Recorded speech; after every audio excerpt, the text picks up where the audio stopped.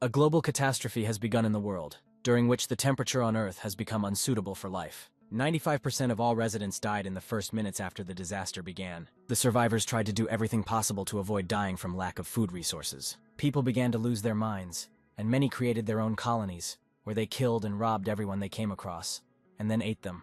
Alex was one of the few who survived the beginning of the disaster, but died a few days later due to his naivety. However, he was reborn before the end of the world and received the power of the cosmos. He also had a lot of his own savings, so he decided that in this life he would do everything he could to survive and then have a blast. However, his last day of his past life was not at all joyful, as a gang of cannibals broke into his apartment and dragged the guy out of his shelter along with all his supplies. Alex screamed in pain as one of the bandits cut off his arm. Suddenly, a familiar girl, Evelyn, appeared in front of him. She said that it was she who lured Alex out, so she was also entitled to a share.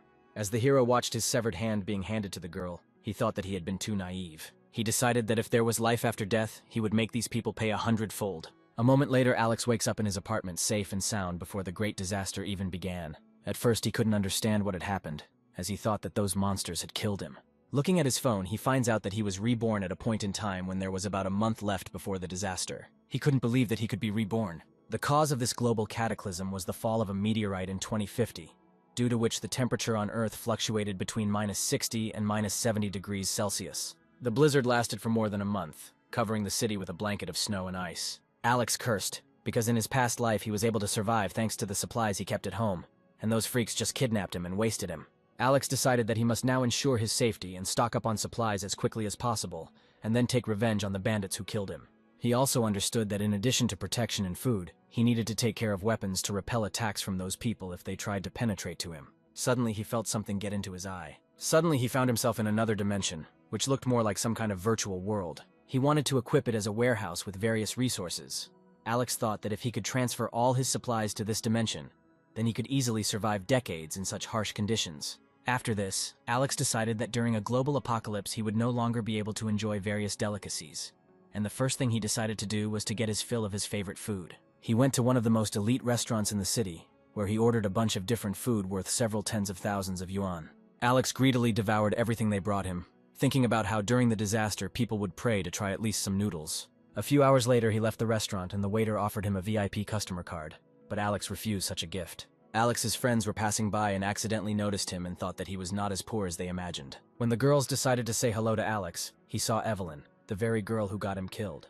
At first he became gloomy, as he was uncomfortable looking into the eyes of the man he liked, but who eventually betrayed him. However, Alex did not dwell on this and told his friends that he was heading to the store to buy a few things. The girls said that they were just about to buy a few things and decided to go shopping together. Entering one of the nearby stores, they were surprised that Alex began to buy almost all the products in the store. Alex said that different things can happen in life, and you need to be prepared for everything. For example, a global catastrophe. The girls did not take Alex's idea seriously and offered to treat them to dinner as a thank you for their help, to which Alex suggested having a joint dinner next month, since he had a lot of urgent matters to attend to now.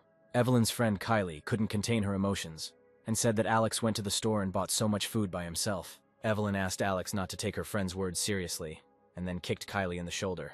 The girl immediately began to apologize to Alex, saying that he was a very good person. Alex looked slyly at the girls and said that everything was fine. A couple of hours later, Alex and his friends were about to leave the store with carts filled to the brim with various products.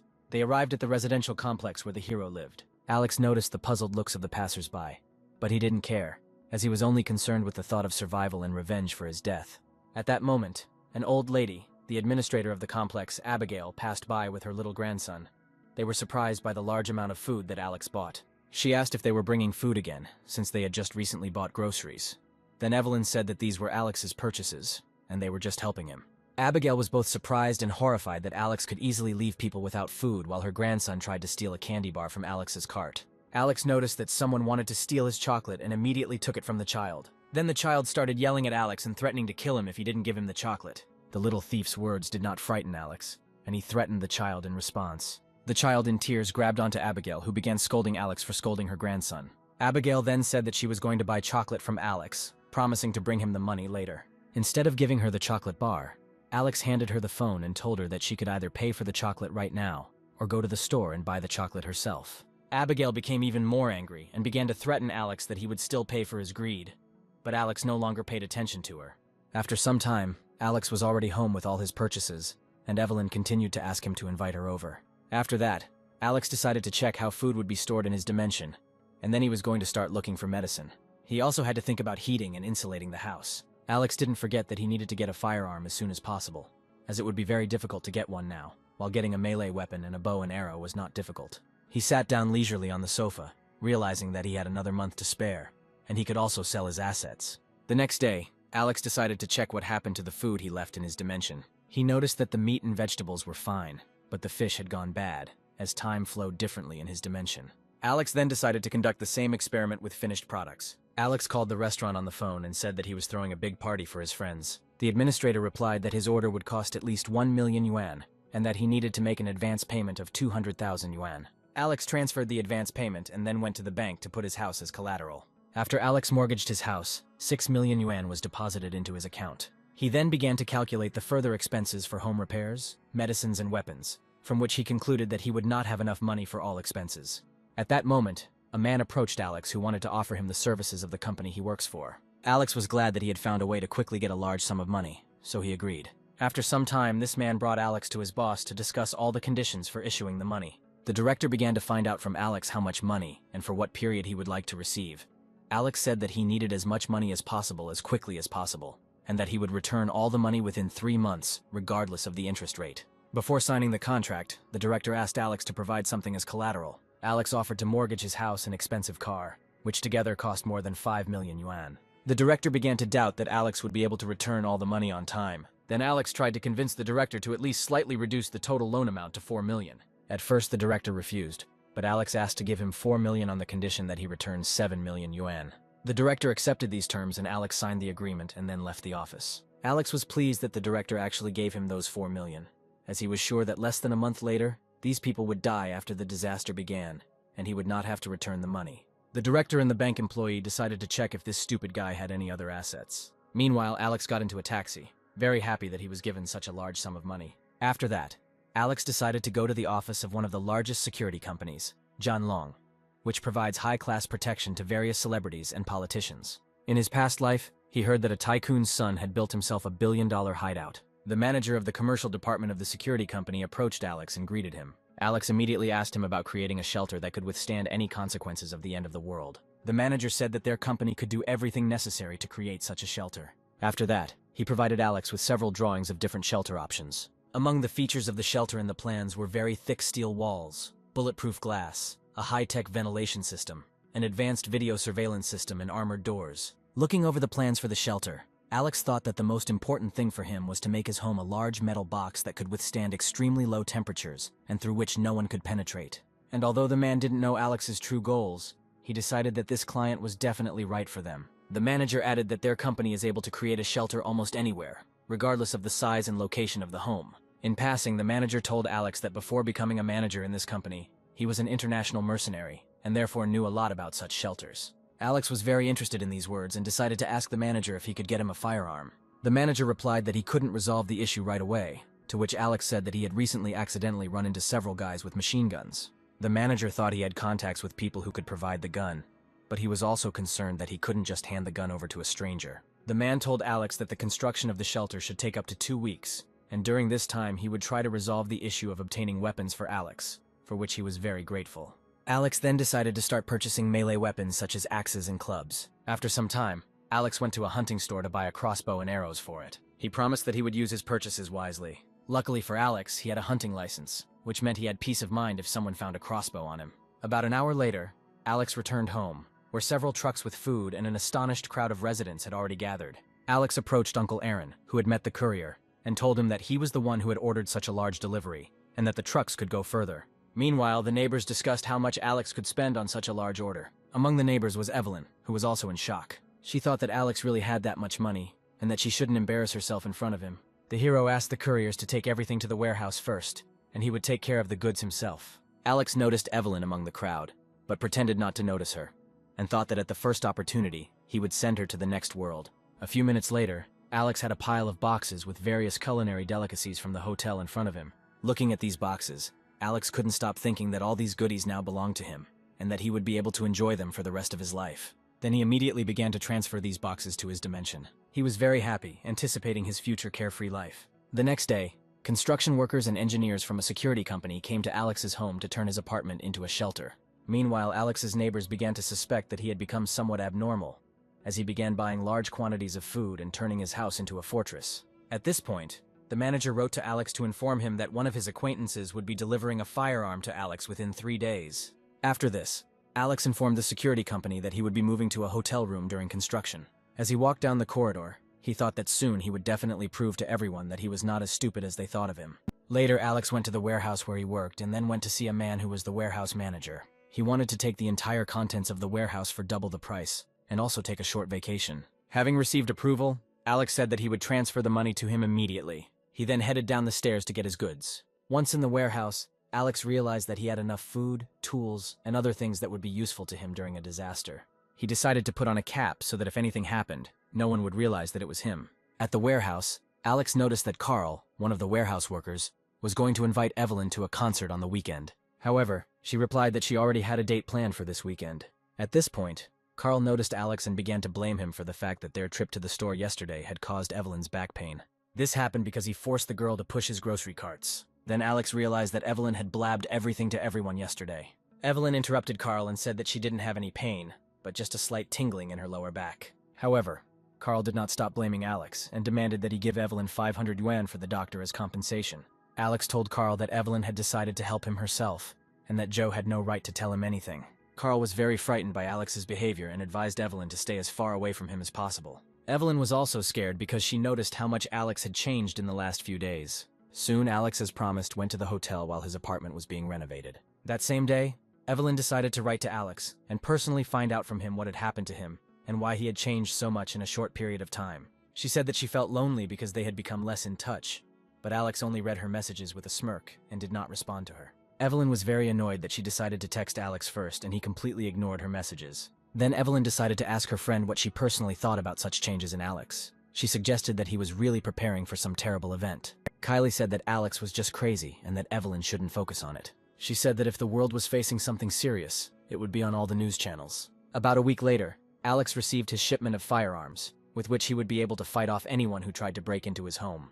A little later, another courier arrived to the hero with a huge box. Alex received a large parcel containing various medicines and essential items. After that, Alex said that he needed to order some more things and asked the courier to help him with this. The courier agreed to help, and at that moment Alex received a message from the manager of the security company. It said that the transformation of Alex's house into a shelter had already been completed. A few minutes later, Alex was already in his apartment, where all the walls were covered with a thick layer of hardened steel.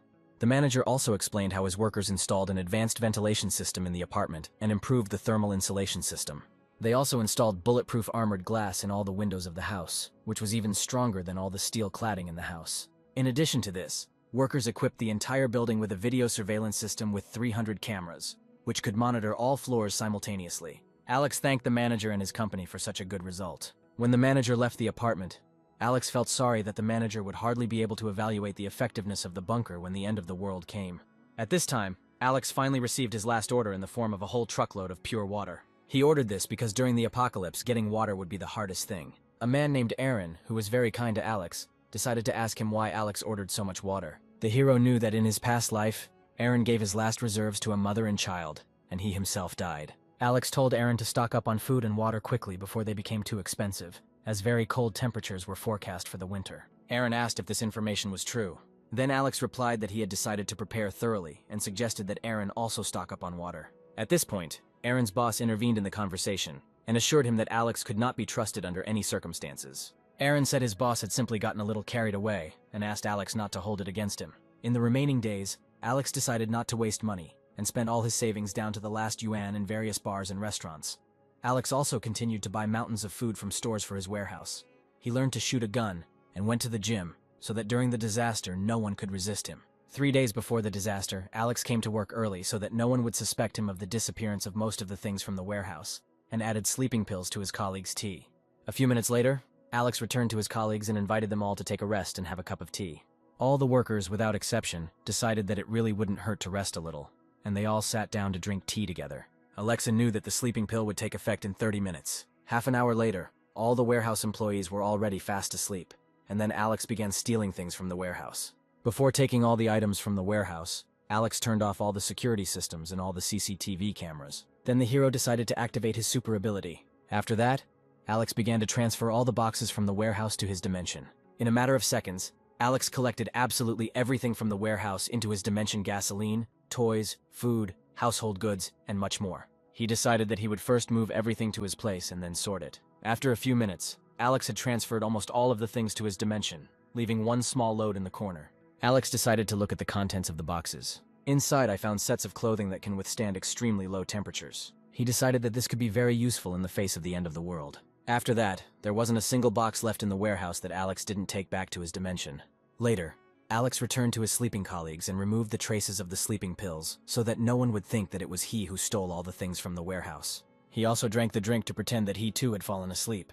A couple of hours later, colleagues began to wake Alex up. They told him that someone had stolen all the items from the warehouse. The hero put on a surprised expression and immediately ran to the warehouse. When Alex arrived at the warehouse, he pretended to be very shocked that someone had completely robbed their warehouse in such a short time. Then one of the employees approached Alex with a phone in his hands. Alex picked up the phone and heard the director's voice, who wanted to know what was going on in their warehouse. Alex said that they don't know yet how it happened, and that in the last 2 hours, all the items have disappeared from the warehouse. Hearing this, the director's voice became even more angry, and he began to blame Alex for everything that happened. At first, Alex didn't know what to do. He even thought about turning himself into the police. Then Alex tried to convince the director that he could not have emptied the entire warehouse alone in those 2 hours. Alex also added that they themselves would not be able to figure out the reason for the loss of such a large amount of goods, and that they needed to contact the relevant authorities so that they could investigate and sort it out. The director agreed with Alex's proposal and said that he would contact the CEO to get him to contact the necessary people for the investigation.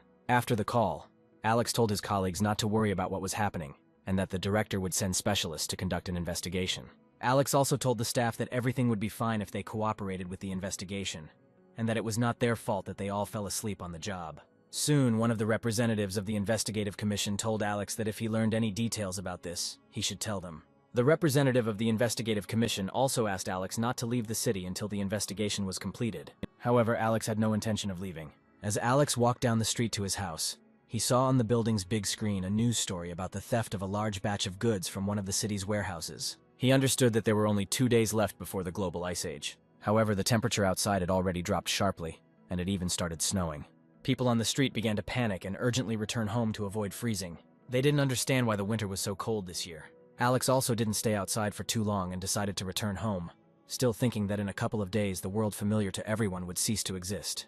2 days later, due to the explosion of the star, the temperature on Earth began to drop sharply, which caused a real ice age. People were in a panic, and no one wanted to leave their homes to avoid freezing to death on the streets. Alex watched everything that was happening on the street, and realized that the time had come for the great extinction of humanity. That same day, Alex was sitting at home, reading messages from friends who continued to be surprised by the weather. However, the main character already knew that this was only the beginning. Alex knew that it would snow continuously for at least 3 months, which would cause the temperature to drop even further. The next morning, there was so much snow on the street that people could not leave their homes. The thing is that the snow completely blocked the doors. Even in their homes, people continued to freeze. Nobody knew what to do about it since most people didn't have warm clothes. Meanwhile, Alex slept peacefully in his bed, and the problem of global cooling did not bother him at all. Suddenly, someone decided to call Alex in the middle of the night. It turned out to be Evelyn. She wanted to ask Alex if he knew in advance about the beginning of the global cataclysm. Alex replied that he had once heard about it by chance from a friend. The girl screamed, saying that she now understood why he had stocked up on food. Then Evelyn decided to ask why Alex didn't warn her about the beginning of the disaster. In response to this, the hero only chuckled, saying that he had nothing to answer her. Alex cut off the conversation and hung up, which really scared Evelyn. She felt that Alex had gone crazy, and that she urgently needed to do something. The hero decided that he had miscalculated, since he did not think that the girl would pester him with questions. Alex decided to ignore Evelyn and planned to watch the news over breakfast. He ate steak, washed it down with wine, and watched the news about global cooling. The news strongly recommended not to leave home unless absolutely necessary, to dress warmly, and under no circumstances to believe rumors about shortages or sharp increases in prices for goods. Of course, Alex didn't believe that the snowfall would end soon, since everything happened the same way as last time. During this time, Evelyn wrote to Alex, asking him to share his food with her, promising that she would cover all expenses. Alex just smirked at Evelyn's naivety, thinking that he would just give her some of his supplies. Instead, he decided to tease Evelyn and sent her a photo of his steak and wine. He knew that in this life he would not give her a drop of help. At first, the girl was glad that the guy answered her, but then, when she saw the content of the message, she got angry. Evelyn was shocked that while she was starving, Alex had the decency to send her such a photo.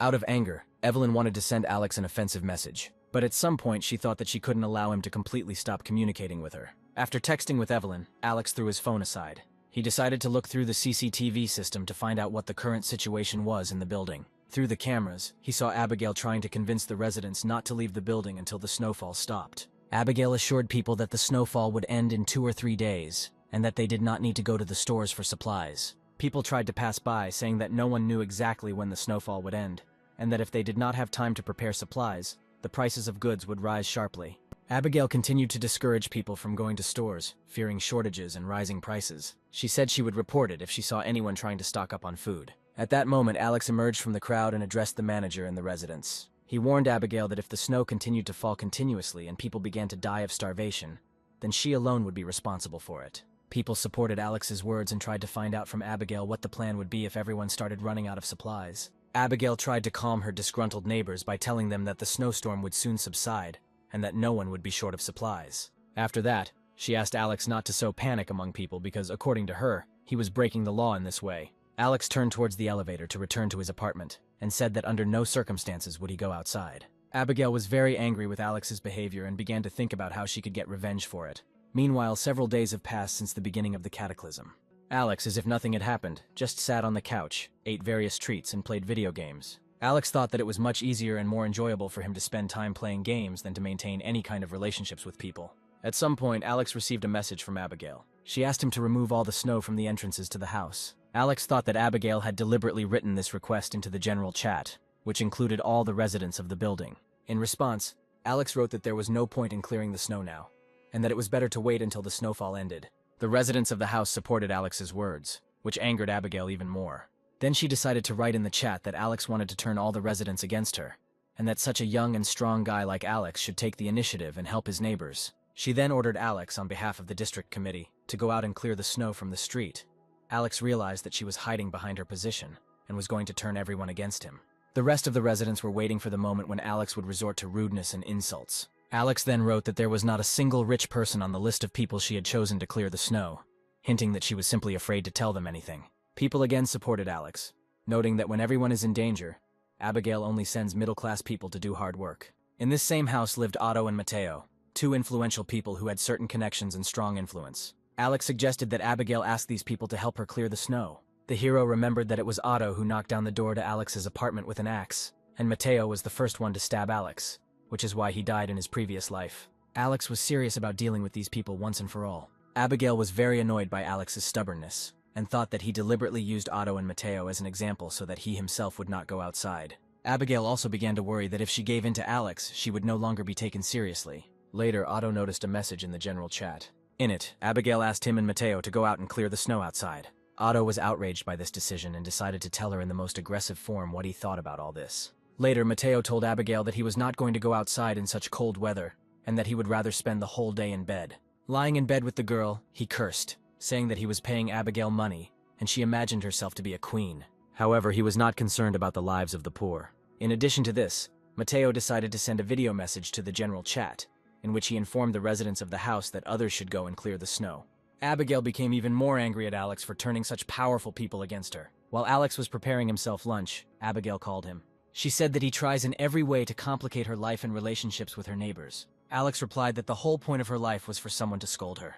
Alex also threatened Abigail that if she didn't leave him alone, she would regret it greatly. Aunt Abigail was extremely unhappy with what was happening, and really wanted to teach Alex a lesson for his disobedience. Meanwhile, Otto tried to break into Alex's house, wanting to talk to him about those messages. He said they would discuss it while Otto was killing him. Alex got up from the couch, picked up a loaded crossbow, and prepared to finish off Otto. Alex was ready to shoot if Otto managed to break through the door to the apartment. He aimed at the door behind which the man stood. However, Alex felt that simply killing Otto would be too boring. He decided to mock him by aiming at his leg. A few seconds later, Alex shot Otto in the leg through one of the holes in the door. Otto fell to the floor in incredible pain, blood flowing continuously from the wound. The hero watched the man's torment through the peephole of his door. Alex was sure that with such a low temperature and a deep wound, Otto would not last long. Meanwhile, Otto was struggling to get to his apartment to treat his wound. His chances of survival were not great, as without emergency care, the infection would have set in quite quickly. Finally, a frightened and seriously injured Otto reached the elevator. He couldn't believe that this kid was actually going to kill him.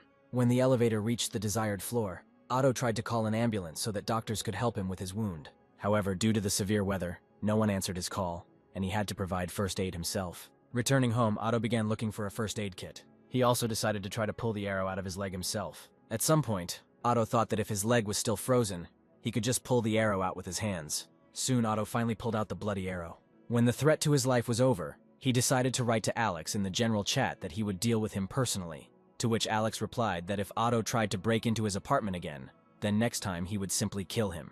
Everyone was shocked that Alex not only fought off Otto, but also wounded him.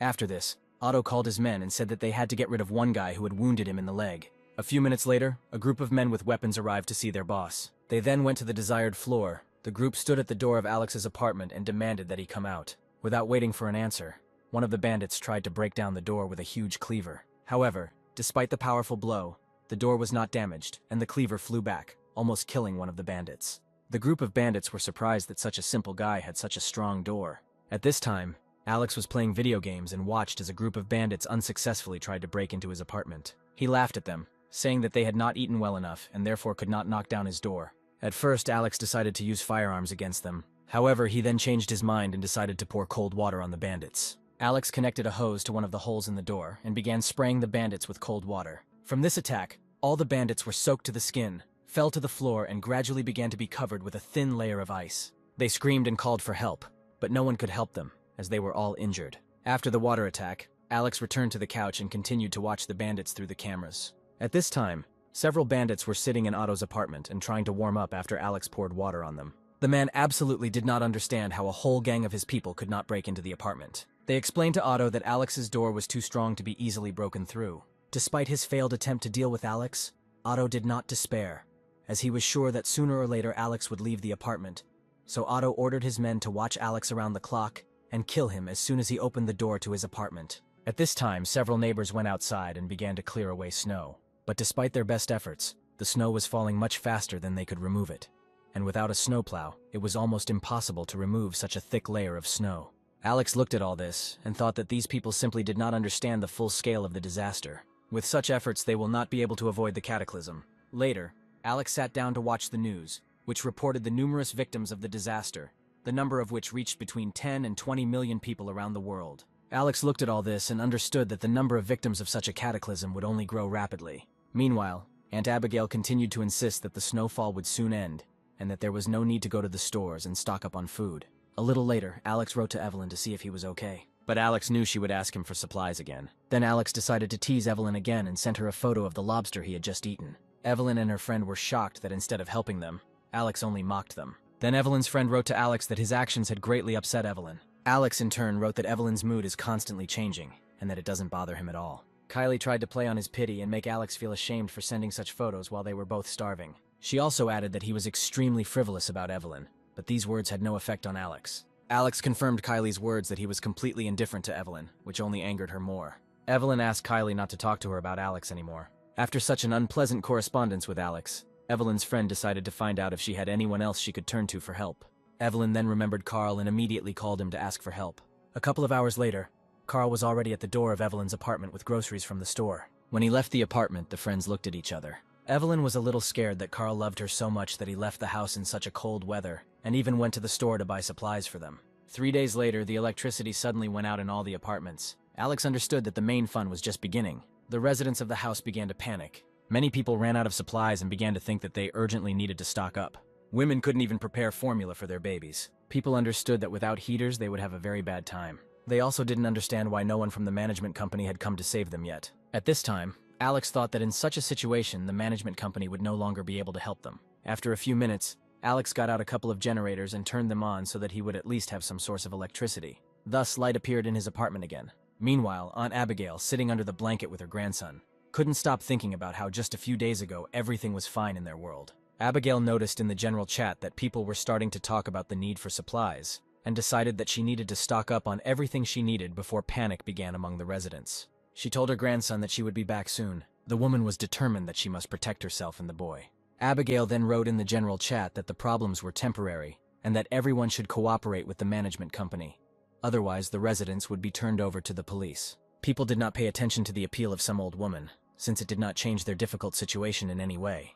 Meanwhile, Otto read all the messages and did not understand how this old woman could command them in such a situation. Otto's henchmen only complained that they were out of medicine, and that they couldn't get out of there, to which Otto only yelled at his subordinates, calling them useless trash. Meanwhile, Alex continued playing games. At some point, Aunt Abigail wrote to him, stating that since all the residents were in such an unpleasant situation, everyone, including him, should send all their supplies to the management company, which, in turn, would divide them equally among all the residents. The hero realized that the situation was repeating what happened in his past life. Before Alex could finish reading the messages, he almost immediately received a couple of new private messages from Abigail.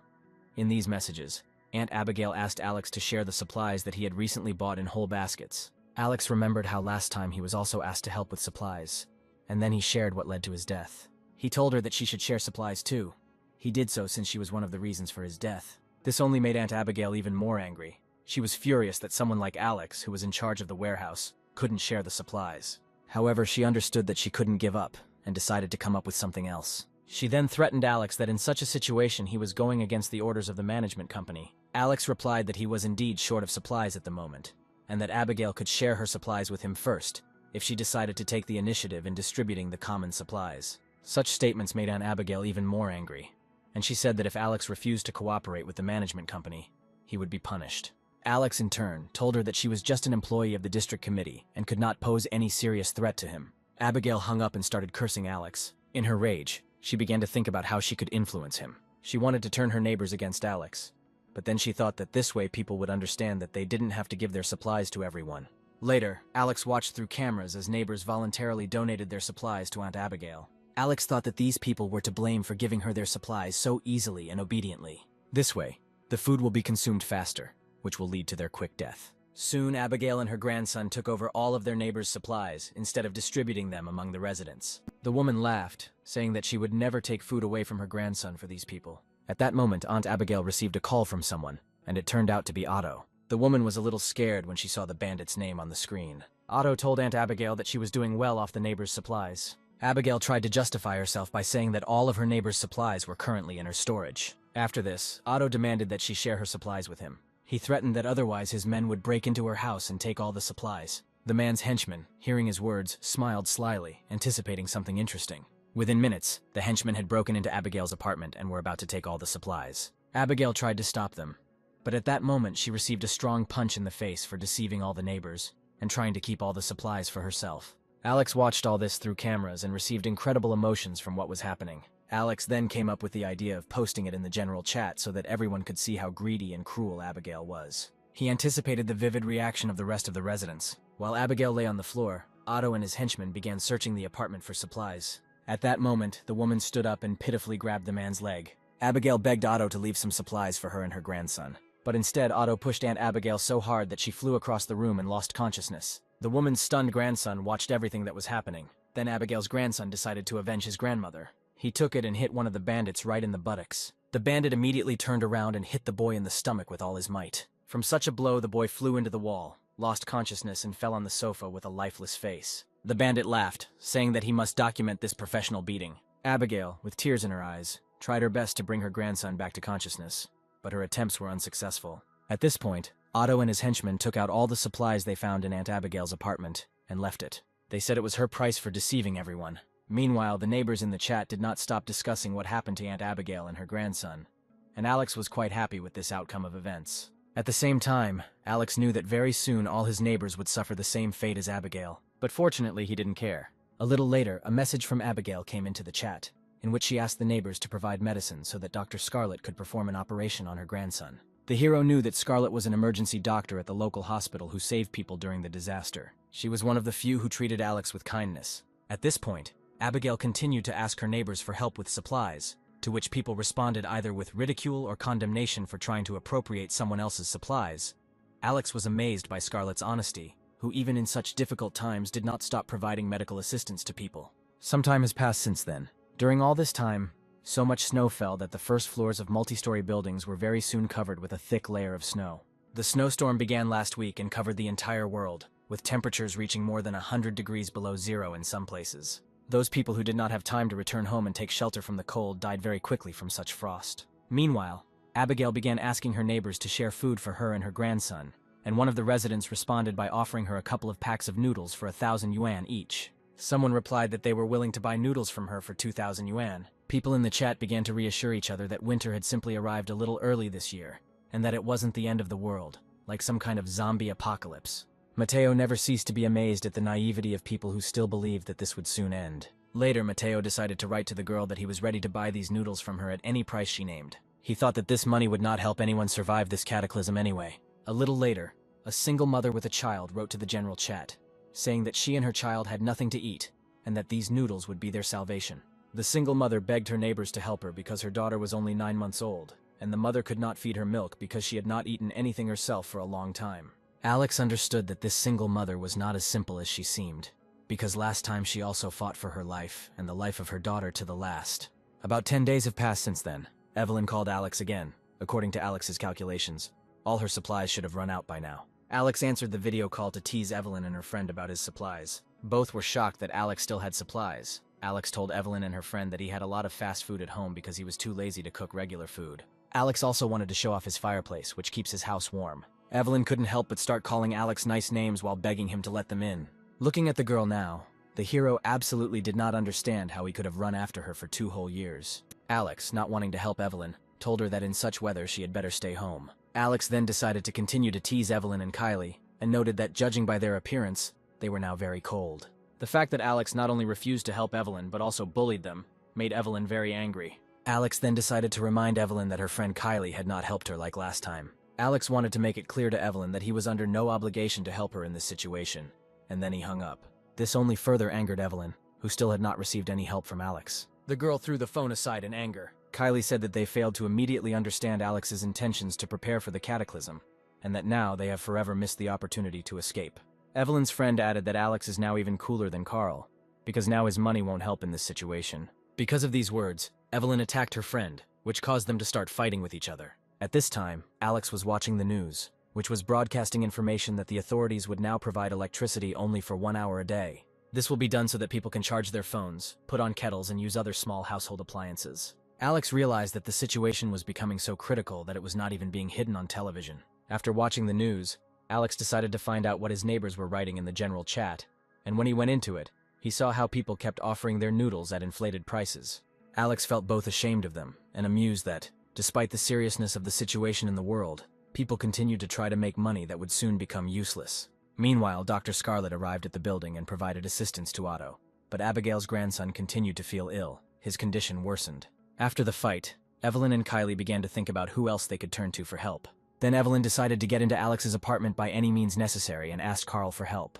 An hour later, Carl was already in Evelyn's apartment, where she told him that Alex had deliberately humiliated her and teased her with his supplies. Carl said that he would do everything possible to make Alex deeply regret bullying Evelyn like that. Evelyn told Carl that if they could get rid of Alex, they could move into his apartment, which had a lot of supplies. Then Carl, Evelyn, and Kylie went to Alex's apartment to kill him. A few minutes later, they pulled out a baton and a pair of knives and prepared to wait for the moment when Alex would leave the apartment. Alex noticed that Carl had come to him and realized that he clearly came with bad intentions. Taking a closer look, Alex noticed that Carl had come with Evelyn and her friend with weapons to kill him and take his supplies. When the hero realized their true intentions, he became furious. Then Alex decided to pour cold water on them, like on those bandits who had recently come to him. However, he remembered that he had a whole bucket of waste, which he decided to use against the uninvited guests. Meanwhile, Carl was telling Alex that he was running low on supplies at home, and he decided to ask for some supplies. At this time, Alex was pushing the hose through the doorway. Carl believed that now Alex would open the door and they would have a chance to finish him off. But contrary to Carl's expectations, Alex did not come out, and instead a pile of rotten waste fell on them. The girls began to scream in horror when they saw a pile of waste and mucus on their hands and hair. Carl then began to threaten Alex that he would kill him, while the girls felt sick from the waste and retreated to a corner where they vomited. Alex then said that these were the supplies he wanted to give them, and that they should be grateful to him for such a favor. Then Carl decided to break into Alex's apartment on his own. He touched the handle of his door but received a very strong electric shock in his hand. From such pain, Carl immediately fell to the floor, which made Alex laugh a lot. After that, Alex leaned back on the couch with the thought that he might never leave his apartment again in his life, and that he could just watch what was happening without any fear. The next morning, Alex was awakened by very loud sounds. They sounded like gunshots, and he decided to find out what was going on in the house. Alex decided to look through the CCTV cameras to find out what exactly happened in the house. When Alex picked up the tablet, he saw Otto's henchmen collecting snow from the street to melt and use as water. Alex lay in bed and thought that the inhabitants of the 3rd floor were doomed. Most of them had already run out of supplies and had no way to protect themselves. Meanwhile, Otto sent several photos to the general chat, one of which showed the bodies of a young couple he had killed in their own apartment. The man wrote that from now on, House 25 was under his control. Alex was somewhat surprised by Otto's determination, which once again proved that he could afford a good life even under such conditions. However, Alex also understood that Otto had a very limited amount of ammunition and would not be able to shoot all the inhabitants. At that moment, a new chat appeared on Alex's phone, in which all the neighbors were discussing a plan to resist Otto. At some point, Aaron wrote his proposal in the chat, which really interested Alex. He said that if they did not unite against Otto, he would simply kill all the neighbors, and offered to take all the supplies from Otto. Aaron offered to take the initiative and lead a group of volunteers to help him defeat Otto. Many supported Aaron's idea and began to offer him various types of assistance in the form of providing weapons and developing a further plan of action. Then Aaron wrote that he would also need several people, since he could not cope alone. But despite this noble attempt to get rid of Otto, there were those who considered this idea to be another scam, and they recorded voice messages recalling the recent case of fraud with supplies from Abigail. A major argument broke out in the chat, where everyone began to indiscriminately blame each other for everything. Meanwhile, Alex read all these messages and realized that he shouldn't have expected any other reaction from the residents. While eating, Alex kept thinking that all the people accusing each other in this chat without good reason deserved to die. Meanwhile, Otto and his bandits continued to kill their neighbors to take all their supplies. During the robbery, one of Otto's subordinates complained of extreme fatigue and suggested that they have a snack with some of the supplies they had obtained. Then Otto pointed a gun at him and threatened him with severe punishment if he continued to whine. The subordinate stopped complaining and continued to dump the corpses of his neighbors into one pile. When everything was ready, Otto praised his henchmen, saying that their efforts would not be in vain. At that moment, Otto wondered what they would have done to him if he hadn't had a weapon and would have listened to him at all. Alex watched Otto's actions and realized that he was deliberately leaving all the corpses in one place in case there were no supplies left, and then he would have to eat these corpses. Alex also thought that if Otto decided to come to his apartment this time, he would simply kill him and all his bandits. The next day, one of the residents tried to call her neighbors for help to help her deal with Otto. However, despite all her attempts, Otto's men were still able to break through the apartment's internal barricade and storm into it. One of the subordinates grabbed the girl by the legs and pulled her out of the apartment, while her neighbors continued to discuss that this girl fully deserved such a fate. Meanwhile, Evelyn and Kylie thought that if Otto's men had started robbing and killing women, they would soon get to them too. Then Evelyn decided to tell some people that Alex had supplies so that they would try to break into his apartment with her. A little later, Alex was added again to a new chat created by Evelyn, in which she asked Alex for help. Alex immediately realized that Evelyn had already blabbed everything, but at the same time forgot to clarify that it was he who was able to hurt Otto. Alex sent a message in the chat saying that he was fine alone, and that if he got bored he would definitely let me know. In response, chat participants began writing about how selfishly Alex was behaving, while one psycho was breaking into other people's apartments and taking all their supplies.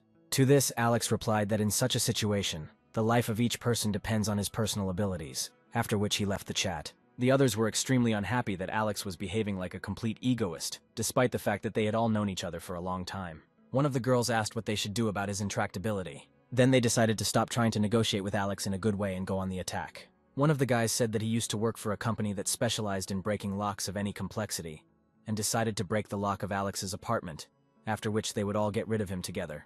A few minutes later, they were all waiting for this guy to break into Alex's apartment, while the others were preparing to attack. The girls also held umbrellas in case Alex decided to douse them with cold water again. They didn't expect Alex to do anything more than splash them with water. Alex noticed them trying to pick his lock. Then he activated the high voltage on the door. After the security mechanism in the door was activated, the guy who tried to break Alex's lock received a very strong electric shock. At first he screamed and asked for help, but then he fell to the floor unconscious. The electric shock was so powerful that the guy's arms were simply torn off. The other burglars began shouting words of condemnation and contempt at Alex. They said they just wanted to talk things over with him peacefully, but he just kills them. Then Alex took out his crossbow and prepared to defend himself so that none of them would continue to try to break down his door. Alex shot one of Evelyn's partners with a crossbow. An arrow pierced his shoulder and the man screamed in pain. The guys then decided to stop trying to break in and return to Evelyn. However, a few seconds later, Alex fired several more shots, which wounded 2 more people, including Carl. Then they decided that they needed to get out of here as quickly as possible. A couple of minutes later, everyone was in Evelyn's apartment. One of the girls, Laura, tried to pull the arrows out of the boys. However, when trying to pull out the arrows, the girl noticed that Alex had deliberately used rusty arrows so that they could not be pulled out. The boys thought that without medication, the rusty arrows could cause an infection that could kill them. Then everyone started blaming Evelyn for that. Laura slapped her, scolding the girl for not warning anyone that Alex had a crossbow and that he could fight back. Evelyn said that she herself did not know that Alex could have a crossbow, since the last time they came to him, he did not have any crossbow. Carl tried to explain to everyone that Evelyn really didn't know anything about Alex being armed. However, everyone understood that the wounded needed immediate assistance. Then Laura decided to ask Scarlett for help. A few minutes later, Scarlett was there. Scarlett noticed that she was again helping a patient who had been struck by an arrow. Laura thought that Alex had already shot someone in this house with a crossbow, but Scarlett reassured the girls and said that they had already seen such patients in the hospital. Scarlett later told the residents that without special medical equipment, she would not be able to help them. Scarlett also added that without medication and antibiotics, she would not be able to simply pull out the arrow, and then the wounded would not be able to survive. The doctor thought to herself that she had seen similar wounds on one of the residents, and believed that this was definitely Alex's work. Finally, she said once again that removing arrows without medication is very dangerous. Evelyn interrupted Scarlett and said that she herself saw how before the cataclysm, Alex received a very large batch of medicines that could help them. Evelyn told how, a month before the cataclysm, Alex bought various supplies, such as food, water, medicine, and other useful things, almost every day. Scarlett assumed that Alex knew about the impending danger and must have had a lot of supplies, which probably included antibiotics.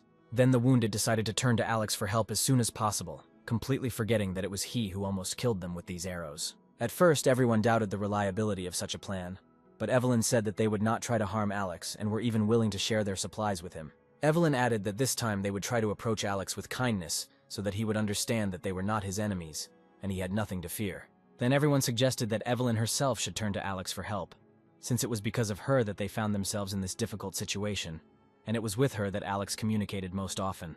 Carl said that he had been unfair to Evelyn and added that they could only live in safety if everyone tried. Hearing this, the girl timidly agreed to the conditions. Evelyn decided to try calling Alex. She wanted to convince him to lend them some medicine. When Evelyn reached him, she reported that one of her friends was already dead, and the rest were struggling to survive. Alex asked Evelyn if they could survive in such harsh weather. He knew that since the beginning of the cataclysm, snow had blocked all entrances to the city, turning it into a kind of island. By this time, many had already run out of supplies, and even if they did not die from the cold, due to the lack of food, they would still die very soon. Evelyn, still crying, began to beg Alex for forgiveness, promising to improve and not do it again. She reminded him that if they did not take action, they would all die, and promised that if he gave them medicine, she would not bother him anymore. Then Laura simply snatched the phone from Evelyn and told Alex that they were all in a hopeless situation, and asked him to put his insensitivity aside and finally help them. Alex refuted her claims of being insensitive and laughed. He said he used rusty arrows and didn't kill them on purpose so he could see the fear on their faces. These statements really scared Laura, and she screamed that Alex had gone completely crazy. After this, Alex allowed Evelyn to come to him for everything she needed, provided that she came alone. Evelyn was very happy that for the first time in all this time, Alex finally allowed her to enter, and promised that she would carry out all his instructions. After this, the hero said again that she could come. When Alex allowed Evelyn to come to him, her friend also began asking him to let her in. However, Alex said that they would not need extra people, and Evelyn promised to do as he wished. Evelyn immediately ran to Alex's apartment while her friend tried to stop her. Evelyn tried to break away from Kylie, saying that she was tired of living in such conditions. Then Laura slapped Evelyn in the face and started saying that she wouldn't go to that jerk after everything he'd done to them. And Carl didn't understand how it was possible to so easily ask Alex for help after everything Evelyn had promised him. Evelyn replied that it was not strange for her to look for a way to avoid a cruel death. Evelyn then went to Carl and told him that he was a good man, and that he should let her go if he wanted the best for her. Evelyn also added that she was very grateful for the care and help, but Carl could not offer as much as Alex could. Then Kylie ran after Evelyn, not understanding why she should get everything. She pushed the girl to the floor, not letting her leave. The tenants then decided to lock Evelyn in the room so that she could not escape and share their fate with them. Scarlett demanded that they stop fighting because they needed to think about how to get the medicine first. Suddenly, one of the guys remembered something. He said that Alex had a fireplace, fuel, and a lot of different supplies. Since they can't handle Alex themselves, they can tell the rest of the neighbors about his supplies, hoping that they will also want to try to get to Alex, after which they can split the supplies equally. Evelyn was totally against this plan because she just wanted to live with Alex, not kill him and steal his supplies. Laura wanted to shut Evelyn up and hit her again. However, despite all the words said to him earlier, Carl stood up for her. Carl said that if he tried, Evelyn would love him too sooner or later. Laura decided not to argue with Carl and began to implement the previously proposed plan. A few minutes later, the girl posted photos of the food Alex had sent them in the general chat, so that the neighbors would understand that he now had a lot of supplies. All the residents, including Otto and his henchmen, saw this. When Otto saw these photos, he decided it was time to get revenge on Alex for everything he did to him.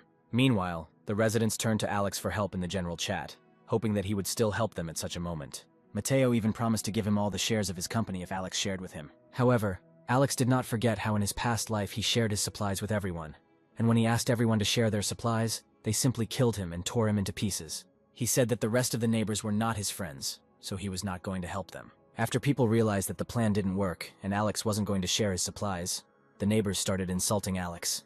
They scolded him for his indifference, calling him a monster and threatening him with retaliatory violence. The general indignation of the neighbors towards Alex increased. However, he did not even pay attention to all the negative reactions directed against him. Alex got up from the sofa, looked out the window, and thought that he was a little tired of sitting at home. Then he remembered that he had a couple of snowmobiles. He decided that he could use them to safely leave the apartment and have fun outside. At this time, Scarlett wrote to Alex. She reported directly and without further ado that she had run out of food and medicine. Alex remembered that the last time Scarlett died was because she was distributing her supplies to those in need. And despite her stern and cold appearance, during the cataclysm, she showed her best qualities, unlike the rest of the inhabitants. Alex first thought about helping her, but then he thought that the smarter a woman is, the easier it is for her to betray someone. However, he didn't want to die because of her possible betrayal. The hero thought that even though he was confident in the girl, he could not let her inside. Alex wrote to Scarlett that he could give her some of his supplies if she gave him something useful. Scarlett asked Alex for supplies as an advance payment since she had nothing left. Alex then invited Scarlett to get some of his supplies if she would fulfill his request. The girl was embarrassed by this whole situation, since she had never asked a stranger for help before. Alex offered Scarlett two options. He offered her to betray the inhabitants and become his ally, or to unite with the crowd and try to destroy him. After some thought, Scarlett decided to join Alex and tell him everything the neighbors were planning to do, which made Alex very happy. He told Scarlett to come and exchange information with him whenever she had useful data. After that, their conversation ended, and Scarlett decided that she needed to immediately begin fulfilling her part of the deal. At this time, Alex received a message in which one of Evelyn's friends continued to ask him to share supplies. In response, Alex simply wrote that even if all the neighbors wanted to burn down his apartment, no one would get his supplies. After such a rude refusal, the guy created a new group chat in which he was going to discuss with his neighbors the further plan to seize Alex's apartment. Otto said that he was willing to help the neighbors on the condition that they forget all the murders that he and his bandits had committed earlier, and that he would take half of all the supplies they found in Alex's apartment. Aaron and Scarlett were unhappy with what they read and decided to tell Alex about it. Scarlett reported everything to Alex, but he already knew the situation and prepared to defend his apartment, taking out all his weapons. Alex also warned Scarlett not to come to his place with the rest of the neighbors under any circumstances. He said that she better watch the upcoming show. Meanwhile, many neighbors headed to Alex's apartment, carrying various items such as knives, machetes, steel pipes, and aluminum batons. They were determined to get into the hero's apartment and take his supplies. Some tried to knock down Alex's door with all their might, but their efforts were in vain. Alex watched as the villagers tried to break down his door and decided to shock the door with an electric charge. At that moment, one man swung a hammer at Alex's door. A moment later, he was shocked by an electric current and screamed in pain. After one of the blows, an electric current struck not only the person who hit the door, but also the people standing nearby. Soon, the unharmed people saw how those who had just been electrocuted died, their bodies covered in burns. This sight greatly frightened the other residents, and no one understood how they could break through such a door. Neighbors told Otto that electricity had been applied to the door. When the man saw that one of the neighbors wanted to escape, he put a gun to his head, asking where he was going. Then one of the neighbors suggested taking revenge on everyone because Alex had killed several innocent people. Then people decided to use wooden objects so that no one would get an electric shock during the attack. They decided that they had endured cold and hunger for too long, and now they had to break down this door. Several men took a large log and began to break down the door of Alex's apartment. At this time, Alex was not at all worried that these people could damage his door. Instead of taking any action to stop the neighbors, Alex decided to drink a glass of cognac and listen to loud music. He deliberately turned up the volume so as not to hear the noise coming from behind the door. The neighbors still couldn't stop trying to break down the door and shouted that Alex would pay for the deaths of those he electrocuted. However, they soon became very tired and stopped trying to break down the door. One of the neighbors decided to examine the door and told others that such doors are usually used in bank vaults. The residents asked him what they should do in such a case. Then the man said that such a door could not be broken through even with explosives, and even more so could not be broken through with a wooden log.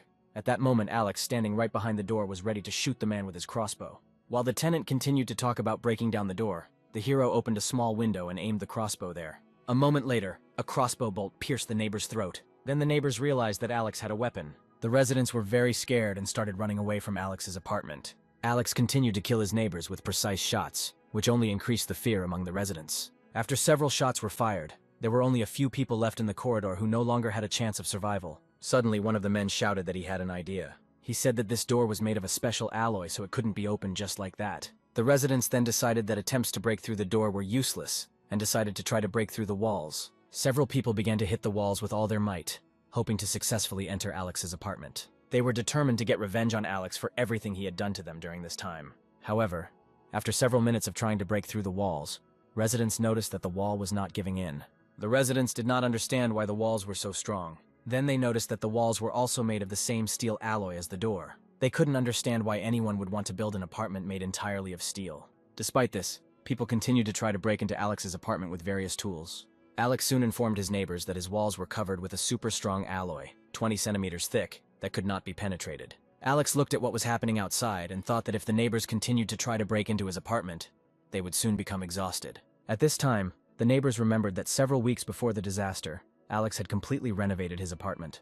Then, one of the neighbors said that Alex knew in advance about the approaching snowstorm, and specifically decided to protect himself and his apartment without warning others. Neighbors were furious that Alex had not warned them about the approaching storm, and that he had deliberately chosen not to tell anyone in order to remain the only survivor. They cried and wanted him to pay for the suffering he had caused them all. Otto then told the neighbors that even if the walls of Alex's apartment were protected, they could try to break through his ceiling and floor. He divided the men into groups and sent them to specific apartments to break through the floor and ceiling, creating a hole through which to get into Alex's apartment. Several people went to the desired apartments and spent several minutes trying to break through the floor and ceiling to create an opening on the other side and enter Alex's apartment. Alex heard the neighbors knocking on the ceiling and floor and thought that Otto was a little smarter than he thought, but the neighbors still wouldn't be able to get into his apartment. When the neighbors were finally able to break through the floors and ceilings of the apartments, they discovered that behind them was the same super strong alloy that covered the interior walls of Alex's apartment. Neighbors were shocked to find that Alex's entire apartment was lined with a strong alloy, making it look like a large, impenetrable box. While the neighbors tried to break into Alex's apartment from different sides, many of them began to lose strength, and their desire to eat increased with each passing moment. They even began to look at each other, seeing their neighbors not as people, but as meat. However, they tried to push these crazy thoughts aside. People were so tired that despite the very low temperature, many began to overheat, and only this could warm them up a little. Some people panicked, not knowing what to do with all this. Many people started to get hysterical and shout at Alex that he was an egoist who was not going to help his neighbors. Then one of the neighbors suggested that the others get into Alex's apartment through the balcony, through which they could easily enter his apartment. The rest of the neighbors then thought that they should have tried to get onto Alex's balcony from the beginning, since there should no longer be a protective covering there, and then they could easily get into his house. A few minutes later, the neighbors laid down a board that led to Alex's balcony, and soon a small group of them took turns moving onto the balcony. Despite the fact that the neighbors were approaching Alex, he did not even get up from the sofa and continued to drink his coffee. A few minutes later, an angry crowd appeared on Alex's balcony and tried to break through the bulletproof glass, but Alex was still not afraid. Every minute the number of neighbors on Alex's balcony increased, and more of them tried to break into his apartment. The hero only watched them with a grin, saying that if there was a funeral today, it would definitely not be his. A few minutes later, Alex got up from the sofa and headed to the kitchen. He took a bottle of flammable liquid and set it on fire. After that, Alex went to the wall and threw the bottle into a special compartment, through which the bottle with liquid was supposed to end up on the balcony. Less than a second later, the neighbors on the balcony saw the bottle fall on them. In the blink of an eye, the bottle fell on one of the neighbors, and he immediately burst into flames. The rest watched in horror as one of their comrades burned alive. While the neighbor was burning, he experienced such severe pain that at some point he simply fell from the balcony. The hero knew that being burned alive was the worst and most painful death of all. Alex kept throwing bottles of liquid onto the balcony, and just a few seconds later, all the neighbors on the balcony began to burn alive. Alex watched with pleasure as the neighbors, who had wanted to kill him just a minute ago, began to beg him for mercy. Alex still refused to let his neighbors into his house, and they decided to try to return back. But the people who remained in the neighboring apartment were afraid that the burning neighbors would approach them. As the burning people began to approach, one of the neighbors tried to disperse them, and many of the burning people fell from the board several dozen meters down.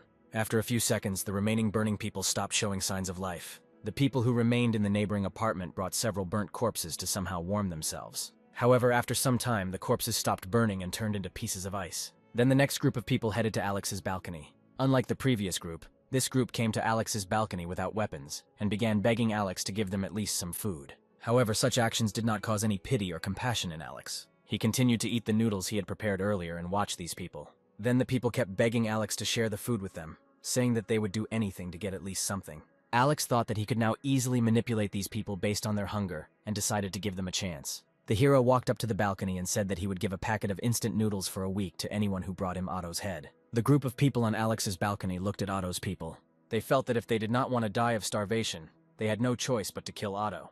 At that moment, Otto realized that they were up to something bad. A group of hungry men approached Otto to kill him, but his bandits tried to stop them. While Otto and his bandits were defending themselves from the attackers, Otto noticed that a new message from Alex had appeared in the general chat, in which he wrote that he would give instant noodles for a week to anyone who brought him Otto's head. Otto realized that Alex was trying to turn the remaining people against him, and tried to return home as soon as possible to think about what to do next. The next day, the group of people Alex had spoken to were waiting in the hallway to catch Otto off guard and kill him. A few minutes later, Otto went out into the corridor to go outside and remove the ice that was preventing him from going outside normally. A group of people waited for the most opportune moment to attack Otto. A few seconds later, they raised their weapons and attacked him from behind. Otto's henchmen, hearing the sound, turned to look at their boss. They saw two armed men flying towards him from behind. However, Otto managed to react in time and shot at those who tried to attack him. Otto's bandits took the bodies of the traitors, thinking they would do the same to anyone who wanted them dead, and tried to kill them and their boss. However, despite the failure of these men to deal with Otto, one of them still managed to leave a serious deep wound on Otto's back. The wound was very deep and large and also bled heavily. One of Otto's thugs took him to one of the apartments while Otto called Scarlet to bandage his wound. Sometime later, Scarlet arrived at Otto's apartment, and after bandaging the wound, she demanded payment for her work. Otto offered to pay Scarlet with meat from the corpses of her neighbors, but Scarlet immediately refused, stating that she would rather die than stoop to cannibalism. Otto said that he didn't want the only doctor in the house to suddenly die, and added that Scarlet shouldn't worry because if he had to sacrifice one of the residents, he would leave Scarlet with a chance to survive. But Scarlet didn't like Otto's behavior and she hit him on the hand. As Scarlet was about to leave, she was suddenly stopped by bandits. Otto pulled out his gun and said that he couldn't let the doctor leave until his wound was completely healed.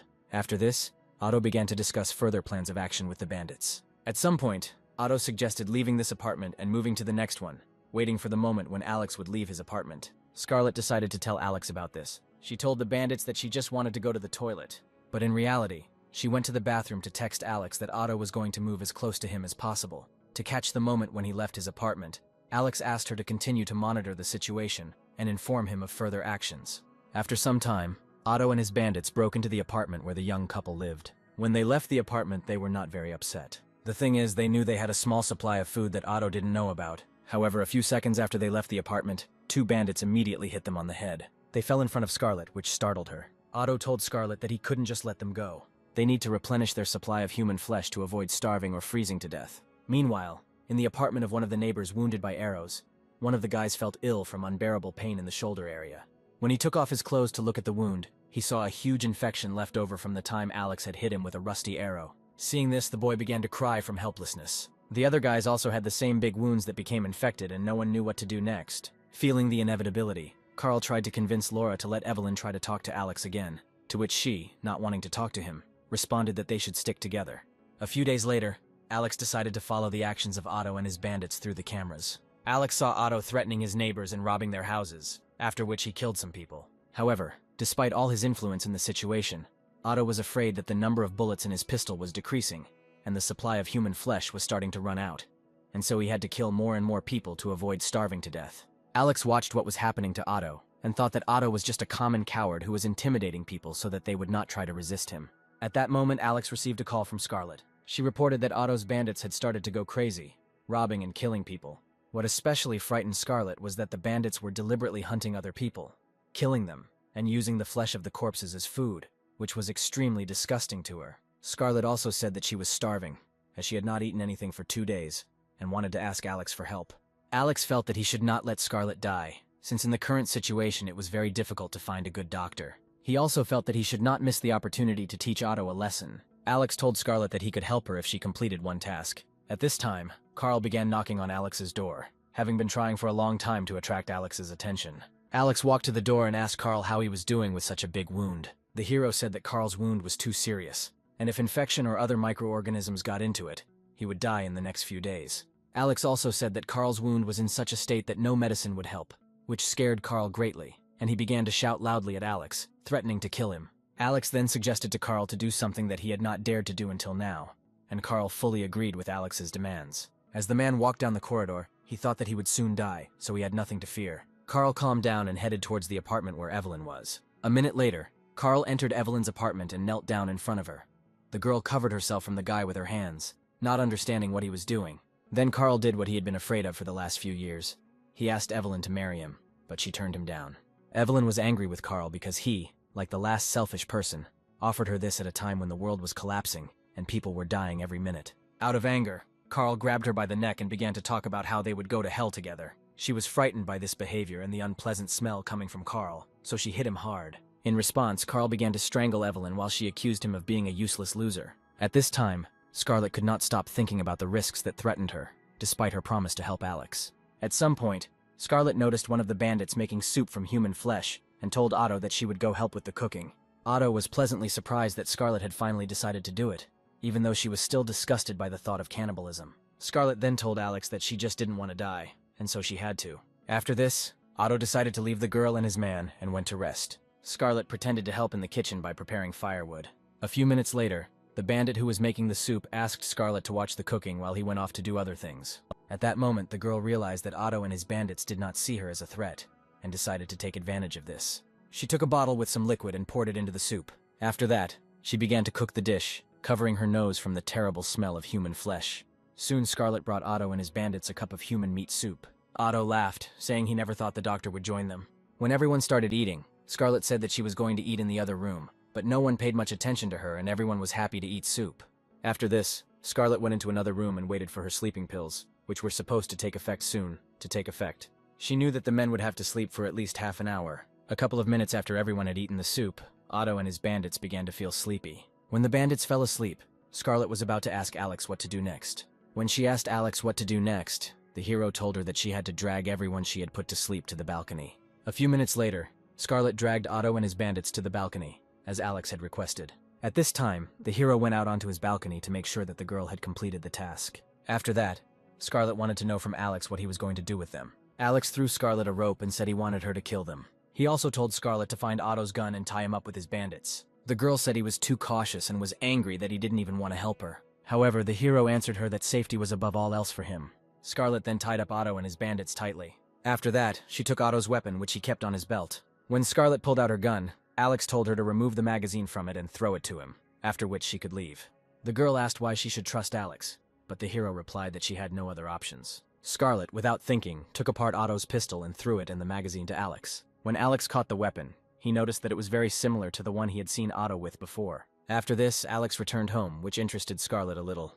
A minute later, Alex returned to the balcony with a long hose from which a strong stream of water was pouring. He directed it at Otto. Scarlett looked at this and thought that Alex was a real madman, since he decided to kill Otto and his bandits with frostbite. Otto was horrified when he woke up and found himself sitting on the balcony, tied up and completely wet. A few seconds later, Otto's bandits were also horrified by what was happening. At first, the man did not understand what was happening. He began to guess that they had been put to sleep. He then noticed Alex spraying him and his bandits with water from a hose. When Alex saw that Otto and his bandits were awake, he said that they were being too noisy. He then increased the water pressure in the hose to get them as wet as possible. After a few seconds, Alex decided to stop watering Otto so as not to waste the water supply. Soon Otto and his bandits froze to death, icicles hanging from their faces. After this, Alex called Scarlett and said that she had proven her loyalty to him. The girl sank to her knees in resignation and said that she would come to him now. Soon the girl reported that she was standing right outside Alex's door. Alex saw through the cameras that Scarlett was already standing at his door.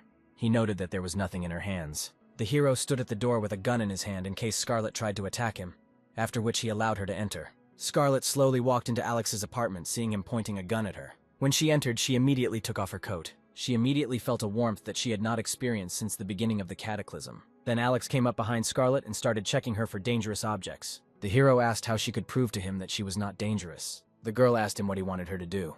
Alex told Scarlett that since he allowed her to live in his apartment, she had to prove to him that she was not a threat. A few minutes later, Scarlett stood in front of Alex in her underwear, after which the hero was finally convinced that she did not pose a threat.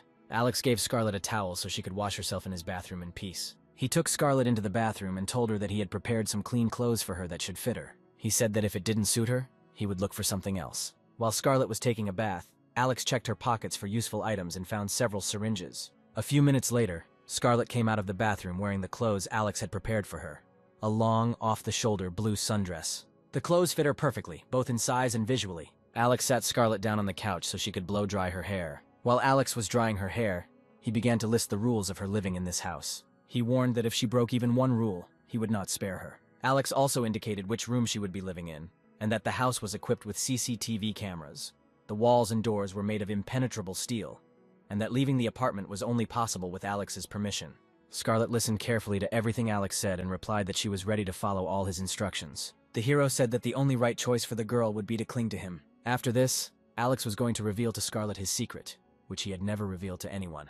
Alex said that keeping secrets is an important step to strengthen their mutual cooperation. He told Scarlet that the first thing he wanted to do was kill those who tried to kill him. Alex explained that the disaster occurred after an unknown space emission, which caused not only climate change, but also biological changes, changing the internal structure of some people and giving them incredible superpowers. Alex then pulled out food from his pocket, demonstrating to Scarlet his ability to store items in his pocket space. He handed the food to Scarlet and said that all the food in the house was only a small part of the supplies in his pocket space, which would disappear if he suddenly died. Scarlet looked at the food and realized that Alex really did have superpowers. After that, Alex finally allowed her to eat the food. Scarlet, without thinking, tore open the package and began to eat greedily. As Scarlet washed down her meal with water, Alex pointed out that despite such a service as helping to kill Otto, she still had not won his complete trust. The hero also said that since the sewerage system had not been working for a long time, she would now be responsible for cleaning the bathroom.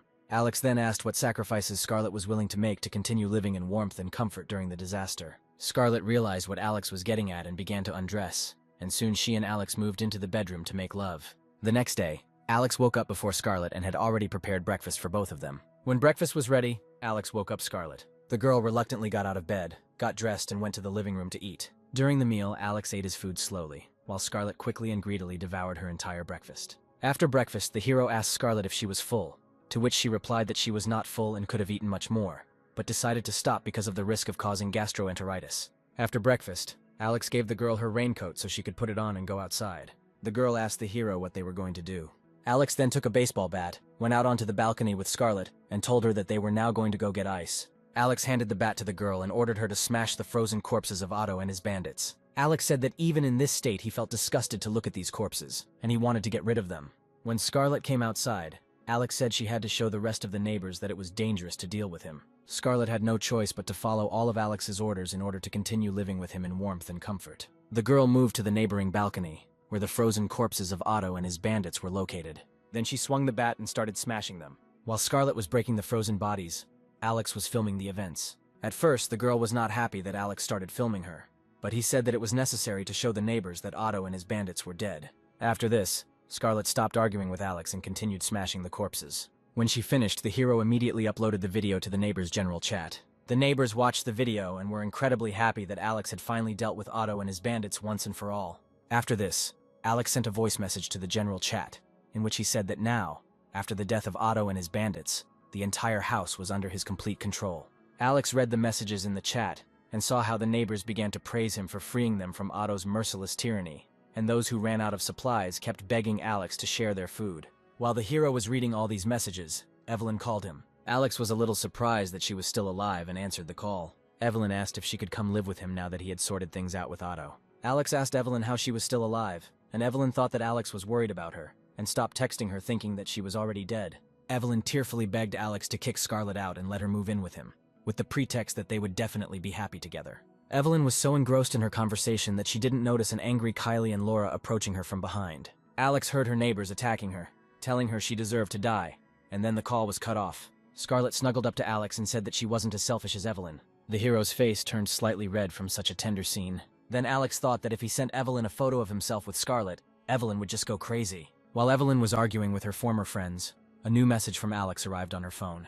Evelyn immediately ran away from the girls and grabbed the phone. However, all she saw was a message with a photo of Alex and Scarlet sitting together and hugging. Evelyn immediately became hysterical and wanted to convince Alex that he couldn't do this to her. However, Alex said that he and Scarlet were happy together and had no intention of leaving her for Evelyn, and that there was no point in him keeping in touch with her.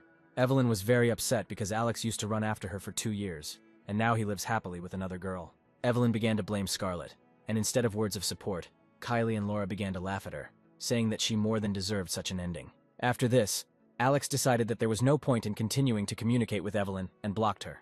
The hero then decided to ask Scarlet if she considered him a cruel person after this act. However, Scarlet responded that she did not think he was cruel and thought that Alex probably had his own reasons for his actions. Alex was pleased that Scarlet understood his motives. After a while, Scarlet prepared dinner and invited Alex to the table. However, Alex decided to have a snack of a regular apple, because he read messages in the general chat, in which Aunt Abigail wrote that if the neighbors did not listen to her, she would contact her relatives to the police, and after the storm was over, the police would shoot everyone. Scarlet thought that Alex was afraid that she wanted to poison him, but at that moment, Alex was thinking about how Abigail survived Otto's attack on her and her grandson. Scarlett said that when she came to see Abigail's grandson, she felt sorry for both of them and gave them some of her supplies. At first, the hero did not understand what she meant. The girl began to justify herself, saying that everything was just beginning then, and she could not predict how circumstances would develop. However, the hero said that this was not the problem. Alex said that most likely Aunt Abigail and her grandson had long ago eaten all the supplies they received, and he did not understand how they were still alive. Scarlett added that Abigail's grandson died a week and a half ago due to a lack of medicine, so she was able to eat her grandson's supplies to survive. At that moment, Scarlett noticed a man standing from one of the windows of the neighboring building. This was a man. He was standing on the windowsill and laughing hysterically, and then suddenly jumped down. He finally lost his mind and decided to end his suffering. Scarlett asked Alex when the storm would end, to which Alex replied that he didn't know, and all they could do was wait. After that, Alex received a call from Aaron, and he answered it without hesitation. Alex immediately said that Aaron could leave all the formalities and directly tell him what he needed, and he would be happy to help. Aaron was one of the few good people who could be useful to Alex. Aaron said that his girlfriend's daughter Lucy has a high temperature, and they have run out of medication. They are very worried about the child's condition. He asked the hero if he had any medicine. Alex thought that Aaron was a lonely man, and Lucy had a good figure, so Aaron decided to take care of her and her daughter. Alex said he had the necessary medications and Aaron could come get them. Aaron was very grateful to him, and then the hero said that the man could ask for help at any time, since he was even closer to Alex than his own uncle. When Alex finished the call and hung up, he thought that Lucy was not as simple as she might seem at first glance. Aaron was the only person who listened to Alex, and had prepared a certain amount of supplies in advance, and therefore he was the best option for Lucy and her baby. Then Scarlett decided to ask how close Alex was to Aaron. Alex replied that in such a situation one must constantly think about personal gain. Alex said that Aaron is a good person, and he doesn't want Aaron to end up in a hopeless situation and become like his neighbors, since there were very few good people like him left in the disaster. A few minutes later, Aaron finally came to Alex to get medicine for the child. However, the hero noticed that Lucy and her child came with Aaron, which he did not expect at all. Aaron said he came because Lucy asked Alex to help her and her baby. A few seconds later, Alex walked to the door, threw the baby's medicine into the hallway, and asked the man and Lucy to come home. Aaron thanked Alex for his help and was about to leave. However, Lucy suddenly jumped to the door and asked Alex if she could leave the baby with him for a while, as it was too cold in their apartment. Alex thought Lucy had gone too far because he thought that if he took the baby, the mother would start asking him to let her in too. The hero said that he could not take the child because he had almost run out of fuel to heat the house, and the temperature in the house was the same as the temperature outside. Aaron told Lucy that Alex had already done everything he could for them and suggested that they return home as soon as possible. Then Lucy started crying and said that the man would hardly understand her concern for the child, and then continued to beg Alex to take the child at least for a short time. The hero asked why he should agree to this, being in the conditions of the end of the world. Alex said that most of the people in that building wanted him dead, so he couldn't risk his life like that. Aaron also said that the guy had already helped them by giving them medications that were now hard to come by. However, Lucy asked Alex why he allowed Scarlett to live with him, to which Alex replied that they were dating. Scarlett heard what Alex said about them, and even though he just said it, she was pleased to hear it. Aaron then told Lucy to come home as quickly as possible, telling her that Alex had already helped them a lot. The man hugged Lucy and the baby and told Alex that he had helped them a lot and asked him not to pay attention to Lucy's behavior.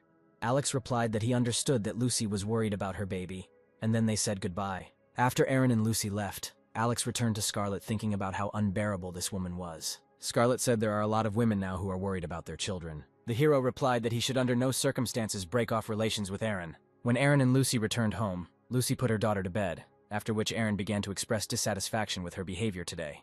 Lucy began to justify herself, saying that she was doing all this for her daughter, so that she would be in more pleasant conditions. Aaron then told her that he understood that she was worried about her daughter's life, but he also said that any kindness has its price. He added that if Alex had not warned him about the impending threat, he would have died long ago, and then Lucy would not have been able to live with him and her daughter. Lucy then told Aaron that she actually doubted that Alex deserved such praise because of his overcautiousness. These words made Aaron very angry. The girl said that Alex simply did not want to help them. Lucy also said that Alex uses such small favors to then take advantage of Aaron, believing that if Alex was a good person, he would not be so cruel to the dozens of people who died because of him. After this, Lucy started to say that Alex's apartment was big enough for them to live with him. But Aaron was already so angry with Lucy that he simply interrupted her and told her to shut up. He told Lucy not to say such words about Alex, as he himself could distinguish good from evil. After this, Lucy's child began to cry, and the girl apologized to the man, saying that she was just worried about him. Aaron, not wanting to continue the conversation with Lucy, said that he would sleep in the living room that night, after which she left the bedroom. Lucy thought that she could not allow herself and her daughter to continue living in such conditions. She promised her daughter that they would definitely live in Alex's apartment. The next day, a group of former construction workers forced their way into the building where Alex lived. They intended to find supplies here. The chief builder ordered his subordinates to begin the search immediately. Seeing one of the residents in the corridor, they immediately chased after him to neutralize him. The man tried to run away from them, but he failed. The bandits dealt him a fatal blow with a shovel right on the neck. The builders decided not to touch the dead tenant for now, and leave the body in place until they finished their work. A few minutes later, the builders climbed to the 24th floor. As they approached the door of Alex's apartment, one of the construction workers prepared an explosive device to blow the door apart. When the explosive device went off, there was a large explosion. This caused a loud sound that woke Alex up. The hero took the weapon and checked the CCTV cameras to check the condition of the apartment. The walls of the apartment and the door withstood such a powerful explosion. Alex then saw on CCTV cameras a group of construction workers trying to enter his apartment. He saw that the builders had various construction tools such as shovels, rebar, and axes. Alex remembered that shortly before the disaster in the neighboring house, someone hired a group of builders to repair the building. Then the hero made a logical conclusion that since these builders came to him, they knew about him far beyond the boundaries of this building. After such a powerful explosion, the builders were surprised that the door to Alex's apartment withstood such a powerful explosion. They suggested that by the time they reached the building, the explosive device might have gotten wet, and therefore become less powerful. At this moment, the hero approached the door and prepared a special chemical solution. It was white phosphorus, and it was as destructive as standard construction explosives. When Alex had prepared his special solution, he threw it and the flammable liquid into the corridor. When the builders saw the flammable liquid with the chemical solution flying towards them, they immediately started running away from Alex's apartment. However, the destructive power of the chemical solution in combination with the flammable liquid was so great that all the builders began to burn alive. At some point, a group of construction workers tried to leave this floor as quickly as possible. However, Alex took a gun and started shooting through the door at the builders. He began shooting everyone in his field of vision. The builders were confused due to the lack of understanding of where the shelling was coming from. Within seconds, half of all the construction workers who had made it into the building were lying on the floor in the corridor with burnt skin and bullet wounds. Alex thought he was lucky he didn't buy a machine gun, as the bullet consumption from a machine gun would have been too high. Alex also thought that the cold outside had neutralized most of the potentially dangerous people, and now only the most brutal enemies survived, so Alex needed to deal with them as quickly as possible. He was also surprised at how well the builders had prepared before breaking into his home. After Alex managed to fight off the attack of the builders, he went to calm Scarlet, who was very scared. When he took the blanket off her, he saw that she was so scared that she was almost crying from fear. Scarlet quickly calmed down and said that she thought there was an earthquake and decided to hide. Alex told her that even if it was an earthquake, they would still die. When Scarlet finally calmed down, she sat down next to Alex and asked him what really happened. When he told Scarlet everything that had happened, she said that these construction workers were even more dangerous than Otto and his men.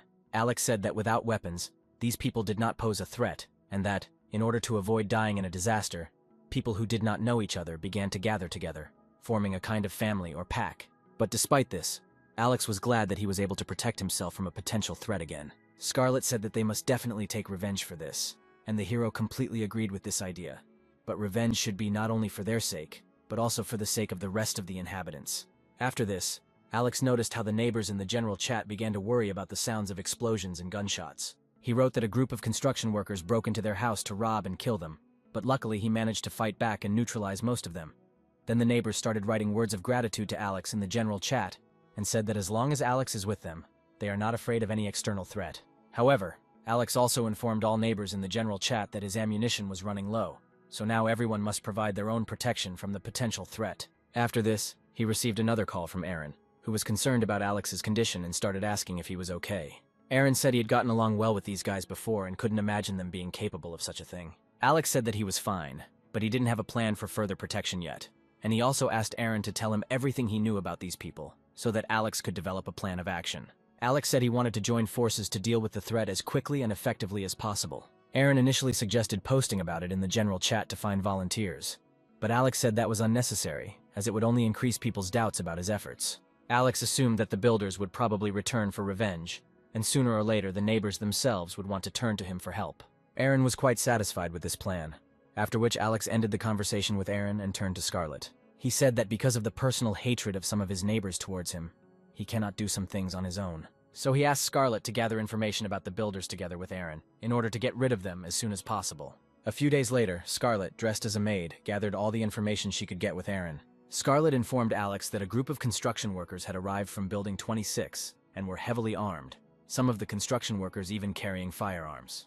Besides the construction workers, the threat was posed by two leaders from Building 21, who had formed their own gang, consisting mainly of young and motivated guys. Alex also learned that in the remaining residential buildings, most of the inhabitants had either died from extreme cold, exhaustion due to lack of supplies, or committed suicide. Alex then told Scarlet that they needed to continue gathering information on any potential threats to minimize any risks. Meanwhile, a group of construction workers continued to break into residents' apartments, kill them and rob them in the hope of finding at least some supplies. The men decided that soon everyone remaining in the building would be begging them for mercy. The neighbors began to worry greatly that the builders might break into their apartments and kill them, and believed that Alex was to blame for everything that was happening, so he should surrender to the builders. Alex and Scarlet got out of the shower. The hero picked up the phone and realized that the neighbors reacted to what was happening faster than he himself expected. Alex wrote in the general chat that if the neighbors could not protect themselves from this danger, then it was their own fault, and that he was not going to give up. Alex was very disappointed with the behavior of those neighbors who still continued to blame him for the fact that he was the only one of all the people who was safe. The neighbors then said that at any moment these construction workers could come to their house and kill them, to which Alex responded that he could potentially kill every person in the building, which greatly scared the neighbors. People began to worry that after Otto's death they were still not free from any threat. They hoped that the snow would melt soon, otherwise they would all soon die. At that moment, Alex called Aaron and said that it was time to start implementing their common plan. Aaron said he was ready to do it, and then proceeded to implement the plan. He wrote in the general chat that if everyone united, they could easily resist the enemies. Then Aaron wrote that due to the fact that many people had no supplies left, some would not be able to put up adequate resistance, and suggested turning to Alex to lead all the neighbors. Aaron said he would personally try to convince Alex to help his neighbors. After this, Aaron personally wrote to Alex, and the hero said that everything was going according to plan, and when the time came, the neighbors themselves would join him, and together they could save the building.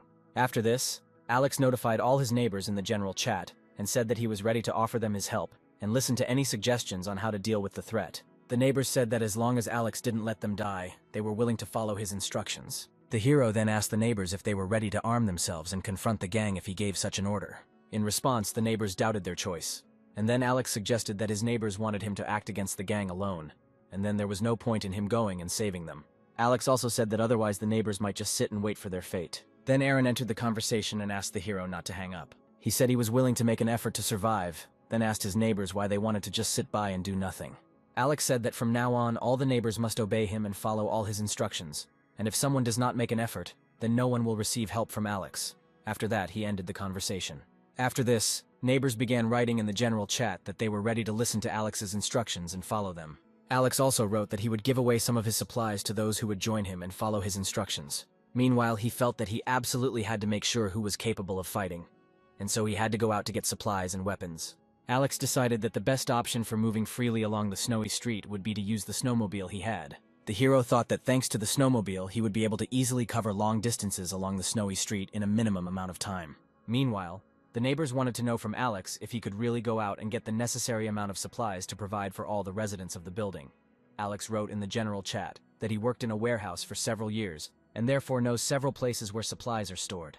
At this time, Abigail was thinking that because of her position as manager, she would sooner or later be forced to take responsibility for each resident. After this, most of the neighbors said that they would definitely make every effort to survive. Scarlet was very glad that the neighbors sided with Alex, but Alex himself said that for him, all these neighbors are just meat and cannon fodder that will be spent sooner or later. However, Scarlet still had doubts about whether Alex was really going to go outside. The hero told the girl that he just needed to find the right moment to go out. He also noted that he and Scarlet now have more than enough supplies. At first, the girl said that she would go with Alex, but he was categorically against her going out with him. Alex felt that Scarlet thought that he did not trust her. Then he said that they were in a relationship and he trusted her completely, after which he went to the exit of the apartment. When Alex left the apartment, Scarlet was still upset that Alex wouldn't let her go out with him. A few minutes later, Alex went down to the 4th floor and saw that all the walls and floors were covered in blood. Alex opened the window, climbed out, and found himself on the street. It was very difficult for him to move through the snow, which could reach up to the 4th floor. Then Alex decided to look around to make sure no one saw him. After making sure no one noticed him, he pulled out a snowmobile from his secret dimension, which was fueled and ready for use. However, someone did see Alex riding a snowmobile out of the building. While the hero was riding a snowmobile, he was haunted by the thought that someone had noticed him, and now he would become an important target because of his snowmobile. Alex thought about how long it had been since he had been outside, and how now he had a great opportunity to ride a snowmobile. After some time, Alex was able to reach the Tianhai police station. Alex didn't hesitate to break one of the police station windows. After that, He walked inside and found himself in an empty lobby. Inside, he saw several police officers frozen to death in one of the corners. Alex suggested that when the cataclysm began, these policemen remained on night duty and waited for their death. After this, Alex covered the bodies of the police officers with a towel, expressing his respect for those who defended this city before the cataclysm.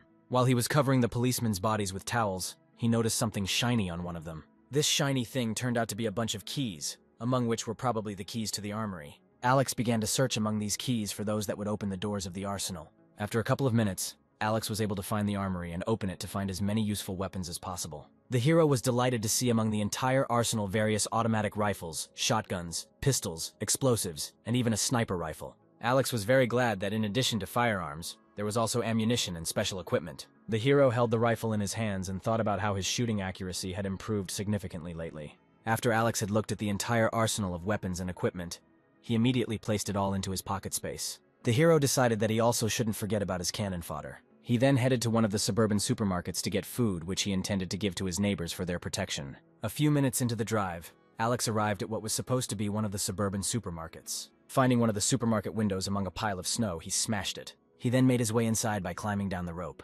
Alex walked through the expensive clothing section and thought about how the clothes he couldn't afford before had turned into ordinary trash. However, Alex still transferred all the clothes into his pocket space. He then went down to the floor below where one of the grocery stores was located. Most of the products in the store are already unfit for consumption, but Alex didn't care how spoiled the food he was about to give to his neighbors was, and began collecting all the food he could see. He decided that this would be quite enough for his neighbors. A couple of hours later, Alex returned to the building with supplies of weapons and food, which he intended to give to his neighbors. Several of the construction gang noticed Alex returning home on a snowmobile, and thought that if they could get the snowmobile, they would be able to get around town easily. Then several people from the gang of builders began to develop a plan to get rid of Alex. The hero looked up to look around the building and saw that people were leaning against the windows and looking intently at him and his snowmobile. Meanwhile, Aaron came down to meet Alex and said that he was really well prepared for this cataclysm. Alex entered the building through a window and told Aaron that it was extremely difficult to find any supplies in such conditions, and he found nothing. He then took out several bags of supplies and told all the assembled neighbors that he had spent a lot of time and effort getting supplies for them.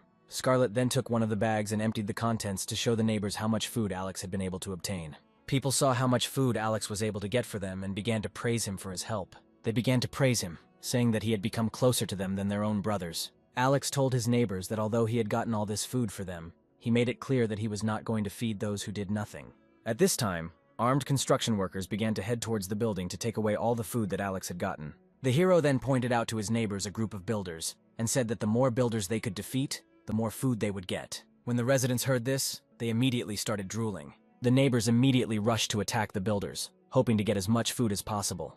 The builders were very scared by how boldly the residents attacked them. Within seconds, a fierce battle broke out between the residents of the house and the builders. Alex and Scarlett watched as their hungry neighbors brutally murdered construction workers. Meanwhile, the number of neighbors participating in the battle against the builders kept increasing. The builders were unable to fight, as they were clearly outnumbered despite having weapons. After a couple of minutes of such a brutal and unequal battle, the gang of builders decided to retreat and run away. All the neighbors were very happy that this time they managed to repel the attack of the gang of builders on their own. Meanwhile, Scarlett looked at the bodies of her wounded neighbors and wanted to do everything she could to help them get back on their feet.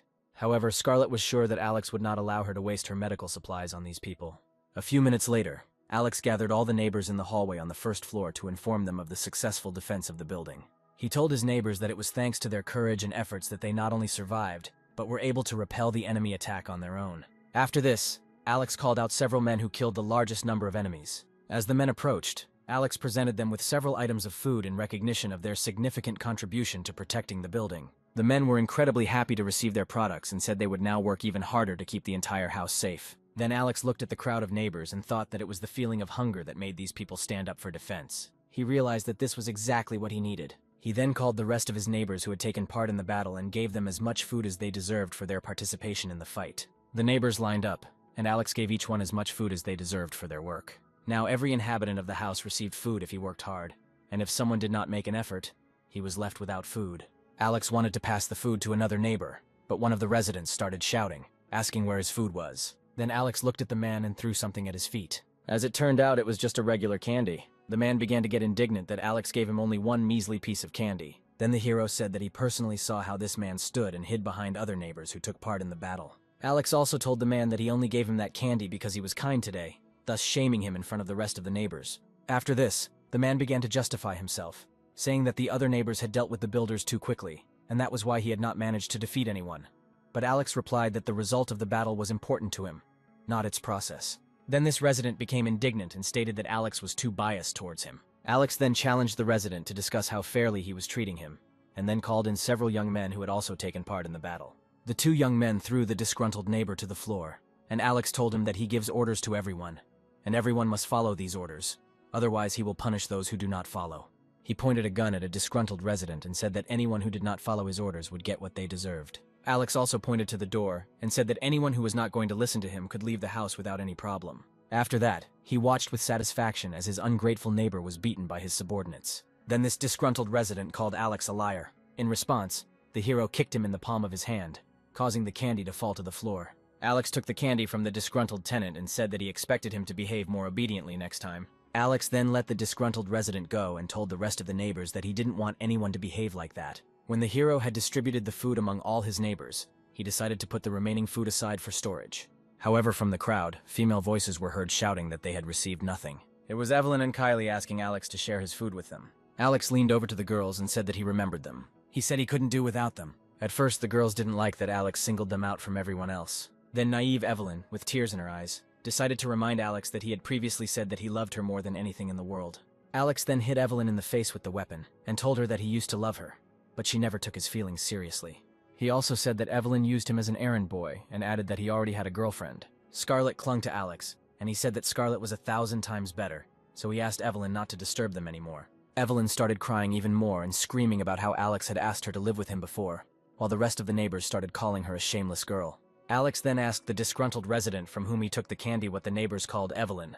The man replied that all the neighbors called her words like universal socket, bus, and Russian roulette. Then the neighbors started laughing at Evelyn, which made her cry even harder. Unable to withstand the strong pressure from the neighbors, Evelyn simply ran away from the corridor.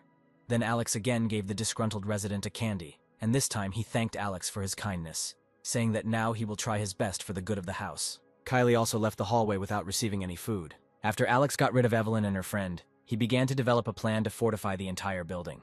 Alex counted all the neighbors and found that among all of them, excluding children, there were 47 people left in the building. The hero suggested creating several groups of 7 people, and each group would be on duty at a certain time and place, while he, Scarlett, Aaron, and Lucy would perform other duties. Alex also ordered that the railings of the stairs be knocked on if any group detected enemies approaching the house. He clarified that he would now give food to those residents who could neutralize 5 or more enemies, and that during duty each group would eat only what it had. Alex then assigned Aaron to manage each group, and Aaron said he would take on that responsibility. A couple of hours later, Alex and Scarlett were already sitting in their apartment. Scarlett asked Alex what the situation was outside. The hero looked through his weapon and said that the cataclysm had completely covered houses with a small number of floors with snow. Alex also noted that even if the snowfall stops, it will take at least 2 weeks for all the snow to melt. However, he said the large amount of snow was not a problem for them. After that, he took out from his pocket space the entire arsenal of weapons that he had obtained from the police station. Alex told Scarlett that despite all the dangers, they were not in real danger. He picked up a sniper rifle from the floor and noted that at the moment the biggest threat to them were the people they might encounter sooner or later. He then went out onto the balcony to test the functionality of his sniper rifle. Through the scope, he saw that someone was on the street. After waiting a bit, Alex saw that the man was heading towards the garage where his snowmobile was supposed to be. Alex thought that his bait had worked, and that when the man got inside the garage, he would be in for an unpleasant surprise. At this moment, the hero received a call from Aaron. He wanted to thank him for the noodles he had given him, and apologize for Lucy's words, justifying it by saying that she had no words. Then Alex decided to ask Aaron why he was willing to raise someone else's child in such conditions. Aaron replied that it didn't matter anymore, and that he could find a nice girl like Lucy. In response, Alex said that he had completely underestimated himself and his capabilities, calling him a real treasure. Alex also noted that it was good that his destiny had worked out in such a way that he would not have to worry about wedding expenses and other problems that young couples face. Aaron said that they had enough to worry about with Lucy's baby, after which he thanked Alex again for his help, and Alex concluded by saying that he respected both him and Lucy, and hoped that they would be happy together. On this pleasant note, the conversation between Alex and Aaron ended. After the call, the hero told Scarlett that such things should never be rushed, with which she completely agreed. After this, the couple kissed.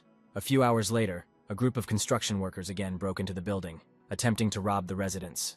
They headed straight for the stairs. While a group of builders were walking along a stairwell, a brick fell on one of the builders, but the builder managed to avoid the brick and survive. One of the residents continued throwing bricks at the uninvited guests and calling on the rest of the neighbors for help. The group of builders were surprised by how thoroughly the villagers had prepared for their arrival and decided to kill everyone they came across. Less than a minute later, a fierce battle began between the residents and the construction workers on the stairwell. But this time, the group of construction workers suffered serious losses, unable to withstand the full defensive force of the residents of this building. The construction team leader ordered everyone to leave the building as quickly as possible to avoid further losses. When the group of construction workers left the building, one of the residents offered to catch up with them, but everyone decided that it was better to stay in the building, as it was too dangerous outside. Meanwhile, Alex looked from the balcony at the group of retreating builders and thought about how a group of hungry grown men had attacked them again and been defeated again. At one point, he wondered if he would be able to hit at least one of them with a sniper rifle. Alex then took out a sniper rifle from his space. He loaded it with cartridges and prepared to make several accurate shots. Meanwhile, the group of builders managed to run away from the building at a fairly large distance. But despite this, Alex, using a very powerful sight, noticed them and aimed as accurately as possible. The hero pulled the trigger and instantly neutralized one of the builders with a precise shot to the head. The builders immediately stopped and began looking for the place from which the shot was fired. Alex was very pleased that he had managed to neutralize one of the builders so easily at such a great distance. Then he decided to fire a few more shots and kill a few more builders. This time he again managed to kill one builder with a precise shot to the head. With each shot, the number of corpses of builders from Alex's shots became more and more. Soon he decided to stop shooting, as he had already neutralized a significant number of enemies. At this point, Alex thought that now he would not even have to go outside to get rid of the invaders and keep the building safe. Some neighbors were scared by the sounds of gunshots and immediately realized that it was Alex, and were very surprised at how he was able to get rid of several builders at once with such ease. Alex thought about how much the sounds of his gunfire had scared the neighbors, and he figured that many of them would now be unable to sleep peacefully tonight. The next morning, Scarlett cooked breakfast and asked Alex not to criticize her cooking skills too harshly, as she was not a very good cook. The hero told Scarlett that she had enough time to practice cooking a little, because if they ate the same thing, they might get tired of it sooner or later. During breakfast, Scarlett asked the hero about the shots she heard during the night, and Alex frankly answered that he killed 7 construction workers with a sniper rifle who tried to attack and rob the residents the day before. In response, the girl said that Alex was amazing, and the hero asked her if she was interested in learning more. Scarlett replied that it didn't matter because she had complete confidence that Alex was doing the right thing. The guy was very pleased that Scarlett never showed excessive curiosity. Meanwhile, one of the leaders of the 26th building looked at the corpses of those builders that Alex was able to kill during the night. At this point, one of the residents informed him that most of the people were either dead or missing. The man began to think about how they could get hold of Alex's snowmobile, as this would be the only way to replenish their supplies. He asked to bring the body of one of the men to their house that evening. Meanwhile, Alex was about to go out into the street again to look for warehouses or stores where supplies might remain. Now all the inhabitants of this building clearly understood that if they wanted to stay alive, they had to not only obey Alex's instructions, but also not provoke him. While Alex was riding his snowmobile, he called Aaron and asked him to keep an eye on the entire building while he was away. Meanwhile, a group of bandits from Building 21 noticed Alex leaving the building on a snowmobile. They couldn't help but wonder where he might be hiding his snowmobile. One of the bandits noticed that the area was large enough for Alex to find some secluded place. The bandits believed that if they could get hold of the snowmobile, it would not only help them solve the problem of lack of resources, but also solve the problem of lack of people in their gang. One of the bandits especially wanted to get this snowmobile so that he could easily move between stores and take cigarettes from there, without which he was already going crazy. Alex spent several hours riding his snowmobile around the snowy city, trying to find some large warehouse or store from which he could pick up more supplies. Later, he remembered the main warehouse at the southern base, which was difficult to reach alone. He decided that there must be some supplies there. A few minutes later, Alex arrived at one of the largest city warehouses, from which all products were already being redirected to other city warehouses. Alex could feed thousands of people with these supplies, and he immediately tried to get inside. However, he noticed that all the easily accessible goods had already been taken, but still decided to go down to see what was left. As he walked down, Alex saw a bunch of expensive business class cars and various sports cars in front of him. The hero decided to take all these cars into his pocket space just in case. A few minutes later, Alex took everything that was left in the warehouse and decided to go back upstairs, climbing out through the roof of the warehouse onto the street. He assumed that his fuel reserves were already running low, so he started looking around the city for gas stations where there might be at least some fuel left. After some time, Alex arrived at one of the gas stations, but as it turned out, there was almost no fuel left at this station. At first, the hero could not understand what to do. Alex couldn't believe he still had to save fuel. Lying in the snow, he thought that if there were a small group of people here, it would be easy to dig an entrance. At some point, Alex realized that he really had to dig his way to the gas station, He understood that the snow had fallen less than a month ago and had not yet had time to freeze. Then he stood up and took out the excavator from his space, which he had hidden before the cataclysm. After this, Alex filled up the excavator and began digging a path to the entrance to the gas station. Luckily for Alex, he had already worked with similar equipment in the warehouse. Once the excavator's engine had warmed up a bit, Alex immediately began digging up all the snow that had accumulated around the gas station. After a few minutes, he managed to dig out all the snow that was in the way, and he immediately decided to go inside. Upon entering, Alex assumed that all the fuel must be stored at the very bottom, and decided to go down to test his theory. Soon Alex found one of the doors leading to the basement of the gas station and decided to try to open it. When he was able to open the door, he went downstairs to check if there was any fuel supply. On the ground floor, Alex saw several tanks of fuel that should last him the rest of his life. Then the hero decided to check how much fuel was left in these tanks. At that moment, Alex thought that since he got here so easily, all these fuel reserves now belonged to him. Alex was incredibly happy that now all the benefits of civilization, which remained under a thick layer of snow, and which no one else could get so easily, now belonged only to him. After a few hours, Alex was able to move all the fuel and food supplies into his space. After that, he set up a tent at a gas station and decided to rest, planning to go to the place Aaron had mentioned the next day. Then he climbed into his sleeping bag and fell asleep. Meanwhile, Scarlett came to one of the girls with a child to check on the baby's condition. Since he was sick, Aaron decided to go with her. Even though Alex left some food for the neighbors, he took all the medicines, making it difficult for Scarlett to treat the child. At that moment, Aaron appeared and gave Scarlett some medicine to cure the child. The girl was worried about the baby's condition, and Aaron tried to calm her down, saying that everything would be fine. When everything was ready, the girl thanked Scarlett and Aaron for their help. Scarlett told her that if Alex hadn't given them the medicine, it would have been much more difficult to cure the child, and so Alex was the one to thank. After this, Scarlett and Aaron went down the stairs. At this moment, Scarlett noticed that someone was very quickly descending the stairs and approaching the girl with the child.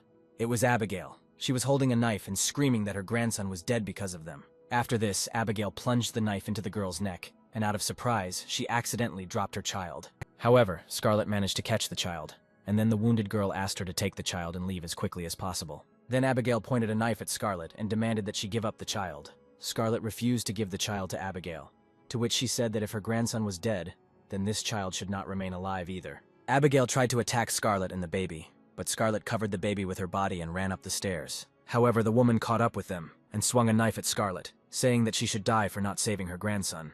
The girl was already preparing for the blow, but at that moment Aaron appeared, stopped the crazy Abigail and snatched the knife from her hands. He pushed the old woman away from the girl and covered her with his body. After this, Aaron asked Scarlett if everything was okay, to which she replied that she and the baby were okay, but the baby's mother did not survive. Scarlett said it was entirely her fault, but she didn't expect Abigail to be able to go without food for long. At this point, Abigail came to her senses and began to blame Scarlett for the death of her grandson. Abigail began to speak louder and louder, saying that everyone was to blame for her grandson's death and that everyone should die. Aaron couldn't take it anymore and told Aunt Abigail to shut up immediately, since it was Alex who saved them all from Otto, who had been keeping all the residents in fear for a long time, and she should be grateful to Alex. Scarlett also told her that it was not Alex's fault that he did not give her the medicine, however. Abigail continued to claim that her grandson died precisely because Alex refused to help her. Scarlett then said that she managed to persuade Alex to provide medicine for Abigail's grandson. But when she arrived, her grandson was already dead, and it was she who killed him. However, Abigail continued to claim that she did not kill her grandson, and that they killed him. The neighbors, looking at Aunt Abigail, began to loudly condemn her for daring to torture her grandson, and ultimately killing him. One of the guys added that he was surprised that this old woman remained alive after everything she did during the cataclysm. At that moment, the other guy took a lighter out of his pocket and said that he hadn't eaten for several days, and Abigail looked quite plump. The next morning, Alex woke up, got out of the tent, and was ready to go to the place Aaron had talked about. The hero left the gas station and headed to the place Aaron had indicated, where various ammunition was supposed to be. When Alex arrived at the site, he noticed that there was also a lot of snow here and decided to use the excavator again. After a few minutes, he was able to break through the entrance and entered the building. When Alex entered the building, he noticed that the place looked very protected and didn't understand why there was no one there. After looking through all the rooms, Alex did not find a single person, which scared him a little. He suggested that the people who were here might have left earlier. Perhaps they knew about the beginning of the cataclysm in advance. They took all the ammunition and hid somewhere to wait out the storm, and then restore the previous order in the new world. After inspecting the building from the inside, Alex returned outside and thought that armed men could be the most serious problem he would have a hard time dealing with. Then the hero got into the excavator and after a few minutes began to break down one of the walls on the other side of the building. After some time, Alex was able to break through the wall of the building and found himself in one of the rooms, which he could not get into from the inside.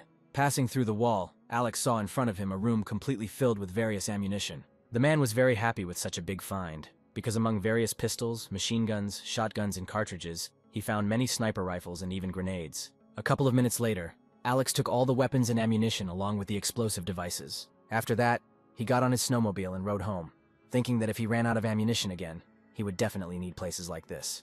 After some time, Alex returned home and told his neighbors that he had carefully examined many places, but could not find anything useful, and next time he would try to look in other places. The neighbors were extremely unhappy that they would have to go hungry again until Alex went outside again. Alex couldn't help but notice the obvious discontent on the part of his neighbors. He decided to remind them who saved them from certain death. Alex said that so little time had passed and his neighbors had already become so angry, and when the situation improved, he would stop helping them, and everyone would look for food for themselves. One of the neighbors told Alex that he had simply misunderstood them, and that they understood perfectly well how difficult it was to find supplies in such harsh conditions. After this, the hero decided to return to his apartment and told his neighbors that they were all free for today. Many of them looked at Alex and thought that he treated them like cattle, even though they were risking their lives. One of the neighbors, holding a knife behind his back, invited Alex to go outside with him in a small group. He said Alex's snowmobile could fit 2 more people. Several people supported the idea and said they were willing to help Alex find supplies. However, Alex realized what these people were up to, after which he took out a gun and immediately shot one of the neighbors right in front of everyone. Alex said he didn't believe a word they were saying and decided to remind them of their unconditional submission. When the hero pointed the gun at the rest of the neighbors, they began to say that they actually wanted to offer him help. Alex said that if he didn't kill these people who just wanted to kill him, other people wouldn't understand that they better not get in his way. After a few shots, he dealt with those who wanted to get rid of him. After the shooting, Scarlett and Aaron came to Alex to see if he was okay. The man said everything was fine and he only got away with a couple of scratches. Alex also said that he had always been a good person, and so he would simply forgive the rest of the neighbors for their failed attempt at rebellion. Lucy, who was passing by him, silently thought that he was not quite as kind as he said. On the way to his apartment, Alex thought he needed to clean up the cannon fodder a little. When they arrived home, the hero decided to first ask Scarlett what had happened in the house during his absence. Scarlett told him about a recent incident where Abigail killed a girl and was killed the next day. Alex said that out of all the neighbors, Abigail was the one who deserved to die the most. Scarlett also told Alex about the man from Building 9 who wanted to negotiate peace with him. However, Alex did not quite understand what this man wanted to talk to him about. Scarlett then said that she didn't know all the details, and that the man wanted to personally discuss future cooperation with Alex. The hero replied that he did not need anything from this man, and that in any case, these people could only wait for their death. Scarlett thought she should tell these people that Alex wasn't going to talk to them. However, Alex said that he would first like to learn everything about these people from Scarlett, in order to better understand who he would have to negotiate with. As it turned out, Leilani was the head of one of the largest cosmetic companies, the value of which exceeded $200 million. But later it turned out that the entire company was one big financial pyramid. Leilani was in good shape despite her age, and had about 10 survivors from Building 9 under her command. Scarlett also added that Leilani is in charge of the entire 9th building. Alex thought that even a woman could show some form of leadership in such conditions, and realized that this woman was not as simple as she seemed. After this, Scarlett asked Alex if he had decided to meet with Leilani. Alex replied that he first needed to understand the overall situation in order to better understand what this woman wanted to achieve from him. Then Alex saw messages on his phone that Leilani and someone named Carter had added him as friends. The hero thought that he had already met this man. Alex accepted the applications, and at the same moment Leilani wrote to him to discuss their joint collaboration. Leilani offered to call, but Alex replied that if she had something to say, she should say it directly, and without unnecessary words. Leilani felt that Alex was a very tough person, and that he should be approached with extreme caution. She had heard about Alex that he had killed a lot of people, and that he had a snowmobile and a sniper rifle, so she had to choose her words carefully when talking to him to increase her chances of a successful deal. Leilani wrote to Alex that she had admired him for a long time and would like to collaborate with a person like him. Alex thought Leilani had been very persistent when she wrote that if he and his snowmobile would help her and her people on forays, she would provide him with labor later. Leilani reminded Alex that his people were extremely negative towards him, and as long as he helped her and her people get supplies, they would remain neutral. Alex then assumed that Leilani was trying to intimidate him and decided to ask her about it directly. The girl answered him that in this situation the best solution for both parties is cooperation, in response to which Alex told Leilani that this was the first time he had seen such a confident and purposeful person, after which he added that he would definitely think about her offer and answer her. After that, Alex looked out the window at the 9th building and thought sarcastically that if these people and his neighbors really turned against him, there was nothing he could do about it. Then he thought about his chances against these people if they all attacked him. He believed that these people would not be able to destroy the building with their bare hands, and due to the lack of fuel and electricity, would not be able to use heavy equipment. Alex tried to understand what consequences might await him if he continued to persist in his opinion. He didn't want to risk killing thousands of innocent people. While Alex was considering his next steps, he received a new message from Carter on his phone. The man immediately wrote to Alex that he would like to cooperate with him on mutually beneficial terms. Carter wrote that in the 18th building, where he is responsible, there is a well-coordinated team, and he is ready to provide Alex with labor and other resources in exchange for food. Alex felt that Carter was a very talented performer who could get the most out of a minimal investment. He then asked Scarlett if she knew anything about Carter in Building 18. Scarlett said she had heard from some of her neighbors that Carter was a very charismatic person, and that almost everyone in the building was kept alive because of the team's solidarity and the even distribution of resources among the residents. Alex felt that Carter was a very good leader, but he believed that it was not enough to survive in such conditions, after which he wrote to Carter that he would consider his proposal. Carter then sent the hero a list of his demands and conditions, which did not seem too difficult to Alex. He hugged Scarlett and told her that he could either start a war between the buildings or agree to a truce in cooperation. Scarlett thought she was lucky that Alex respected her, because she felt like there was something wrong with his head. At one point, Alex asked Scarlett what he should do, and this really scared her. The girl, trembling, replied that if Alex started a war, he would waste a large amount of valuable ammunition, and if he gave food to the inhabitants of another building, it would be a waste of resources. Panicked by the fact that the guy was clinging to him too tightly, Scarlett suggested that they move out of the building. The hero thought it was a good idea, but he wouldn't be able to create the same bunker elsewhere. As night approached, Alex asked Scarlett to cut the bulletproof vest into several pieces of fabric to later make regular clothes out of. Meanwhile, he wrote in the general chat that people from other buildings wanted to attack them and take all the supplies. After this, the neighbors wrote that they could not allow this to happen, and that they needed to prepare and fight back. Alex also suggested that the neighbors divide up all the supplies and hide some of them in case people from other buildings were able to grab some supplies. At that moment, he received a message on his phone about entering into a conversation with the managers of residential buildings. Alex accepted the invitation to join a group of building managers, and someone immediately began listing the terms of their joint cooperation. Among the conditions, the housing managers specified that in exchange for personal safety, Alex must provide them with some of his supplies and his snowmobile. The hero, of course, did not want to agree to such conditions, and felt that it would be much easier to get rid of the residents of other buildings and their managers. Then it suddenly dawned on Alex that he could just lure all these people into a trap. The next day, the hero armed himself with a melee weapon and went outside to prepare for a possible attack from residents of other buildings. Alex realized that the leaders of these buildings were only hiding behind the idea of peace talks to find out his full combat readiness, and he wanted to surround these people and get rid of them as effectively as possible. He planned to throw a grenade at the surrounded and trapped people to get rid of as many people as possible at once.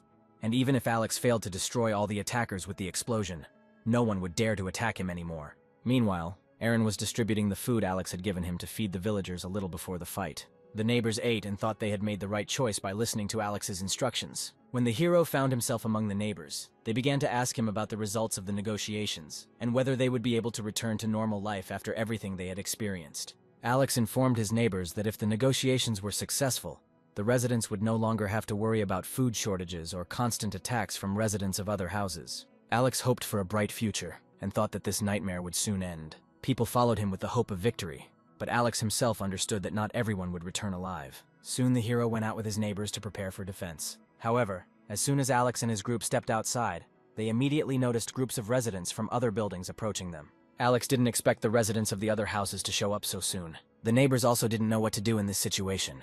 He then ordered Leilani's group to return back as quickly as possible. After this, Alex called Aaron and said that there were too many enemies and he needed reinforcements. After that, Alex hid in the snow, took out a sniper rifle, and prepared to defend himself from potential enemies. The rest of the group of residents began to suspect that the residents from the other buildings clearly did not come here for negotiations. Aaron then told the villagers that they had nothing to worry about, as Alex must have had some kind of plan. One of the neighbors pointed out to Aaron that there were too many of these people, to which Aaron replied that their main goal was to not give Alex a chance to stand up to them. However, he said Alex assured them that they had nothing to worry about and they should trust him. Standing in front of the group of people were the building managers, including Carter, Leilani, Evan, Jose, and Andrew. Alex looked at Leilani and wondered if they could handle the ambush he had prepared for them. He also thought that under any circumstances, he should not allow these residential building managers to attack first. Meanwhile, Jose pointed out to the other managers that their tenants would be enough to wipe out all of Alex's building's residents, and they sensed that Alex was afraid to negotiate. Leilani told the other managers that they shouldn't rush to conclusions, and that they should first discuss everything and the terms of further cooperation with Alex. Jose then shouted to Alex's men that they had come here for general negotiations. Aaron noted that the composition of the residential building managers was different from the one Alex had agreed to negotiate with, to which Carter responded that they had decided that the full number of managers would not be practical for the visit. Aaron then told the building managers that only 5 people could enter, and they had to be screened, and the rest should step aside. Jose felt that Alex was too bold a man because he ordered an audit of the apartment building managers, and at the same time dared to put forward his own negotiating conditions. At this time, Alex overheard the entire conversation of the managers through Aaron's phone, and thought that these people decided to intimidate him. At this point, Alex started a dialogue with Aaron, to which Jose responded that they had come here to negotiate, and therefore were not going to wait that long. Aaron said he understood everything, and then asked all the managers to step back a little. The managers did not understand why they had to move away, but they did not argue, and decided to fulfill the request. Alex watched the situation through the scope of a sniper rifle, and waited for the moment when the managers of the residential buildings and their residents moved away to a sufficient distance. When the leaders were far enough away, Alex gave Aaron a whistle signal. The leaders did not understand what was happening and began to look around. Then the hero said that a little surprise awaited them all. After that, Alex took out a grenade, pulled out the pin and threw it towards the residents of other buildings. Within seconds, the grenade reached residents of other buildings, and people began to panic. However, despite attempts to escape, no one could escape the explosion, and a second later an explosion occurred.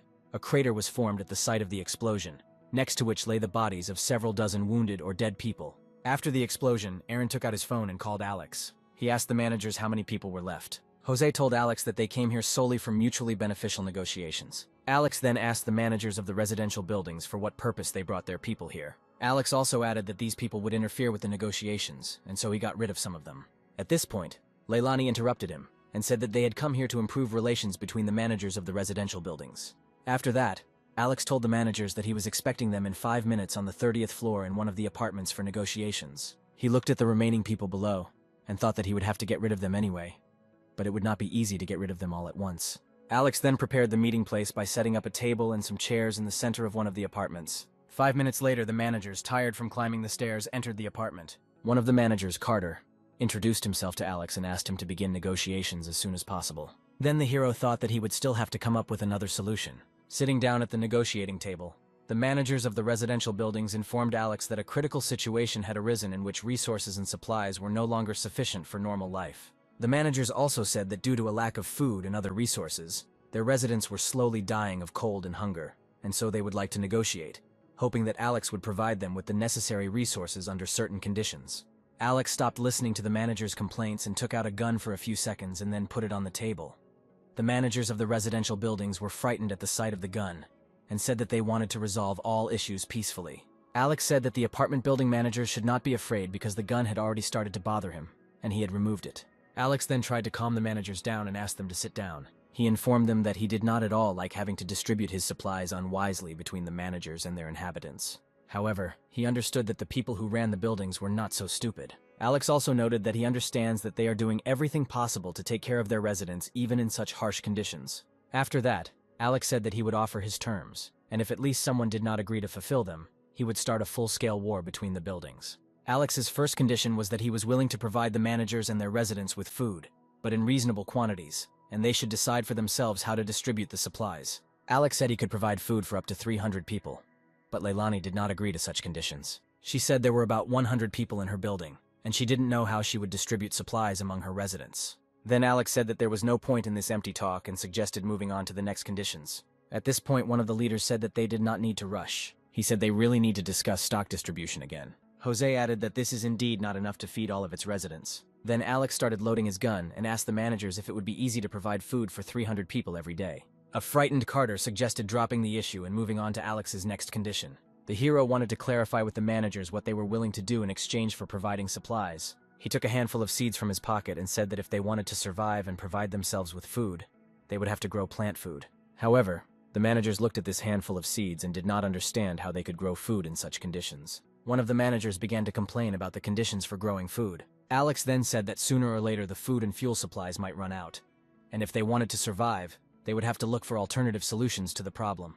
He also told the managers that if they sent workers every day and it produced results, he would provide them with all the resources they needed. He added that if they succeeded, he would give them cigarettes, alcohol, clothes, and medicine, which greatly interested the two managers.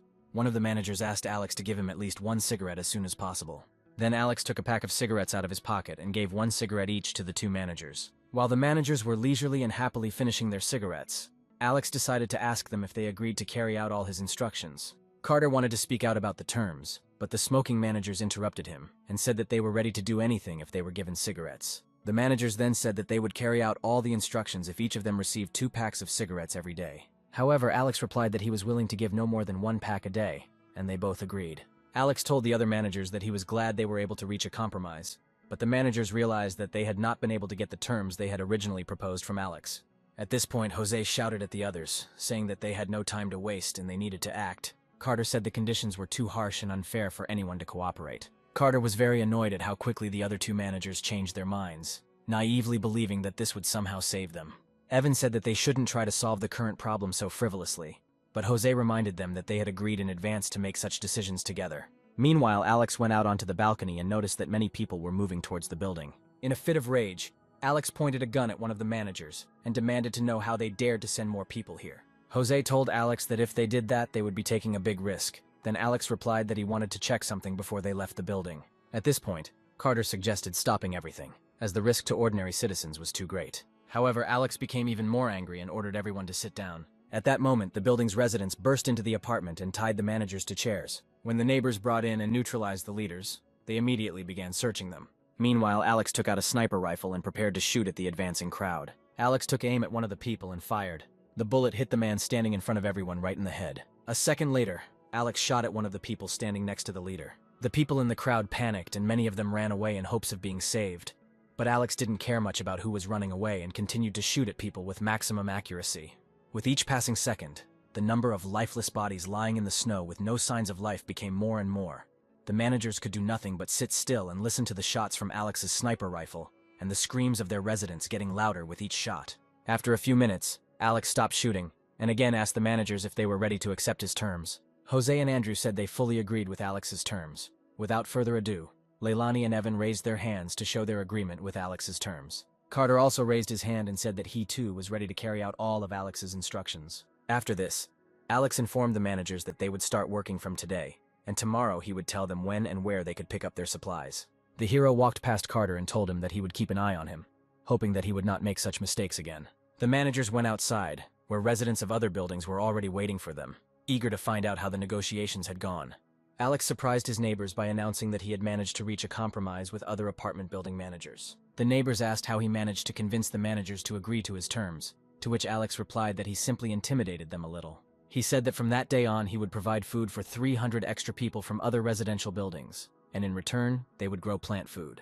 Some residents were a little afraid that if Alex started providing supplies to more people, his neighbors would get less. Alex then said that if he did not agree to provide supplies to the residents of other buildings, then sooner or later his residents would fight to the death with the rest of the residents. Alex also noted that although he would survive in any case, he was still not sure that his neighbors would cope on their own. Alex then reassured his neighbors by telling them that they should not worry, as he would do his best to find food for his neighbors and prevent them from going hungry. The neighbors were very touched that Alex was willing to help them and continued to receive food from him. Many people shouted that Alex's desire to help his neighbors was worthy of respect, and in this way, Alex once again strengthened the trust and loyalty of his neighbors. As the neighbors went about their business, Alex noticed a strange expression on Aaron's face, which made him think that Aaron was unhappy about something.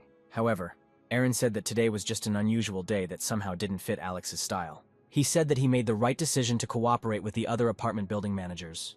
Alex also told Aaron that he originally planned to get rid of all the managers at once to create chaos among their residents, and then easily deal with everyone. However, contrary to Alex's expectations, only 5 managers showed up, so he decided to find a compromise and wait until he could get rid of all the managers at once. Aaron said he didn't fully understand Alex's entire plan, but he was completely confident that Alex was doing the right thing. The hero explained to Aaron that since food supplies were very limited, it would be problematic to distribute food among the residents of other residential buildings. Aaron realized that the inhabitants would destroy each other if there was not enough food for everyone, and he said that this was simply a brilliant plan. Alex walked out onto the balcony and told Aaron that he was absolutely confident of his victory, as he had enough ammunition to face the managers and their residents. Looking at the corpses of the killed residents of other buildings, Alex thought that he significantly outnumbered them in firepower, and they would not be able to resist him while they were experiencing a shortage of food. Alex also noted that he could even defeat a world champion if he did not eat for 30 days. He said he could not be defeated by an army of people who had not received any nutrients for a long time. Alex believed that these people were not as stupid as they might seem. They probably understood his plan, but they weren't the only ones interested in such payment. The hero also thought that if these people really wanted to survive under such conditions, they would definitely not do anything provocative or radical. However, Aaron did not fully understand how one could farm in such conditions, to which Alex replied that he was only doing it to exhaust them as much as possible. Aaron said that he now fully understood Alex's plan and would do his best. Then Alex just asked him to keep the plan a secret and just follow it. Returning home, the hero thought that the enemies might be not only outside, but also among his neighbors, who still wanted him dead. When Alex returned home, he saw Scarlett doing yoga. Scarlett, doing the splits, saw Alex and said that she was glad that she finally came home. She hugged Alex and asked how his negotiations with the managers went. The hero, seeing Scarlett, picked her up and pulled her towards the bed. He laid Scarlett on the bed and told her that she should not leave the apartment for a few days. Alex told her that if everything went according to his plan, then soon all their problems would be solved. The next day, residents from other residential buildings came out onto the streets to begin work. A huge crowd had gathered in the street, and every person in the crowd was armed with shovels and other farming tools. Many were glad to have gathered in such a large group to work for the common good. While other residents worked, Jose and Andrew smoked cigarettes and watched their neighbors work hard. Alex soon left the building to check on the work of residents from other buildings, and to conduct reconnaissance in search of supplies. Jose and Andrew saw Alex and began offering to help them find supplies, hoping to find out where Alex was hiding his snowmobile. However, the hero reminded them that he had a snowmobile, and he would be able to bring the supplies he found himself. Alex then shouted to the residents of the other buildings, saying that when he returned, he would be sure to check their work according to his instructions. They began to work even harder, hoping that Alex would provide them with many different supplies for their labor. Jose then told Andrew that he had searched every possible place where Alex could have hidden the snowmobile. But Andrew still thought that they were looking for a sled, not a snowmobile. After some time, Alex arrived at one of the local stores. He broke into it to find various supplies. Once inside, Alex found an abandoned pharmacy. While searching for supplies, Alex found a special medicine that had neither taste nor smell. Alex thought that with this medicine he could easily poison all the residents from other buildings, and without medical intervention, they would die in a matter of minutes. He decided to take the entire supply of the medicine for himself, believing that even if it did not kill these people, it would definitely cause serious harm to their internal organs. The medicine was supposed to work within the first 15 minutes of application, and Alex thought he needed to lower the guard of the residents of the other buildings as much as possible. He decided that it would be better to soak all the food for the residents of the other buildings with this medicine, so that they would all be poisoned as quickly as possible. The hero assumed that right now people were probably in despair, since after such a hard day the food still had not arrived. After some time, residents of other buildings saw Alex approaching them with several large bags of food. The residents were very surprised that Alex was able to get so much food, to which he himself replied that this time he had to go a little further than usual. Residents noted that such trips are more risky, but thanks to Alex and his snowmobile, they will all stay well fed. Alex thought he had done everything covertly enough that no one would suspect him of anything wrong. He pulled some food out of the bag and told the residents to line up for the food. After this, Alex threw the bag of food into the crowd, and many people began to form a huge line in front of Alex. As the villagers continued to crowd, Alex pulled out a gun and said that soon the relationships between everyone would become so strong that guns would no longer be needed. The residents were incredibly happy with Alex's help, and he began distributing food to residents from other buildings one by one. When Alex had distributed all the food he had collected, he sent them to rest and told them that they should work hard tomorrow. The residents dispersed, thinking that today they would sleep well fed. Alex just looked at these naive people and thought that very soon they would all find themselves in an extremely unpleasant state. Alex soon returned to his apartment. The first thing he really wanted to do was take a shower. While Alex was taking a warm shower, he thought that when all this was over, he would leave this place and start all over again. Meanwhile, one of the residents returned to Jose's apartment and immediately ran to get the bag of food he had received. Jose looked into the bag of food and began looking for his pack of cigarettes at the bottom of the bag. Soon, Jose finally found a pack of cigarettes and thought that Alex had kept his promise after all. However, at that moment there were several other people smoking in the apartment, and they also wanted to smoke. People began to beg Jose to share at least one cigarette, and he calculated that if he gave everyone a cigarette, he would have at least half a pack left. Jose gave everyone a cigarette and said that it was very difficult for him to get these cigarettes. He said he was willing to share them if everyone who received a cigarette worked harder in the future to continue receiving cigarettes. After everyone had received their cigarettes, Jose took the bag of food and called everyone present into the kitchen to share the food.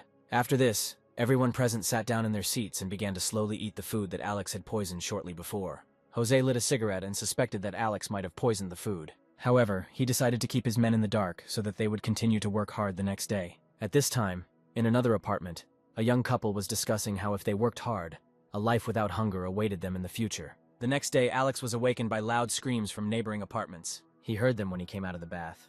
When Alex went out onto the balcony, he heard the residents of the other buildings arguing about who had worked harder and who had done nothing all day. Alex and Scarlett sat down to have breakfast together, and Scarlett was a little concerned about the people shouting on the street.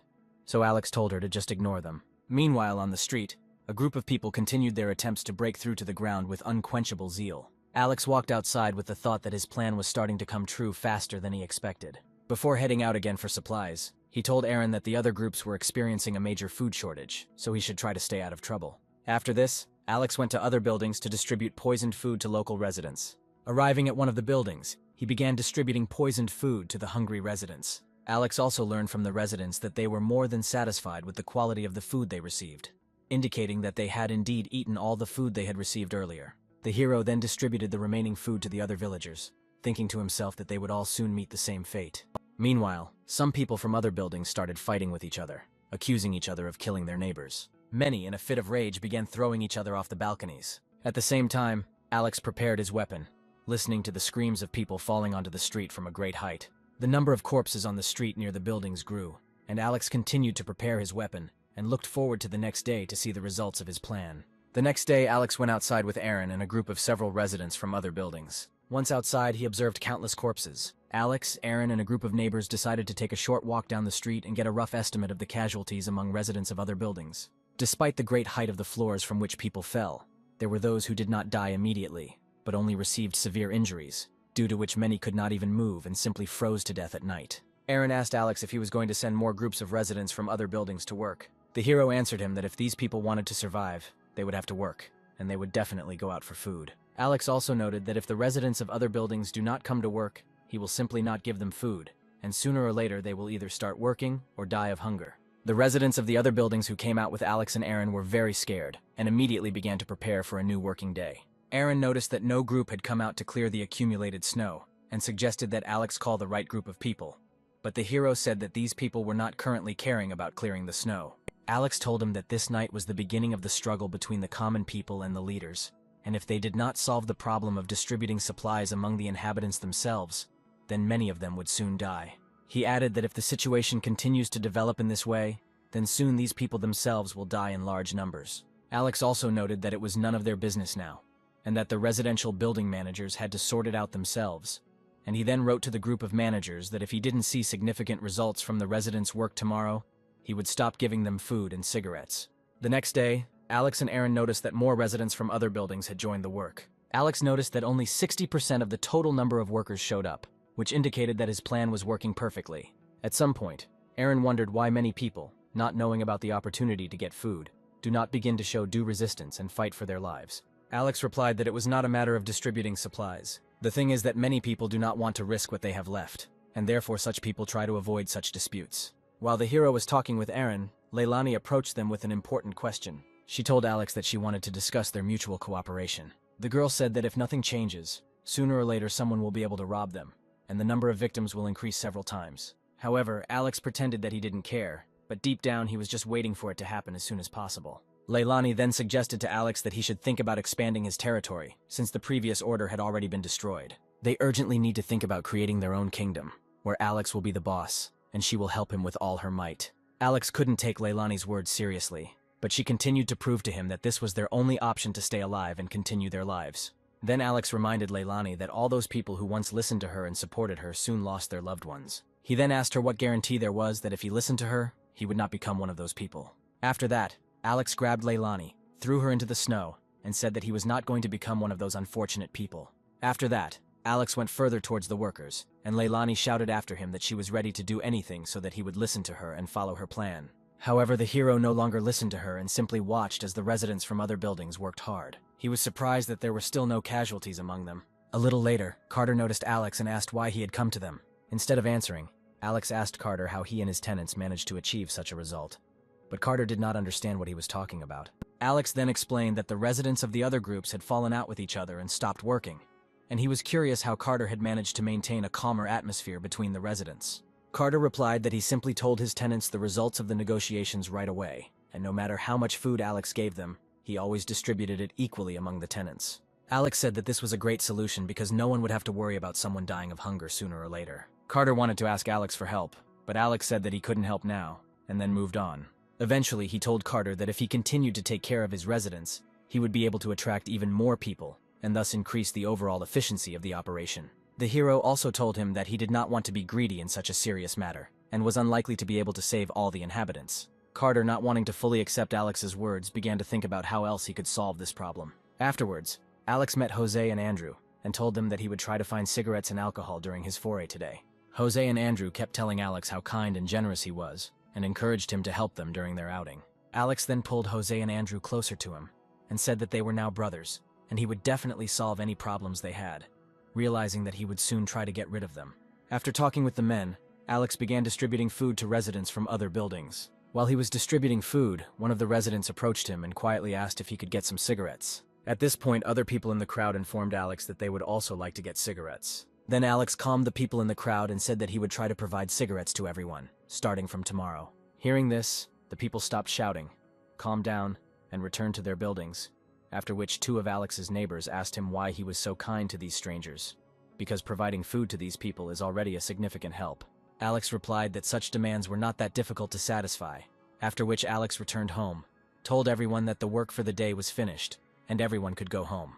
However, Alex's neighbors did not understand how he could perform all the privileges for strangers, while his neighbors worked day and night to avoid dying of hunger. Soon Alex returned home, lay down on the sofa, and thought that he had little time left to implement his plan. The total number of victims of the internal conflict in other buildings exceeded 400 people, and Alex could not afford to wait until the vigilance of these people was weakened enough to carry out his plan.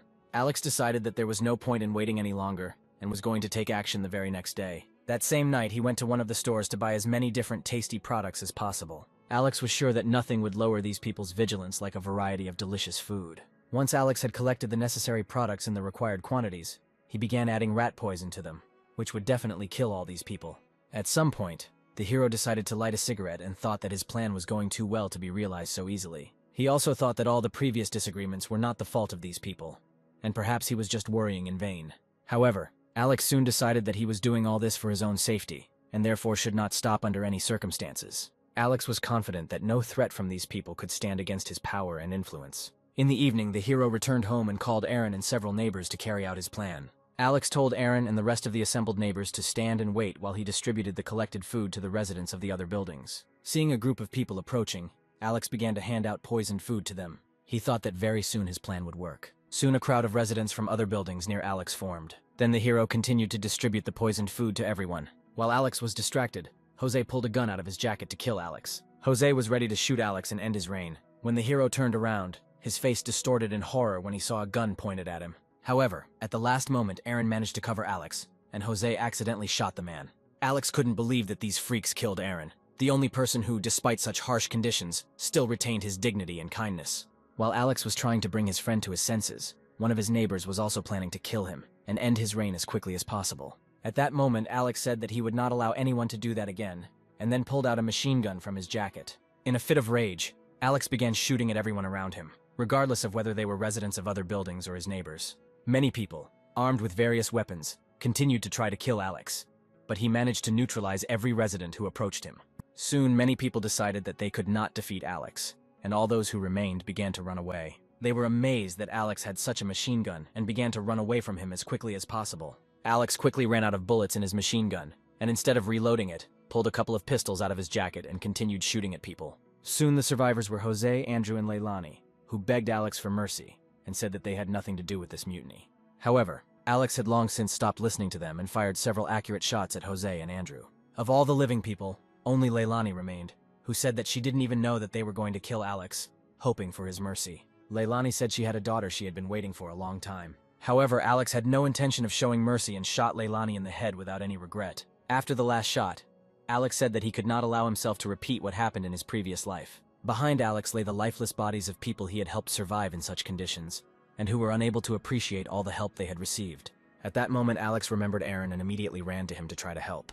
Alex pulled out a syringe of adrenaline from his jacket and injected it into Aaron's body. After that, he began to call other people for help.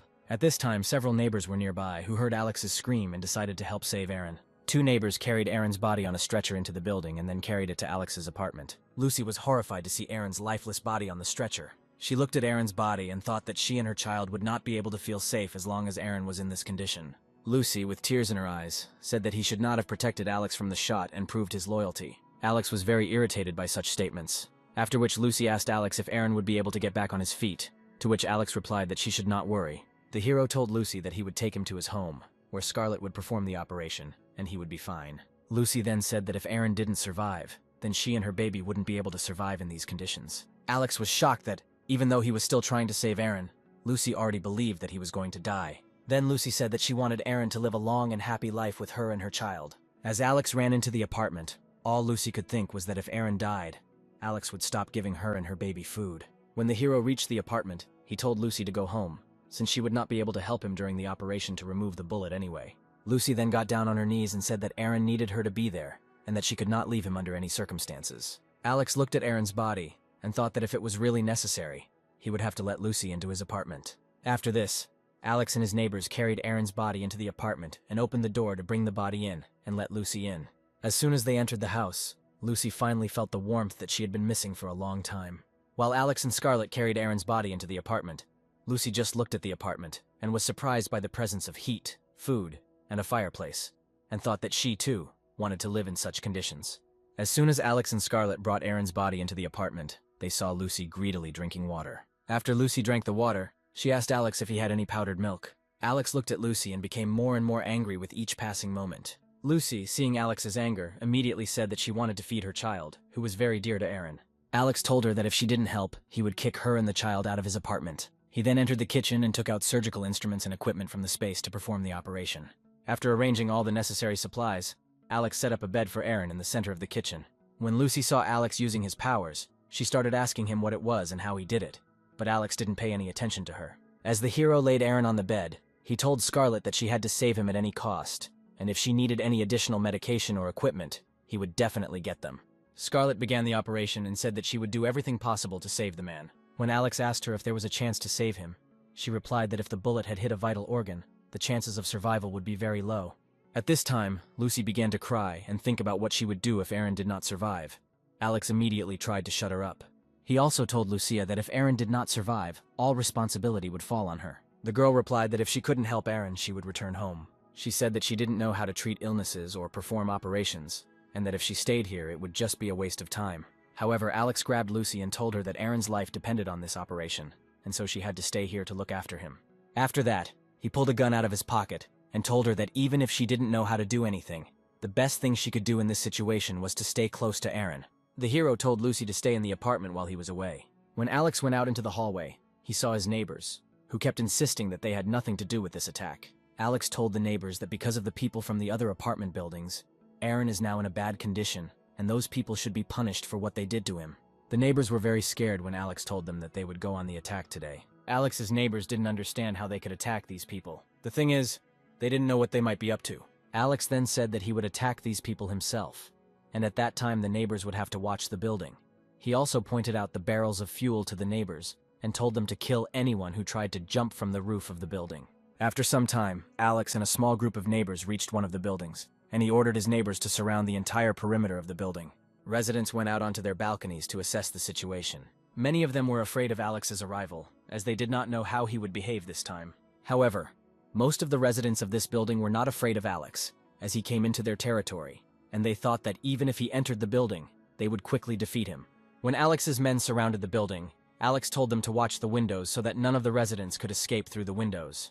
While some of Alex's people were watching the windows of the building, one of the neighbors saw the hero climbing through one of the windows. Once Alex was inside the building, he looked around and made sure that no one was around. He then pulled out a lot of firewood and bags of fuel from the space, spread the firewood all over the floor, and placed the bags of fuel next to the firewood.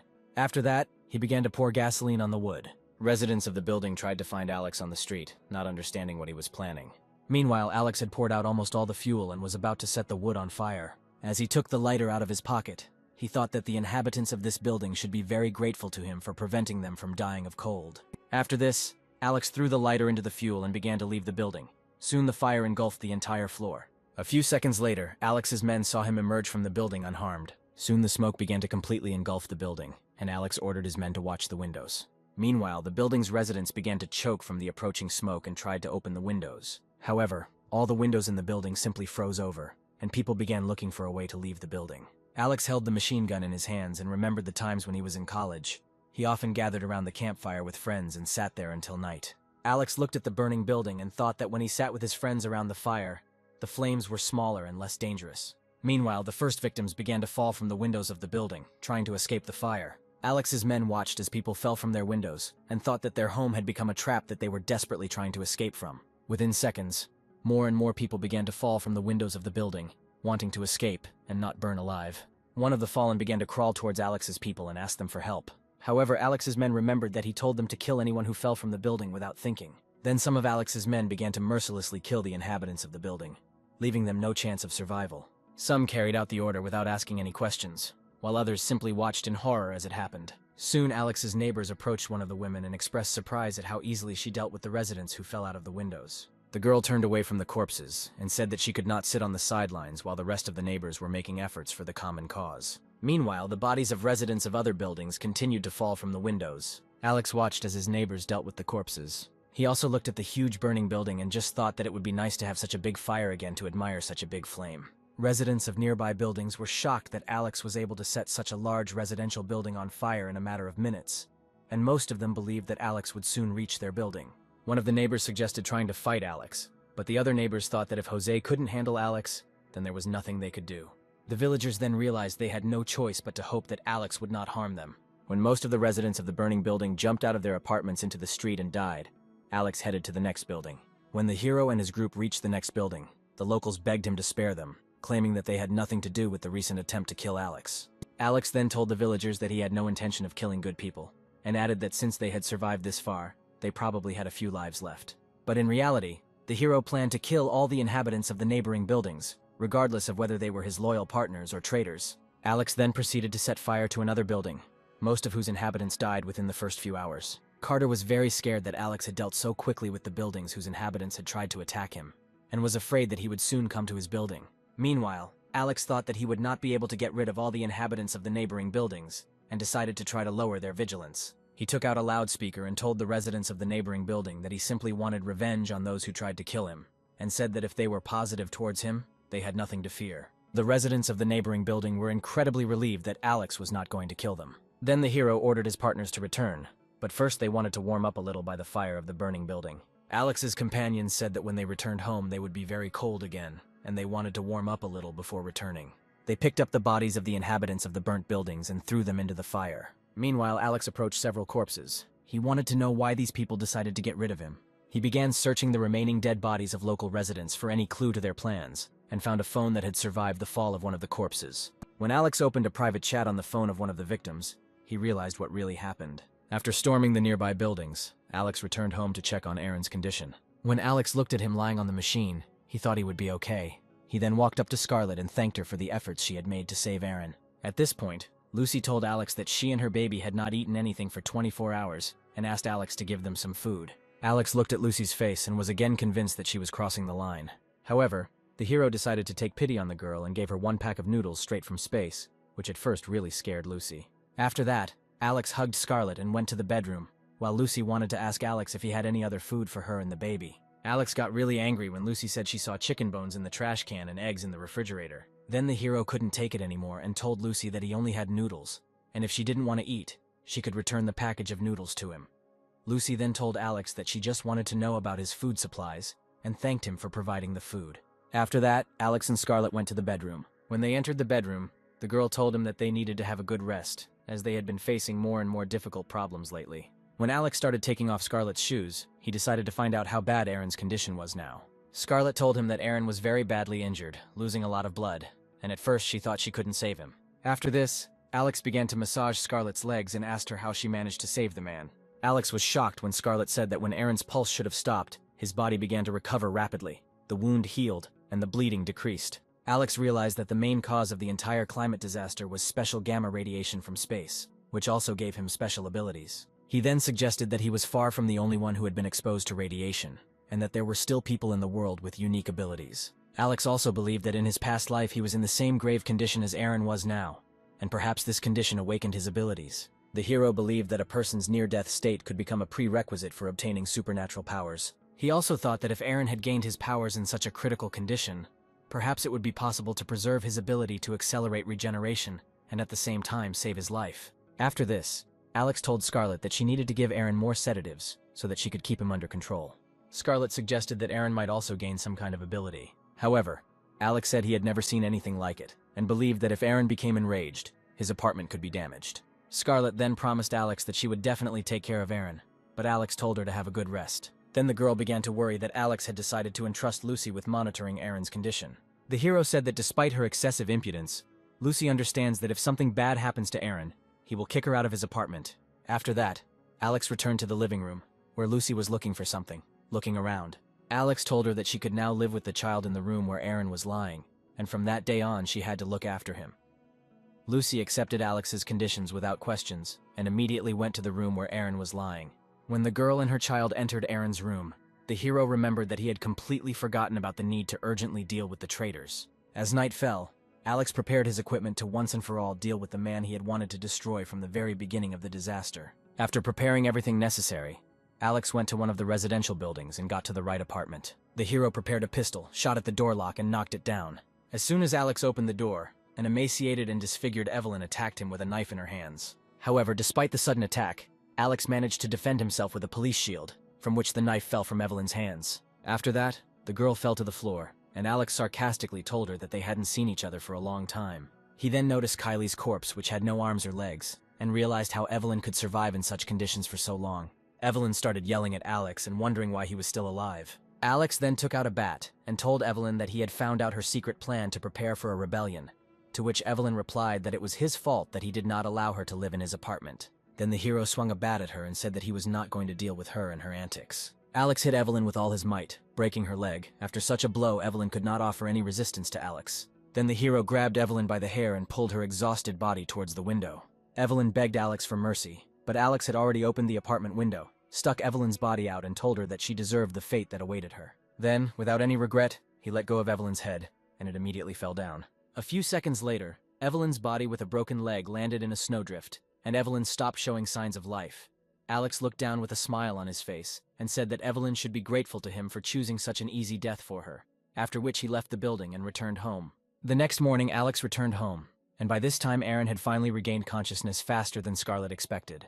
After hearing the good news, Alex asked Scarlet to closely monitor Aaron's condition. Scarlet then gave Aaron a sedative and after a few treatments completed her work. Before Alex left the apartment again, Lucy asked him to bring his phone charger and a pack of diapers for the baby. Alex looked at Aaron and remembered that sometimes people in a coma can hear everything that's going on around them, so he decided to use a little trick. He looked at Lucy and told her that he had some things to take care of, and promised that after that, he would definitely help her. As Alex left the room, he thought that he would soon be able to get rid of the annoying and irritating Lucy. After this, Alex went on another raid against the residents of nearby buildings. When another residential building was almost completely burned down, Alex told his subordinates that they could return. At that moment, one of his subordinates, Mateo, approached Alex. Apparently, he wanted to tell him something very important. Alex chuckled, wondering what could have happened that was so interesting. The man then told him about the hideout of Charles, the son of the richest man in the city, which his father had spent more than 1 billion yuan to build. Alex thought that the man would now tell him where the shelter was, but the first thing his partner said was that there were too many people in this place who could overhear them, and suggested that Alex talk somewhere else. When the hero and Mateo moved to a less crowded place, Alex asked him to tell everything in as much detail as possible. The guy said that the hideout was located in an estate worth more than 250 million yuan. Alex then asked his partner why he decided to tell him about this hideout. The man replied that he wanted to prove his loyalty to Alex, and that he wanted to destroy this hideout and take everything he needed from there. The hero immediately said that he did not believe his words, and even if he wanted to rob and destroy the shelter, he might not have enough strength and resources for such a dangerous task. However, Mateo told Alex that he knew where the hideout was, and that its owner had found out about Alex himself and decided to contact him. He also said that Charles suggested that he lure Alex into a trap to steal his supplies and snowmobile.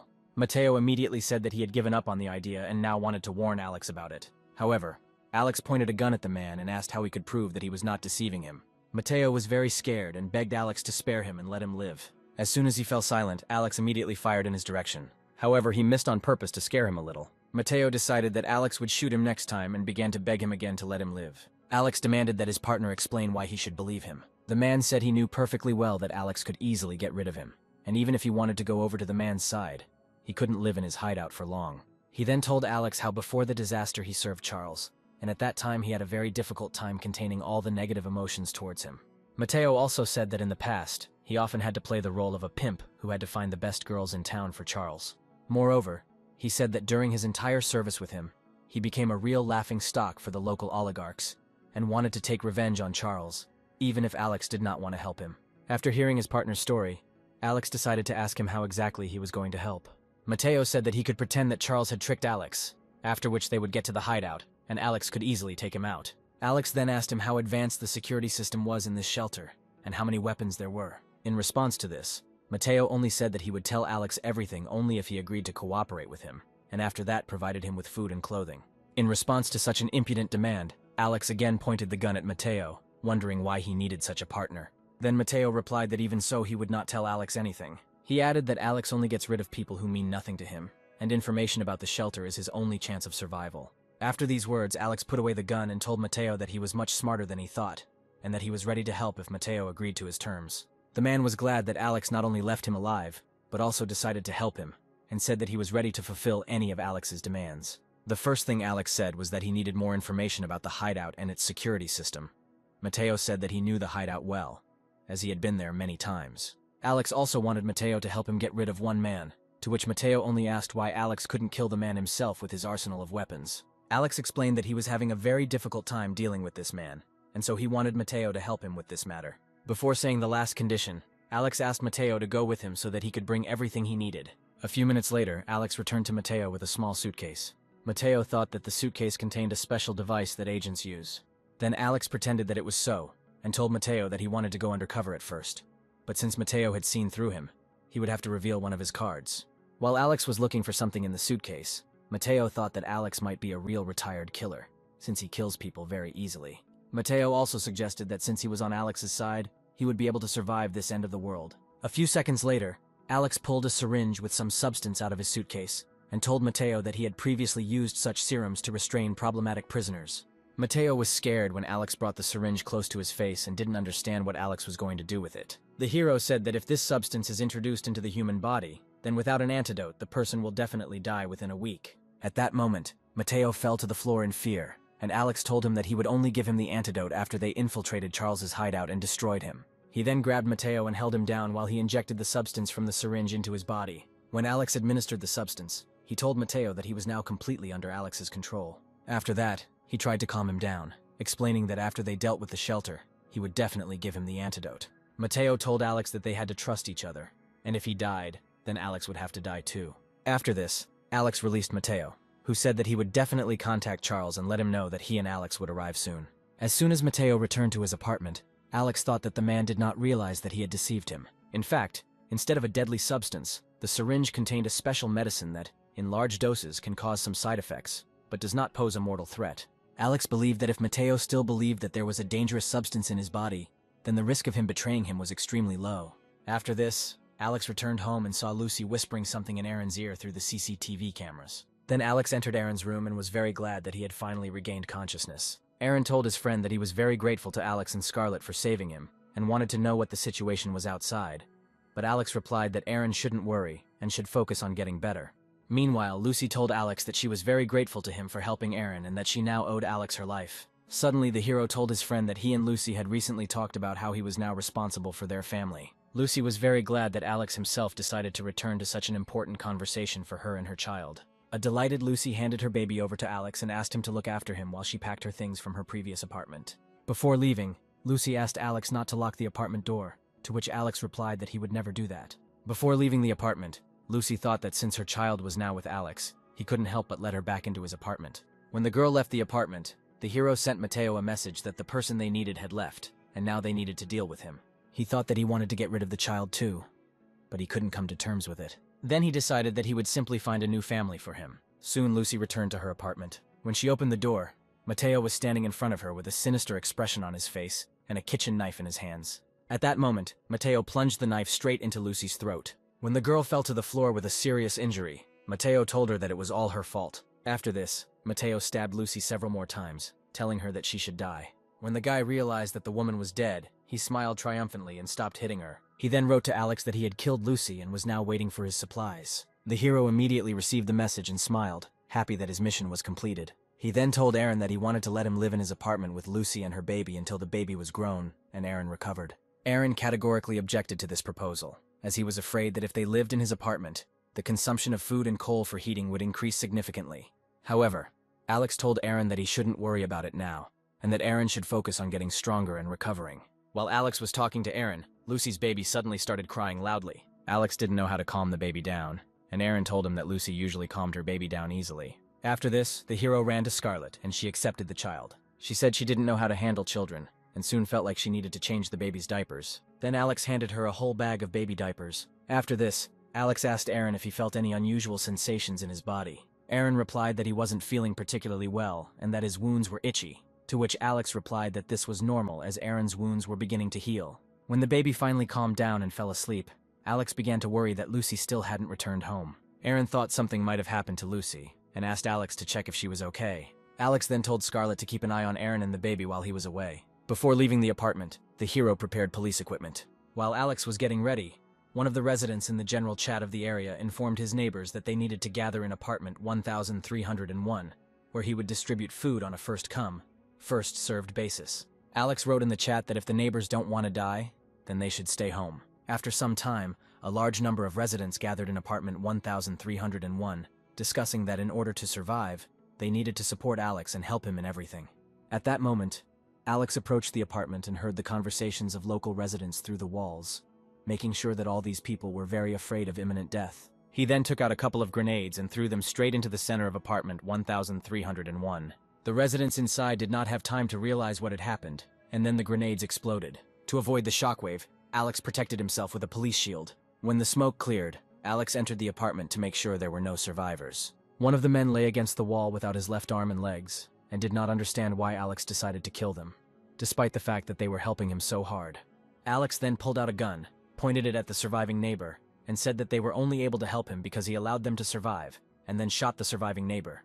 When the hero left apartment 1301, he thought that now he needed to deal with Mateo, since Alex had already dealt with all his enemies from his past life. He realized that there were now only 5 survivors left in the building, so now his life is not in danger. Alex then began searching for Lucy's body throughout the building. Having found her body, he dragged it into one of the apartments and closed the door, believing that this woman fully deserved to die.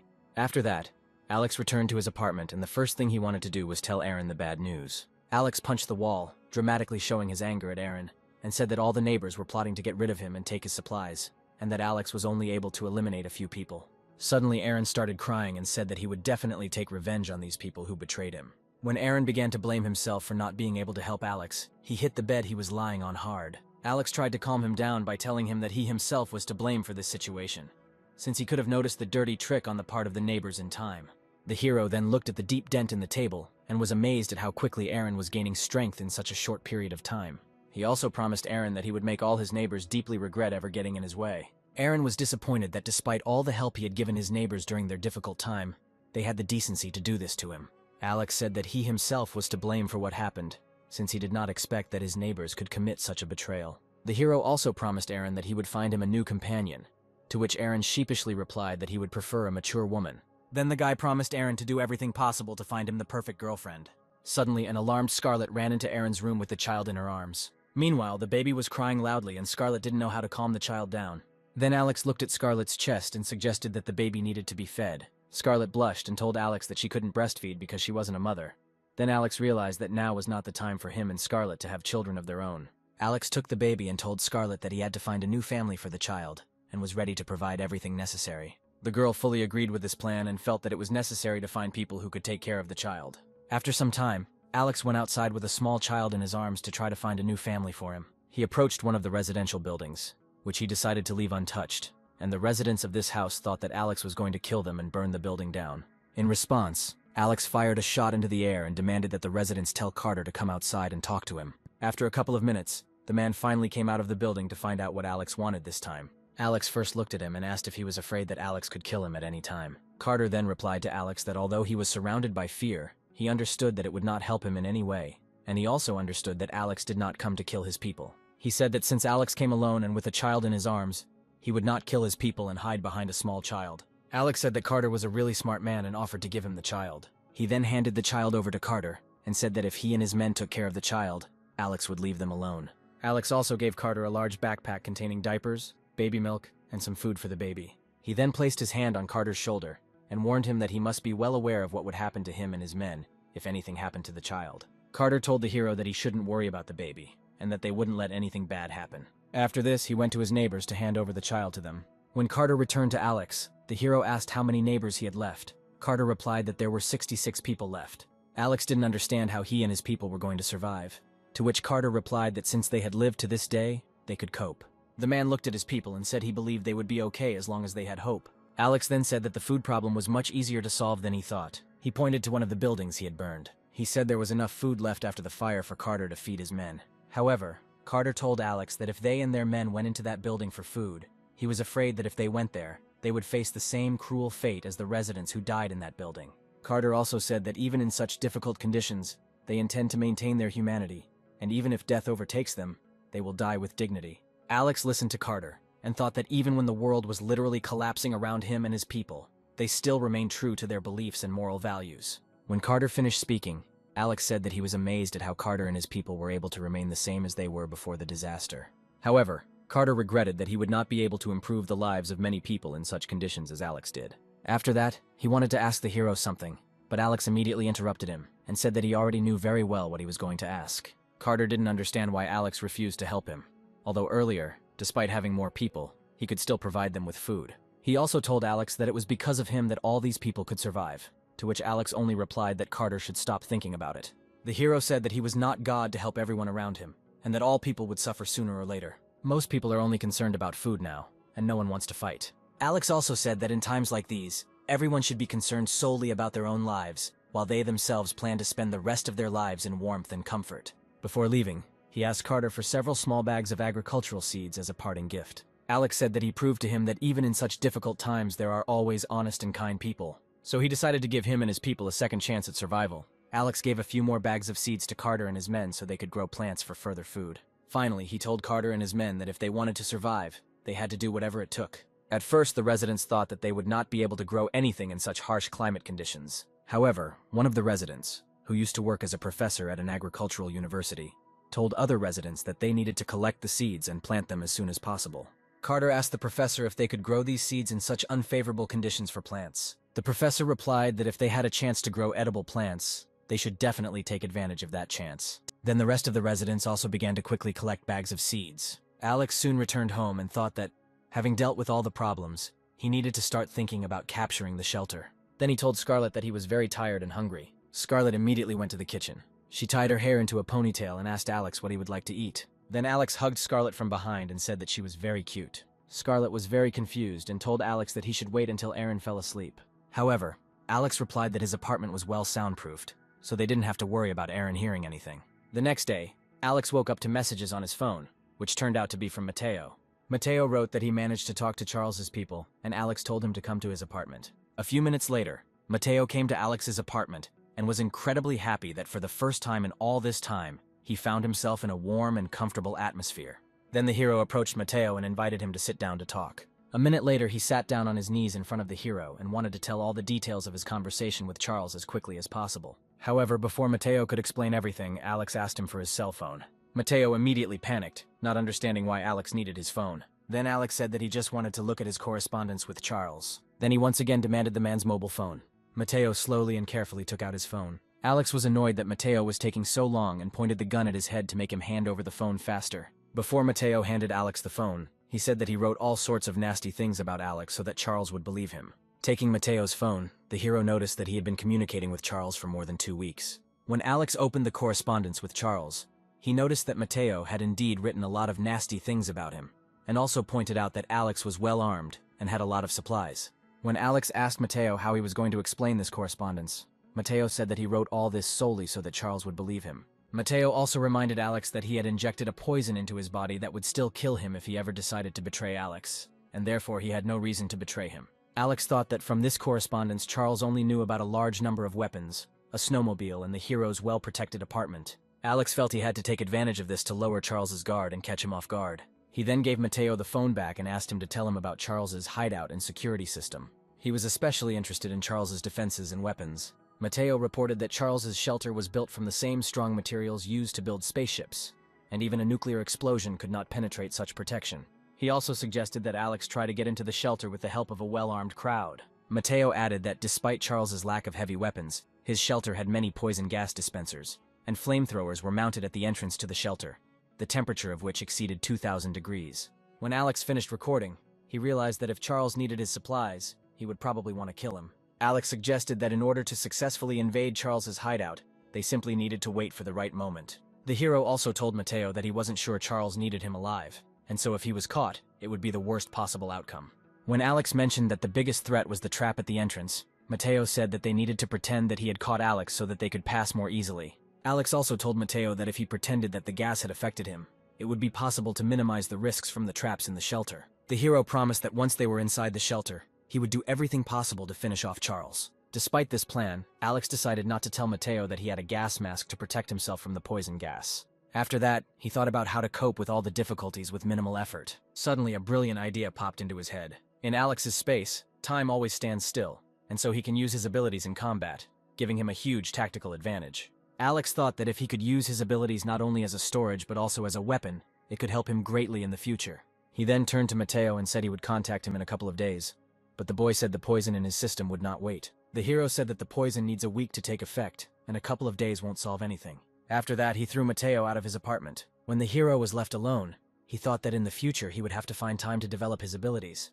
Perhaps he had talent not only for firearms. Now, however, he had to think about how to use the space in a confrontation with Charles. Then Alex made a fire right in the middle of his apartment. He decided to try to absorb the flame that would burst out of the flamethrower using space. He thought that in theory he could do something like this. Since space is in a stable state, this can be done quite easily while maintaining constant kinetic energy. After this, Alex was going to turn this flame against his enemies. The hero decided that this was a great idea. He was pleased that the space had so many possible uses. He then decided to start training to use his opponent's attacks against them. Suddenly, Alex remembered how he experimented with his abilities on live fish, and wondered what would happen to a person who ended up in his space. Alex felt that he urgently needed to find people on whom he could experiment with his abilities. After some time, Alex found one person who was expelled by other neighbors, and decided to conduct experiments on him. He threw a stick at the man's feet and told him to attack him. Alex also told the man that if he could hit him at least once, he would give him a piece of bread. At first, the man did not believe his words. However, the promise of giving him food motivated him, and a second later he grabbed a stick and tried to attack Alex. However, at that moment, Alex reached forward and began to use his abilities, and at that very moment, he was able to pull the stick towards himself. When Alex started to pull the man towards him, he tried to run away, but did not have enough strength to break free. After a few seconds, the hero was able to completely pull the man's body into his space when he moved there. He noticed that the man had become completely motionless. The first thing Alex decided to do was check the man's pulse and breathing, but the man's heart was not beating, and the pulse had stopped. Alex wondered if the man would be able to return to normal if he were released from space. A few seconds later, Alex released the man from space into the real world. At first, the worried man caught his breath and told Alex that for a moment he thought he was dead. The hero sensed that even now the man was still experiencing some of the effects of his abilities, and told him that he would indeed die soon. Alex approached the man and asked how he was feeling now. The man said he felt like he was inside a huge white cloud with a bunch of garbage falling into it. He also told Alex that he felt like he was in that state for an eternity, and then he thought he was just hallucinating. Alex realized that time in his space was passing hundreds of times slower than in reality. He thought that the longer a living being was in his pocket space, the higher the likelihood that it would experience a mental breakdown. Alex also wondered what would happen to a person if they were physically damaged in such a static state. Then he took out a knife and cut off 2 fingers of the man to test his reaction. The man immediately screamed and squeezed his injured hand. Alex then suggested that if he physically harmed a person in his space, that person would leave his pocket space. Alex then provided the man with bandages for his wounds and said that they would continue the experiments once the wounds were completely healed. After some time, Alex conducted several additional experiments, from which he received quite useful information about his abilities. While Alex was lighting the fire, the man sat nearby, eating the food Alex had provided and thanking him for his kindness. From his experiments, the hero learned that some objects, such as very large objects or living people, cannot be moved into his space. Alex also realized that with his ability, he could open a certain channel between worlds, and thanks to this, control the flow of his ability. After Alex had done all the necessary experiments with his abilities, he began to clearly understand how he would deal with Charles when he got to him in his hideout. Alex then approached the man and thanked him for his help with the experiments. He then pulled out a knife and instantly cut the man's throat. As the man's body fell to the floor, Alex told him that he was no longer needed for further experiments. At first, the man did not believe that he was finally dying. However, the man looked at Alex and thanked him for finally killing him. He said that he could now leave this cruel world, after which he closed his eyes and died with a smile on his face. After that, Alex headed towards his apartment, thinking that he needed to find more people for further experiments in order to be as well prepared as possible for the upcoming attack on Charles's hideout. 3 days later, Alex called Mateo and said that today they were going to take over Charles's hideout. However, Mateo said that his condition was getting worse every day, and Alex was surprised by how much Mateo believed that there was actually poison in his system. The hero decided to deceive Mateo a little and told him that he would first give him an injection of antidote to ease the symptoms of the poison a little. The man immediately extended his hand so that Alex could give the injection as quickly as possible. When Alex took out the syringe, he informed Mateo that he would still die in 5 days, even with the antidote in his system. However, he said he was not going to gamble with his own life. Mateo promised to do everything possible to make the attack as easy and effective as possible. He then called Charles to say that he would bring Alex soon. After the conversation, Alex began to collect everything he needed to attack Charles. At this time, Scarlet wanted to know what Alex was going to do this time, and Alex told her that he would tell her everything when he returned home.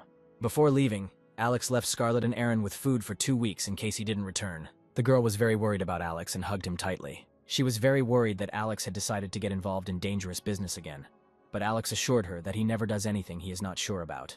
Alex also said that he fears death the most and therefore does not intend to die. Afterwards, he kissed Scarlet before heading off with Mateo to Charles's hideout. Alex told Scarlet that when he returned, they would definitely continue what they had just started. When he left the apartment, Scarlet became even more worried that something bad might happen to Alex. When Alex got on the snowmobile, he pulled out the rope and asked Mateo to hold out his hands to be tied. Mateo felt that Alex still didn't believe in his help and thought that he was going to betray him. However, Alex said that it would be easier for him if Mateo sat with his hands tied and would look more convincing when he arrived at the hideout. Mateo had no choice but to agree, and Alex tied his hands. They then went to Charles's shelter, while Mateo was on the snowmobile. A strong storm started, and he asked Alex for a spare helmet, but Alex said that Mateo would look even more convincing like this. After some time, Alex and Mateo finally reached the prestigious area where Charles lived. Along the way, Alex admired how well the residents had chosen the location for such a premium area with views of the rivers and mountains. Alex also noticed the perfect terrain for shelter, and noted that the area had significantly less snow than other parts of the city. He was surprised that, despite the serious consequences of the cataclysm, the area suffered only minor damage. Mateo said that despite the luxury of the area, local residents still survived the horrors of the disaster, while Alex lives in warmth and comfort. After that, Alex and Mateo set off on foot, although Mateo thought it would be better to continue the journey by snowmobile. One of the locals, a red-haired girl, saw Alex and Mateo arrive on a snowmobile. She thought that a snowmobile was a necessary tool for survival in such conditions. The girl was also afraid that she and her neighbors would soon run out of fuel, in which case they would have to rely only on outside help. The girl believed that if she wanted to stay alive, she would have to take a risk. Soon Alex and Mateo reached one of the buildings, presumably the entrance to Charles's hideout. Alex pointed the gun at Mateo and told him to open the door immediately. Mateo then said that he would now open the door and walked over to the camera above the entrance to the shelter. At that moment, Charles looked at one of the monitors. He was surprised that Mateo arrived a day earlier than expected. Charles was also unhappy that they arrived without a snowmobile and decided not to open the door at that moment. Alex then told Mateo that if he didn't open the door immediately, he would shoot him. Mateo tried to open the door again. He looked at the camera and said that he had worked hard to get here and demanded that the door to the bunker be finally opened. Then Charles told him that if he tried anything unexpected, he would immediately set him on fire. After this, Charles finally opened the door, and Alex and Mateo were able to enter inside. The hero continued to hold Mateo at gunpoint. As they entered the shelter's corridor, Alex couldn't help but be amazed at how much money Charles had invested into creating this shelter. Mateo then pointed Alex to a door at the end of the hallway that would lead them to shelter. Through the security cameras, Charles saw Alex and Mateo in the hallway. He then decided to start releasing gas immediately. Suddenly, Alex and Mateo noticed that gas was coming from the ventilation system. They felt like they were in a desperate situation as the gas spread down the corridor. Alex told Mateo to open the door immediately, but he replied that he would wait until Alex died to take his supplies and snowmobile. Alex realized that Mateo wanted to betray him from the beginning and promised that he would kill him. However, Mateo said that even if Alex shot him, he would still die at the hands of Charles. After a few seconds, Charles stopped the flow of the sleeping gas and was satisfied that he was able to neutralize Alex and Mateo at the same time. When the supply of sleeping gas stopped, Mateo lay unconscious on the floor, while Alex, who had donned a gas mask, began to draw the remaining gas into his space. Soon the door of the shelter opened, and Alex decided to wait for Charles to come closer, which would make it easier to disarm him. However, Alex saw that instead of Charles, an unknown man with a knife and a rope entered the corridor. The hero cursed under his breath for the fact that Mateo hadn't told him that there were other people here. While the man was examining Mateo's body, Alex realized that it was the famous actor Leonardo. Alex remembered rumors that Leonardo and Charles were on very good terms. which is why Leonardo was in this hideout. A few minutes later, Leonardo walked up to Charles and placed the bodies of Matteo and Alex in front of him. He said that he dealt with this idiot very easily. Charles then said that he could have dealt with Alex himself, as he had invested a lot of money in the security system of his hideout. While Leonardo and Charles discussed their future plans, Alex released the sleeping gas he had collected earlier from his space. After a few seconds, Charles and Leonardo began to feel extremely tired and weak, and also began to see hallucinations. Soon they both fell to the floor unconscious. When Charles fell to the floor, Alex cut the ropes Leonardo had tied him with. Freed, Alex walked over to the neutralized bodies of Charles and Leonardo. After this, he tied them up and searched them, but found nothing useful. Then Alex decided to take a little look around the shelter to get a rough idea of its size. The first thing he came across was a huge room with a bar counter, and he couldn't believe that Charles continued to live comfortably even in such harsh conditions. Then he went out into a corridor where there was a spiral staircase and several more doors. Opening the next door, Alex discovered a large courtyard space in which a variety of plants grew, surviving even during the cataclysm. Alex was very pleased that this shelter was now entirely his. After this, the hero decided to go up to the second floor to find out what other interesting and useful rooms there were in this shelter. Once on the second floor, Alex was amazed by the number of rooms, including a playroom, a recreation room, a room for animals, and others. When Alex opened the door to the waterbed bedroom, he saw a huge bed with several girls in bathing suits. The hero thought that even rich people can have their own secrets. After this, Alex went to the animal room and was surprised that Charles actually breeds animals in such unfavorable conditions. However, when Alex opened the door to this room, he was very surprised. Instead of various animals, he saw several sleeping girls in different costumes. At some point, one of the girls woke up and seeing Alex addressed him as a prince. She admitted that they were wrong and began to ask for forgiveness and begged them to let her go or give her more time. When the girl grabbed Alex by the leg, he only kicked her and pushed her aside. He understood why there was not a single living soul left around. After this, Alex took out a gun and shot the unfortunate girls to finally put them out of their suffering. Then Alex found a very large room that looked like a security center. Another large room contained a lot of specialized equipment that was responsible for many of the processes inside the shelter, such as power supply and other vital elements. Through the surveillance cameras, Alex also learned that the hideout contained rooms such as a gym and a shooting range where he could practice his fighting skills. Alex also wanted to inspect a few more rooms, but access to them was closed. Then he realized that in order to fully explore all the rooms of the shelter, he would have to turn to Charles. Alex returned to the tied-up Charles and Leonardo and poured water on both of them to wake them up. When Charles finally woke up, Alex immediately told him that he needed his help. Charles was at a loss as to how Alex had managed to free himself and neutralize them. Alex only told Charles that to survive in this harsh world, you need to have a strong trump card in reserve. He then pulled out a gun and told Charles that since he didn't want to talk about it, it was better to change the subject. The hero asked Charles if he was willing to help and cooperate in order to stay alive. The frightened man told Alex that if he left him alive, they could discuss anything they needed to. Then Alex decided to immediately tell Charles that his main task was to find a stable place to continue living in such harsh conditions. He said that it was too dangerous outside, with very few supplies and the temperature too low, so this shelter was a great place to live in such conditions. Charles thought that Alex wanted to kill him and move here forever, but the hero said that he was not going to kill him. Alex also noted that Charles's hideout is large enough to house 100 people without problems, and that he doesn't like killing people without a good reason. The hero added that he hoped to become friends with Charles over time, which calmed the latter down a little. Alex also said that the cataclysm will end sooner or later, and he would like to be a good friend to someone like Charles who can help him in the future. Charles immediately told him that when everything returned to normal, he would definitely help Alex in everything. At that moment, the man thought that Alex was one of those people who hoped for the end of the cataclysm, and were afraid to return to the previous calm life that existed before the cataclysm. Charles then asked him what exactly he wanted, and Alex said that since Charles had agreed to cooperate, he would not demand much from him. Alex first said that they would now live together in this shelter, and then demanded instructions from him on how to use the shelter. Charles asked Alex if he would promise to spare his life if he provided information on how to use the shelter. Alex once again reminded Charles that he doesn't like killing people without a good reason, and hopes to maintain friendship with him when the cataclysm is over. Charles realized that he had no choice but to provide Alex with all the information he needed about the shelter. Then he agreed to the terms. After this, the men went to the observation center, where Alex received all the necessary data about the shelter from one of the computers. Within minutes, the data was transmitted to the shelter's control system, and Alex became the new full owner of the shelter.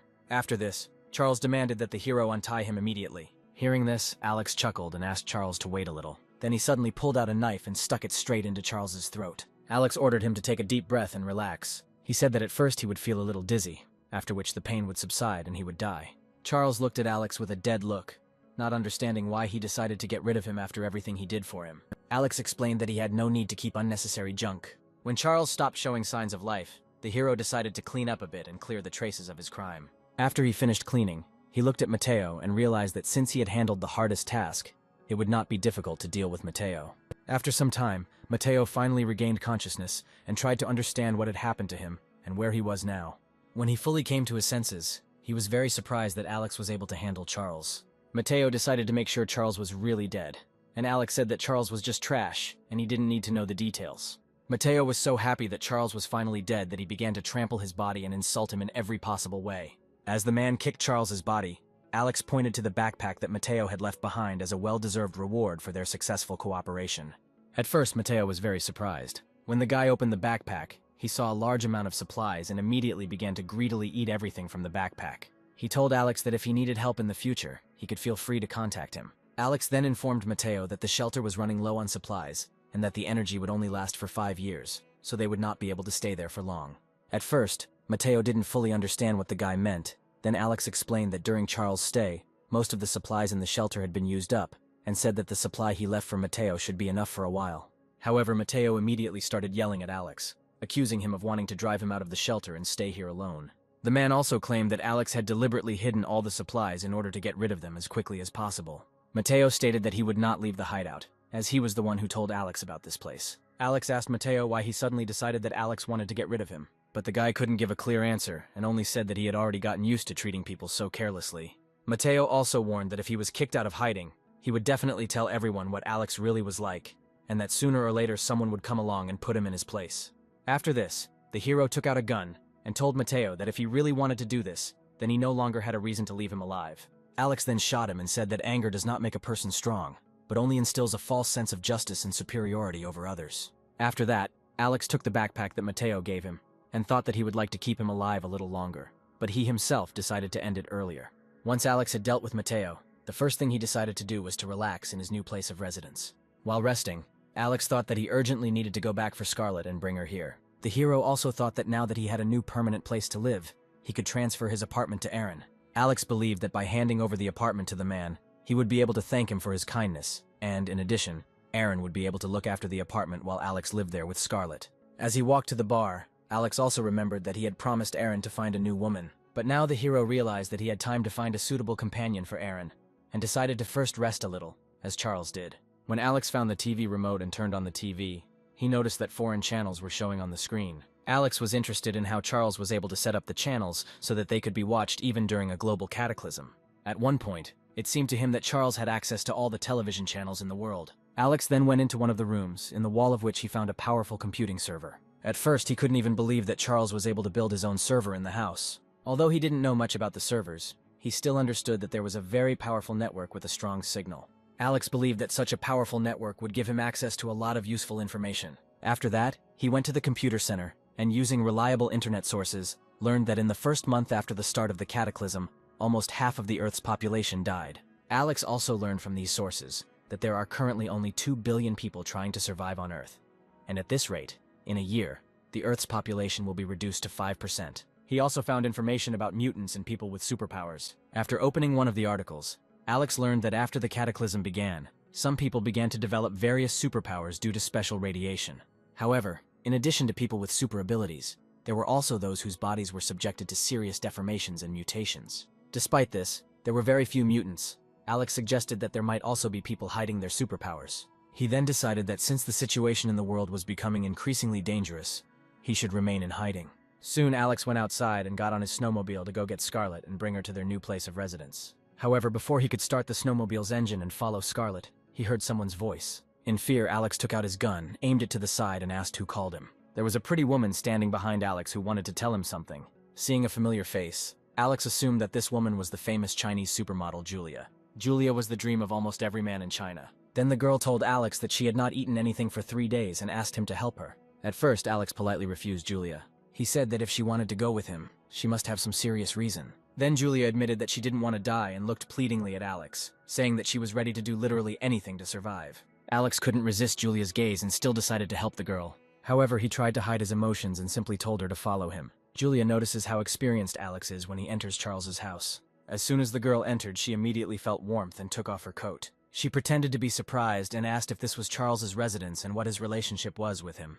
Alex didn't answer her question, but carefully asked how well she knew Charles. Julia explains that Alex doesn't really know Charles very well. She added that in their social circle, they meet at events and simply nod and greet each other. Alex poured tea, thinking it was a smart move. He passed the tea to Julia, saying that the place was now his, and she should not ask questions. Julia sipped the tea, enjoying its warmth, and noticed that it was the first cup of hot water she had drunk in several days.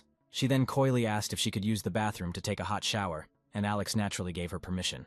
Julia undressed and left her clothes in the living room, enjoying a long, hot shower. Her body instantly relaxed and she began to think about how to get Alex to take her side. She believed that with her beauty it would not be difficult to win him over, and compared to some of the men she knew, Alex was simply a find. She believed that her luck had not yet run out, and even if she had to be with Alex for several months, she was willing. After her shower, Julia walked outside barefoot, deciding that she would do whatever it took to stay. She had a clear picture of what was going to happen next, and was mentally preparing for it, telling herself that it was just a deal, that when the snowstorm was over and everything went back to normal, she would still be a top-class celebrity, and no one would know. She wrapped herself in a towel and approached Alex, asking if she could stay. Julia said that she needed a strong man like Alex who could protect her. Seeing that Alex remained unperturbed, she took his hand and began to ask for help, assuring him that she would not cause any problems and would calmly leave as soon as the snowstorm ended. However, Alex shakes her hand off, realizing that she views him as a means of protection and plans to leave once the snowstorm is over. He took a sip of red wine and quipped that he didn't know if the snowstorm would ever end, and if the world would ever return to its previous state. Julia suddenly starts to worry and claims that, of course, everything can go back to normal, as if to reassure herself. She was worried that if the world could not return to its previous state, then all her previous achievements would be in vain.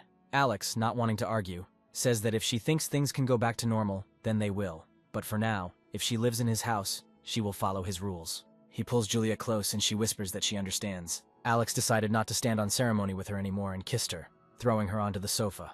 After spending the night together, Alex retrieves a piece of clothing from another dimension and throws it to Julia. She looks at him in shock, wondering what kind of superpower he has that allows him to conjure objects out of thin air. As Alex is about to turn away, Julia grabs his hand and asks him not to leave. He looks at her cheerfully and says that he has some things to do and will deal with her later in the evening. Then Julia blushes and explains that she needs to discuss something important with him. Alex, feeling a little hungry, agrees to talk while they eat. Julia obediently sits down at the dining table, and Alex instantly summons some food from another dimension and places it on the table. He calmly says that since they are going to live together, they need to establish some ground rules. He says his house is quite big and adding another woman won't change anything, but he only has one requirement: she must obey him. He expects her to understand what he means. Julia, of course, understands what Alex is getting at. He clearly set some unspoken rules, but she didn't become famous out of naivety either. The girl says she can agree to his terms, but she has principles that she hopes he will respect. Alex, amused, throws up his hands and tells her to continue. Julia seriously states that everything that happens between them will remain within the framework of this ice age. If they break up, he must not reveal what they have been doing, as her reputation will be ruined if people find out. Alex, eating casually, understands her concerns and readily agrees to her terms. Gathering her courage, Julia puts forward a second condition: he cannot force her to do anything she does not like or make outrageous demands. Having said this, she blushed and began to shift awkwardly from foot to foot. Alex looked puzzled, reminding her that she was the one who approached him and now she was acting like a victim. He pulled her close and told her not to act innocent, especially considering she was an actress. He wondered how she became a high-class celebrity with such poor acting skills. Julia remained silent, unable to answer his reproaches. Then Alex picked her up and sat her on the dining table, whispering in her ear that she shouldn't worry because he didn't have any weird fantasies. Early the next morning, Alex was getting ready to go out. He asked the girl to stay in the room while he was gone. Then he suddenly remembered that his friend Aaron was still single and asked Julia if rich women and celebrities lived here. She nodded, confirming that in order to live here, you need to be rich or a high-ranking person. Alex smiled and said that he had a friend who had recently been deceived by a scheming woman, and he could use some female companionship to heal the wound in his heart. He asked if Julia could help him find a suitable person in her circle. Hearing this, Julia looked at him in surprise. She explained that only slightly older women remained in the area. Alex said that Aaron actually preferred older women, so Julia readily said that this made things easier and said that she would contact one girl, Elsa. Alex's face lit up when he heard that name, because Elsa was a real goddess. When Julia spoke to her on the phone, the hero thought that Elsa is the dream woman for many. Soon the girl came to their house. Elsa, who had been hungry for several days, thought about the offer and said she was ready for anything. Without further ado, Alex pulled out food from another dimension, and Elsa immediately began to eat. Alex looked at both women, declaring that from now on he would be taking care of their food and survival. However, if someone leaks information, he will be obliged to take their lives. Meanwhile, the story moves to another village called Shu. Local young people were busy drilling into the ice layer underground.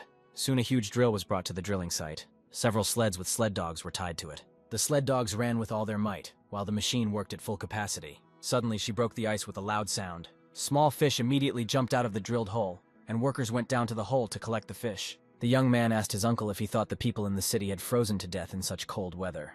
The old man sighed and said that city dwellers didn't even know how to farm and usually depended on them for food. So they were probably starving to death by now, if they weren't already. He added that fortunately, in the countryside they had food supplies and the stamina to survive, although the cold was daunting. At that moment, a rumble was heard in the distance. The uncle became wary, noting that in such cold it was rare to meet living people, and wondered if it was the sound of a snowmobile. At that moment, Alex rushed past on a snowmobile and was surprised to see that people in Shoe City were fishing by breaking through the ice. He also noticed their sleds and was amazed at how quickly people adapted to this ice apocalypse. Elsa, who was riding with the hero, was horrified when she saw the dogs. The villagers noticed Alex's snowmobile and, without saying a word, rushed in pursuit of their sled dogs. Alex quickly picked up speed, racing away with the girl. With 6 dogs and 3 riders chasing him, Alex realized that if he got caught by this group of people, he would definitely be in trouble. Suddenly, one of the fishermen threw a harpoon towards Alex, but he dodged it. Alex turned sharply, and the momentum threw Elsa to the side. At that moment, the hero realized that strangers with dogs were approaching them. The fisherman caught up with Alex and attacked him, demanding that he leave the woman and the snowmobile behind so that he could leave. Alex looked at them coldly and quickly pulled out his gun, pointing it at them. The fisherman suddenly became nervous and offered to talk, saying that there was no need for knives and guns. They also wondered where the guy got the gun from, to which Alex replied that he inherited it. However, when they saw the beautiful woman and the snowmobile, they did not want to let him go. They said that this was Shoe Village territory, and that he had to pay a toll to pass through. He must leave either the woman or the vehicle of his choice. Alex chuckled and asked what if he didn't want to choose either. The fisherman immediately became serious, and said that they had so many people and dogs, and he had a limited number of cartridges. Alex's eyes grew even colder. He realized that he had to end this quickly. Otherwise, it would be difficult to escape if other fishermen from the village arrived. Taking a deep breath, he muttered that they had forced him into this. Then he pulled out another weapon and warned them not to blame him. He raised both pistols and fired at the strangers. Several people from the village immediately fell down. The male leader was shocked, realizing that Alex was serious. He ordered the dogs to rush at Alex, but Alex was already ready. He opened his palm, waiting for the right moment. With one movement, he activated another dimension, drawing in all 8 enraged dogs. Taking advantage of the opportunity, Alex lifted Elsa from the ground, started the snowmobile, and sped away. Looking back at the villagers who were arriving one after another, Alex thought that it was very close, and he was almost bitten by those mad dogs. But he was smart enough to use another dimension as a weapon. The villagers who came to their senses, seeing corpses on the ground, were shocked to realize that they had encountered such a cruel enemy. Looking around, they noticed that the dogs were missing. This seemed extremely strange to them, because the dogs were tamed and did not retreat without an order. They lamented the loss of 4 lives and 8 snow dogs, and they knew they were in deep trouble. The leader noticed that not only did this man have a gun and a snowmobile, but he had also killed many people from the Shoe family's city, which suggested that he might be unusual, or even have superpowers like Joshua from their village. He advised them not to act rashly and to consult with the village elder. Back in town, the village chief gathered a group and went to Joshua, who was fast asleep, clutching a pillow with a print of a beautiful girl in his hands. The village chief blushed when he saw the room full of anime figures and posters. He scolded Joshua, asking if he was ashamed to furnish his room like that as a grown man. Joshua stretched lazily and replied that the village women couldn't even be called girls, and that was his hobby. In response to this, the man shouted, saying that his village was full of beauties. Then Joshua asked what they wanted from him. The headman said that this morning while fishing they encountered a young man who killed 4 people and took their dogs. Joshua thought that after the fighting with the neighboring villages had just ended, this was now falling on them. Then the elder said that the guy was incredibly strong and could have superpowers like Joshua. The village may no longer be safe. Then Joshua realized that this was clearly no ordinary opponent. He stated that this was entirely possible. However, the guy was sure that he was the chosen one, and God sent him here to make him stronger. At this point, there was an awkward pause in the room. Then the old man said that all the families in their village belonged to the same clan, and therefore they must avenge their sacrifices with blood. He then added that the man was too strong, and so Joshua had to deal with it. The guy said they shouldn't worry and promised to look into it. Meanwhile, Alex safely dropped Elsa off at the base of the residential complex. On the way, Alex told her that the man she would meet was in this building, and asked her to go upstairs with him. Elsa agreed, albeit reluctantly, deciding that in this apocalyptic world, having someone to team up with wasn't the worst choice. Alex soon entered the apartment, where he was happily greeted by Scarlet, who quickly helped him take off his coat. When Scarlet noticed the woman standing behind Alex, she felt threatened and immediately began fussing around Alex. She asked him if he was tired, if he wanted to drink, and if he wanted something to eat. However, Alex ignored Scarlet and asked Elsa to sit down. Scarlet sensed that something had changed in Alex and asked if he now preferred older women. Alex smiled and told her not to think about it too much, explaining that the woman had come to take care of Aaron. But she was right that he preferred mature women.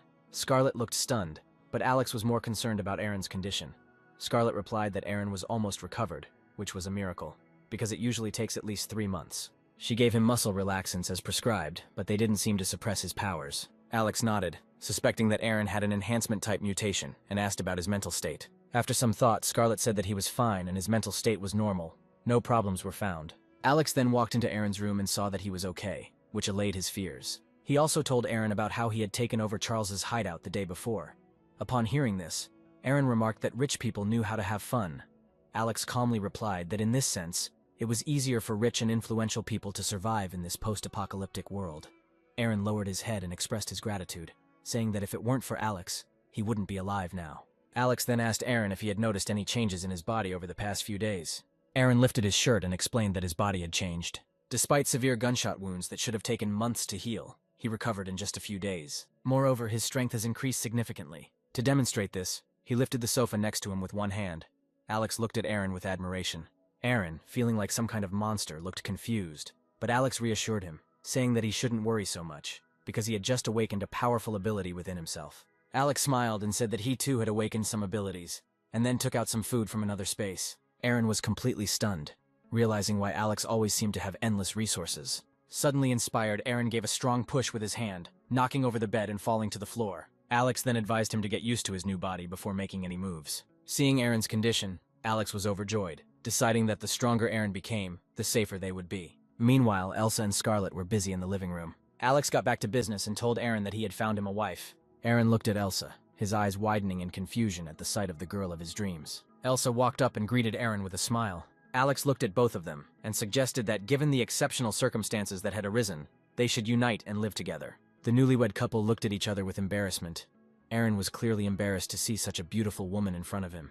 Alex said that he would leave the house to them, and he and Scarlet would move to a new shelter. Aaron became worried and protested, saying that he could not take the house from Alex because it was his safety. Alex reassured him by saying that he had found a better place to stay, and that Aaron could bring his wife to visit whenever he wanted. After setting up a home for Aaron, Alex and Scarlet went downstairs to head to their new home. Then Alex talked about the wedding gift for Aaron, getting a snowmobile from another room. Aaron was shocked and protested, saying that it was Alex's vital means of transportation, and he couldn't take it away from him. He asked what Alex would do without the snowmobile. However, Alex replied that he could do without it, and to prove it, he pulled out an SUV from another space. Everyone around was speechless at the sight of his extraterrestrial abilities. Soon, Alex and Scarlet drove to their new villa in an SUV. Scarlet curiously asked what the new house was like. Alex smiled and said that their new house was huge and much more comfortable than where they lived now. He mentioned that there was another person in their new home, which made Scarlet nervous, wondering if it was another woman, and if Alex had changed his feelings for her. Alex patted her hand, telling her not to think about it too much. He explained that he was simply worried that she would be too busy, so he found someone to help share the household chores with her. Scarlet finally relaxed and snuggled closer to Alex. He smiled at her and told her to be obedient, and then everything would be fine. As they were driving, the wind suddenly began to pick up, and suddenly a whirlwind hit the back of the SUV. Alex quickly realized something was wrong, noting that the snow was too unnatural. Then there was a loud bang as a gust of wind hit the car, causing it to veer off course. Alex gripped the steering wheel tightly, pressing down on the gas pedal and telling Scarlet to hold on tight. Extending his left hand, he opened a passage into space, drawing in the advancing snowstorm. The hero understood that they needed to leave here quickly. Alex realized it was a tornado. He noted that there had not been a tornado in the city for several centuries, decided that this was definitely an attack, not a natural disaster. Apparently, they were attacked by a person with superpowers. However, Alex calmed down, realizing that his ability was the highest level of protection. As long as he did not panic, the enemy would not be able to kill him. He thought about it and realized that the attacker must be somewhere nearby. The hero deftly turned the car and opened up the space again, drawing in the tornado. Meanwhile, Joshua in the shadows realized that something was wrong. The tornado hit the car and then suddenly stopped. The tornado had taken a lot of his energy, and he wasn't sure how strong his opponent was. The more Joshua thought about it, the more he became convinced that this guy was not that easy to deal with, and perhaps he also had superpowers. The two villagers sensed something was wrong and asked Joshua what was going on and why his superpower didn't work this time. Joshua replied that they were running into trouble and needed to find another way, suggesting they retreat for now. At this point, Alex was in the car ready for action. He understood that this tornado had taken a lot of strength from the attacker. He He then took out a sniper rifle with a telescopic sight and took aim. After that, he got out of the car and again aimed at his opponents. Then he fired several shots. One of the villagers fell into the snow with a leg wound. Joshua and the other villager were stunned. They realized that the guy had a sniper rifle and could hit from such a long distance that it defied all logic. Alex raised his sniper rifle again, causing Joshua to hide behind the snowy mountain in fear. Alex smiled, noting that since Joshua was hiding, it was time to return the gift given to him. With these words, he raised his left hand and released the absorbed tornado. Joshua saw a tornado that looked exactly like his own superpower and was dumbfounded, thinking that the guy had the same superpower as him. Just as Joshua was about to be swallowed by the tornado, he gathered the last of his strength and released his superpower again. The two tornadoes collided and extinguished each other, and Joshua took the opportunity to escape. Alex watched the retreating figures and decided to let them go for now. He decided that he couldn't follow them into the village, especially with Scarlet in the car. After all, one small mistake can lead to disaster. He shouted that if they wanted revenge, they could find him, but next time it would be on his territory. Without stopping, he continued moving towards their new home. Meanwhile, he felt that he had learned a lot from this battle, realizing that the future world would most likely be dominated by people with superpowers. Scarlet, worried, asked if those they didn't kill would come back for revenge. However, Alex reassured her, explaining that their new shelter was very secure, and even if a superpower like a tornado buries him, it will not affect their lives in any way. He promised that with their ability they had nothing to fear. Meanwhile, the defeated villagers were heading back to their settlement. Meanwhile, Julia, dressed in her underwear, was lying on the bed. She was not used to the fact that she was suddenly kept like a bird in a cage, and she was thinking about how to while away the time. When the door clicked open, Alex walked in and told her to stand up as he wanted to introduce her to a friend. Julia was scared, thinking that he might be planning to set her up with someone else. Alex laughed at her reaction and explained that it was okay and she should even call her new friend sister. Julia, surprised again, nervously asked if this woman was his girlfriend, and instead of answering, Alex handed her the clothes. Julia began to think about the fact that she, a world-class star, was sharing a man with another woman. Determined not to lose to the other girl, she put on beautiful makeup, deciding that if she were to lose, it would not be in charm. Meanwhile, Scarlet was also preparing carefully, believing that feminine charm was the best weapon, and that their competition was just beginning. After much careful preparation, Julia finally appeared in the living room. However, the moment the two women met eyes, they were both shocked to realize that they knew each other. Scarlet stepped aside in irritation, intending to leave the room. Then Alex asked with a grin if she really knew their new friend. Then Scarlet angrily told Alex that she was her own sister. However, the relationship between the two women seemed strained. Julia pulled Alex aside and whispered that whatever he did, he must not let Scarlet know about them. Alex scratched his chin and smiled, asking what exactly about them she shouldn't know. Julia, instantly angry, clarified the nature of the deal between them. It turned out that both of their families could boast of many talented people.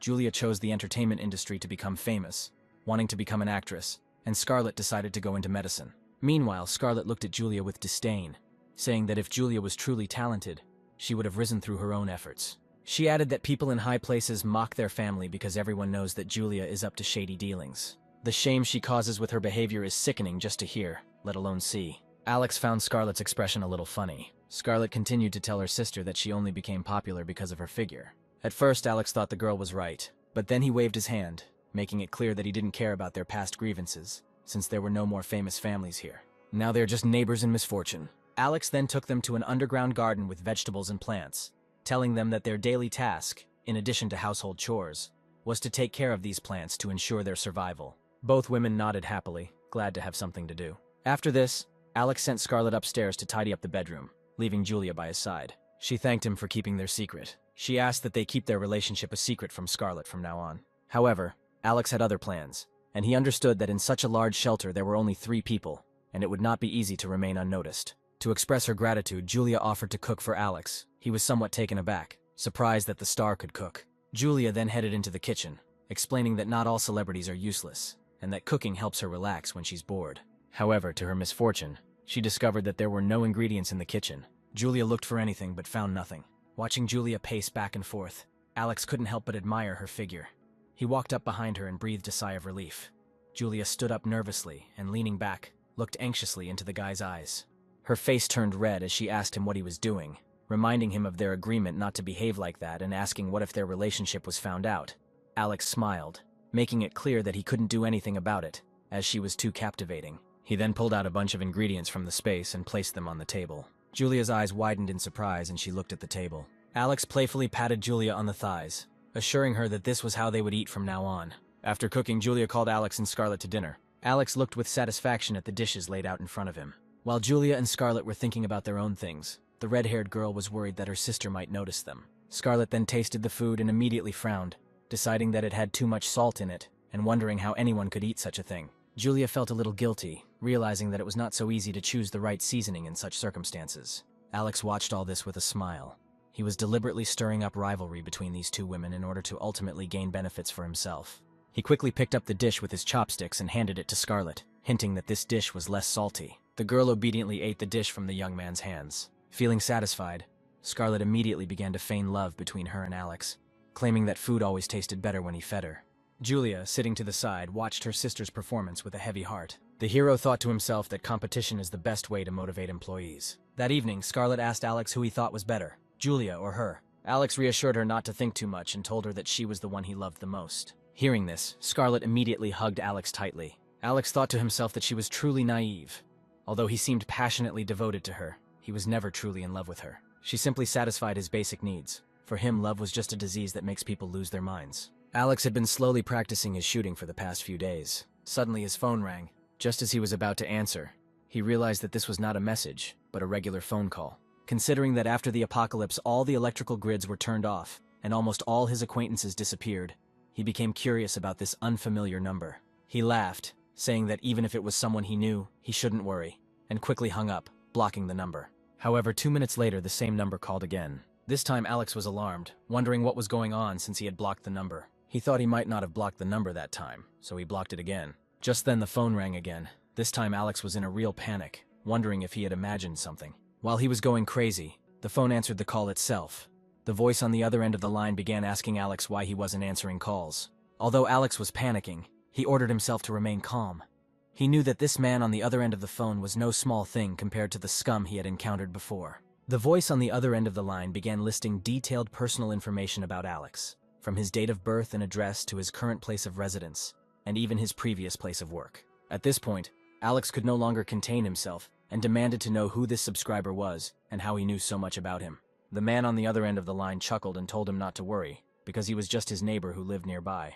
He told Alex to just give him the supplies he had, and he wouldn't reveal any information about it. Hearing this, Alex laughed, asking if he really thought he could blackmail him based on this information. He challenged the caller, stating that he didn't care. The stranger then asked what would happen if people found out that he had supplies that had gone missing from the Southtown warehouse. Gritting his teeth, Alex began to play dumb, wondering how anyone could believe he had them. The man calmly told Alex that there was no point in trying to outsmart him, and stated that he had been around long enough and seen enough to know that Alex must have the items stolen from the warehouse. He claimed that he could gather a lot of information about Alex through his phone. Then the hero realized that he was talking to David, the chairman of the country's leading information security firm.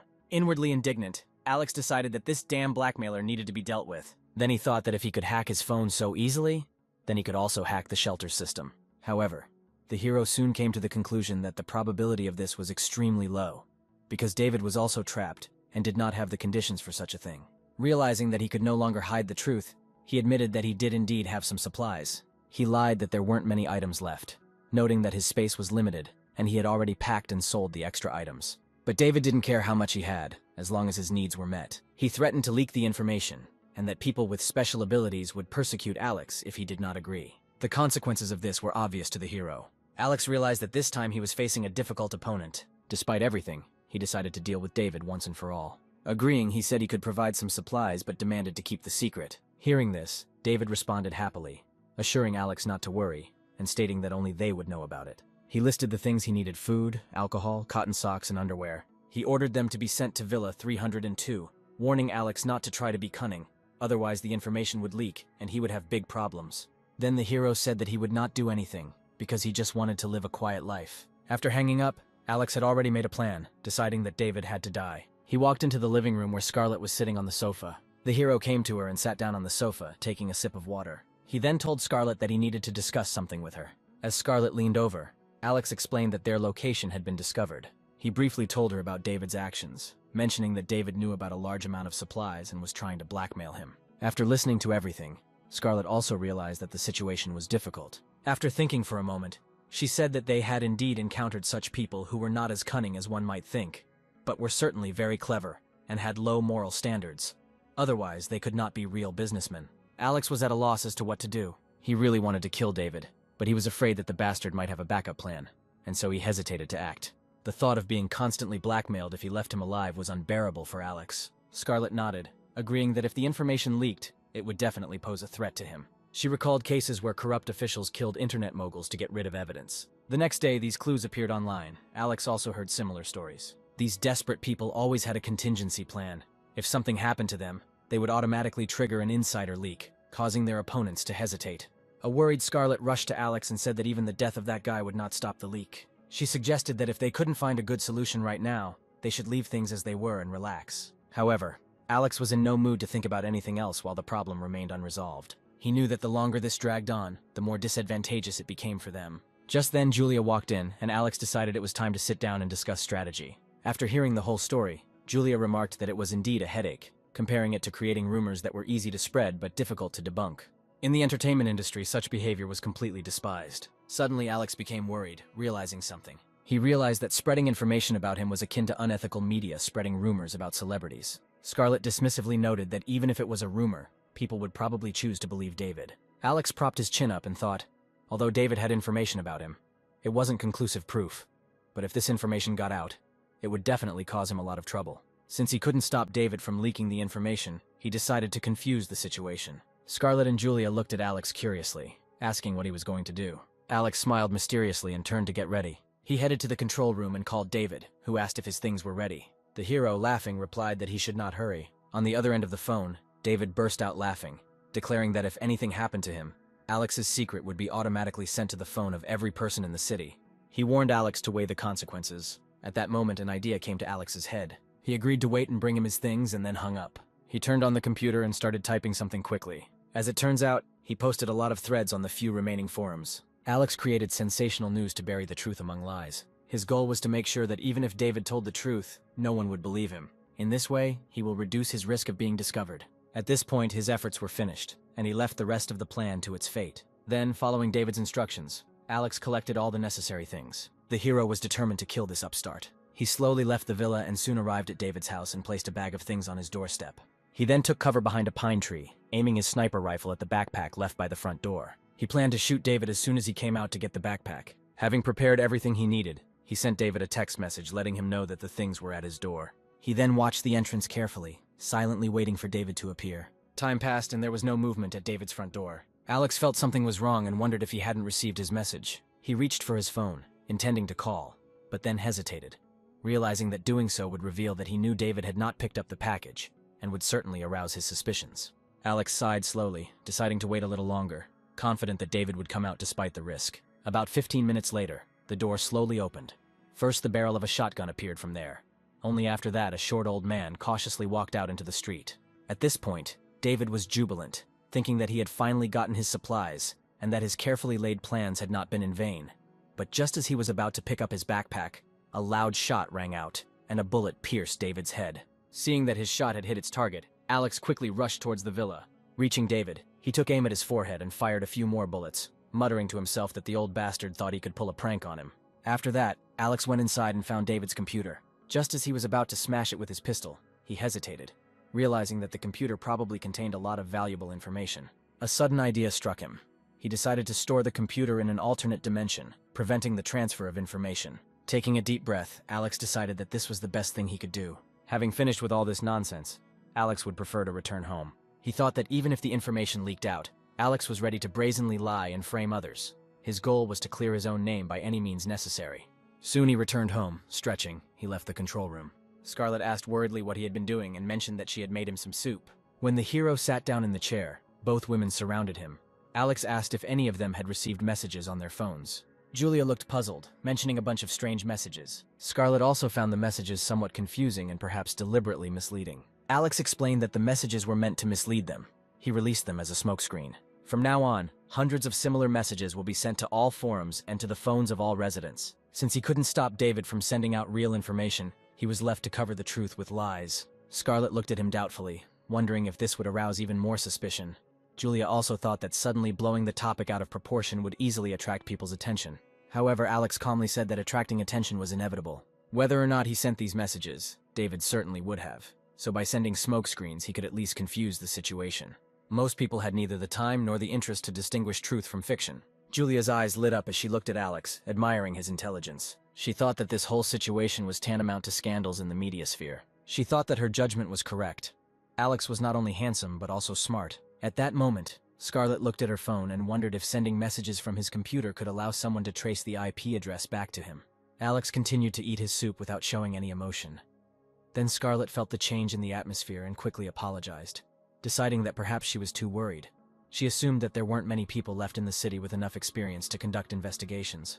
She added that his approach is still very effective. Alex noted that unless a snow disaster returned the world to the Stone Age, it would be nearly impossible to completely cover up the traces. He had no illusions that he would be able to fool everyone completely, but by doing so, he would at least prevent most people from suspecting him directly. A clash with organizations with powerful cybernetic capabilities was inevitable in the future, and he was prepared for it. If David had not appeared, this day would have come much later. However, the shelter cost $1 billion and was rumored to be nuclear resistant. Given the endless supply of food, the only time he could truly worry was if he encountered a high-level military force. Alex smiled and glanced at Julia, warning her against being overconfident. Even though he was confident in the shelter's security, they would not remain idle in the coming days. Hearing this, Julia blushed, and her shy look revealed inappropriate thoughts.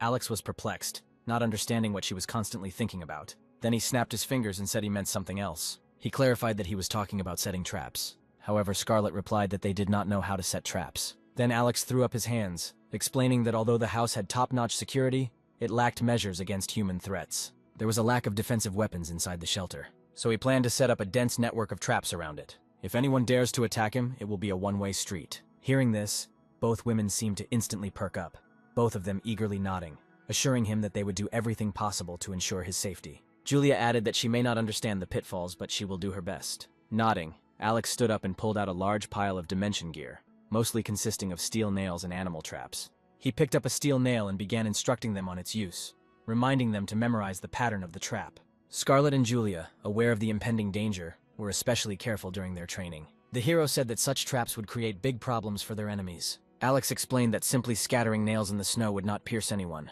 He took out a wooden board and nailed a peg to it, explaining that this would pierce his foot, and that steel nails were too smooth and could be easily pulled out. He then pulled out a box of screws, stating that when combined with the screws, the traps would be much harder to remove and cause more damage. At least 1,000 of these spike traps had to be placed throughout the villa, leaving no blind spots. Alex picked up an animal trap, explaining that in this weather it was a great tool. If someone got caught in it, they were finished. He carefully explained to the girls how to set traps correctly and how to maximize their damage. Following his instructions, both women immediately set to work, enthusiastically creating a large number of traps. Alex also did not sit idly by the window.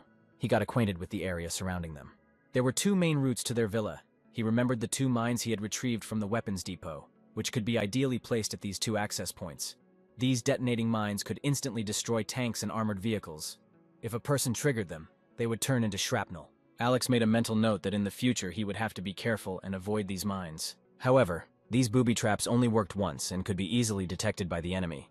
Alex needed a way to make sure that anyone who came close would not get away unscathed. In no time, a large number of traps were ready. Then the boys moved outside and Alex personally demonstrated how to set the traps, emphasizing the importance of depth. Due to the continuing snowfall, the traps could not be buried too deep or too high. Alex walked up to the important paths, dug a deep hole with a shovel, and carefully placed the mine in it, covering it with snow. Soon there will be a little snow, and their traces of the trap will be almost invisible. The next step was to counter any devices or tools that the enemy might use to disarm the traps. Alex came up with a brilliant idea to connect the prongs of hand grenades to steel wire and place them under the snow. If someone tripped over it, the steel wire would cause a chain explosion. This should serve as a serious deterrent. Even if someone managed to bypass the outer traps, there was still a protective corridor more than 10 meters long inside the shelter, which gave confidence. Besides, Alex had an ace up his sleeve, his spatial abilities. Returning to the house, Julia eagerly asked Alex when the enemies would arrive. Alex looked at the girl in shock. He would have preferred that the traps were just a show, but judging by her enthusiasm, it seemed like she really hoped that someone would attack them. He didn't think an attack would happen anytime soon, given how much time had passed since the apocalypse began. Anyone who managed to survive on their territory for so long was already considered an achievement unless there was an extreme need. No one attacked others. Julia rested her chin on her hand and began to think. She didn't know whether to hope that someone would fall into their traps, or to maintain the safety of their current surroundings. A piercing noise brought her out of her reverie, and turning around she saw Alex, who was using a welding machine to install bolts on the door in the hallway. Curious, she approached him and asked what he was doing. Then the hero said that the thick metal doors were no longer reliable enough. The recent incident with David made Alex more careful. As he worked, he explained that all the objects in the villa were controlled by computers. He noted that if someone hacked their system, they could easily open the doors. To be completely safe, he added bolts. Finally, he said that even if someone entered the corridor, he would not be able to quickly pass through the doors. It is always better to be safe than sorry. Julia looked at Alex with admiration. Although his methods seemed a little excessive to her, she believed that he would undoubtedly outlive most people. Reassured that everything was securely fastened, Alex's only worry was cybersecurity. He muttered that if only they had a computer expert with them, they would be perfectly safe. Hearing this, Julia's face became thoughtful. She remembered that Aurora was experienced in this area and regretted that she was not here now. Aurora is Julia's cousin. She was always frail. Her legs were paralyzed by childhood polio, but she was brilliant with computers. By the age of 16, she had won international computer awards and was considered the best hacker. Alex thought that if they could find Aurora, everything would fall into place. Julia shook her head and noted that she had lost touch with Aurora a long time ago. Especially after the snow disaster, she feared the worst.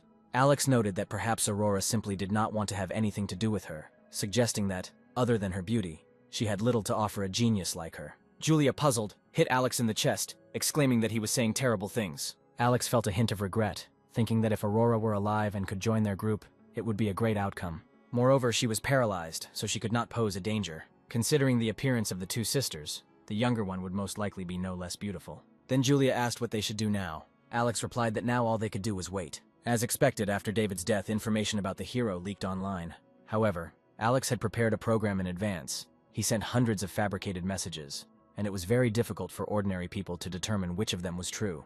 Meanwhile, Alex continued to practice with his bow and arrow. After nearly half a month of hard training, Alex seems to have expanded his spatial abilities, developing unique abilities. These abilities could be attached to weapons and projectiles, increasing their power and accuracy. With this ability, Alex could hit a target 400 meters away with one arrow. He thought about applying this ability to melee weapons or even his own body, and found that the results were surprisingly good. He fell in love with these abilities, noting their limitless potential for development. Alex then quickly took out 2 chocolate bars to satisfy his hunger, knowing that his abilities required a lot of food to maintain his strength. No matter how powerful his abilities were, he couldn't use them without food. Thinking about the inexhaustible reserves in his space, Alex felt invincible. At least he could wear down his opponents with unlimited supplies. Meanwhile, in the underground shelter, Roman, the leader of the Western Military District Organization, was worried about energy problems. Just then, Grace's secretary walked in with a stack of documents and reported that the information received had been reviewed. All messages came from the area of Villa Number 1.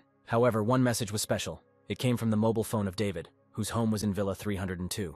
Roman took the report and thought for a moment, asking for a detailed report on Alex. Grace reported information to Roman, which indicated that Alex was just a small-time warehouse manager. Roman's expression immediately became disinterested. He treated Alex as a petty thief who most likely engaged in theft, using his position, and hid the stolen goods. Even if this matter had some relation to Alex, there could not have been so many goods at his disposal. Roman came to the conclusion that Alex was definitely not the mastermind behind the warehouse theft, and Grace immediately began to flatter Roman, agreeing that such a small boy could not have such opportunities. Roman suspected that this must be a foreign conspiracy. They must have obtained intelligence in advance, and thus seized the materials in advance. Grace continued to flatter Roman, agreeing that the leader's judgment was truly brilliant, and that such little tricks could never fool him. The girl wondered whether it was worth looking for Alex, and then Roman decided that they hadn't combed that area yet. He ordered several men to be sent there, hoping that they would find clues about that batch of materials. After the last battle, Joshua's abilities were questioned by the villagers, which hurt him greatly, as he believed himself to be the chosen one with the highest level of abilities. However, he could not have imagined that he would be so vulnerable. One day, while scrolling through his phone out of boredom, Joshua noticed that the sudden influx of fake messages he had received a few days ago seemed unusual. He had a vague feeling that it might be related to the mysterious person who had scared him that day. Since he had some computer skills, Joshua quickly noticed something suspicious in the messages. His attention was drawn to a source of IP information that linked him to the warehouse manager and the Southern warehouse theft case that became headline news shortly before the apocalypse. Joshua had always believed that the theft was a self-inflicted farce, but now it seemed his opinion was not without foundation. The thought that Alex could empty the warehouse single-handedly delighted him. As a person with superpowers, Joshua found everything understandable. He imagined that Alex had awakened the ability to spatial dimension, like a vacuum cleaner with an infinite capacity, capable of sucking in a large number of objects.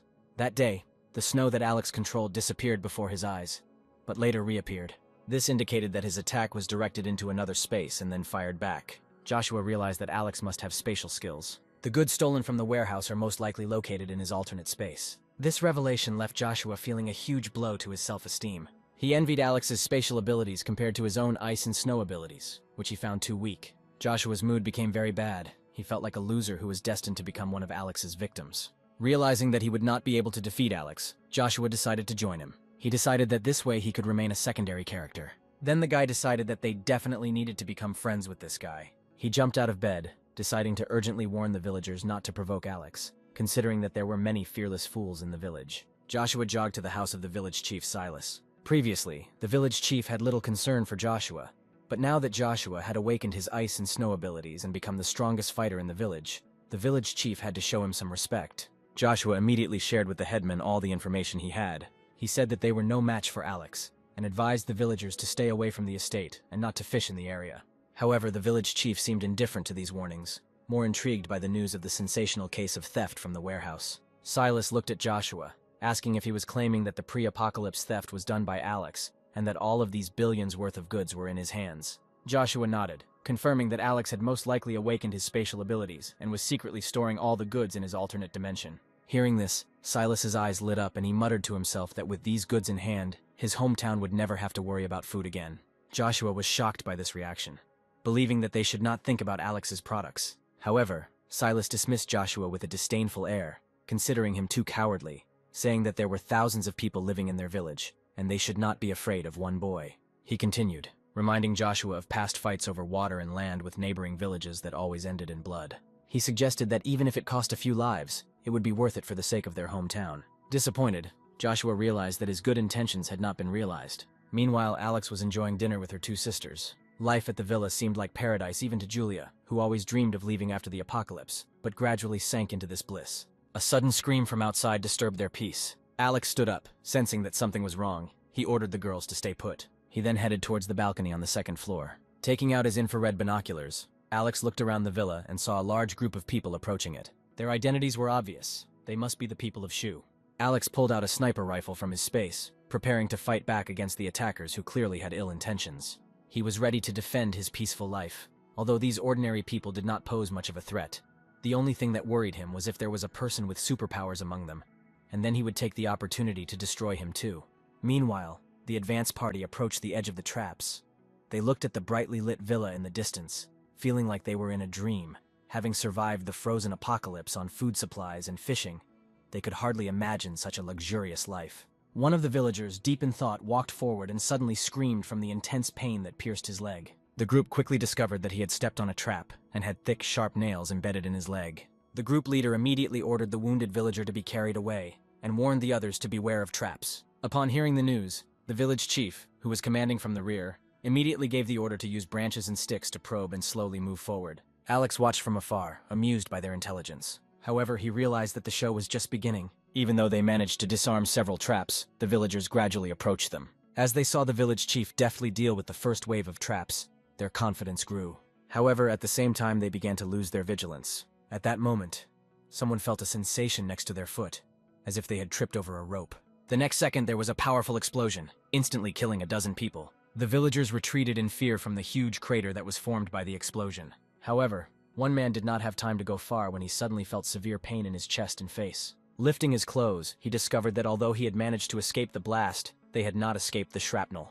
The wounded resident fell to the ground in panic and began rolling on it and screaming. Suddenly, there was another loud explosion as he inadvertently triggered a booby-trapped grenade. The frightened residents rushed back, but there were still many nail traps left on the snowy ground. In a panic, everyone was disoriented and the scene became extremely bloody and chaotic. After the first attack, the villagers suffered heavy losses, and the continuous explosions and nail traps created a terrifying sight. Some of the villagers began to retreat. Realizing the seriousness of the situation in previous battles, they had never found themselves in such a difficult situation. Realizing the need for additional help, they decided to call in Joshua, who could manipulate ice and snow. Fearing more victims, the villagers surrounded the village chief and quickly turned to Joshua for help. Silas, his expression darkening, remembered how Joshua had warned him earlier not to mess with Alex, and how he had scolded Joshua for being a coward. Alex calmly watched what was happening with a sniper rifle in his hands, wondering why the Iceman hadn't taken a single step yet. The villagers were less than 200 meters away, so they would be easy to kill even if the man attacked him from behind. Meanwhile, Silas, caught between a rock and a hard place, was reluctant to ask Joshua for help, because of his previous boastful statement that he could handle Alex without any help.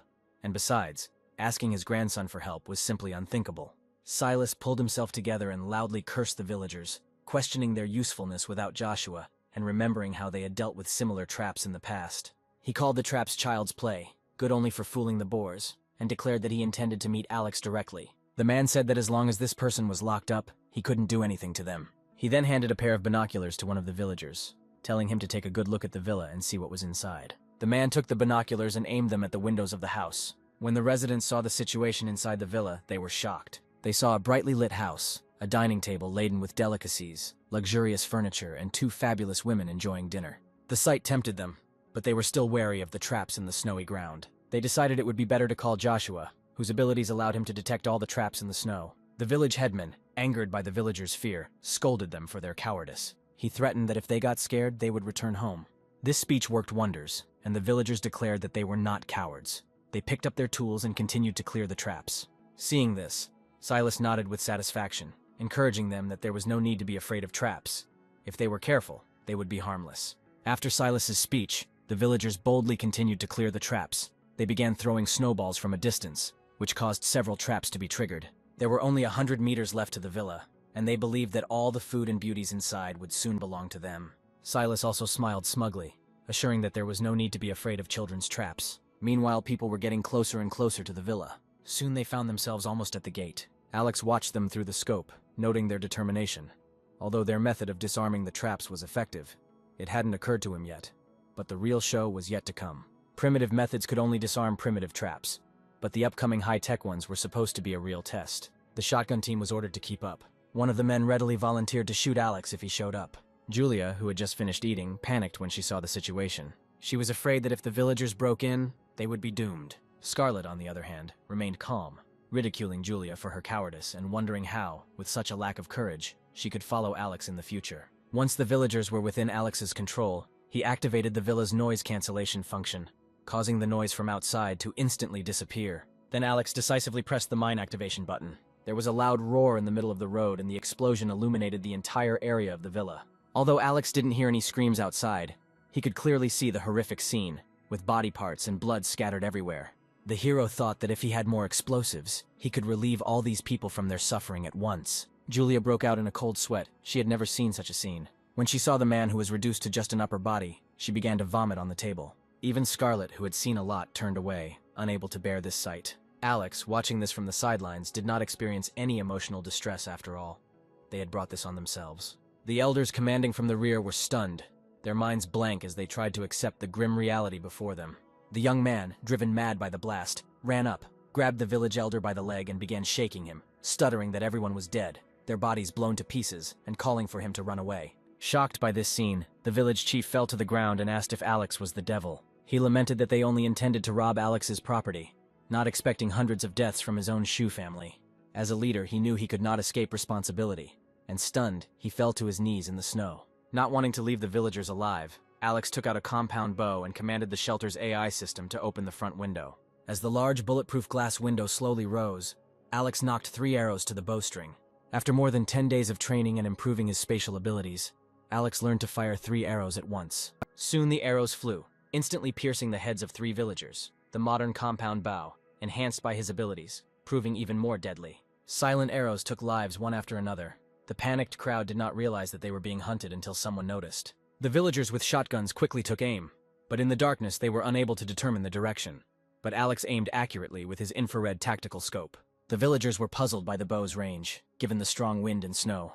Silas remembered Joshua's advice with regret and slapped himself in the face in remorse. He realized how arrogant and self-righteous he had been, and admitted that Alex deserved to die for letting down the Shu family's ancestors. Seeing the man suffering, Alex decided to fulfill his wish and took out his bow, preparing to strike him down. He then drew back his bowstring, preparing to fire the arrows at the man.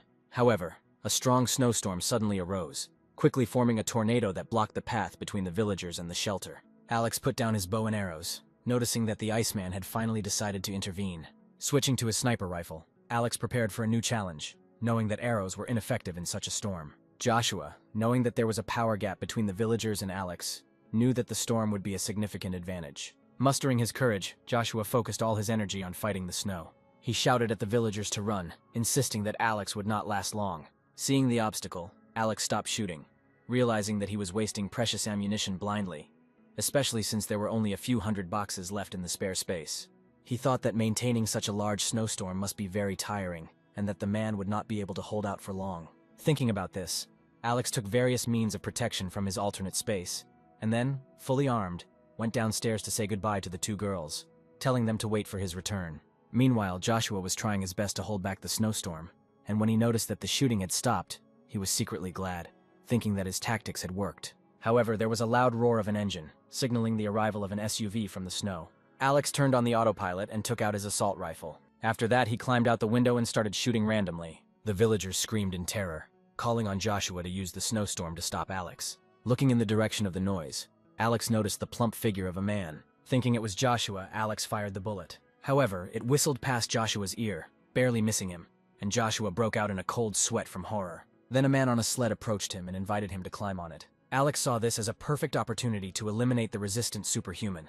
With no reason to let Joshua go, Alex started the engine and gave chase.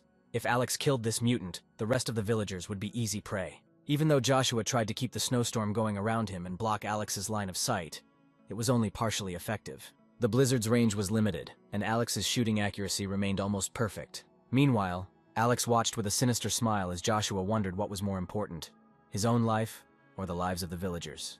The sleigh carrying the villagers stood little chance against Alex's luxurious snow SUV. Moreover, they dragged the bodies of their relatives for burial, which significantly slowed down their movement. Then the hero decided that it was time for him to go on the attack. Realizing the problem, Joshua immediately ordered the villagers to throw out the bodies. People did not want to abandon the bodies of their relatives, but they reluctantly complied. Despite the small obstacle of bodies, Alex continued his pursuit. He leaned out of the window and started shooting again. His shots almost always hit their target, and the military sniper rifle, improved by his abilities, was capable of piercing 2 heads with 1 bullet. Seeing the villagers fall, Joshua was in agony. Everyone looked at him with pleading and hope. Then the boy turned to Silas again, saying that he had warned him, but they had not listened to him. In a moment of despair, Joshua had a flash of inspiration. Suddenly a blue light poured out from his eyes and palm. Suddenly a crack appeared in the ice right in Alex's path of pursuit. Under Joshua's continued efforts, the crack in the ice widened, forcing Alex to temporarily stop pursuing. Leaning out of the car window, Alex saw that the crack stretched for tens of meters,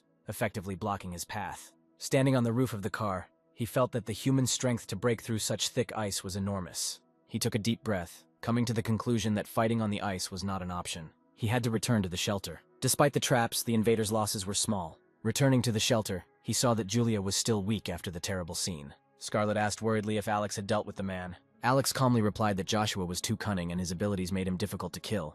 Alex admitted that he was too cautious and let him escape. Julia asked if they were being too cruel, and if Alex was afraid of being held accountable for his actions in the future. The girl thought that the snowfall would soon end, but now she was not sure about it. Alex casually touched her cheek, asking what she thought about it, but the girl did not answer. Feeling hungry after the ordeal, Alex asked Scarlett to cook something to eat. He asked for pig brains, duck stomachs, and intestines with garlic. Hearing the names of these dishes and remembering the bloody scene, Julia felt like she was getting sick again. Alex teased her, saying that she was weak and needed nutritious food to recover. Meanwhile, in the village, everyone was in horror. They expected the heroes to return with the loot, but instead they were faced with a disorderly retreat and the disappearance of almost half of the people. People were desperately searching for their loved ones. The survivors and the dead were deeply grieving. Joshua stood and watched what was happening, not knowing what to do.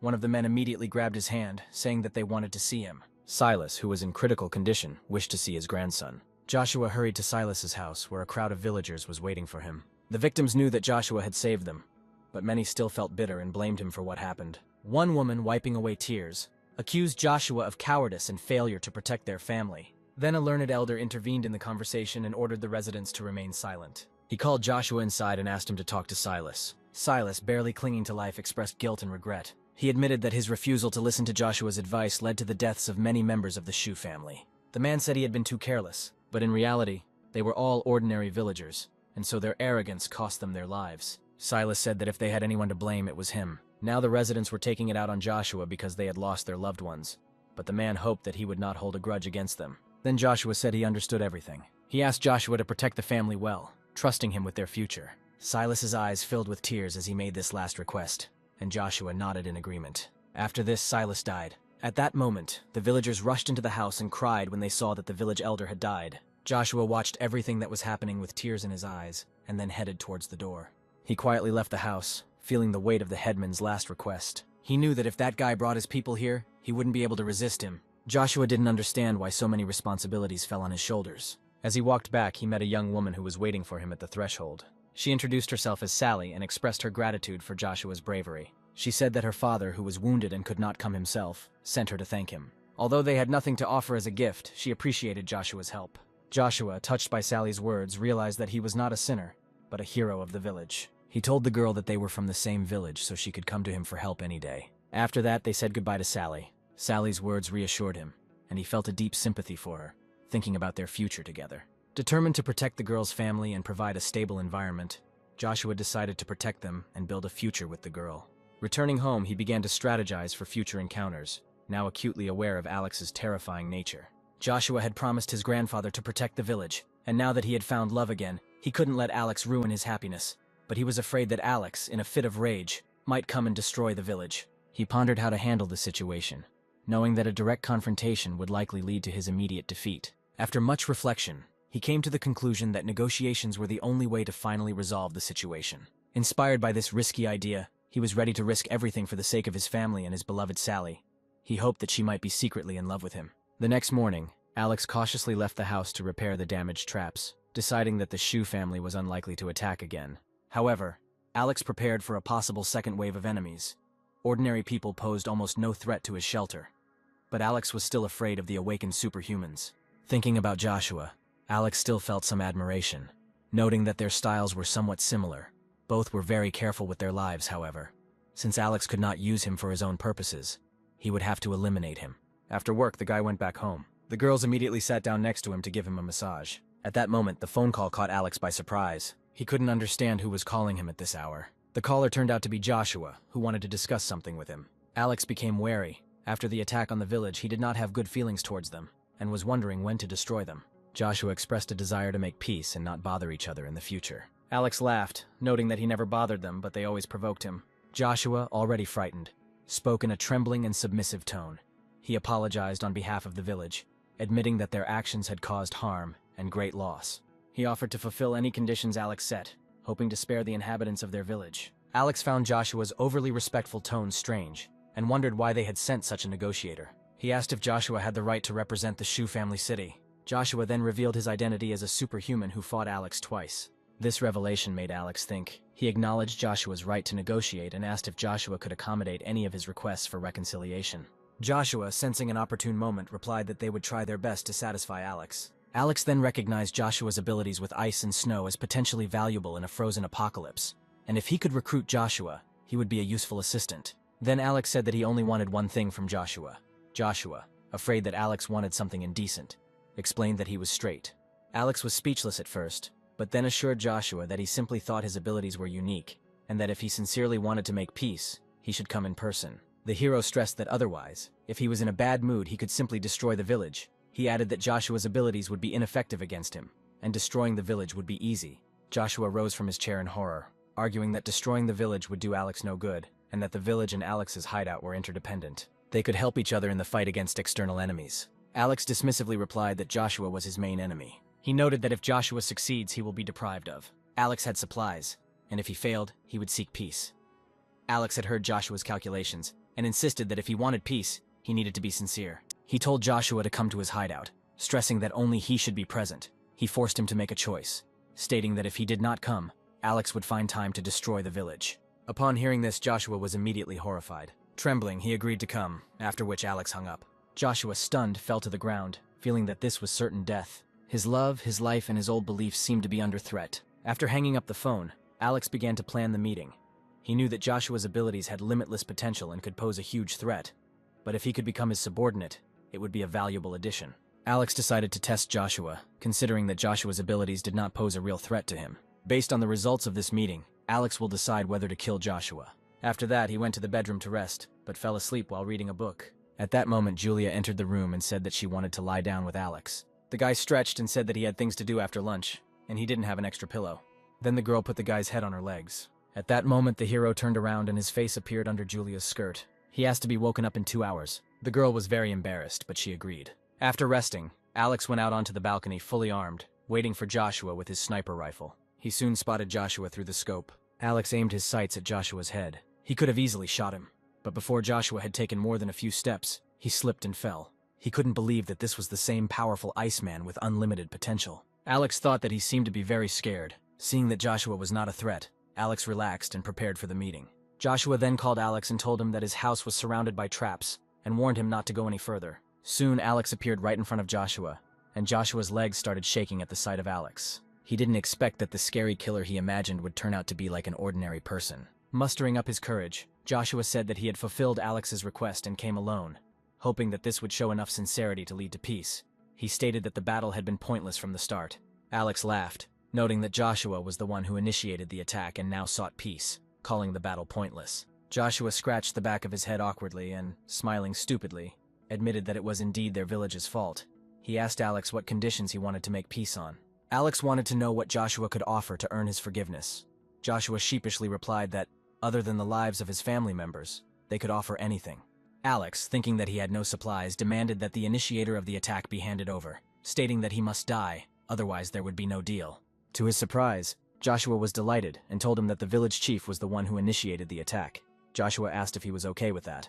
Alex was speechless. The day before he had killed more than 100 people, and among them were Joshua's relatives. He asked if Joshua wanted to avenge them.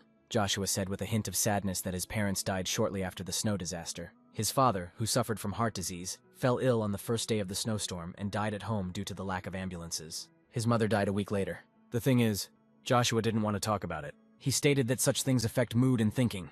Alex then asked what about the rest of Joshua's relatives in the village. Joshua said the others were not his direct relatives and generally looked down on him, so Joshua didn't feel much of a connection with them. He admitted that he holds no grudge against Alex for the deaths of hundreds of Shu family members. He even admires the way Joshua chased them in his car the previous night. Then Alex decided to give Joshua a chance. He agreed to make peace, but stated that he was not interested in the village itself. The villagers were no threat to him, but Joshua was somewhat interesting. Joshua was incredibly excited and rushed to hug Alex, considering it an honor to receive recognition from such a powerful man. But Alex waved his hands, ordering Joshua to calm down. He laid out his conditions. Joshua would have to follow Alex's orders and fulfill any of his requests. Joshua was scared and wondered if Alex wanted something intimate. Alex was stunned by his reaction. Seeing Joshua hesitate, Alex pulled out a limited edition statue from his space and handed it to him. Joshua's eyes lit up at the sight of the rare figurine, which was worth its weight in gold for anime fans. Alex mentioned that he has many more of these figures, and if Joshua stays faithful, he will receive enough limited edition figures, pillows, games, and cartridges. Joshua, blissfully hugging the figurine, agreed to everything Alex wanted. Thus, Alex successfully recruited Joshua as his subordinate. Alex then asked Joshua to help him with something. Joshua readily agreed, feeling appreciated and wanting to prove himself. After this, the hero pulled out a snow SUV from the alternate space, which stunned Joshua. Surprised, he began to sincerely flatter Alex, marveling at his abilities. He wondered if his time travel abilities were related to his spatial abilities. Then the hero thought that perhaps he really did have such abilities that he had not yet discovered. But perhaps over time he will be able to improve his abilities. After driving for some time, they found themselves in front of a large building, which was originally a large gas station. Alex then tasked Joshua with clearing away all the snow. Wanting to prove himself, Joshua used all his strength, and with a loud explosion, the thick layer of snow shattered. Huge chunks of ice and snow rose into the air and scattered in all directions. Alex watched Joshua from behind, noting that while he had become a capable subordinate, he needed to remain cautious. When the deeply buried gas station was cleared, Joshua collapsed to the ground, gasping for breath. Alex was secretly happy, knowing that if Joshua became a top-notch resource gatherer, future tasks would become much easier. He handed Joshua a piece of chocolate, causing Joshua's eyes to light up. He eagerly tore open the wrapper and began to crunch on it. Meanwhile, Alex quickly moved into the newly cleared snow pit, intending to take all the accumulated oil into his possession. Joshua flattered Alex again, calling him amazing. Alex felt a little awkward, because the main work was done by Joshua. He then asked Joshua if he had ever had to use his abilities to dig up resources before. Joshua replied that he had, but in the extreme cold they could only dig up nearby resources. Their dogs were not suited to work in such weather, so they did not risk their lives by going further. Alex looked at Joshua as if he was a valuable asset. He thought that with Joshua's skills there would be no problem in solving any issues.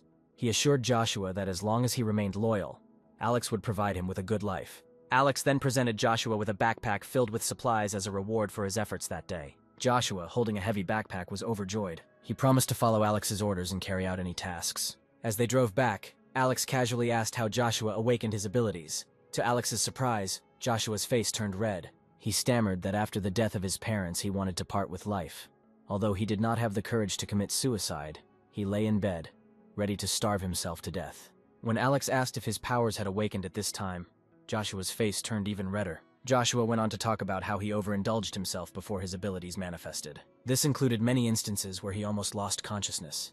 But eventually his body underwent a strange transformation. Alex, covering his face in bewilderment, found the process of Joshua's awakening strange. He then dropped Joshua off at a river which was only a few hundred meters from their village. Joshua, puzzled, asked if Alex could take him across the river. However, Alex explained that his car was not suitable for driving on ice, so he did not cross. Alex knew he had to be careful because of Joshua's ice manipulation abilities. Joshua found the excuse unconvincing, but decided not to ask any further questions, remembering how cool Alex had looked during the chase the previous night.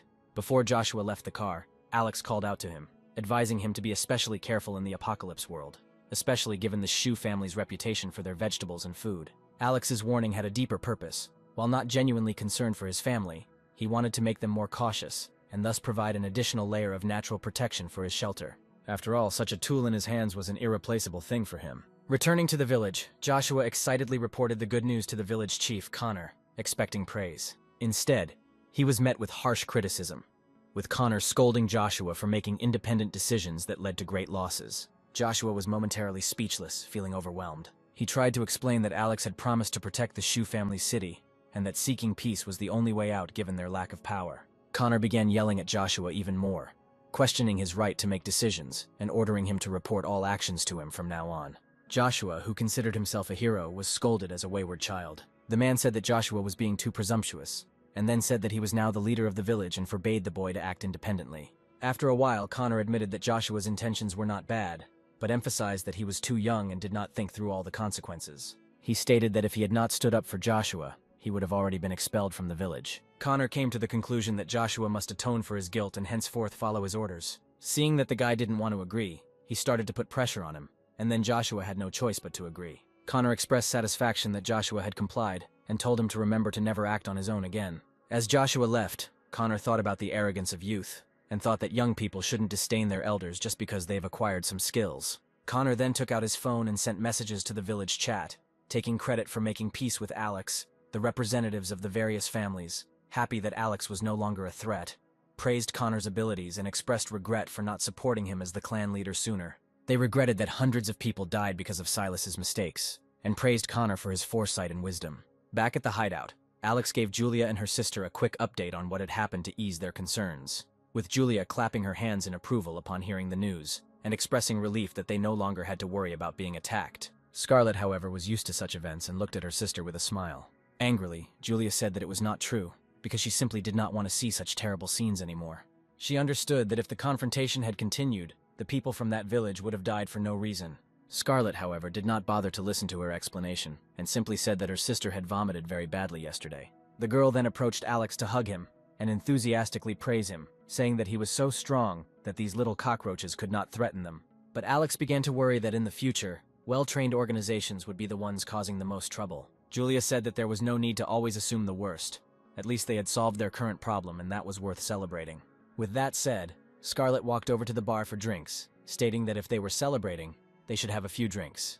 Julia also offered to cook some of her signature dishes, thinking to herself that she was a well-known social butterfly in the entertainment industry and had a good tolerance for alcohol. Alex laughed and said his alcohol tolerance was pretty average. Hearing this, they agreed to stop when they had enough. After some time, both women were lying unconscious on the sofa. Alex forgot to mention that he used to work as a warehouse manager and sold alcoholic beverages. Slightly tipsy, Alex approached them and began to fiddle with Julia, who was passed out. Suddenly, Julia opened her eyes and was surprised to find him lying on top of her. She asked how he could do that with Scarlet lying next to them. However, Alex ignored her and continued kissing the girl. A few days later, Joshua, on behalf of the heroine of one anime, unexpectedly sent the hero a message asking to take him on a mission, complaining that sitting at home was too boring.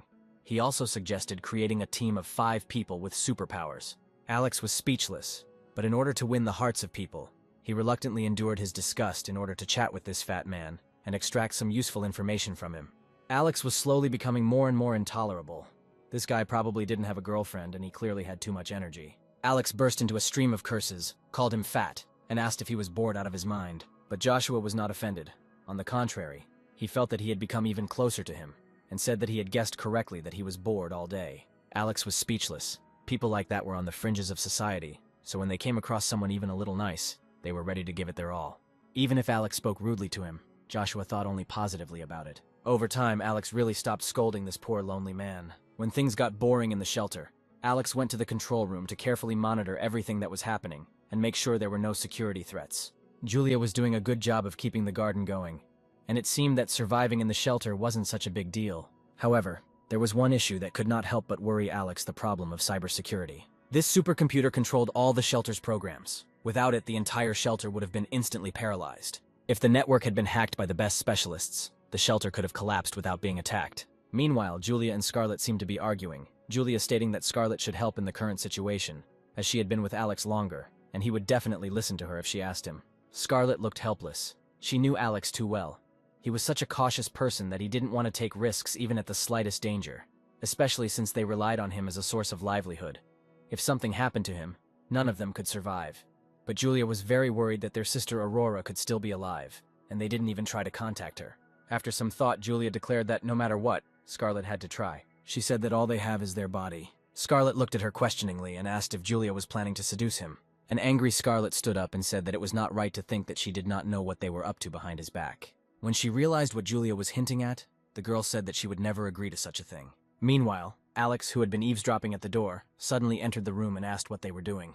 Julia, trying to act calm, grabbed his hand and said that they were just discussing family matters. Alex asked if they were discussing the fact that the girls still had living relatives whom she wanted to bring to her. Scarlett replied that after the storm she lost contact with her family and did not know if they were alive. Then Julia hinted that her sister had contacted her and was in danger, asking for help to save her. It turned out that Julia's sister had contacted her the day before, saying that she was in a very dangerous situation and hoped that Alex could find a way to save her. At first, the hero assumed that Julia's relatives wanted to take her to live with them, but she said that this was not the case. She said that her sister was really in danger, and Julia was the only one who could save her. He asked if they were going to put this responsibility on him, expecting him to risk his life to save a stranger. Then Julia dropped all pretense and clung to Alex, saying that she might be his only surviving relative, and he couldn't just watch her die. Since she was Julia's sister, then naturally Scarlett was also related to her. So Scarlett also moved closer to the guy and said that if her sister died because they didn't save her, then they would feel guilty for the rest of their lives. Alex looked at his sisters helplessly. He noted that they both knew about the situation outside, and that his information was no longer a secret. He explained that he didn't know how many people were watching his supplies in the shelter, and that asking him to take such a big risk for a stranger didn't make sense. Seeing his refusal, the sisters panicked and began to cry, clinging to his legs. They begged, saying that if he agreed to save her, they would unconditionally fulfill any request he made. Scarlett whispered in his ear, asking if he had ever tried sleeping with two girls at once, and Alex's eyes lit up with interest upon hearing this. The sisters looked at him hopefully, waiting for his answer. Alex took a deep breath, about to refuse, but Julia continued, explaining that her sister, Aurora, was physically disabled and had survived so long by a miracle. She was in desperate need of help. Julia described her sister so pitifully that it was hard not to feel sympathy for her. Alex hesitated, then asked if they were talking about the genius hacker Aurora, whom he had heard about before. Alex thought that an 18-year-old genius hacker would be an ideal network engineer. Since she was the sister of these two women, her loyalty could not be doubted. Then Alex took both women by the hands and looked at them tenderly, saying that since she was their sister, he would not stand aside. Hearing his words, both sisters were overjoyed. Scarlett even thought that Alex must be in love with her, since he was helping them. Julia was also touched, saying that she did not know how to repay him for his kindness. Alex looked at them proudly, claiming that he was not as heartless as they thought. He claimed that he looked cold on the outside, but was warm on the inside, and truly cared about the people around him. The women blushed and admired this reaction from the guy. Julia seemed to fall in love with him even more. After a whole night of intense discussions, Alex agreed to save their sister Aurora. Alex then asked both women to discuss the rescue plan with him, and tell him about the situation with their sister. Julia spoke seriously, explaining that Aurora was now trapped in the academy. According to her, the academy was an aristocratic high school offering a comprehensive education from kindergarten to university, usually educating only the children of the elite, but also accepting a few geniuses, and graduates from this school usually became pillars in both political and business circles. Alex couldn't help but wonder how the paralyzed girl survived in such extreme conditions. Julia continued to say that such high-level aristocratic schools have special food supply channels, and they store quite a lot of food in their warehouses. Aurora managed to hide in the cafeteria at the very beginning of the snow disaster, so she did not die of hunger. Alex was still hesitant. He asked why she was still waiting to contact them. In a crisis, a person seeks help from all possible people, but she decided to contact her sister almost 2 months after the apocalypse began. Julia was also surprised and didn't know why she did it. She suggested calling Aurora right now. However, she was unable to get through. Julia said she hoped she could contact her. Scarlet mockingly suggested that perhaps Aurora thought they were already dead, which was why she didn't take them seriously. Alex asked Julia how far the academy was from them. Seeing Julia's puzzled expression, Alex took out his phone and opened the map. Alex found that the academy was located in the Western Mountains area, about 23 kilometers away from the villa. With the current disruptions in long-distance communications, getting through was a miracle. However, it is possible that Aurora considered them dead, and therefore did not think of contacting them. Alex told the girls to follow him to the control room. After dialing Aurora's number, a sharp electronic noise was heard, indicating that the signal was extremely unstable and appeared to be subject to heavy interference. However, after a few seconds, the call was successfully connected, and the sisters immediately became worried. The girls asked Aurora to tell them about her situation as soon as possible, and assured her that her sister would find a way to save her. The voice on the other end was choppy and heavily distorted. They could make out that Aurora was in the school cafeteria and seemed to be in a very dangerous situation. Alex urgently asked for details about the danger she was in, but heard only fragments of phrases and alarming sounds. Amidst the chaotic electronic noise, a chilling, terrifying sound was heard. Something inhuman, like the roar of a giant monster. The call ended abruptly, leaving only the disturbing echo of a busy signal. At first, Alex thought it was a simple task, picking someone up from school. However, the phone rang with a terrifying monster noise, the sound of limbs and bones being torn apart, the kind he had only heard in zombie movies. The beeping sound echoed throughout the control room, suggesting that there might be monsters in the academy. Alex wondered if animals had mutated too. Seeing Alex's hesitant expression, Julia clung to him again, begging him to save their sister. Alex smiled slightly and assured her that he would save her sister and that everything would be fine. He admitted that the situation had become somewhat confusing and mentioned that he would have to call on 2 mutant allies for help. He decided that this plan was just perfect and quickly called Joshua. Joshua was eager to get outside and begin the task, and Aaron was also eager to agree. Alex assumed that the eerie noise could come from a mutated human or some other mutant creature, although it sounded scary.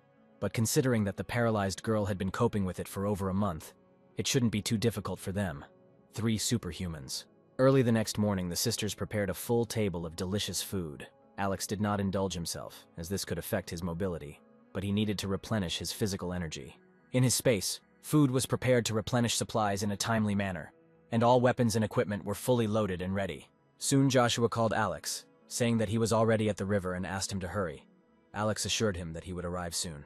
After hanging up, Alex told the women that for their safety they would have to stay in the basement for a while. Julia, not understanding, asked why they needed to go to the basement if the house was safe. Scarlet immediately understood everything and tugged at Julia's clothes, urging her to follow the instructions and not ask unnecessary questions. Scarlet knew about Alex's intentions. After all, the person they were saving was their sister. He was afraid that this could be a trap that they had planned together. Alex usually did that.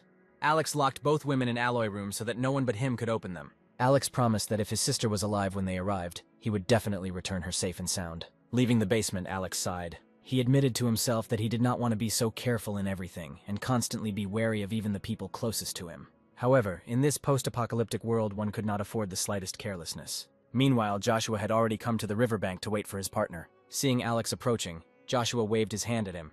Alex was surprised because they agreed to meet at another time. Joshua replied that he was just afraid he would be late. Then Alex reached out, summoned his SUV, and told the guy to get in the car. After they got inside, Joshua asked where they were going. Then the hero replied that they were going to the academy to save a person. He mentioned that this person was very important to them.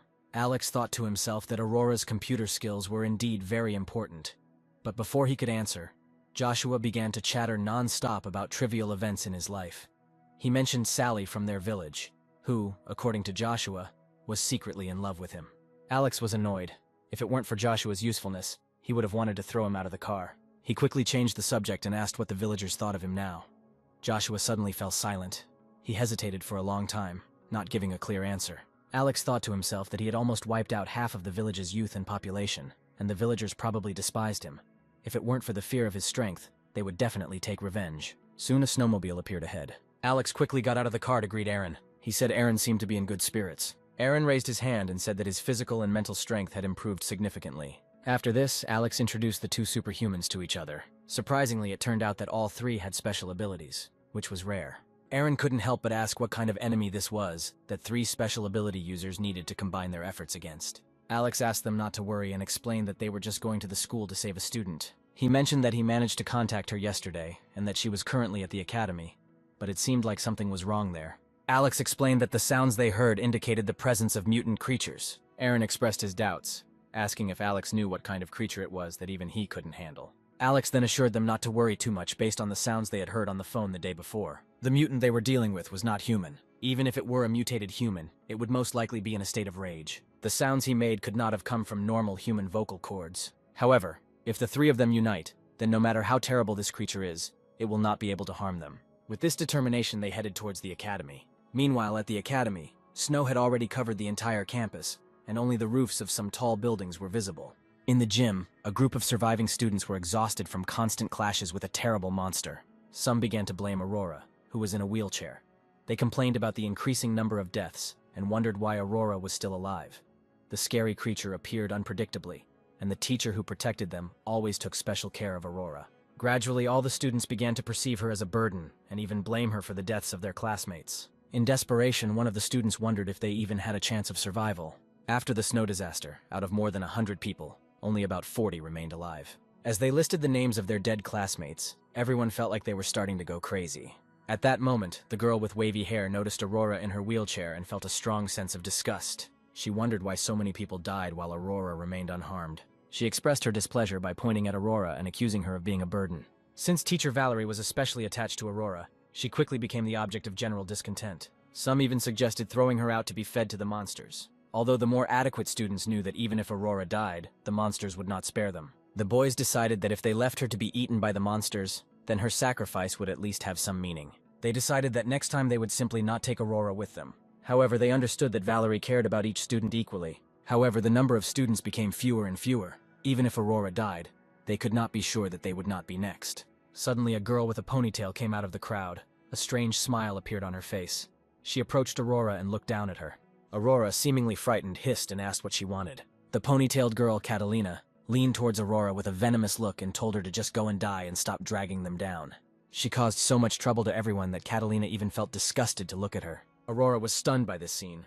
Tears flowed from her eyes. Instead of condemning Catalina, the crowd around them began clapping and applauding. At that moment, a girl stood in front of Aurora. It was Aurora's best friend, Riley, who had been helping her all this time. Riley turned to Catalina, insisting that they were all classmates and that she should not go too far. Catalina, however, burst into wild laughter and accused Riley of being nothing but trash, saying that she didn't deserve the right to talk to her. Catalina stated that Riley only got into the academy because of her connections. An enraged Riley responded that money was worthless paper at a time like this, and questioned Catalina's sense of superiority. This angered Catalina even more, and she responded that nobodies like Riley had no right to speak back. She then turned her anger on Aurora, accusing her of being the cause of so many of her classmates' deaths, and suggesting that she end it herself. Aurora lowered her head and silently listened to the curses of her classmates. Riley continued to argue, claiming that Aurora was also a person and had the right to life, and the death of other students had nothing to do with her. Then the girl entered the conversation with an innocent look, admitting that although Aurora's disability made her a burden, Catalina was right. The students began arguing among themselves again, some accusing Aurora of moral blackmail because of her disability. They expressed their displeasure, saying it was time for her to find a place to die. Riley angrily retorted that she had been taking care of Aurora all this time, and none of the others had done anything for her, questioning their right to blame Aurora. Catalina mockingly replied that Aurora was a noble girl from a famous family, and Riley was just a student who got into the school thanks to connections. She suggested that if it weren't for Aurora's disability, she wouldn't even bother with someone like Riley. But Riley responded that Aurora was not at all like Catalina thought.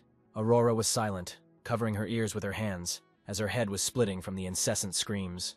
At that moment, a girl came out of the crowd. It was Stella, the secretary of the class committee from a noble family. She suggested that they should be more united at such a moment. She stated that although Aurora was indeed causing trouble, they would not abandon her.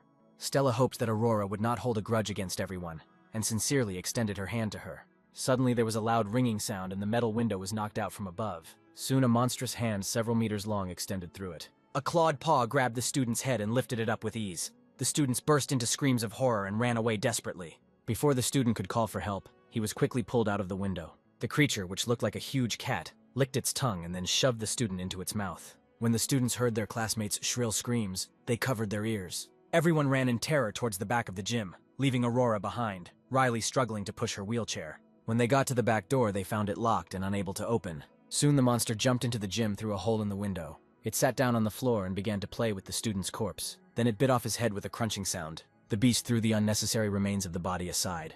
He then jumped up to the rest of the students and growled menacingly at the crowd. The students realized that the creature standing before them was highly intelligent and took the opportunity to attack them, while the teacher who was protecting them went in search of food. All the students were herded into one part of the gym, too scared to fight back. Suddenly, someone unexpectedly pushed Aurora's wheelchair into the open space. Caught off guard, Aurora fell to the floor. Riley wanted to help her up, but she was paralyzed with fear and couldn't move. The large, cat-like creature was indeed attracted by this action, and slowly approached Aurora. At this point, the man who had pushed her wheelchair, seeing an opportunity, tried to run towards the door. However, the creature, observing everything that was happening, bared its teeth and quickly struck the fleeing man with its paw. With one movement, he pinned the man to the floor. The blow was so strong that the man's entire body was affected, and soon he was lying in a pool of his own blood. Barely alive, he called for help, but no one dared to answer. At that moment, all the students scattered. Gathering her courage, Riley went to help Aurora up. The others realized that if the student tried to escape and was killed, Aurora, who lay motionless, survived the attack.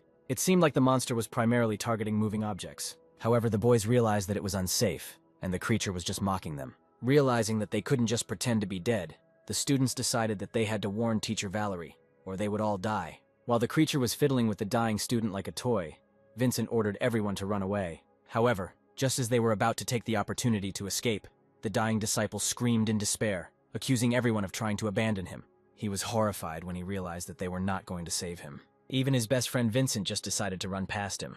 With an angry roar, he shouted that if he died, they would all go down with him. A sudden scream attracted the cat's attention. She spun around quickly and knocked down 2 more boys. The student, who had blood in his mouth, burst into a terrible laugh, declaring that if he had to die, they would all die together and become his funeral companions. While the big cat was distracted by these 2 groups, Vincent and 2 others ran out of the gym, relief written on their faces as they almost escaped death. The 2 guys accompanying Vincent praised him, noting that his clever strategy of letting the others distract the creature gave them a chance to escape. As he ran, he explained that the creature appeared to be a mutated cat. Cats play with their prey before eating, and unless they are very hungry, they are not interested in dead prey. Seeing Vincent running away, the other students also tried to escape, but the big cat's tail hit one of them hard, and this blow was fatal. Several girls fell down, experiencing emotional breakdowns, screaming in horror. At that moment, an angry cry was heard. As it turned out, Valerie's teacher had finally returned to the academy. She fearlessly rushed at the big cat with a sword. The cat let out a shrill squeal, dodging her attack. At the sight of the students' bodies, Valerie's eyes filled with immeasurable sorrow. Despite this, she decided to lure the creature out to avoid new victims. Valerie's teacher was a highly skilled swordsman. The big cat seemed to understand Valerie's intentions, and grabbing the student's body in its mouth, quickly disappeared outside the hall.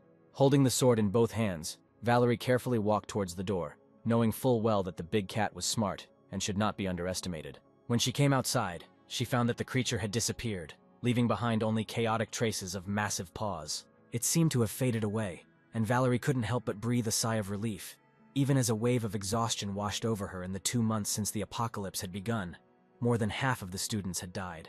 If it weren't for her accidentally awakened special abilities, she would have lost this deadly game of cat and mouse long ago, and everyone, including herself, would be dead. Then Valerie laid out the hard-earned food in front of the students and ordered the head boy, Vincent, to divide it among everyone. Then she found a corner to sit down, as she was extremely tired. At this point, Catalina pounced on Aurora again, asking why she was still alive and calling her the most useless of everyone present. She asked why she couldn't just die. Riley stood up for her again, indignantly replying that the monster attack had nothing to do with Aurora. However, Catalina was adamant, declaring that she simply could not stand Aurora. Stella tried to calm the situation down and took some of the food to give to Aurora. Before she could hand over the food, Catalina slapped her hand and snapped angrily, saying that giving her food was a waste. She claimed that the school's food supply was limited, and that Aurora would be eaten by monsters sooner or later anyway, so it was better to save the food for the others. Teacher Valerie, who had been resting with her eyes closed, slowly opened them. She was already used to conflicts between students, and was too exhausted to deal with this. While there were no casualties, she needed to conserve her strength and focus on the mutated big cat. Suddenly, the student, filled with despair, screamed that there was no point in arguing. She realized that they would all die and become just food for the monster. The creature would periodically come to select a few of their students for food, but would never kill too many at a time, as it preferred its prey alive. She came to the conclusion that there was no hope left in this world and no salvation in sight. Vincent looked at the food in his hand and insisted that there had to be hope. He believed that they were the future elite of society and could not just die. He looked at the snow-covered rooftops, hoping that they would be able to contact the outside world and that his father would surely send someone to save them. At that moment, the silence was broken by the sound of a car engine. The three men, following the navigator, arrived at the academy an hour later. Getting out of the car, Alex took out a gun and reminded the others to be on guard. Aaron said that with the campus covered in snow, it was impossible to tell where the person they were supposed to rescue was. Alex tried to contact Aurora by phone, but found that there was no signal. Alex then pointed out to the others that, according to the map, the school's territory was 3,000 acres and tall buildings should be visible above the snow. He suggested getting back into the car and slowly moving forward to search. Aaron then suggested that they split up to make the search more efficient and quicker. However, Alex shook his head, noting that Aurora had already survived for 2 months, so she could wait a little longer. He thought it was safer for them to stay together. They then continued to comb the area by car and soon discovered a visible spire, probably the school's observatory, at some distance from the dining hall and dormitories. Joshua guessed that they were most likely hiding in a lecture hall or a gym. It was more spacious there and there was enough oxygen for everyone. In addition, there was a risk of roof collapse due to snow. Alex thought about the situation, remembering that the gym and cafeteria had been mentioned during the call. But since there were several cafeterias and gyms on campus, searching might be quite difficult. While Alex was thinking, Joshua excitedly shouted that maybe they could get inside. He used his abilities to clear the roof of the observatory, and then climbed inside. Joshua invited Aaron to enter through the window, and they went on. At that moment, Alex felt a sudden chill behind his back, as if a beast was watching him. He immediately raised his pistol, preparing for battle. A giant creature more than 10 meters tall appeared on the snowy field, its eyes fixed on him, and it seemed ready to pounce on him at any moment. They stood opposite each other in silence for a few seconds. However, Alex did not feel any desire to kill from the creature. In the midst of his thoughts, Joshua and Aaron appeared, and upon seeing the monstrous creature, Joshua instinctively activated his ice abilities. Countless ice spikes rushed towards the creature. The attack was fast, and it was too late for Alex to stop it. The ice spikes slammed into the creature, causing it to let out a pained cry. Enraged, the creature rushed towards Joshua with incredible speed. Alex immediately activated his abilities, covering his body with a protective layer and increasing his speed. He jumped into the air and fired 3 shots from his pistol into the creature's head. Surprisingly, even armor-piercing bullets caused almost no harm to the monster, only bouncing off its skin. As the creature approached Joshua, Aaron stepped forward, his body emitting a golden aura and his muscles expanding, turning him into a massive mass of muscle. Then he tensed up and rushed straight towards the monster. He delivered a powerful blow to the creature's head, causing the ice beneath it to crack. The beast backed away, emitting a painful meow. Realizing they were dealing with a mutated giant cat, Alex switched to a sniper rifle. The creature's defenses were unusually strong. Its skin resembled a steel armor, which made the light machine gun ineffective. After being hit by Aaron, the beast turned and lunged at him. Then Alex raised his sniper rifle and fired. This time the creature was unable to dodge quickly, and the bullet hit it right in the cheek. Now the creature was filled with a murderous fervor, and it was slowly approaching Alex. Suddenly the creature curled up into a huge ball and rolled towards Alex at high speed. As the mutated cat rushed towards him at incredible speed, Alex quickly opened a spatial portal, intending to trap her. However, Alex underestimated the creature. It sensed the threat and dodged his attack with a swift leap, then darted towards the snow pile. The hero cursed quietly to himself, realizing that he had missed such a good chance to catch the monster. Meanwhile, the cat hid in one of the snowdrifts. Joshua and Aaron rushed to their partner and asked if Alex was okay. Alex, without taking his eyes off the cat, warned them that the creature was cunning and advised them to be careful. Suddenly, the cat let out a piercing cry that sounded like a curse. Aaron, slightly puzzled, noticed that the beast seemed to be cursing them. Then they saw the big cat turn around and disappear right into the snow. Aaron wondered out loud how the creature had disappeared so suddenly, and Joshua, no less amazed, suggested that it might have spatial abilities. Alex thoughtfully lowered his sniper rifle and considered it unlikely that the creature had abilities, noting that if it had, it would have used them earlier. He also noted that he was very sensitive to spatial fluctuations and decided that the cat simply ran away. Approaching the place where the cat had disappeared, they realized that it had buried itself in the ground. Joshua said with a serious look that it looked like the person they were trying to save had encountered this creature that was strong and seemed intelligent. He wondered how ordinary people had survived until now. Joshua's analysis deepened Alex's thoughts. Given the creature's enormous size and the amount of food it required, it is unlikely that it could have survived this long feeding solely on the humans in the school. But there was one mysterious detail. The creature did not show hostility at first, and was provoked only by Joshua's ice attack. It seems that its intelligence developed to a level comparable to that of a human. They looked at the large holes and suggested that perhaps these tunnels provided air circulation underground, allowing the survivors to avoid suffocation. Thinking about this, Alex stood up and suggested that they go down and check. Joshua, alarmed, objected that this was the creature's territory. Then Alex looked at him and noticed that snow was Joshua's element, and if the cat dared to attack, he could use his powers to bury her alive. Joshua, embarrassed, replied that he had already forgotten about his abilities. They then descended into the cave, discovering a vast network of tunnels beneath the snow. This allowed them to assume that the creature had indeed lived here for a long time. The complex network of tunnels made Joshua afraid of getting lost. Then Alex took out a box of colored pencils to mark their path. At this point, Aaron smelled a faint scent of blood and determined that it was coming from the creature. Joshua, doubting, suggested looking for places where the scent was less noticeable. Alex told Joshua that if he was scared, he could go back. There were 3 of them, and if they encountered the creature, it would most likely run away. Alex then took out a glittering gold pistol, a golden deagle, one of the most powerful pistols in the world, and loaded it with ammunition. Alex then told Aaron, whose tracking skills were very strong, to follow the scent of blood. If the creature was hunting, it should be near living people, which should lead them to survivors. Joshua, still overcome with fear, looked at Alex warily. Then Alex, with a disdainful look, told Joshua to stand behind and not be afraid. If they encounter the creature, Joshua will have to use his ice powers to trap it while the others take care of the others. Alex's words seemed to calm Joshua down. Meanwhile, in the academy gym, Valerie vigilantly guarded the students for 3 days and nights. However, she was aware of the constant threat from the giant cat. After 3 days without food, she realized that hunger was a greater threat than the creature itself. While she was deep in thought, Vincent and Stella approached her. Vincent suggested to Valerie that they go and find food since everyone was starving. Stella added with a pitiful look that Valerie was their only hope for survival and that she could no longer rest. Valerie, trying to contain her emotions and reminding herself that the teacher should not lose her temper, took a deep breath and, despite her fatigue, struggled to her feet. She wondered what would happen if the creature attacked while she was gone, so Stella urged her to act quickly and return as soon as possible. Vincent, speaking calmly, assured her that they would do everything they could to protect the other students. Despite his disdain for Valerie's selfless attitude, Vincent admitted that it was useful to have someone like her around. Otherwise, without her, they would have died long ago. Stella desperately begged Valerie to save them, because without food, they would die of hunger. Valerie, leaning on her long sword, decided to go outside and warn them to be careful. However, Vincent had his own plans. Over the past month, he had observed the creature's behavior, noticing that it usually only took 2 or 3 students at a time. So he chose a few people who could be used as a distraction if the creature attacked. As Valerie left the gym, she knew that the creature was probably nearby, waiting for an opportunity. Determined to meet him in a fight to the death, she was prepared to sacrifice herself if necessary. Meanwhile, Riley continued to care for Aurora, asking if her arm hurt. Aurora, looking with gratitude at her only friend, replied that in the current weather she hardly felt any pain. Riley gave her a resolute look, urging her to believe that they could survive and not to lose hope. At that moment, another burst of mocking laughter was heard from behind. Catalina expressed disdain for Aurora's continued survival, and suggested that if she were her, she would have ended it all by now. The rest of the students joined in the taunts, calling Aurora a burden, and predicting that the next time the monster appeared, it would be the end for her. Aurora remained silent, unable to object. Then Riley, unable to bear the ridicule, wanted to stand up for Aurora, but as soon as she raised her eyes, she saw a huge shadow outside the window.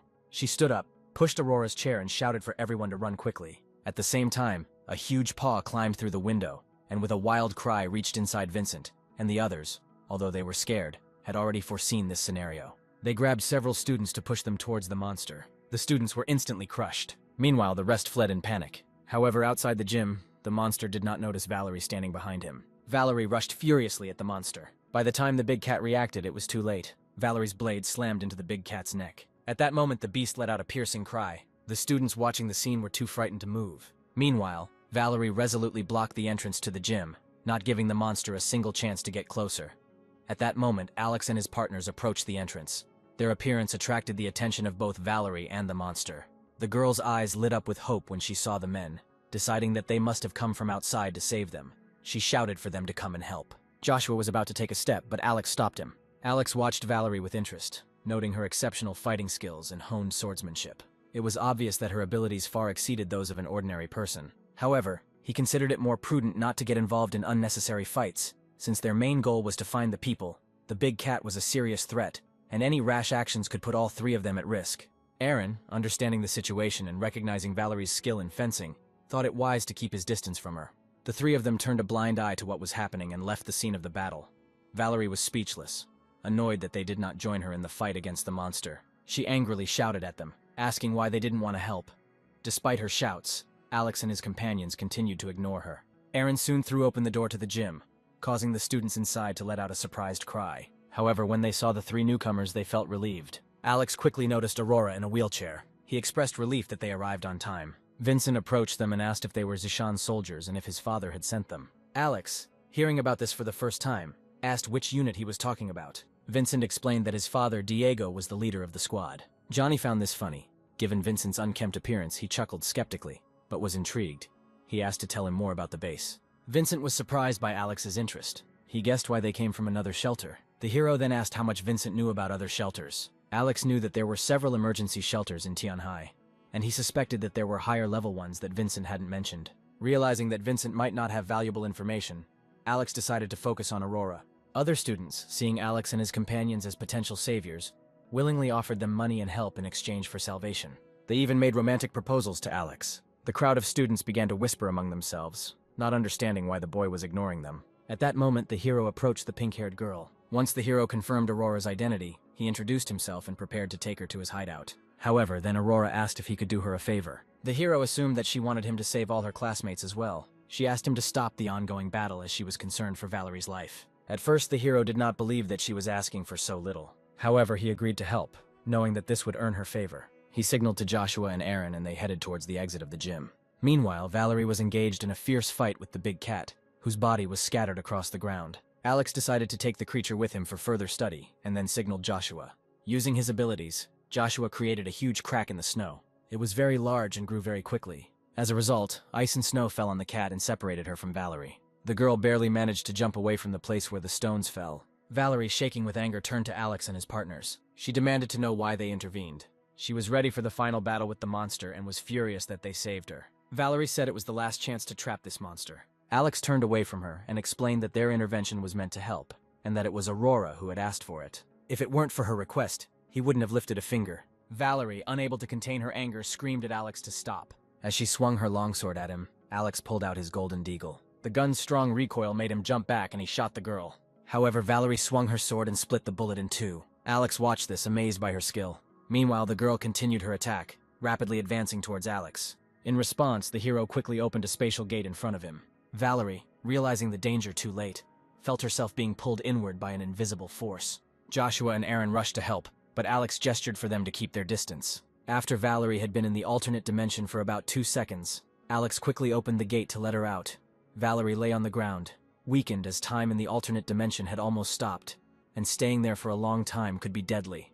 Alex stated that he tried to help out of goodwill, but received only ingratitude. He picked up Valerie's longsword, and jokingly remarked that he should keep it for himself to avoid further trouble. He noted that the sword was an unusual weapon, capable of splitting bullets, and thought that it might be useful in the shelter. Valerie struggled to her feet and demanded that her sword be returned to her. Then Alex turned to the crowd and asked if a few people could help Valerie rest. Valerie, now weak and powerless, was pulled into a corner, still asking who Alex was and what he was doing here. The hero explained that his friend's sister, Aurora, was the one Alex came to save. Hearing this, Valerie asked if Alex could take everyone with him. The students, taking advantage of the opportunity, began to fervently beg to be taken away as well, mentioning their influential background, hoping to convince Alex to save them too. Then Alex, losing his patience, raised his voice, declaring that he was only taking Aurora. He emphasized that he was only saving his family, and that the students should contact their families. The students became concerned, explaining that there was no phone reception and they were unable to contact their families. Watching the situation, Valerie begged Alex to save the students. The girl said that they are the future of the country. Alex, ignoring her pleas, said that he saw no difference between them and ordinary people. He noted that students, despite their high education and privileged background, would not be able to make a significant contribution to the development of society. He jokingly remarked that he was just a commoner and was only here to save his family. As Alex prepared to leave with Aurora, several students quietly approached her. Suddenly, one of them grabbed her by the neck, and the other one pinned Riley to the floor. Catalina looked fierce and threatened that if Alex didn't take them with him, she would strangle Aurora right now. Valerie tried to intervene, claiming that they were classmates and should not do this, but the students ignored her. Seeing the situation, Alex turned to Aaron and Joshua and chuckled as he noted that they dared to threaten him. The hero then took out 2 police pistols, and without thinking fired several shots, knocking down 4 criminals. The surrounding students screamed in horror and ran away. Valerie was also shocked, wondering how he could be so ruthless. Then the hero said that these children themselves were just ready to kill the defenseless girl. Ignoring the others, Alex walked up to Aurora, who was now clearly shaken by the recent events. But he decided that as long as she kept her sanity, it shouldn't be a big problem. After that, Alex extended his hand to her and said that they were going home. Aurora, coming out of her stupor, hesitantly asked if Alex could take her friend Riley with her. At first, the hero thought that she was just another freeloader. Aurora then explained that Riley had also been specially accepted into this school. Only the children of high-ranking officials and wealthy magnates were accepted here, as well as geniuses who were recruited for their talents. Riley was a mechanical genius who won numerous awards domestically and internationally. The wheelchair Aurora used was custom-made for Riley. Hearing this, Alex looked at Riley again and realized that his shelter could really use an experienced mechanic. He then looked seriously at Riley and asked her to explain what benefits she could bring. Riley's eyes lit up and she quickly responded, telling of her deep knowledge of automotive design and maintenance, her study of various types of firearms, and her skills in making bladed weapons. She promised that she would be able to modify cars and firearms, as well as handle any crafting tasks. Alex felt he had found a valuable employee. He agreed to take Riley with him for Aurora's sake. Riley, almost jumping for joy, quickly helped with the wheelchair. Meanwhile, other students began to crowd around, trying to promote their talents, offering themselves as drivers, translators, and so on. But despite the students' undeniable talents, Alex could not understand how their skills could be useful in a post-apocalyptic world. Suddenly, Stella boldly stepped forward from the crowd, blocking Alex's path. She accused Alex of being responsible for the monster's escape, and demanded that he help deal with it before leaving. Alex, holding his gun at the ready, said coldly that he was very upset that the students thought that their arrival had ruined everything. Seeing Alex's firm position, the other students did not dare to say anything else. Before leaving, Aurora looked at Valerie and thanked her for taking care of him all this time. Although none of her classmates were particularly nice people, Valerie was a responsible and caring teacher. Aurora knew that Valerie would never abandon other students. After Alex and his group had walked some distance, Valerie suddenly had an idea. She offered to follow them, noting that she herself was badly injured, and the monster, most likely, was also not in the best condition, and might not dare to come to the surface for some time. Joshua quietly asked if it was okay for them to follow them like this. Alex mockingly noted that if Joshua felt sorry for them, then he should go and save them. A little effort from Joshua could bury them all alive right here. Joshua was shocked by this proposal, knowing that these people had done nothing to provoke him. Then Alex quickened his pace, declaring that when a man is poor, he takes care of himself. He could not afford to take care of these pampered children of the rich. They soon reached the surface. Alex turned to Joshua and told him to go with Aaron on the motorcycle. Alex then handed him the helmet and remarked that Joshua, who had the ability to use ice and snow arts, should not be afraid of the cold. Joshua realized that things weren't so bad and noted that he hadn't enjoyed riding in a long time. Meanwhile, Alex carefully placed Aurora in the front passenger seat and Riley in the back. Then they quickly left the academy. Valerie and her group, watching the vehicle depart, were stunned. Stella asked with a confused look what they should do now, since everything around was covered in snow. Then Vincent stepped forward with a smile, unlocked his phone, and said he would handle the situation. Meanwhile, inside the car, Aurora and Riley enjoyed the long-forgotten comfort and warmth. Alex waved his hand and 2 bottles of drinks and bars appeared in front of them.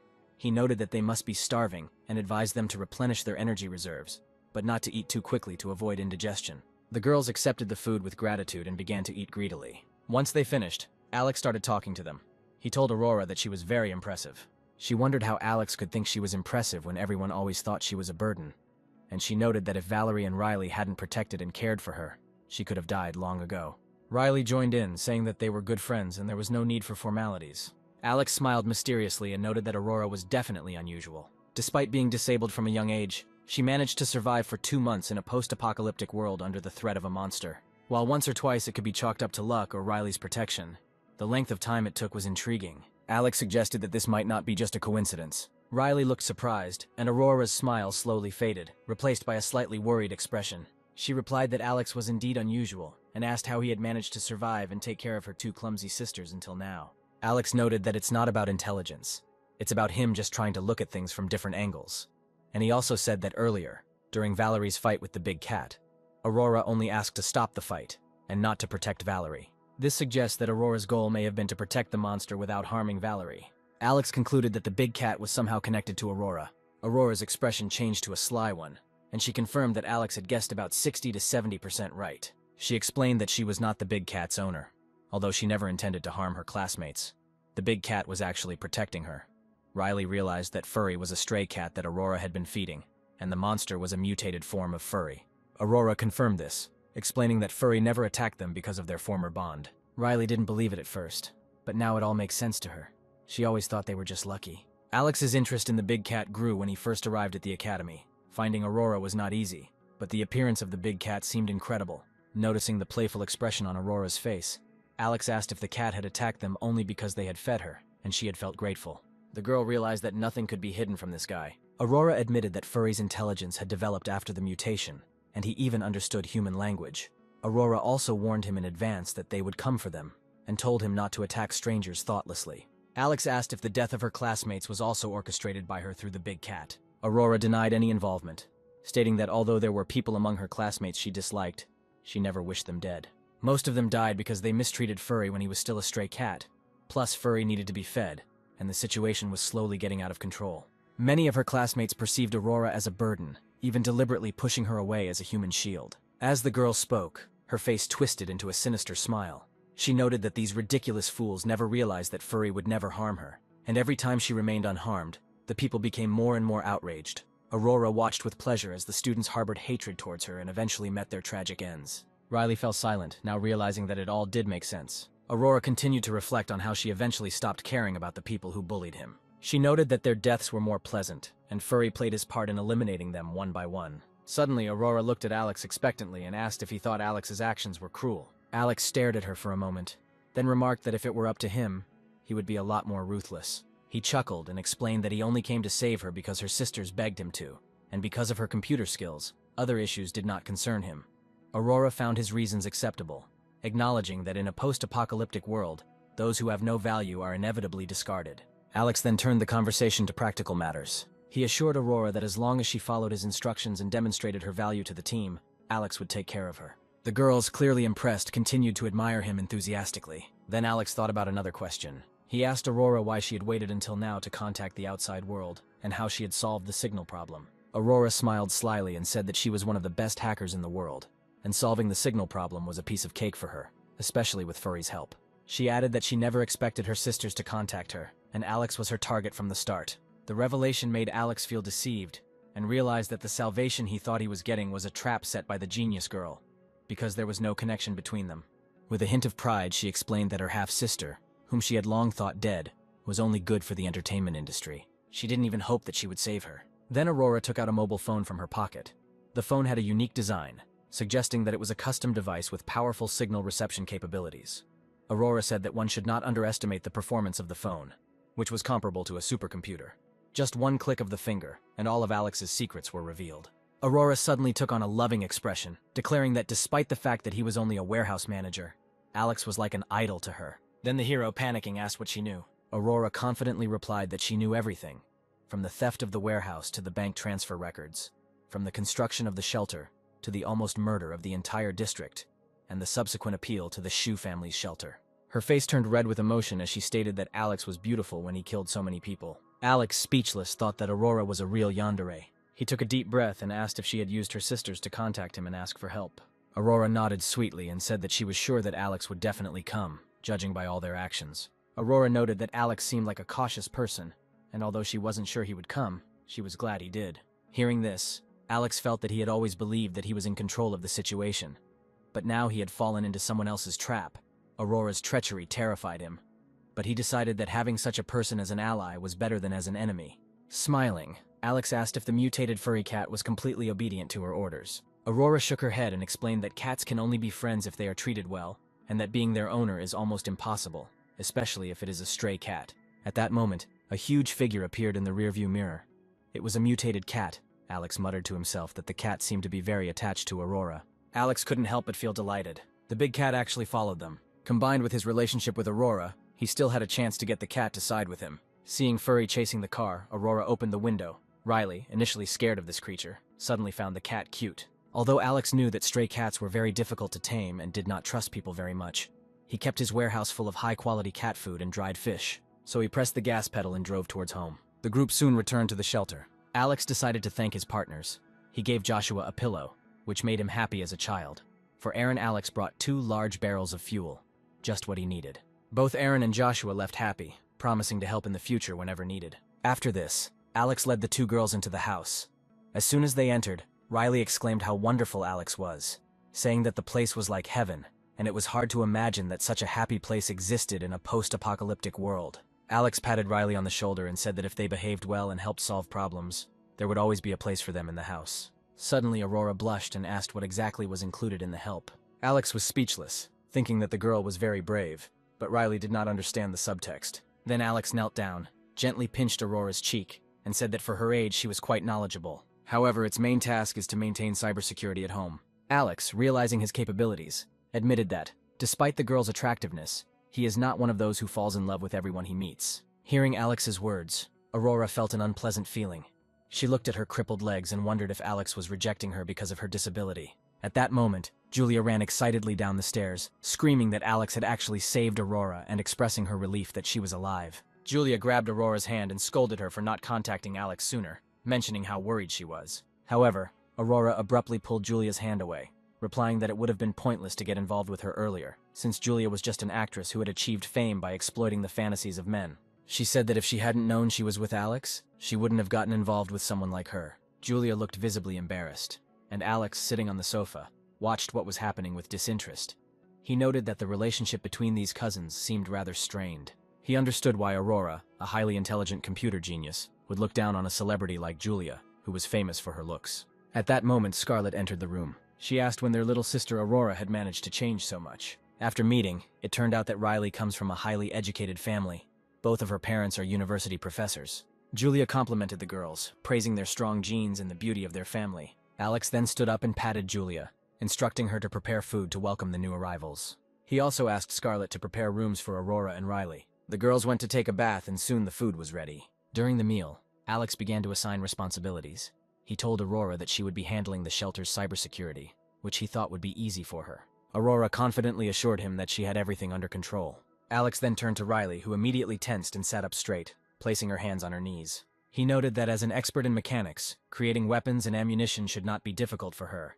Riley timidly replied that it was not difficult for her, but she required special equipment and materials for ammunition. However, making a bladed weapon, given the necessary metal and forging equipment, was as easy as pie. Alex smiled weakly and told her not to worry. After that, he asked the girl to come with him. He led Riley into a large room on the underground level, where he revealed to her a multitude of heavy mechanisms taken from his space. Riley was delighted by the sight of the advanced equipment and noted that these were no ordinary machines. Most of them are high-end imported equipment costing millions. She assured Alex that the equipment was more than sufficient, and that there were a few machines that might not be of any use but could be dismantled for parts. She flexed her toned biceps and assured Alex that she had everything under control. Seeing her enthusiasm, Alex felt genuine satisfaction. He then took out the long sword he took from Valerie and asked her to check it for any special properties, wondering if it might be some kind of ancient divine weapon.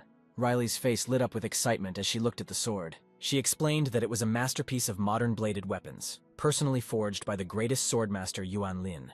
While not an ancient divine weapon, it was the pinnacle of modern technology. It was made from adamantium alloy, a metal developed just 10 years ago, and the hardest material known to date.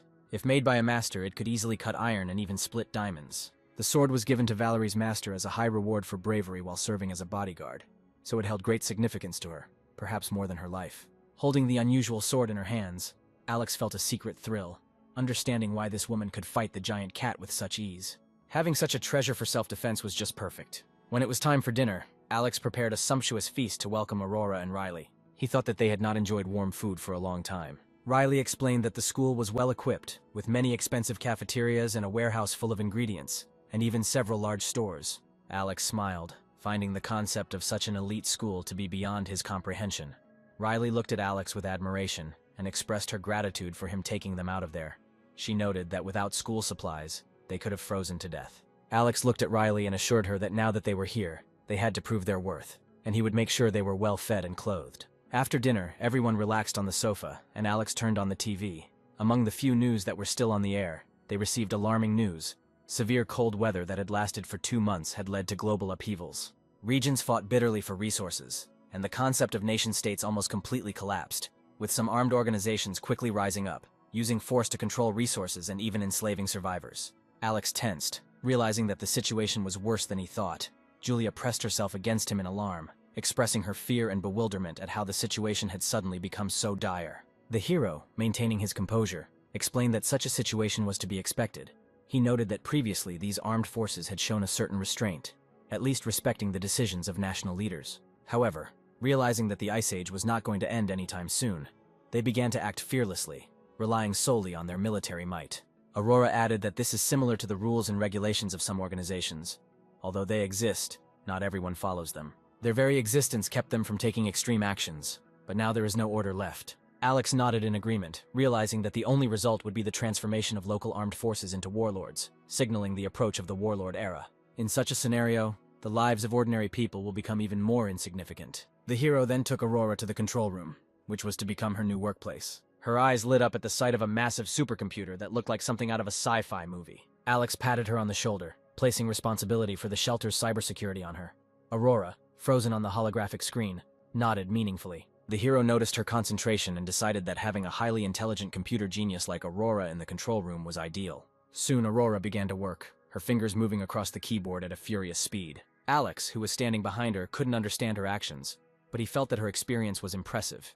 In just 2 minutes, Aurora had conducted a thorough check of the entire shelter network. After pausing her work, she shared the results of her analysis, showing that the system was once the most advanced personal network in the world, and still is. Its artificial intelligence was incredibly powerful, capable of fixing vulnerabilities on its own, theoretically leaving no loopholes in the security system.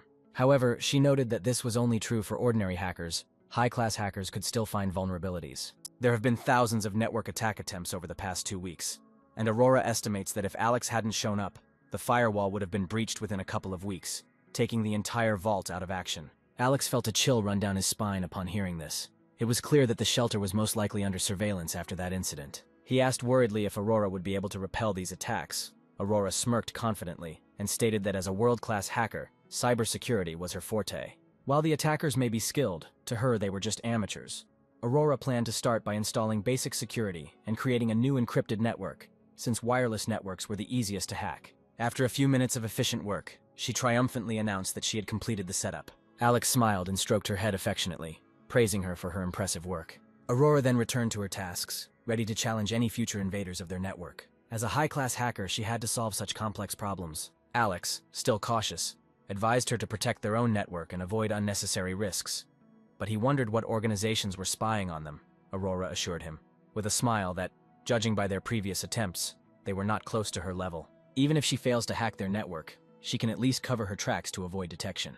At that moment, Scarlet burst into the control room and, trembling with fear, reported that there was a monster behind the shelter door. As it turned out, it was Furry. He was lying calmly near the building. Alex and Aurora exchanged glances and giggled, noting that the cat seemed unable to let go of Aurora and followed her. Aurora bowed her head, explaining that he only trusted her and must be worried to follow her. Alex saw this as a great opportunity to tame the cat, which was very important because the people living across the river could be in danger. With these thoughts, Alex took Aurora out of the control room. Scarlet, pale with fear, pressed herself against Alex. Outside, a huge cat lay calmly in the snow, looking inside. Seeing Aurora, the cat closed his eyes and dozed off, looking tired and covered in a layer of snow.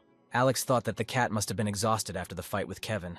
There were many sword wounds on his body. Now he is tired, hungry, and in pain, which means it is time to tame him. Having decided so, Alex prepared to take Aurora outside, intending to feed the big cat. When Aurora appeared, the cat was delighted. But when she saw Alex behind her, she cautiously stepped back. Noticing the cat's fatigue, Alex opened a portal to another dimension. Soon piles of cat food and dried fish tumbled out. He picked up the bag of food and began to tease the big cat, offering her to become his pet.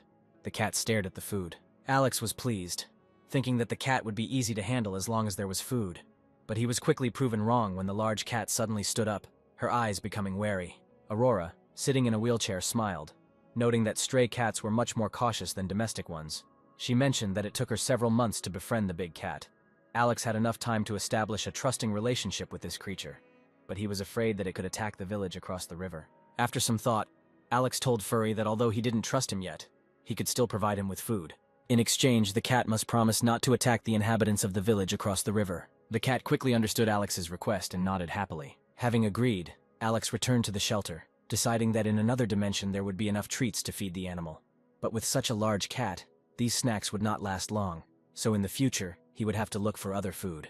Returning to the living room, he heard the surprised and delighted exclamations of Scarlet and Julia. The girls called the guy to look out the window. Looking out the window, Alex saw that the big cat had disappeared. His eyes widened in surprise when he saw that the creature could change its size at will. The giant mutant cat that was over 10 meters long turned into an ordinary cat. At that moment, Riley suddenly realized something. She explained that if the cat had always been that size, there would not have been enough of their dead classmates to fill her stomach. Aurora also analyzed the situation, noting that Furry's appearance was always sudden, which was illogical for such a large size. It was impossible for him to be so silent that even a person like Valerie's teacher could not detect him. All signs indicated that he could always change his size at will. Suddenly, Aurora frowned in concern, noticing blood on Furry. Alex immediately bent down to take a closer look, and made sure that there was indeed a cut on the animal's body. Although the blood had frozen, the wound looked quite deep.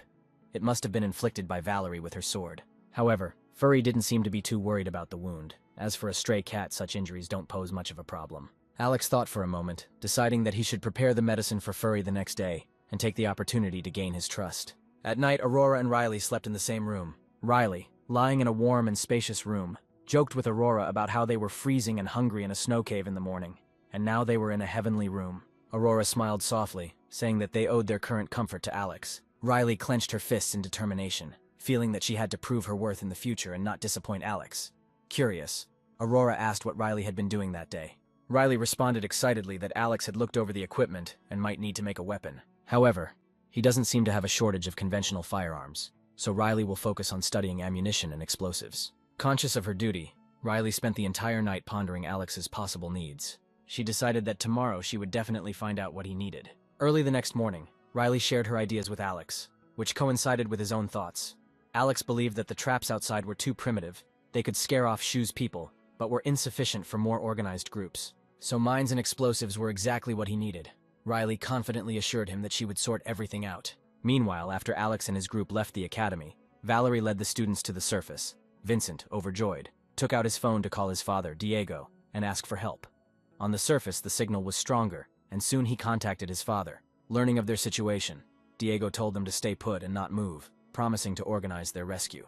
The students greeted this news with joy, delighted at the prospect of leaving this terrible place. Some tried to contact their families but received no response, leaving them fearing the worst for their loved ones. However, some students felt uneasy, wondering why Vincent's father, if he had the opportunity to save them, did not go looking for them earlier. While Vincent and the others waited quietly at the entrance to the cave, the mysterious base finally made its move. Suddenly, a strange noise was heard outside. Vincent, incredibly excited, rushed out of the cave entrance, shouting that his father had finally arrived. The other students also stood up and hurried after him, afraid of being left behind. Soon the boys came out of the snow cave. The first thing they saw was a dog team. The dogs were clearly unusual, looking like well-trained military dogs. At that moment, Valerie noticed that soldiers dressed in special uniforms emerged from the sleigh. Instead of approaching them directly, the soldiers were talking among themselves, looking at the group of students as if examining animals. An excited Vincent approached and asked if his father had sent for him. Then one of the soldiers lifted his helmet, revealing a somewhat haggard face, and happily confirmed that he was indeed Vincent's father. Vincent didn't believe it at first, and only after a few seconds did he vaguely recognize his father, a high-ranking official, usually looked quite plump. But this man in front of him had become almost unrecognizably thin. Embarrassed, Vincent hugged his father, but then expressed his displeasure at the delay in his rescue. He angrily shouted that his father should have come for him earlier, and complained that he almost died there. Diego looked embarrassed, suggesting not to discuss past affairs. He emphasized that the main thing was their safety, and suggested that they go home with him first. At that moment, a soldier approached them, and in a condescending tone asked what was in the school warehouse. He insisted that the supplies needed to be taken to the base. Only then did Valerie realize that something was wrong. The soldiers did not seem to be going to save them. They were more interested in the supplies. Vincent, without showing much zeal, said that there really were a lot of supplies under the snow, but there was also a mutated big cat there that they couldn't compare to. The soldiers conferred among themselves for a while, and the captain declared that it would not be difficult to deal with the monster. They assured them that they had experience fighting mutated creatures and instructed Vincent to go ahead, and they would handle the rest themselves. Starting to panic, Vincent said that he didn't want to go back into the dangerous snow cave, confident that these soldiers wouldn't be able to keep him safe. So he pointed to Valerie and explained that she had found all the supplies for the students. Valerie knew their location better. Valerie took a deep breath and took the initiative, saying that she would lead them there. The soldiers then followed her to the entrance of the cave. They assured them that as soon as supplies were found, arrangements would be made for them. However, the students became concerned. They felt that help should look different. Soon sounds were heard from the entrance to the cave, and a soldier stuck his head out and shouted to the students to come and help carry the things. Having no choice, the boys obeyed. The soldiers ordered the students to load all the things they found onto the sled. Some of the students began to complain in whispers, asking why they were being used as labor instead of being saved.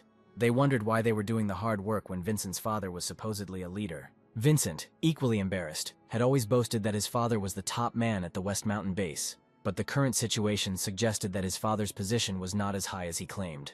He calmly explained that in the ice apocalypse, the labor shortage meant there would be no extra hands, and he assured everyone that they would be able to rest once they reached the base. Soon all the packed supplies were transferred to the sleds, and the soldiers quickly set off, leaving 2 soldiers behind. The students were stunned as they watched the sleigh disappear into the distance. They wondered if other sleds had been prepared for them, and they would have to walk to the base. Accustomed to comfort and luxury, the students found the prospect of walking tens of kilometers daunting. After listening to the students' protests, 2 soldiers ordered them to shut up. One of the soldiers shouted and ordered them to follow him if they wanted to survive, or crawl back into the cave. Another soldier added coldly that regardless of their previous status, their value was worthless in the apocalypse, and they must submit to survive. Throwing down the bag of energy bars, he turned and walked away. Some of the students were devastated and clearly unable to come to terms with this harsh reality. Then Valerie picked up the energy bars and urged everyone to gather their courage and follow the soldiers. She stressed that school food had been taken away, and that staying there meant certain death. Thanks to the teacher's moral support, a spark of hope was lit in the students' hearts. After 2 hours, they finally reached the entrance to the base. The giant iron door slowly opened, and following the 2 soldiers, the students hurried inside. After going down the stairs, they walked for some time. The soldiers then ordered them to go further down the stairs. Soon the students found themselves in a spacious room, where it was much warmer than outside. Excited, and at the same time scared, they wondered what to do next. Valerie reassured them that they had not come all this way to be harmed. At that moment, the door opened, and a group of people in protective suits came out with devices that resembled sprayers. After that, they began to spray the students with an unknown liquid. Following them, a plump, middle-aged woman came forward and loudly ordered everyone to line up for disinfection as a precaution. She announced that for the safety of everyone on the base, a full body search would follow and demanded full cooperation. Soon 2 medical workers arrived in the room. On the woman's orders, blood samples were taken from everyone for analysis. Then, under the guidance of soldiers, the students were led into the room. Valerie and the students found themselves in a spacious room. Soon a man in protective clothing brought in a large bowl of food. The students exchanged wary glances, wondering what kind of white viscous liquid was inside the cup. It smelled decent, and so, driven by hunger, the students grabbed spoons and began to eat greedily. The food tasted a little like yogurt, but was definitely not yogurt.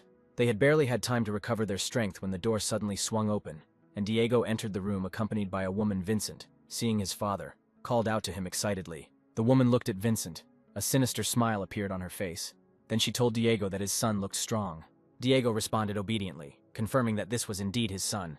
The woman then, with her hands behind her back, loudly announced that the blood test results showed that everyone was healthy and had no infectious diseases or suspicious viruses. She noted that college students have good resilience, but stressed that they still need to be thoroughly cleaned. She then ordered everyone to line up, at which point the director pointed to Vincent and told him to come with her.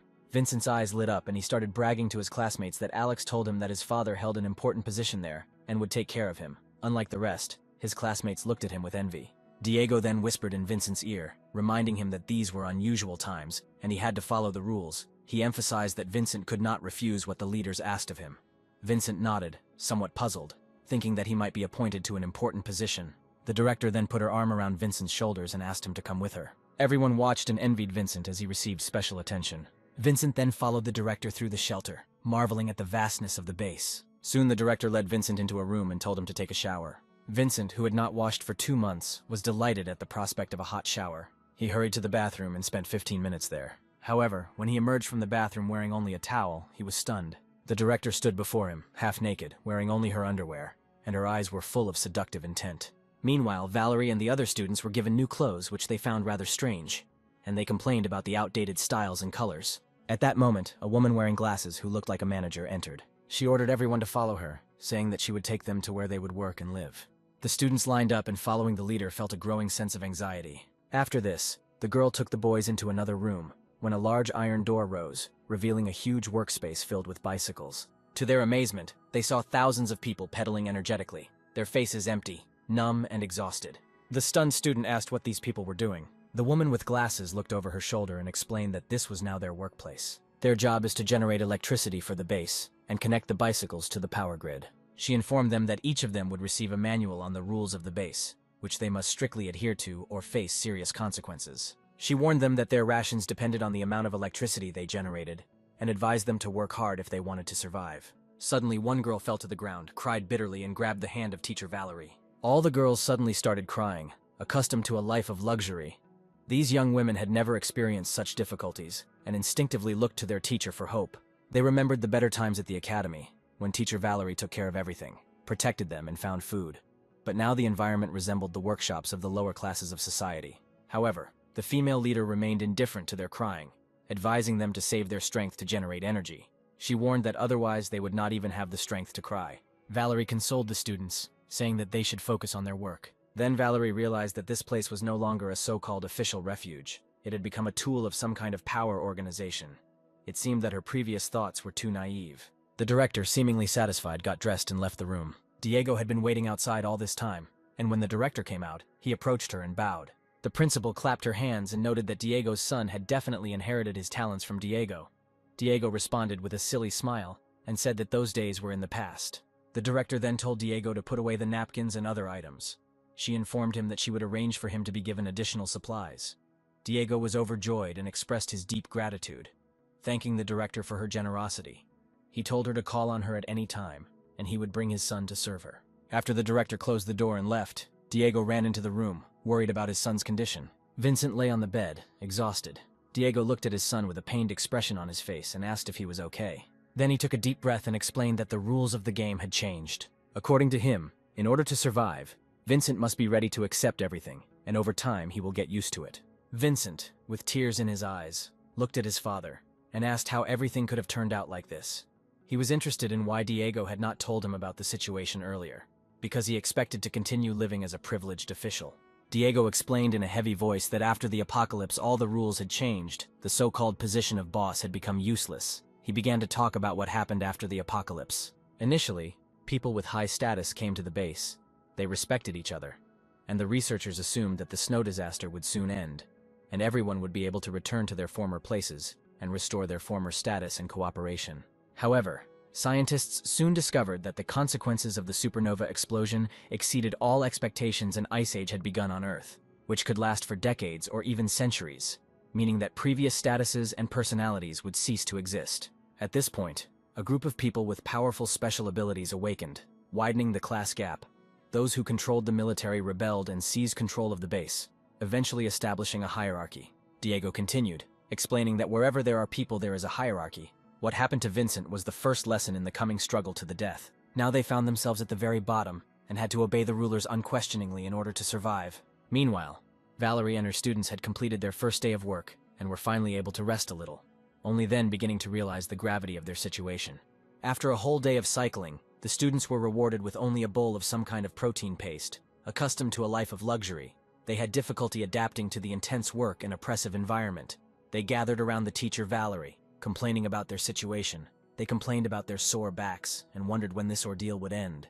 Some said that they would prefer to die than to continue working in such conditions. Seeing the students suffering like this, Valerie felt deep pain, but she didn't know what to do.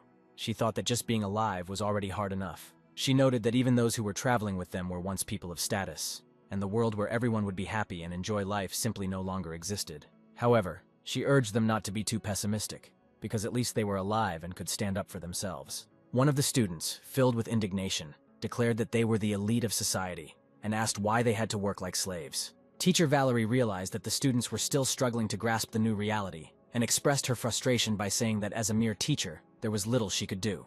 At that moment, the door suddenly opened and Vincent entered the room with a dejected look. Everyone quickly surrounded him, asking if his father, being the leader at the base, could keep an eye on them.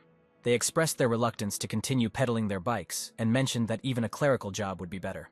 Vincent replied with a grim look that everyone on the base had a role, and their job was to generate energy. Then Valerie approached Vincent and asked what he had done that day. Clenching his fists, Vincent explained that he had a better understanding of the current situation at the base. He said that their situation was now very dangerous, and from now on they would have to rely only on Valerie. After thinking for a moment, Valerie seemed to understand the meaning of Vincent's words.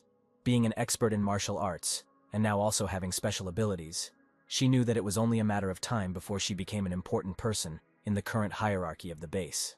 Vincent then passed on the information he had collected. He revealed that the leader of the organization was Roman, a former high-ranking official who controlled the military, and that many of his subordinates had awakened special abilities and quickly took control of the entire base, reorganizing its order to run the organization more efficiently. Roman divided the base into 4 levels. The first level was where Roman and his inner circle lived, enjoying the best living conditions. The second level consisted mainly of leading scientists and doctors, whose living conditions were comparable to pre-apocalypse standards. The third tier housed the armed forces, originally elite warriors, now powerful units with special abilities, living in a relatively carefree state. On the bottom tier was the bulk of the organization, doing the hardest work but receiving the fewest resources. They had no way out and were under close surveillance by a level 3 security team. Any act of disobedience was tantamount to suicide. The students were stunned by this revelation. One girl, overcome with despair, screamed, asking if this meant they were locked here for life. Vincent coldly replied that they were brought here to replenish the workforce, and if someone wanted to end it all, no one would stop them. He added that their lives are of no concern to anyone, and they can easily be replaced by other survivors from outside. At this point, a tall student angrily grabbed Vincent by the collar, accusing him of being the cause of their predicament, accusing Vincent of revealing their location, resulting in their resources being stolen, and them being captured and taken to this hellish place. Vincent simply stared back with an impassive expression, and asked him if he thought that staying at the academy would have saved them from being devoured by the cat demons. Vincent then forcefully pushed him away, and then turned to Valerie, saying that their only hope was Valerie's teacher. He emphasized that unlike them, Valerie was a person with special abilities, and such people enjoyed privileges, so Valerie should help them. Vincent's words proved to be the last hope for the students. They quickly surrounded Valerie, pleading with her. They stated that as their teacher, it was her responsibility to take care of the students, and they could not handle the hard work. Valerie responded helplessly that she was already keeping them safe, but there was little she could do about the division of labor at the base. She then turned and lay down on the bed, telling everyone to rest since they would still have to get up and work the next day, and reluctantly the students returned to their beds. The next morning, the loudspeaker at the door went off and everyone hurriedly got ready and lined up for the cafeteria. A woman in glasses, accompanied by several soldiers, took a megaphone and announced good morning to everyone. She praised them for surviving another day, and suggested that they thank their great leader Roman for allowing them to live happily ever after. All the workers applauded, chanting words of praise for Roman. Valerie thought it was blatant brainwashing. The woman in glasses continued speaking into the megaphone, announcing that the base had rescued another group of survivors the day before, and that they were now all one big family. She then invited the new family members to introduce themselves, and as all eyes turned to Valerie and the others, there was a burst of applause. Valerie felt fear. She was familiar with this kind of brainwashing. She knew that it was the famous herd instinct, and she understood that vigilance would not hurt. Valerie took a deep breath. Although she understood the situation perfectly, she felt helpless. At this point, the girl could only force her students to introduce themselves one by one. Then the woman with glasses organized the morning meeting. Throughout the morning meeting, Valerie noticed changes in the expressions of her students.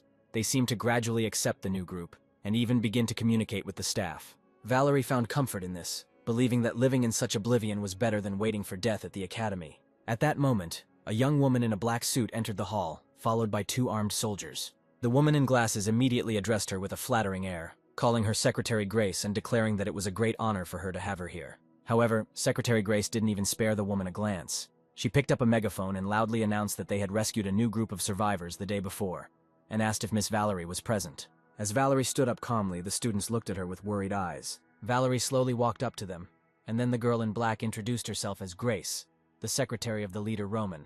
She said that their leader would like to meet Valerie. Hearing this, the entire cafeteria was in an uproar. Everyone began to vigorously discuss the fact that the leader of the organization actually wanted to meet with the teacher, and even sent a personal secretary for this. Such an appeal was considered a quick way to high status. Hearing the noisy discussion, Grace's secretary raised her head slightly. Her gaze became stern, and at that moment, the cafeteria instantly fell silent. Then she smiled at Valerie and told her to follow her. After this, the girls headed down a spacious corridor. Soon, Valerie reached Roman's office, where she was met by a good-natured middle-aged man about 50 years old. As soon as he saw Valerie, Roman walked up to her with a smile and took her hand, showering her with compliments. He praised her for being such a responsible and wonderful teacher, thanks to whom many students were able to survive in such difficult conditions. Valerie was somewhat taken aback by this unexpected reception and did not quite understand the situation. Roman, still holding her hand, invited her to sit down and expressed a desire to receive her advice. Roman shared his vision of the base. Then he sincerely stated that he would like to use its power to maintain the base and preserve the new human civilization.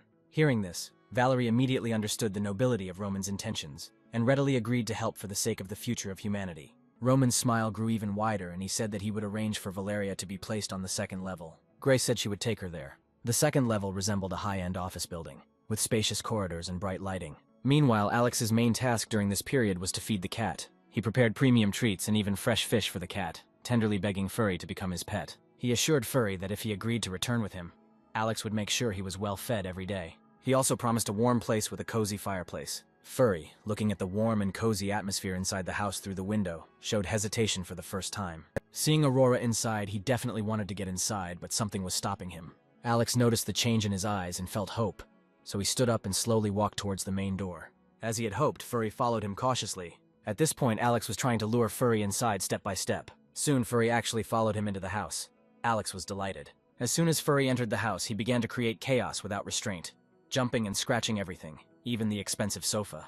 Despite the chaos, Alex watched with a smile, encouraging the furries to feel at home. Scarlet noted with envy that it was a good thing the cat couldn't turn into a woman, otherwise she wouldn't have any place in this house at all. The furry was full of curiosity and jumped all over the house. It was only when Furry, tired from playing, curled up on a chair to rest, that Alex finally breathed a sigh of relief. He knew that establishing initial trust was very important in dealing with cats, and that if this process failed, it would be difficult to make up for lost time later. He tried to reach out to pet Furry, but before he could touch him, Furry turned around and hissed. They stared awkwardly into each other's eyes for a moment before Furry finally let his guard down and calmed down.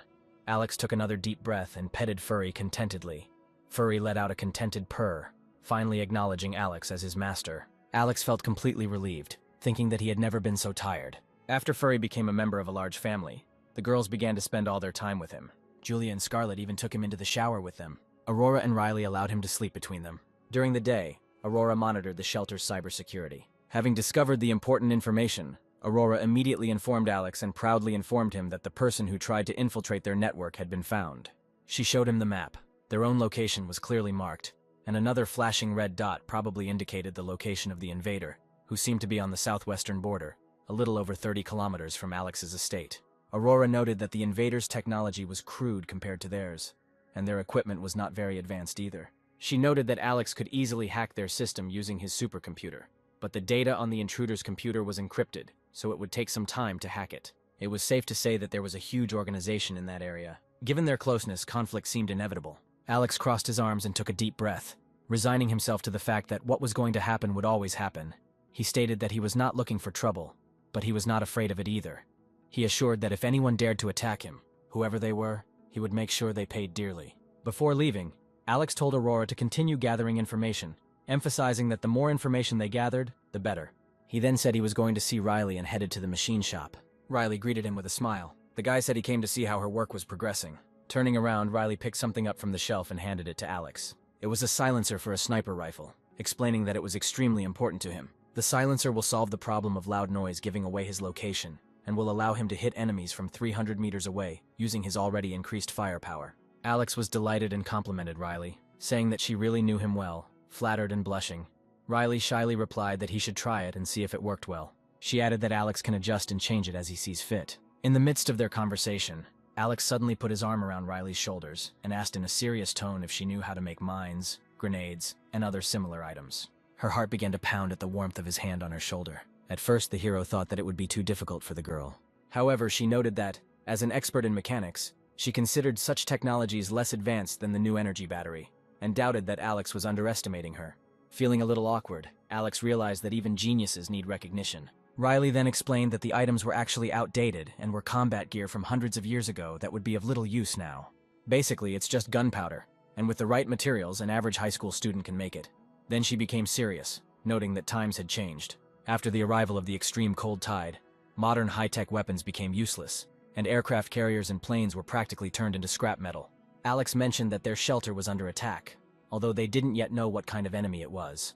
Most likely it was a powerful armed organization, so they needed to carefully prepare in advance and set up reliable traps around the shelter. Hearing this, Riley also became serious. Alex smiled and stroked her hair, reassuring her not to worry. He promised that he would take care of everything else and would protect her as long as he was around. He gently pinched Riley's cheek and she was shocked by the gesture, instantly bursting into tears. Alex continued by saying that he had always felt a special connection with her since he first saw her. He noted that she looked like his sister and felt a desire to protect her. At that moment, Riley felt disappointed, thinking that she was just a sister to him. Before she could think about it, Alex continued his affectionate gestures, gently stroking her cheek. He told her to help him with his work and leave everything else to him, assuring her that as long as he was around, no harm would come to her. Seeing Alex's determined gaze, Riley's heart sank. This was the first time a man had treated her so tenderly, and she was momentarily speechless. Leaving the workshop, Alex took a deep breath, feeling that he had stirred up the emotions of an innocent girl again. He thought that with such a valuable person as her, it was necessary to use friendly tactics and use his charm. After all, in this situation he could not do without a person who would supply him with weapons. Alex then sent Joshua and Aaron an urgent message. He informed them that they had discovered unknown forces that could have powerful military capabilities and were only 30 kilometers away from them. He warned them to be very careful in their actions, reminding them that the country had already collapsed and anyone who claimed to represent the state was a fraud. Most importantly, that they should never reveal their special abilities. Aaron and Joshua quickly responded, expressing gratitude for the concern for their safety. Meanwhile, Alex was thinking that it was still unclear what information the other side had, so Alex did not dare to recklessly leave the shelter. As long as Alex remained in place, no matter how strong the opponents were, they could do nothing to him. Given Joshua's position across the river, Alex realized that if those forces truly desired his refuge, Shu City would be right in their path. With this in mind, he quickly sent Joshua a private message, telling him that if his village ever encountered a danger it couldn't handle, he should call Alex immediately. In the midst of an ice apocalypse, Alex understood how valuable an ice user was, and how important it was to keep such a loyal and capable ally safe. Meanwhile, Joshua, having read the warning from Alex, looked a little worried. He muttered to himself that Alex was indeed something, noting that the large villa was right across from his poor village, and wondering why anyone would be interested in it. About 30 kilometers west of the city, in what was once a development zone with many buildings under construction, a tall, strong man and a girl with glasses emerged from one of the houses. The man complained about the incessant snowfall. He wondered if it would ever stop, fearing that if it continued like this, the whole earth would be covered in snow. The girl, Sarah, smiled weakly, and replied that Jordan should stop worrying unnecessarily. She explained that they needed to focus on completing their mission, and noted that after 2 months of heavy snowfall, the moisture in the air had almost condensed. Sarah caught a snowflake in her hand and noted that even in the equatorial regions it was now 20 degrees below zero. She noted that it would only get colder, and snowfalls would become more and more rare. She believed that the end of heavy snowfalls was the Creator's last mercy to this world. The man, Jordan, not fully appreciating her mood, immediately sat down on the snow sled, while Sarah, on the contrary, harnessed a large dog. She took the device out of her pocket, reported the completion of the task received several days ago, and received new instructions. Initially, they were limited to the Sishan area, but according to new orders, they needed to conduct a special search elsewhere. Although the objective was not stated, Sarah thought that it was probably not a particularly important mission, and she figured that they would just do the necessary steps and then return to base. After a long journey, Sarah suddenly looked into the distance, towards the estate where Alex lived. She identified it as her destination and sat down on the sleigh, ordering everyone to be on the alert. The girl ordered the large sled dogs to move along the river. Then they suddenly came across the village of Shu. They were originally heading to Alex's house, but the sight of Shu village, especially the massive ice castle in its center, caught Sarah and Jordan off guard.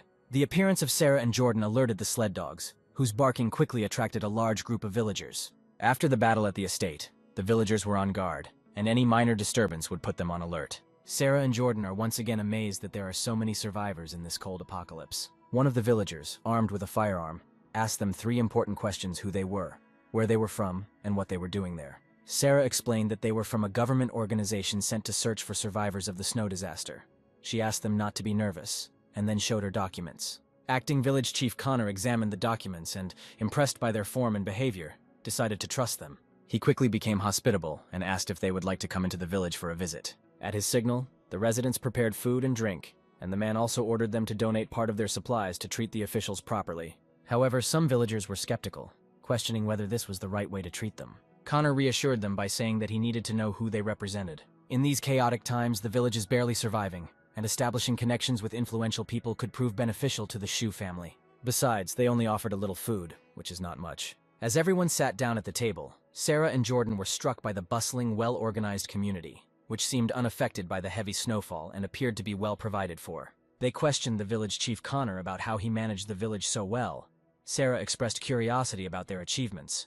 Upon hearing the question, Connor said that it was due to their family's unwavering spirit of self-sufficiency and resilience, assuring that even a snow disaster would not defeat them.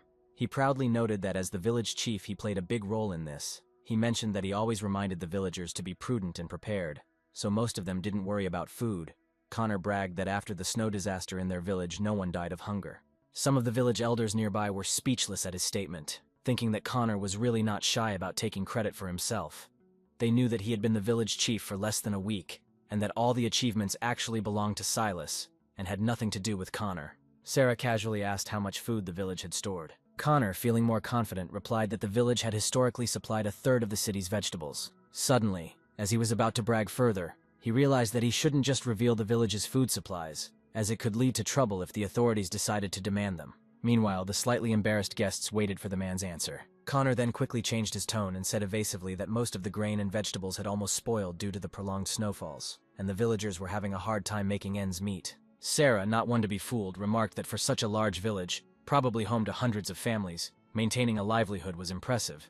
Connor went on to claim that most of the village was doing well. He pointed to the ice houses they had built, attributing the success to his leadership. He claimed that these houses were a great solution to their housing problem, unlike other villages where houses were buried under snow, causing many to freeze to death due to the carelessness of the village leaders. Sarah and Jordan looked at each other incredulously, secretly surprised that they had never expected this old man to be so capable. Jordan remarked as he looked out the window at the ice castle that it was incredible that such a structure could be built in the conditions of an ice apocalypse. He noted that the craftsmen in the village must be very skilled. Connor smiled, bragging about the skill of the village workers and downplaying the significance of their achievements. Then, to appease the leaders, the villagers lined up and brought long-hidden delicacies from their homes. Sarah smirked, thinking about how rich the village must be. At that moment, Connor approached them and asked when the government planned to take action in connection with the snow disaster. Sarah and Jordan continued to eat and drink in silence until Sarah said indifferently that they had already made plans to help the victims and that they should be implemented as soon as possible. Hearing this, Connor and the villagers looked at the guests with hope. Because they were going through difficult times, he asked if any of the experts knew when the snow disaster would end. Sarah replied calmly that it should happen soon and that experts said the snow would stop soon, noting that it had been decreasing significantly recently. Jordan realized that with her calm and confident demeanor, the old man would be convinced by her words. Suddenly, Sarah asked if anyone in the village had noticed any strange changes after the snow disaster. Connor and the villagers were momentarily stunned, realizing that she was referring to Joshua.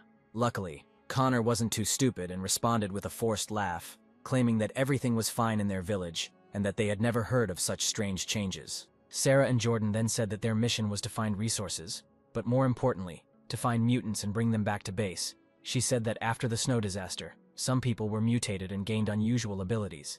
She mentioned that the government valued such people highly, and that they would be generously rewarded if they provided useful information. Connor wondered if he should tell Joshua about the situation, since he hadn't received any tangible benefits yet. Curious, Connor asked what the organization planned to do with these people. Sarah, now more confident in the existence of mutants in the village, replied that these powerful mutants would become the backbone of their organization and would be crucial to rebuilding the community in the future. She assured him that if he provided useful information, the organization would highly appreciate his contribution. Connor thought that promises were easier to make than to keep. He believed that Joshua was the village's treasure, and that without him, after the snow disaster, their village would have been doomed, and he thought that Anya could just give him away. Connor then pulled out his phone and offered to provide his contact information, saying that if they found anything unusual, he would immediately report it to the leaders. At this moment, Sarah's expression suddenly changed. She looked at Connor intently and asked if there was anything he wasn't telling them. Sarah's sudden change in behavior startled Connor, and his heart stopped in his tracks when he hinted that they were all law-abiding citizens and assured her that there was no lie in what they said. Sarah tapped her finger on the table and demanded that he make sure there were no mutants in the village, urging him to think carefully before answering. She warned that the organization was taking the matter very seriously and ensured that he would not get away with concealing information. Realizing that his lie was exposed, Connor was embarrassed, but quickly came up with a way out of the situation. He whispered to Sarah that they really knew about the strange man, but he was not from their village. He said that this man lives in a villa opposite their village and his name is Alex. Hearing this, Sarah's eyes lit up. The name matched the target specified in her special assignment, and she was incredibly happy about this coincidence. Jordan also realized that this was a great opportunity to gather more information. Then Connor told everything he knew. He described Alex as a ruthless devil whose house was surrounded by traps. A few days ago, they tried to borrow some resources from him, and he, without saying a word, killed hundreds of their people. The villagers, heated with indignation, began to speak out, claiming that Alex was definitely not normal and that his methods were extremely cruel. Watching the unbridled anger of the residents, Sarah thought that it did not seem like an act. Jordan asked if they knew anything about his abilities. However, Connor replied that they didn't understand his abilities or mutations. They only thought his abilities were beyond what a normal human could do.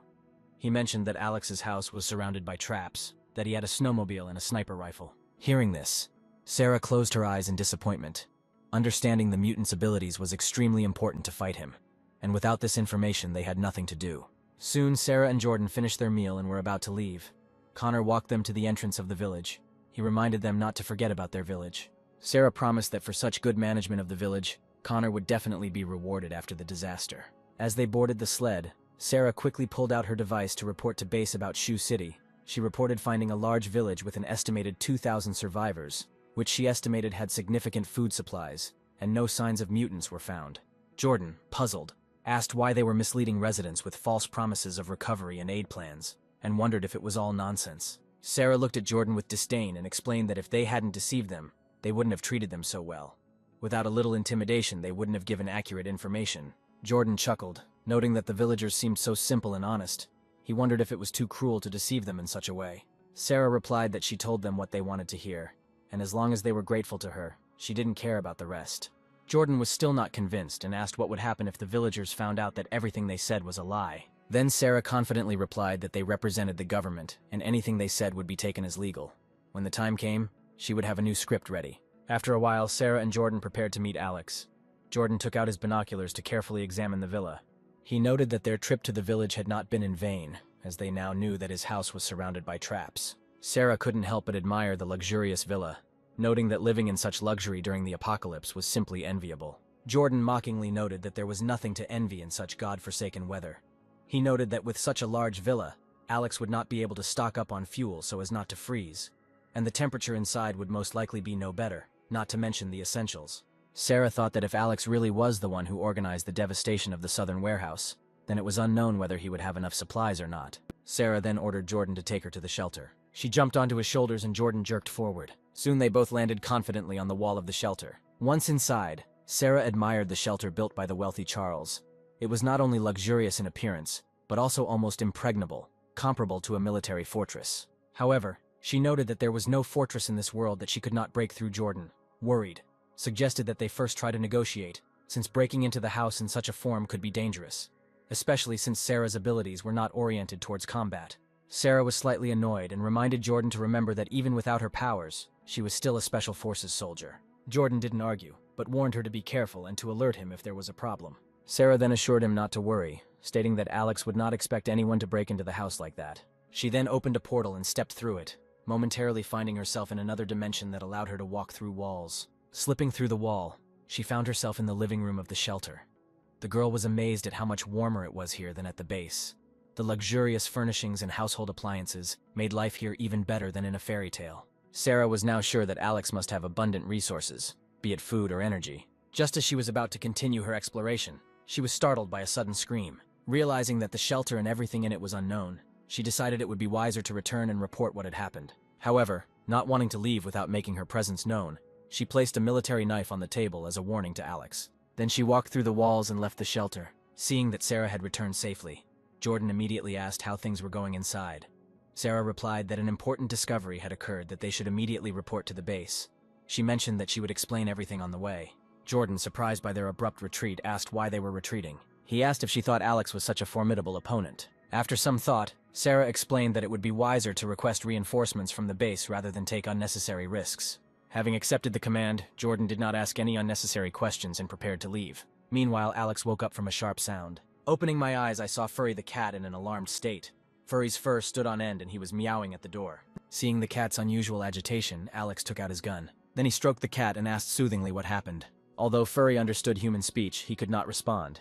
He only meowed anxiously and looked around. Alex then checked his phone for surveillance but found nothing unusual. However, Furry seemed eager to get outside. As soon as the door was opened, Furry jumped onto the counter. He immediately drew Alex's attention to the military knife. Taking the knife, Alex examined it and realized that it was a military model, not from his collection. He wondered how someone had placed the knife and how it had gotten around the shelter's defenses so silently. While these thoughts were running through his head, Alex quickly opened the security footage and was stunned to see a woman casually walk through the living room, seemingly coming out of the wall. Alex was amazed by this ability, especially in a world that was increasingly filled with incredible and inexplicable phenomena. With the advent of mutants, he realized the seriousness of the threat that this woman posed. The hero understood that she had to be destroyed. Turning to Furry, Alex said that they were going to eliminate the intruder. He then armed himself fully, wearing a heavy-duty bulletproof vest. He checked the security cameras and noticed Sarah and Jordan getting ready to leave, knowing there were only two of them. Alex felt the need to eliminate them, especially the woman. Meanwhile, Sarah and Jordan were returning on the snow sled, and Sarah was absolutely delighted. She noted that the reconnaissance mission had been extremely fruitful. Not only had they found a resource-rich village, but they had also uncovered Alex's secrets. Curious, Jordan asked what exactly they found inside. Then the girl said that he, as an ordinary soldier in the team, was not given to know everything, however. Since she was in a good mood, she decided to share some secrets. She explained that the theft from the southern warehouse before the snow disaster was most likely related to Alex. She mentioned that the warehouse, which belonged to a brand with thousands of supermarkets, stored almost half of their goods, the estimated value of which exceeded tens of billions. Jordan, who hadn't fully grasped the enormity of the situation at first, was now genuinely shocked and asked if Sarah was hinting that Alex knew the secret of the theft. Sarah smiled mysteriously and said that the higher-ups at the base seemed to think so, and had sent them to inquire about Alex in the hopes of tracking down the stolen items. However, when Sarah entered his home, it became clear that the situation was much more complicated. His standard of living was exceptionally high, even more luxurious than the base leader. Without significant resources, no one would dare to live so extravagantly in these apocalyptic times. This led Sarah to believe that their initial approach may have been flawed. She assumed that an ordinary person would not be able to survive for so long in the apocalypse without being a powerful mutant. When you connect this to the theft from the warehouse, which was an extraordinary event, then everything began to make sense. Jordan was amazed. He asked if Alex had the ability to hide resources, and if she could be involved in the emptying of the warehouse. Sarah replied that this was just an assumption, but the likelihood of this is very high. Once she reported what had happened, even a quarter of the team's strength would be enough to destroy any resistance. No matter how fortified the house was, any defense would be practically useless against them. Jordan confirmed that Sarah's abilities really had limitless potential. He looked at Sarah with admiration, noting that mutated people are incredibly lucky. Seeing that Jordan was upset, Sarah quickly calmed him down by saying that when she became successful and got a high position at the base, she would certainly not forget about him. Meanwhile, Alex, riding on Furry, caught up with his enemy's sleigh. Then he took aim and fired his rifle. At that moment, Jordan noticed Sarah's head suddenly jerk and blood spurt from her temple. Despite the smile still on her face, she collapsed lifelessly onto the sled. Then Jordan instinctively pulled out his gun, but he couldn't find Alex. While he was hesitating, Alex had already reloaded his pistol and was ready to destroy Jordan with one shot. However, the moment the shot rang out, Jordan disappeared from the sled like a ghost, taking Sarah's body with him. Alex felt a chill run down his spine, realizing that Jordan was also a mutant. Two mutants attacking at once meant that the opposing force had to be enormous. But no matter what, Alex couldn't let Jordan get information about him. Alex jumped off Furry's back, wondering what to do next. It was too late to turn to Joshua, and he remembered Furry. He then instructed Furry to find the man and promised a reward of 100 dried fish when they returned. At this point, Jordan also realized that the sniper was most likely that same Alex. He must have been following them. With that thought in mind, Jordan quickly pulled out his device and sent a distress signal to the base. At that moment, he heard a thunderous roar, and what he saw next made him scream in fear. Furry turned into a giant ball, rolling furiously towards Jordan and making a deep trench in his path. Before Jordan could catch his breath, Furry, who had paused for a moment, turned around and glared at him. The man then pulled out a gun and started shooting, but the regular bullets didn't seem to do any harm to Furry. Alex, holding his sniper rifle at the ready, fired at every opportunity.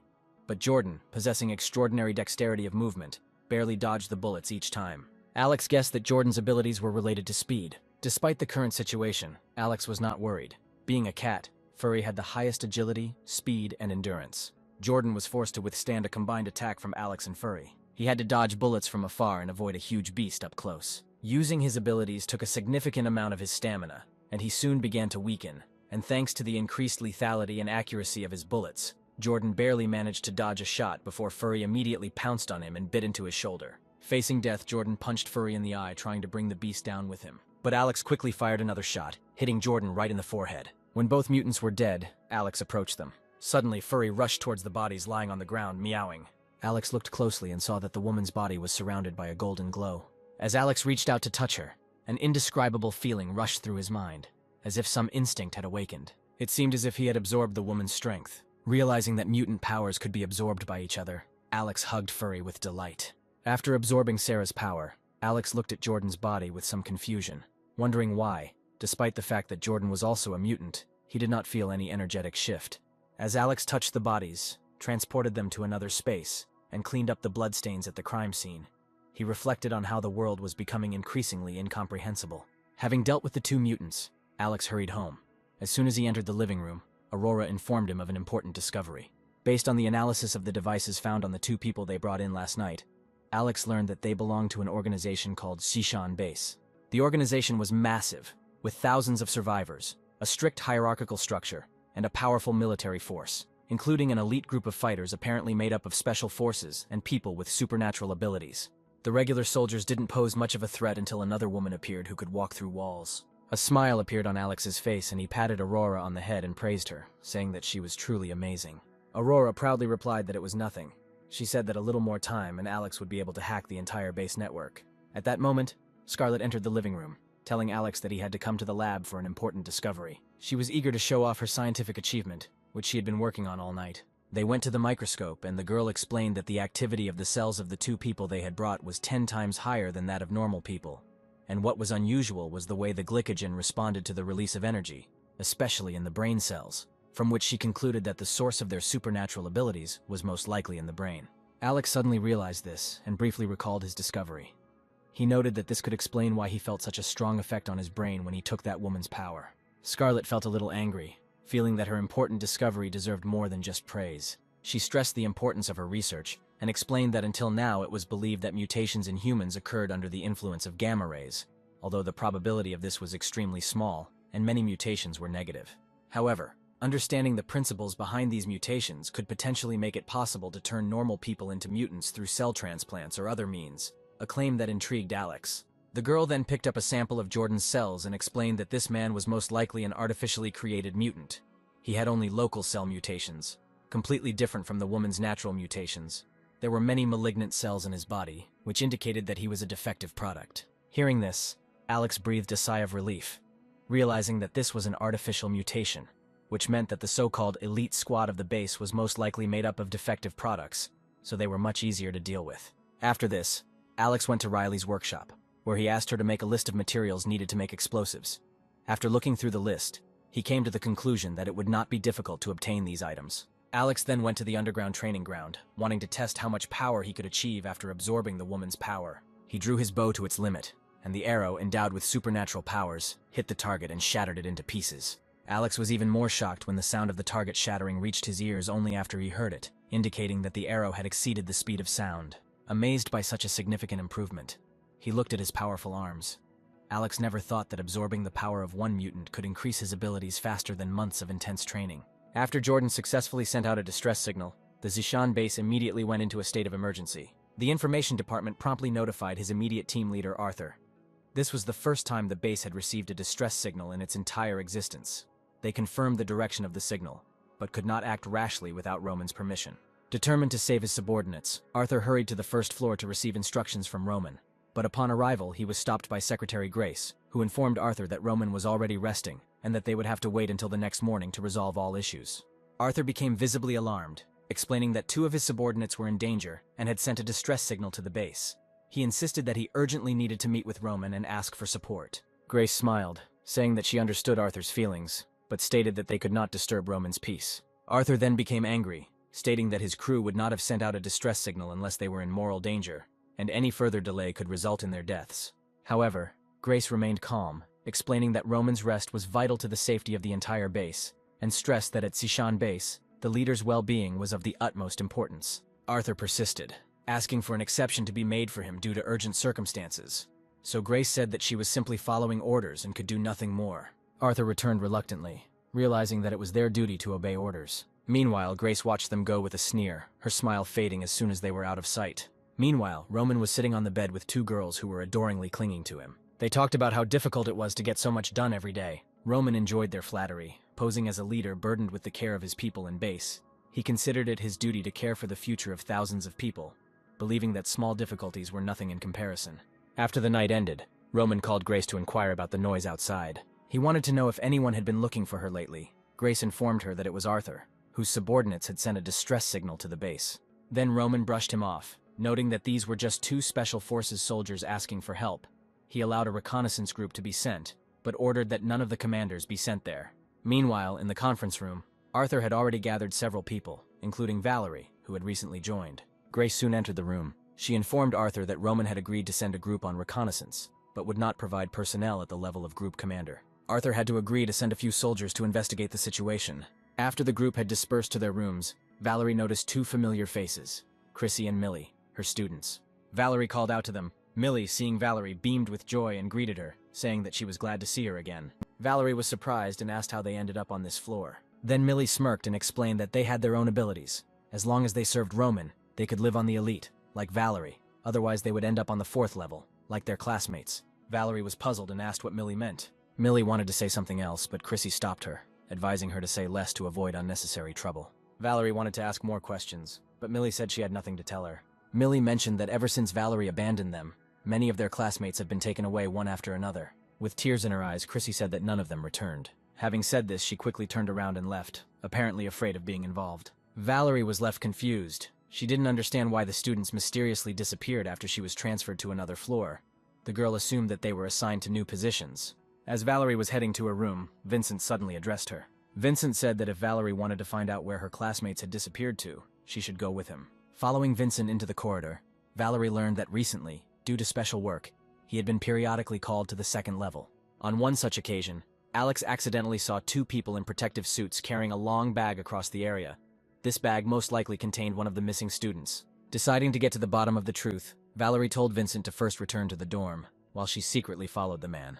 Taking advantage of the moment when someone was changing clothes, Valerie knocked out the employee and quickly put on his suit. Having mingled with the workers, she headed into the room after the other workers. There were two men standing at the entrance with weapons in their hands. The worker leader laughed and noted that this was the 8th failure in recent times. Noting that the bodies were still having a hard time adapting, Valerie was overcome with confusion and fear, wondering what they were trying to adapt to. While she watched, the man placed the man's body into the instrument chamber. Seeing this, Valerie was horrified but tried to remain calm. They then untied the bag and placed another dead body in the next cell. Then they activated the control panel. Soon the sound of a body being burned was heard from the car. After this, a white viscous liquid slowly flowed out of the pipe. Valerie felt sick when she realized that the substance was the same thing they had eaten on the first day. They were actually making food from the corpses for the people on level 4. She heard one person playfully say that they were out of banana flavoring. Taking the cup of white liquid in his hands, he noted that it was rich in protein and nutritious. He added that if you don't know what it's made of, it's quite effective for replenishing energy. Having learned the secret of the white liquid, Valerie could not resist and rushed to the bathroom, where she vomited. Now she realized that the missing students must have been disposed of in the same way. At first she thought they would be able to feed themselves on the base, leading a hard but safe life. But now it seemed like this place was a real hell. In despair, Valerie decided that she could not stay here any longer. She needed to find a way to take the children and leave. But at the moment she felt completely powerless. Meanwhile, the base, led by Arthur, sent a special forces unit of 30 people. Following the tracks, the team quickly found Alex's hideout. On the orders of Commander Arthur, the group formed a tactical line and carefully followed Alex's tracks. Suddenly, one of the soldiers felt a strange sensation near his leg. Before he could react, there was a powerful explosion. Arthur only had time to shout out the soldier's name before he was blown to pieces. In the post-apocalyptic world, all comrades were like brothers. So the death of his brother right before his eyes filled Arthur with rage. He immediately ordered his soldiers to open fire on Alex's shelter, but their bullets left no marks on the walls, not even a scratch on the glass. The commotion outside alerted Alex, and he quickly rose from the basement. Realizing that the Sishan base had sent a command, he immediately activated the defense device. At the end of the voice command, a protective screen instantly enveloped the entire shelter. From the inside, Alex could see what was happening outside, but from the outside, nothing could be seen. Watching the fully armed team outside, Alex muttered that a worthy opponent had finally appeared. He considered it best to use a shelter designed to withstand professional military personnel against such an enemy. Soon Arthur ordered the senseless shooting to stop and decided to first disarm the ground traps. After some time, one of the soldiers discovered a strange device buried in the snow. At that moment, Aleka decisively pressed the button of the remote detonator. The power of the anti-tank bomb was astonishing. It instantly killed the soldiers closest to it. Arthur's eyes were bloodshot with rage. He was confused about who this enemy was and why he had something that only the elite troops had. This scene made many people think about retreating. The second-in-command quickly stepped forward to convince Arthur to return to base and receive instructions to avoid further losses. Deputy Commander Jace was still prudent and already felt that this enemy was not someone they could handle. However, Arthur categorically rejected this proposal, stating that they were a rescue team sent to the site. If they had to go back for backup, it would ruin their mission. Arthur insisted on continuing the attack, arguing that the hideout must have weak points and that they needed to gather more vital information about the villa. Meanwhile, Julia watched the proceedings with a worried expression on her face. It seemed to her that they looked so professional that they could not find a single flaw. Alex, however, did not panic at all. He was very confident in the shelter, which he checked every day. There were no external vulnerable points. Julia was still worried and suggested that they might have to take the initiative and attack to stop the search. Alex replied that attacking them was actually quite simple. He just wanted to know what other methods they could use. After conducting an investigation, the soldiers came to the conclusion that the villa was a formidable iron fortress made from the most modern materials. Its only drawback was that it could not carry out an offensive operation. They looked helplessly at the villa. Noting that such a structure was not surprising to see in a wealthy area, they explained it was the fear of the rich before death, which led to the creation of this iron turtle. Having cleared the traps around the house, they decided to wait for the attack. At this point, Arthur was suddenly struck by inspiration. He suggested concentrating the explosives to blow up the corner of the house, and then rushing inside and finishing them off. The deputy commander estimated how much explosives would be needed. Arthur chuckled, saying that on the battlefield, even the most fortified bunkers could be blown up with enough explosives. He doubted that a villa could be more fortified than a military bunker. If they concentrated all their forces, they could definitely do it. Soon, each fighter laid out his explosives in what he considered to be the weakest spot and prepared to detonate. Seeing this, Alex immediately rose from his chair and promised to teach them a good lesson. Having placed all the explosive devices together, the leader decisively pressed the detonation button. Then came the explosion, and everyone thought that if it did not level the building, it would at least create a breach. Everyone eagerly moved forward to inspect the aftermath of the explosion. But when the dust settled, everyone was stunned. There was a deep hole left in the ground, but the main building appeared completely undamaged. Under the wall, everything was covered with black material, meaning the villa was an alloy fortress. Team leader Arthur was stunned. It seemed like they really needed to go back and ask for backup because the weapons they had weren't enough. They needed to call in a demolition team with more explosives. At that moment, Deputy Commander Jace's men brought in a box. Opening it, Arthur saw a heavy sniper rifle capable of destroying a tank with one shot. Jace took confident aim at the glass of the shelter, declaring that even if it was bulletproof, it would hardly withstand his shot. Just as Alex reached the second floor with his sniper rifle, a loud shot rang out, startling him. A creaking sound of friction came from the outer glass. Alex came closer and saw a small scratch on the glass. This was serious. If they fired millions of rounds, the glass could crack. Meanwhile, Jace, holding a heavy sniper rifle in his hands, suddenly fell silent. After 2 seconds of silence, he burst into tears, stating that he had used the gun to penetrate bunkers before, and wondered why it couldn't penetrate this villa. Arthur came to console him, admitting that the villa's defensive power could be even more formidable than their base. They decided that they should go back and report to their superiors, as they were almost out of weapons. Then Arthur immediately ordered a retreat. Alex, watching from the second floor, saw that the team was preparing to retreat. He immediately ordered the windows to be opened, then he mounted the sniper rifle and took aim. When the retreating soldiers noticed the open window, one of them reported to Captain Arthur that the window on the second floor of the villa seemed to be open. Without thinking, the soldiers started shooting. However, their bullets disappeared before reaching Alex. The hero grinned, noting that this sniper rifle should definitely end up in his arsenal. As they opened fire, Alex pulled the trigger too, aiming at the soldier carrying the box. Now that Alex himself had opened the window, Arthur ordered everyone to open fire on him. In the blink of an eye, the warriors raised their weapons and opened fire with fury. However, Alex, holding a spatial shield with one hand and calmly aiming and shooting with the other, accurately hit each soldier in the head. Several soldiers fell before they realized why their bullets couldn't hit him. Arthur then suspected that Alex might be a mutant, and Jace next to him also wondered if Alex's ability was immunity to all attacks. Arthur immediately ordered a retreat, realizing that if Alex really was a mutant, then they would not be able to deal with him with one command. All the soldiers turned and ran. Arthur shouted to his comrades not to worry about their dead brothers yet, and to quickly find shelter. Meanwhile, Alex spotted the 2 team leaders through his scope and took aim at them. But before he could fire, Arthur and Jace instantly disappeared from their positions, barely escaping his attack. Alex was familiar with this scene. A similar move had caught him off guard during the fight with Jordan. He wondered if the two were like that man.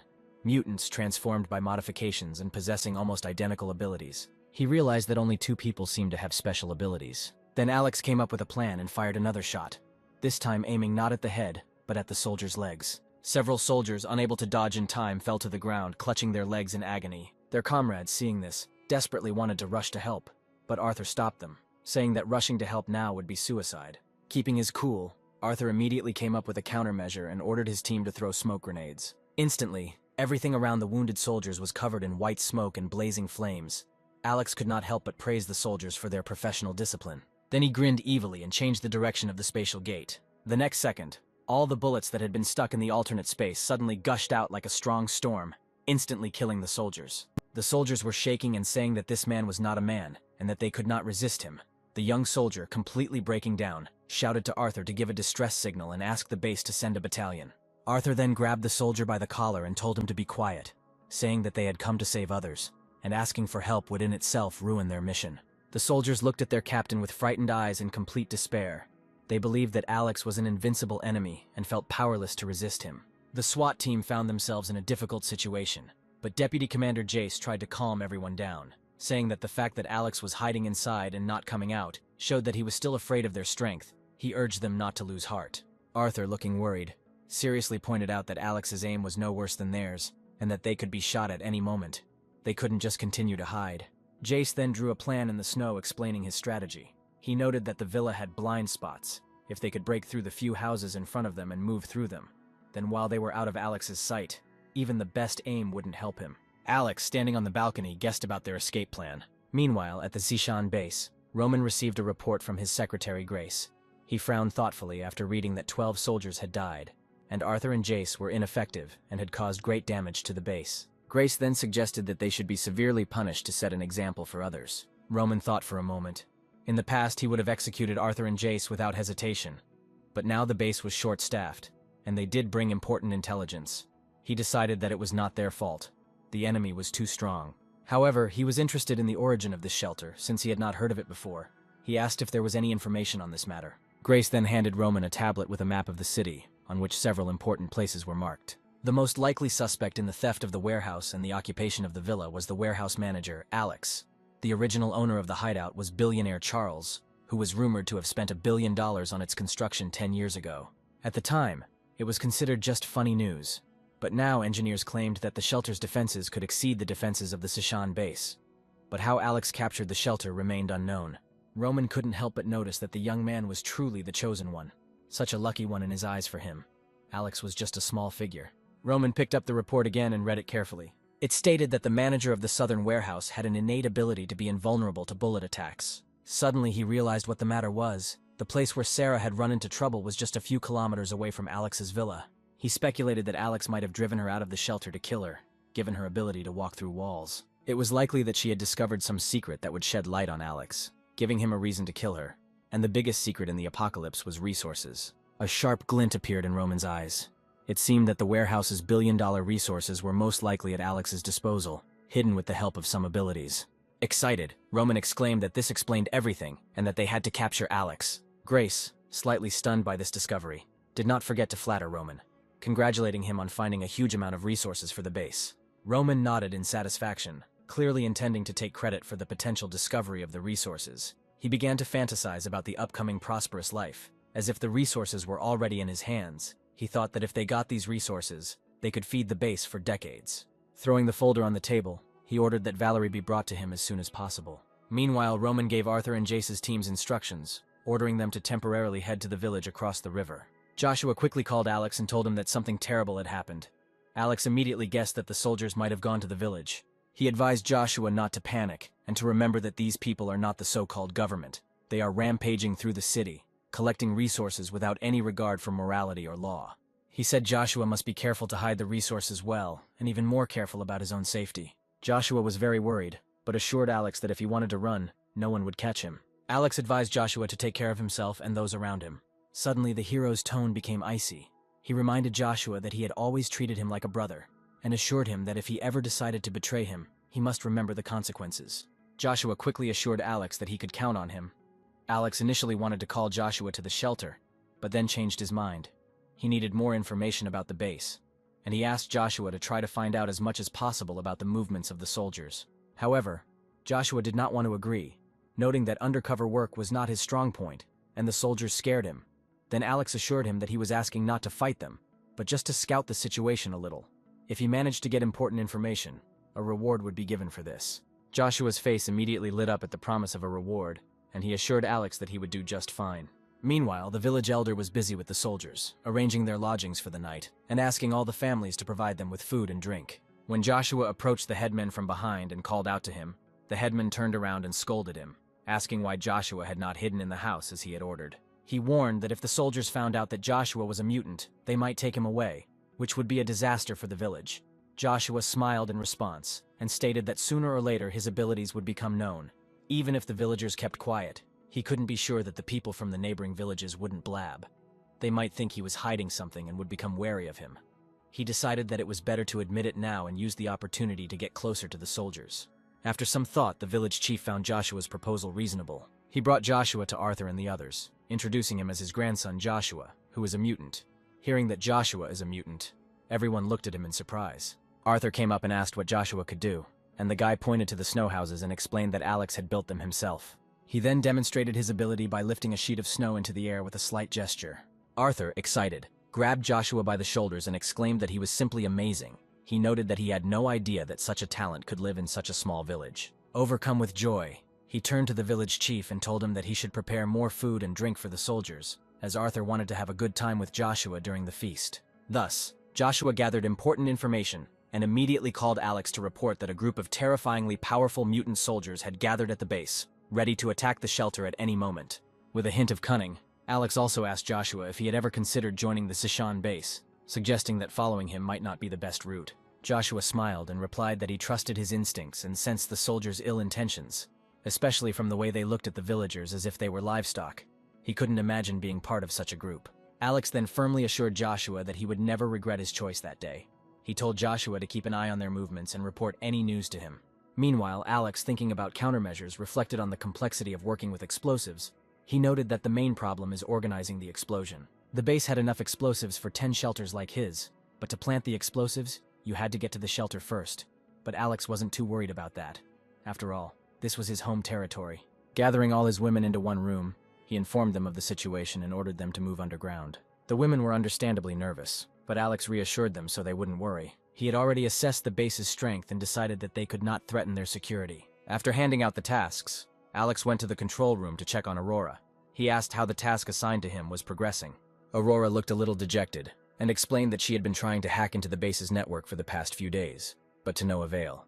It wasn't a lack of skills, but the fact that their internal network was local, making it impossible to break in without direct access. Alex was not surprised by this outcome and consoled Aurora, saying that he did not blame her. As long as they ensured their own safety and prevented invasions, that was enough. If they managed to resist penetration, that will be great, and if not, that's okay. Alex then visited Riley's workshop. Despite the large amount of work, the girl was very glad to see him. The hero then asked her what she would do with the shelter if she were a demolition expert at the Sishan base. Riley responded without hesitation that it was common practice to use TNT explosives with detonators for buildings, especially for older buildings. Alex then asked how much explosives it would take to make a big hole in their shelter. Considering its strength, Riley scratched her head and said that she didn't have an exact idea of the strength of the shelter, but judging by the materials and thickness, it would take at least 500 kilograms of explosives. Alex thought about the quantity, noting that such a large volume would be a very visible target when transported, and wondered if they could be blown up early with a sniper rifle. However, Riley shook her head, explaining that TNT was very stable and could not be detonated by bullets or direct combustion. It had to be detonated with a detonator. Alex thought for a moment and came to the conclusion that he would have to implement the second plan. He then asked Riley how the task he gave her last time went. Riley then showed the bomb with the detonator, noting that it was not difficult for her. The most difficult thing was to create a set of combat equipment from the latest technological materials. It was so strong that it could withstand most sniper rifle bullets. The hero thanked the girl for such invaluable help. However, she was puzzled why Alex asked for a costume in the style of the Sishan base soldier's uniform. Alex replied that this detail was very important, and that the girl would understand everything when the time came. Meanwhile, at the Sishan base, they quickly assembled a top-level team and headed to the Shu family city. Arthur and the others had been waiting at the entrance to the village for some time. Valerie, who volunteered for the mission, was not there to fight Alex, but to prepare her students for escape. Seeing the battalion commander, the man hastened to admit his failure. They set out as a rescue team, but ended up losing 12 soldiers and failing to save anyone. The man did not blame them, attributing the failure to organizational miscalculations and underestimation of the enemy's strength. He then pointed to Joshua and asked who he was. Arthur quickly introduced Joshua as a mutant who could control ice and snow. Valerie, standing behind Arthur, immediately recognized Joshua as the mutant who helped Alex take Aurora last time. However, she decided not to reveal his identity as her priority was to escape the base with her students. The man looked at Joshua carefully and asked if he could really control ice and snow. Joshua nodded nervously and confirmed that all the ice houses in the village were built by him. The guy then patted Joshua on the shoulder and promised that after this operation he would recommend him to the top brass, and maybe he would even get a chance to become a group leader. Arthur then began to deploy the operation. From the information they had, the enemy had very accurate shooting, so when the demining and explosives team was in action, they used smoke grenades to obscure Alex's line of sight. Given his ability to ignore bullet attacks, their goal was to blow up the shelter rather than engage him in direct combat. Meanwhile, inside the shelter, Alex was calmly reading a book. Seeing the thick smoke outside through the surveillance system, he closed the book and put on a special combat suit made by Riley. Then he ordered the women to stay in the basement and not go upstairs. Standing on the second-floor balcony, the hero looked at the thick smoke and thought that it seemed like they were afraid of him. But it was actually a good strategy. Alex looked confident, a meaningful smile appearing on his lips. As it turned out, Arthur first ordered the sappers to dismantle the traps around the villa. Soon Arthur announced the start of the explosion. Their method was simple. Instead of painstakingly disarming each trap, They used their own explosives to detonate them. Alex couldn't help but admire their skill, noting that they really knew what they were doing. When the traps were cleared by the explosion, Arthur gave the signal to the sappers to move out and ordered everyone else to be ready to cover them. The sappers, each carrying heavy explosives, methodically placed them under the walls of the shelter. From inside, Johnny watched their every move. They needed to get to a safe distance to detonate the explosives remotely, and they couldn't risk being blown up. Alex realized that he had probably overestimated them. Soon, Arthur received a signal on the radio that all the sappers had approached a safe distance and were ready to detonate. Arthur's lips curled into a smile at the thought that Alex wasn't as capable as they thought. Then Arthur pressed the detonation button and everyone prepared for the explosion, but no explosion occurred. The scout, who was watching the events through binoculars, widened his eyes in shock. The mountain of explosives disappeared in an instant, and the explosion and flames seemed to be sucked into the ground. The wall received only minimal damage. Arthur screamed in disappointment, unable to believe that Alex had spatial abilities. Valerie, who was watching what was happening, realized that Alex was truly special. She came to the conclusion that Alex would have to find a way to cooperate with him. After some thought, Arthur came to the conclusion that Alex's ability was related to space, which made remote bombing ineffective. Any amount of explosives sent would be instantly destroyed. Arthur still thought Alex's defensive abilities were outstanding, but suggested that he might not be strong on offense. He suggested that with 4 team leaders and their abilities, it was unlikely that one person's abilities would cover both offense and defense, so they didn't need to rush. He said they would leave a few men to watch the shelter to make sure no one escaped and return to base to devise a strategy. Meanwhile, inside the shelter, Alex decided to go down to the basement. He was met by Scarlet, who hurried to inquire about the situation. She asked what kind of explosions happened recently. However, Alex reassured her that they would never be able to reach them. Remembering the scene of absorbing the recently detonated explosives in another dimension, Alex muttered to himself that he wanted to see how much more explosives they could bring back. The girls then gathered around Alex to ask about the situation. Alex calmed them down with a smile, saying that they shouldn't worry too much. The explosives they brought this time were already used up. Moreover, Alex has already figured out what to do with them. At this point, Joshua suddenly sent him a message that the noise coming from Alex's house scared him to death. He first thought that the villa area had been razed to the ground. Many soldiers had returned to the village, and some had gone west. Alex immediately realized that they had indeed returned for the explosives, and asked what the remaining people were doing. Joshua complained that as soon as they returned, they began to demand food and drink. Alex could not help but worry about Joshua. He reminded the guy to always be careful with the soldiers, and in case of danger to come to him at any time. Joshua was deeply touched and assured Alex that if it really came to this, then he would definitely come to him. After hanging up the phone, Alex thought about the inevitable conflict between the base and the village. He hoped that the conflict would be resolved quickly. Meanwhile, Arthur returned to the base with his men to deliver more explosives. Captain Tyler and most of his men remained in the village. Tyler informed him that they planned to stay in the village for a while. He told the headman to make room for them and prepare food for 65 people. The village chief still did not understand the seriousness of the situation, and agreed. However, Joshua felt uneasy when he realized that the soldiers were consuming a lot of food, with some of them eating a huge amount of food. He was afraid that if this continued, the village would eventually become empty. The village chief still fantasized that the soldiers would only stay here for a few days and leave after dealing with Alex. He was counting on a big reward, and casually asked when they would be able to subdue Alex. Hearing this, Tyler's eyes became cold and he warned them not to ask about things they shouldn't.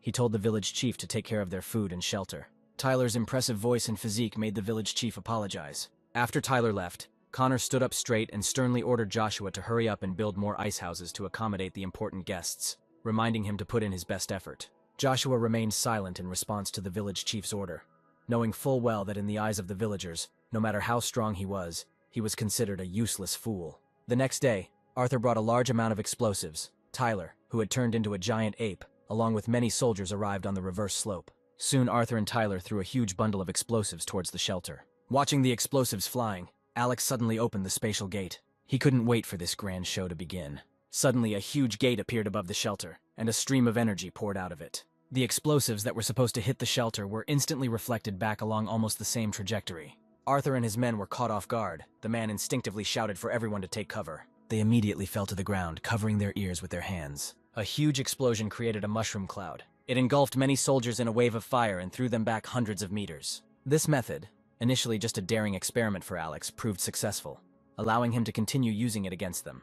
Meanwhile, Arthur and his group were lucky that one of the mutant girls created an ice barrier in time, which blocked most of the explosive impact. Arthur, confused, looked at the picture that opened up before him. The entire hill turned into a deep hole, and many Special Forces soldiers were burned to the ground. Enraged, Arthur pounded the ground in rage. He soon realized what had happened. Alex used the blast energy he had absorbed yesterday and released it, reflecting the thrown explosives back at them. While he was thinking, a bullet with special abilities was fired towards Arthur. Arthur turned his head sharply and barely avoided a bullet that whistled past his ear. Turning towards the shelter, they met Alex's eyes. His fierce gaze sent shivers down their spines as befits their leader. Arthur immediately warned everyone to take cover. However, Tyler, not being a nimble mutant, got shot in the forehead but did not die. Instead, he simply pulled the bullet out of his forehead with his bare hands, cursing and looking towards Alex. This shocked the hero, who noted that Tyler's defense was comparable to a tank. As Alex was about to take aim again, several snipers disappeared from his field of vision, and at the same time, 2 well-aimed bullets flew in his direction. Alex quickly opened the spatial gate, absorbing the bullets. He scoffed at the attempt to sneakily attack him with a sniper shot. He then immediately changed the direction of the bullets and sent them back along their original path. 2 snipers from the base were soon killed by bullets that were fired by them. Suddenly, a cloud of dust rose in front of Alex's window, as if something was rushing towards him at a speed that even his eyes could not follow. Before he could react, a loud explosion came from below, and the entire shelter felt a strong vibration. The self-checking system immediately sounded an alarm. The damage to the walls amounted to 0.28%. Arthur looked at Alex with icy eyes, demanding that he come out and fight him one-on-one. Alex sighed internally, realizing that ordinary strength was unlikely to be enough to harm Arthur. But as long as Alex remained in the shelter, he could do nothing to him. The defeated Zishan base team had no choice but to return to the village. Connor greeted them with a polite smile and asked if the captain had won. The villagers also looked worried, thinking that the huge explosion must have blown Alex to smithereens. However, the mood of the base team was already at its limit after the failure of the mission, and the flattery of the villagers was more like mockery. Tyler coldly ordered everyone to shut up. Then the head of the village realized that the soldiers' behavior did not resemble that of victors, after which Arthur came up and ordered more food to be prepared for them, stating that they had spent a lot of energy. Having said this, he headed towards his temporary residence. The villagers did not dare to disobey, constantly nodding in agreement. But when the soldiers were out of sight, the villagers could not help but murmur among themselves, saying that it seemed the soldiers had failed, and despite their numbers, could not cope with Alex alone. Tyler, who has exceptional hearing, heard these comments. He even offered to teach the villagers a lesson, but Arthur stopped him, noting that they still had some value, providing food and shelter. Arthur offered to deal with them after he dealt with Alex, and then take them all to the base to spin their bikes to generate electricity. Meanwhile, when the soldiers from the base retreated, Alex returned to the shelter. Scarlet rushed to him with concern, asking if Alex was okay. Alex replied with a smile that the ones who were not okay were the soldiers. Soon Julia carefully prepared the food and brought it. During the meal, Alex asked Riley if it would be difficult to repair the wall if it was slightly damaged. Riley thought about it, and said that, having studied the alloy that the walls of the shelter were made of, it could be said that it would require special materials. Even if Alex can get these materials, he will have to go outside to repair the wall, which is currently impossible. Alex replied with a smile that he just needed to know that the wall could be fixed, and there was no need to rush. He still had plenty of time. However, Julia looked worried, and asked how long the battle would last. Alex handed her the drink and assured her not to worry, as Alex loved nothing more than a war of attrition. Seeing this, the other girls also took a drink. They decided that they should add a little fun to the atmosphere. After that, they all went out to eat together, but a sudden phone call disturbed the peace. Aurora picked up the phone and turned pale. She couldn't believe it was her. The message was from Valerie, who said that she and her students needed help, and hoped that Aurora could connect her with Alex. Seeing Valerie's name, Alex wondered if she had joined the Zishan base. He then asked Aurora if sending messages over the phone would risk infecting their hideout's network with a virus. However, Aurora confidently crossed her arms and assured him that the phone's level of protection was no less than the supercomputer in the control room, so it was impossible to hack it. Then Alex nodded and sent a message to Valerie, asking what she wanted to talk about. After receiving Alex's response, she immediately called him, saying that she had come to discuss cooperation. Her students were in danger at the base, and she needed Alex's help. Alex responded sarcastically, and asked what kind of danger there could be in a shelter like Zishan, and noted that all the students were from privileged backgrounds. Valerie was a little embarrassed, and explained that she was not joking. Their previous status and position were now worthless. She sincerely wanted cooperation. Alex, who was part of the team that attacked the shelter, could help her. However, to do this, he had to agree to help his students escape from the base. The hero was puzzled, wondering how there could be a danger to life in such a large shelter, and why Valerie could not protect a group of students. He did not immediately agree to Valerie's terms, but asked to provide him with all the information about the Western Mountain base. To show her sincerity, Valerie shared all the information she knew with Alex. Experiments in artificial mutation were indeed conducted at the base, but so far with a very low success rate. Alex noticed with horror that the base looked like hell, They were turning the dead people from the fourth rescue capsule into a protein solution. The hero then smirked dismissively, stating that there were quite a few people left alive. Even if only 5% of the population survived, it was still a significant number. He noted that there were thousands of survivors in the village across the river, but suggested that they would eventually be captured for experimentation. Riley, meanwhile, was worried about her classmates when she found out that they went to the base. She was happy for them, however. The more she found out, the more scared she became. Now Alex understood why Valerie had turned to him for help, but he told her that the base was too heavily guarded, and that it was impossible for his abilities to save those privileged students. His power was for self-defense, and expecting him to go save people was overestimating his capabilities. Although Valerie was somewhat disappointed, she understood the principle of reciprocity, and asked if she could offer something valuable enough to make him take a chance. Alex then chuckled slightly and replied that his willingness to act depended on the value of what she had to offer. He offered to contact him again when she had something worthwhile, and then ended the conversation. Turning to Aurora, Alex asked if installing a virus into the base's network could completely penetrate their system. The hero decided that they needed to use Valerie to counterattack the base. Meanwhile, Arthur, having been rebuffed, gathered people for an important announcement. He was going to discuss with his partners a plan for revenge against Alex. He gathered his most trusted subordinates in his room to discuss a strategy to combat Alex. Arthur shared his thoughts, noting that although previous attacks had failed, they had figured out what Alex's special abilities were. Conventional weapons were useless as they were absorbed and reflected back. Fortunately, Alex's capabilities were limited. He did not dare leave the shelter and could only threaten them with sniper fire. Arthur explained that there were blind spots in the shelter's defenses, and that not all corners were covered by windows. He planned for the mutants to take turns attacking these blind spots, while the villagers dug tunnels for underground explosions. The attacks on the surface were meant to distract Alex, while their true goal was to dig tunnels and blow them up from below. Valerie was horrified by Arthur's plan. She expressed fear that if the villagers were forced to do hard labor in the extreme cold, many of them would surely freeze or die. It seemed to her that they were being sent to certain death. Arthur coldly replied that Alex didn't care about their lives. Alex had already killed hundreds of their villagers, and without them, the villagers would have even less of a chance against Alex. Certain sacrifices were necessary for final victory, and military discipline required following orders and using all means to destroy Alex's hideout. Valerie clenched her fists in anger, shaking with emotion. She protested that they were innocent villagers and that she was not a soldier. Sensing the tense atmosphere, Shelley quickly intervened, explaining that it was a desperate measure. She noted that Alex had a lot of resources needed for the base.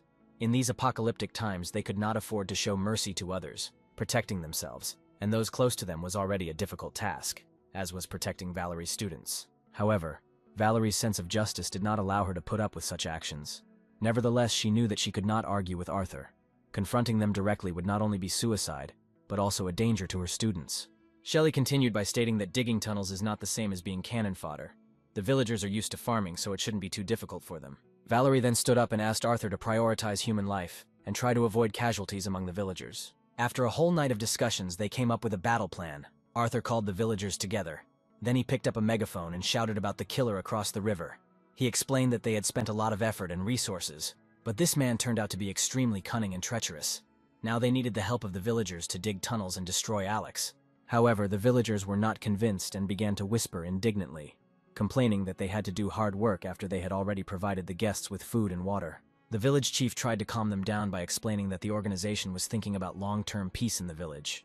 The villagers were confused, thinking that they were living in peace with Alex. However, the inhabitants grumbled with discontent because there were no more disagreements between them and Alex, and they were again being led to war with him. Valerie watched this scene, thinking that Arthur's decision could lead to the death of many innocent villagers. After some time, having received information from Valerie, Alex was slightly surprised. He had not thought about an underground explosion, but given the lack of earth-moving equipment and severe cold, the implementation of such a project would undoubtedly be very slow. Alex decided not to worry about it in the short term. Alex had already developed a counter-strategy, planning to play along with their plan. He then quickly changed the subject by asking Valerie which room she was staying in.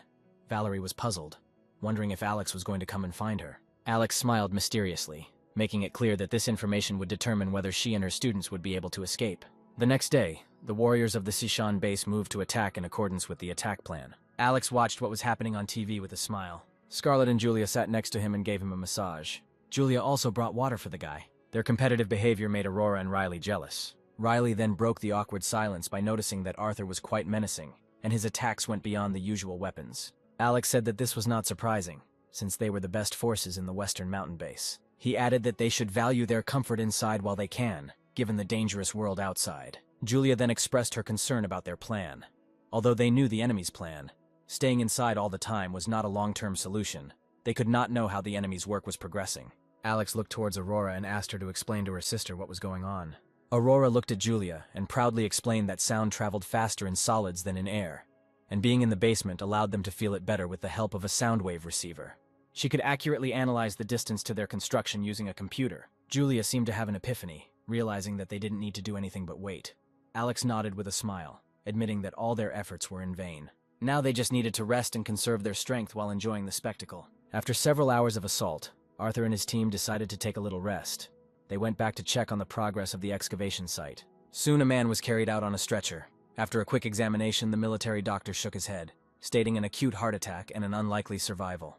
The young man, a villager, unable to contain his anger, threw down his shovel and screamed furiously, accusing Arthur of treating them like animals.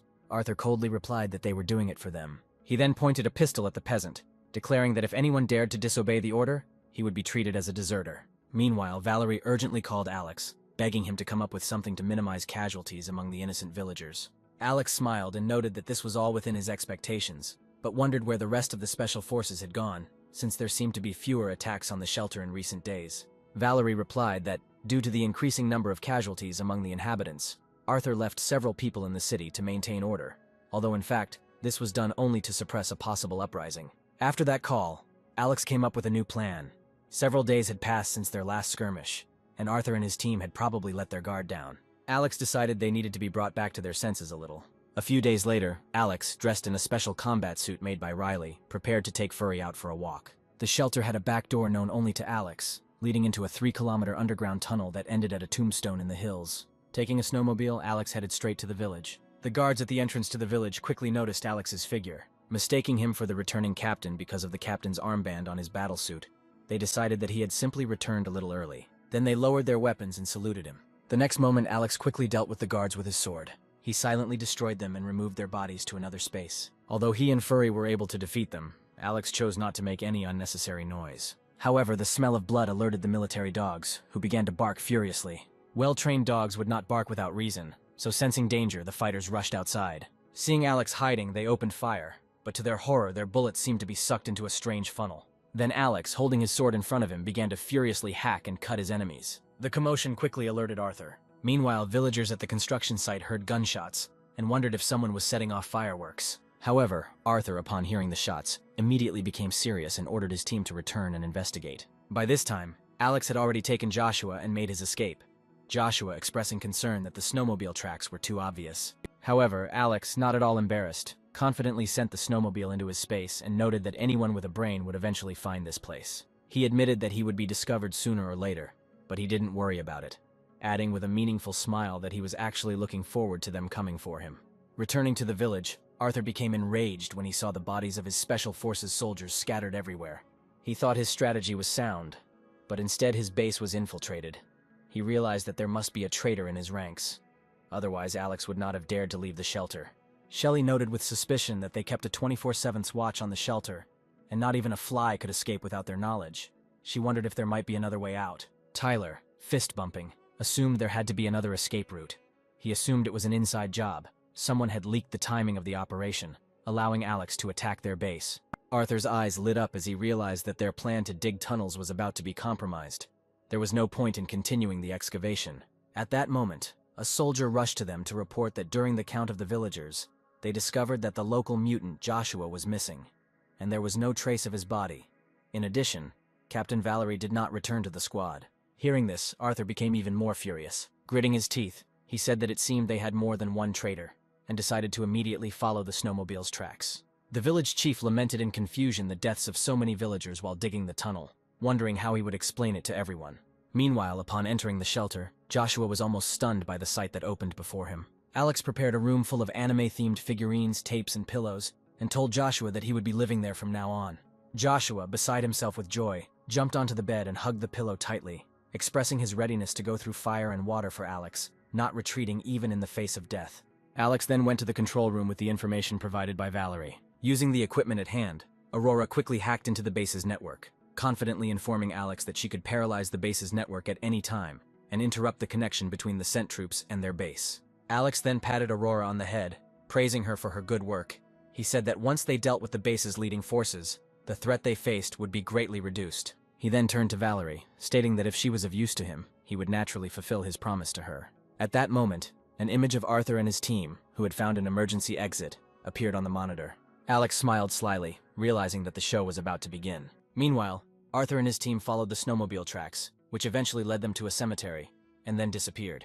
Tyler was furious after the deaths of many of his comrades and vowed to tear Alex apart when they caught him. Suddenly, one of the soldiers pointed into the distance, shouting that Alex was there. Without thinking, Tyler rushed forward, screaming that he would tear him to pieces. Then Shelley tried to stop him, urging him not to be impulsive and to come back. However, by this time Tyler had turned into a monkey and vowed to make Alex pay in blood. Alex, however, did not feel the slightest panic. He raised his sniper rifle and fired several shots. At that range, Alex would never have missed, but he took special aim to lure Tyler closer to the trap he had set. Just as Tyler was about to reach him, Alex quickly stepped on the detonator he had buried earlier. Instantly, a snowstorm several tens of meters high arose, blocking their view. Shelley stood frozen in horror as she watched her comrade get buried in the avalanche. Tyler watched the wave of snow come at him, unsure what to do. At that moment, Shelley, Arthur, and others ran to his aid. At that moment, Valerie appeared in front of them, and Furry next to her. Arthur angrily accused Valerie of betrayal. But Valerie, not wanting to waste words, screamed that their paths were diverging, and that they could not make plans together, and then swung her sword at Arthur. The Furry standing behind her suddenly pounced on Shelley. Shelley was mostly good at defending herself, and she was going to block the Furry's attack with an ice wall, but she clearly underestimated the strength of the Furry's claws.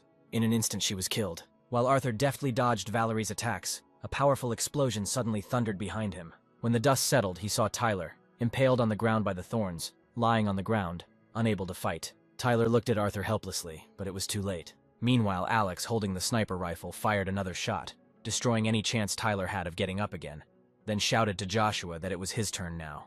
Joshua appeared behind them out of nowhere. Raising both hands, he instantly blocked the retreat path of the remaining Special Forces soldiers. At this point, Valerie did not linger in the fight with Arthur. She jumped on Furry and took advantage of the opportunity to flee the scene, dragging Joshua along with her and running away at high speed.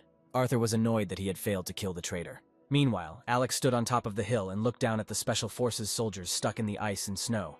Arthur, with a disdainful look, told Alex that he would not be able to lure him into a trap. Alex laughed coldly, noting that the real show was just beginning. He said that they had already fallen into the most primitive trap. He then instantly activated the dimensional gate, releasing all the TNT he had previously stored in another dimension. At the moment of the explosion, Arthur ordered everyone to dive into the snow, and this really saved them from serious injuries. After the explosion, Arthur and his team emerged from the snow. Before they had time to come to their senses, one of the soldiers suddenly shouted to the captain to look up. When Arthur looked up, he saw that a powerful avalanche had fallen on them. All the soldiers were instantly buried under the snow. Alex soon returned to the control room, thanking Aurora and the others for their help. It was because of their experience that Alex was able to deal with the enemies so easily. Aurora had accurately calculated the location of the avalanche using computer modeling, and Riley's explosives were designed with the right power, combined with Alex's strategy of luring the enemy into a trap. Their coordination was flawless and perfect, which caught the enemies off guard. Alex noted that the enemies were too stupid and greedy. They did not even suspect that they themselves would face reprisals. He admitted that this could not have been done without the significant help of Valerie and Joshua, who led the enemies step by step into the abyss. Valerie began to worry when she noticed that Alex was using all of his powers against Arthur, fearing that if they could not confirm Arthur's death, it would be difficult to ensure a safe retreat. Alex, however, was full of confidence. He assured Valerie that he had already set up infrared devices in advance, due to the thickness of the avalanche and the temperature dropping to -80°C. Arthur had no room to maneuver. Alex said that in less than 10 minutes they would be frozen to death. That evening, Alex prepared a sumptuous dinner to treat everyone. Scarlet couldn't help but feel emotional. It seemed like everything was coming to an end.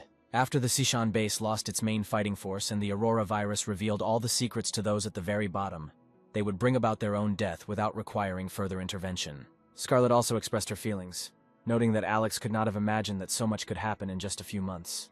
It all felt like a dream and she feels lucky to have met Alex. Alex looked at Scarlet affectionately and noted that just as the once dominant dinosaurs could not escape the fate of extinction, this extreme cold wave was just another evolutionary step in a long history. For their survival, they should all be eternally grateful.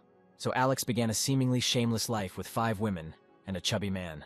As it turned out, Arthur faked his death by lying under an avalanche for 2 days. Miraculously surviving, he found himself in immense grief. His entire team was destroyed, and Arthur felt responsible for it. By an effort of will, Arthur returned to the Zishan base on foot. After learning the whole story, Roman became furious and scolded Arthur, outraged that he had entrusted him with half of the base's elite soldiers, and he returned alone. Roman reminded Arthur how valuable the genetically modified mutants were, selected through numerous experiments and capable of defeating 100 ordinary soldiers. He blamed Arthur for their deaths, asking how he dared return to base. Arthur didn't react to this in any way. He admitted that by allowing his comrades to die under the avalanche, he himself was more to blame than anyone else, but he attributed everything to this damned Alex. Arthur suddenly knelt before Roman, begging for any punishment, even death, and asking to be given a chance to atone for his guilt. However, he insisted that he would not rest until he personally dealt with Alex. Roman thought about killing Arthur on the spot with a cold gaze, but he would need this strong warrior in the end. Then he spoke in a calmer tone, admitting that they too had underestimated the enemy's strength. He admitted that Alex was too cunning, so he couldn't completely blame Arthur. Roman decided not to hold Arthur accountable this time, but warned him that if he made a similar mistake again, he would be punished for all his crimes. He waved his hand dismissively, signaling Arthur to return to the cabin. However, when he was left alone, he realized that he had underestimated Alex. The catastrophic defeat has left the base greatly weakened, and Alex needs to quickly replenish his forces. Otherwise, if others learn of the significant loss of forces, it will inevitably attract their greedy eyes. With this thought in mind, Roman quickly called Grace and asked about the test results of the survivors he had brought.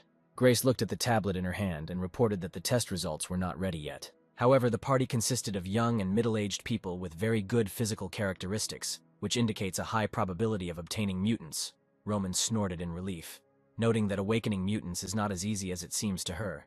He noted that not everyone can become like Jordan, and emphasized that it is urgently necessary to replenish the forces of the base.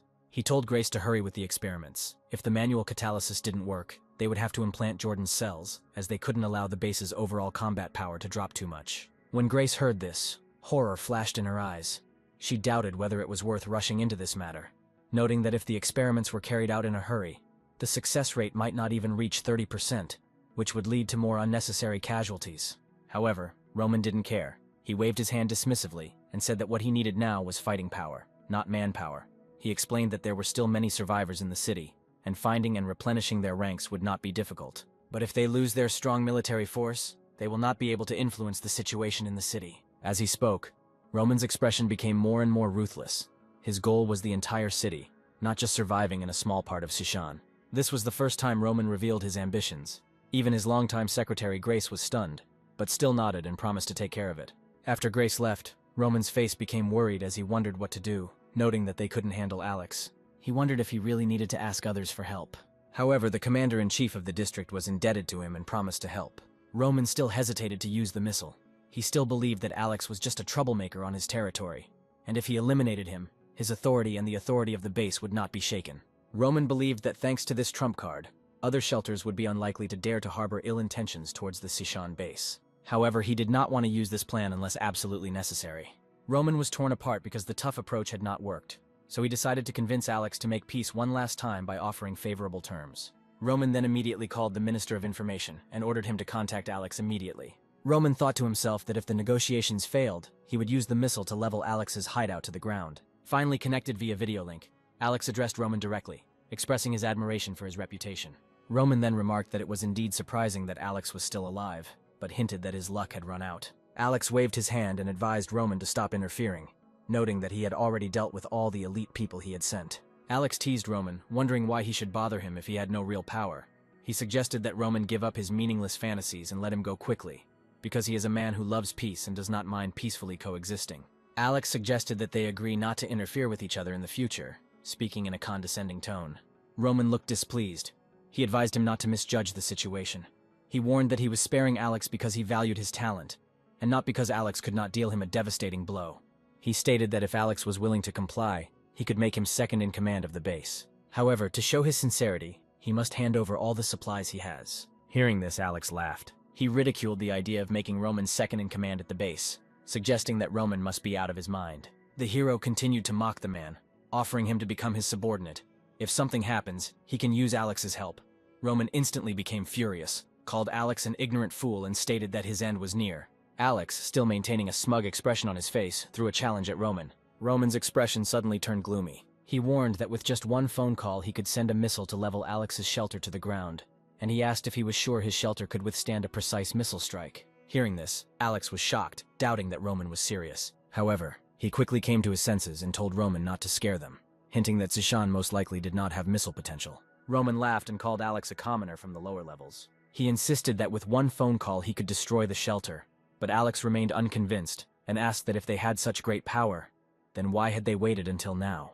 Roman stated that his patience had its limits. He hoped that Alex would not be too stubborn to understand him. He appreciated Alex's talent, so he had not yet amazed him. Then Roman offered Alex two options, either to obey, or he would raise his shelter to the ground. The choice was Alex's. Alex, outraged by such arrogance, carefully said that if Roman was really capable of calling a rocket, then he had to prove it. If he was really capable, Alex would not interfere and would follow him. Roman's face darkened. He dismissed this assumption as a joke and stated that it was impossible to verify. He warned that his patience had limits. Alex noticed the old man's angry face and suspected that the missile threat might be true. However, upon reflection, he decided that Roman had a strong ability to deceive, making it difficult to understand his true intentions. Then Alex thought about it and said that he needed to think about it. Noticing that Alex's tone had softened, Roman warned that there was no point in delaying. He gave Alex one day to make a decision. If Alex did not comply within 24 hours, Roman would raise his shelter to the ground. Then he ended the video call. Roman took a deep breath, closed his eyes and prayed, putting his hands together. He hoped that Alex would be wise enough to choose surrender, since the opportunity to use the missile was rare, and in that case, a precious opportunity would be lost. Meanwhile, Alex stood up and stretched. Aurora expressed doubt, wondering why. If Roman really had missiles, they weren't used earlier. That would mean all his soldiers died in vain. Then Alex explained that Roman himself definitely didn't have any missiles, but there were several missile bases in the neighboring military district. Considering that Roman had been in Shishan for so long, it was entirely possible that he had connections in the capital. However, as long as there was even a small chance that he would use missiles, they couldn't risk their lives. Alex decided that it was better to first figure out how to defend themselves. Scarlett's eyes lit up and she asked if they were going back to the apartment complex, their original home.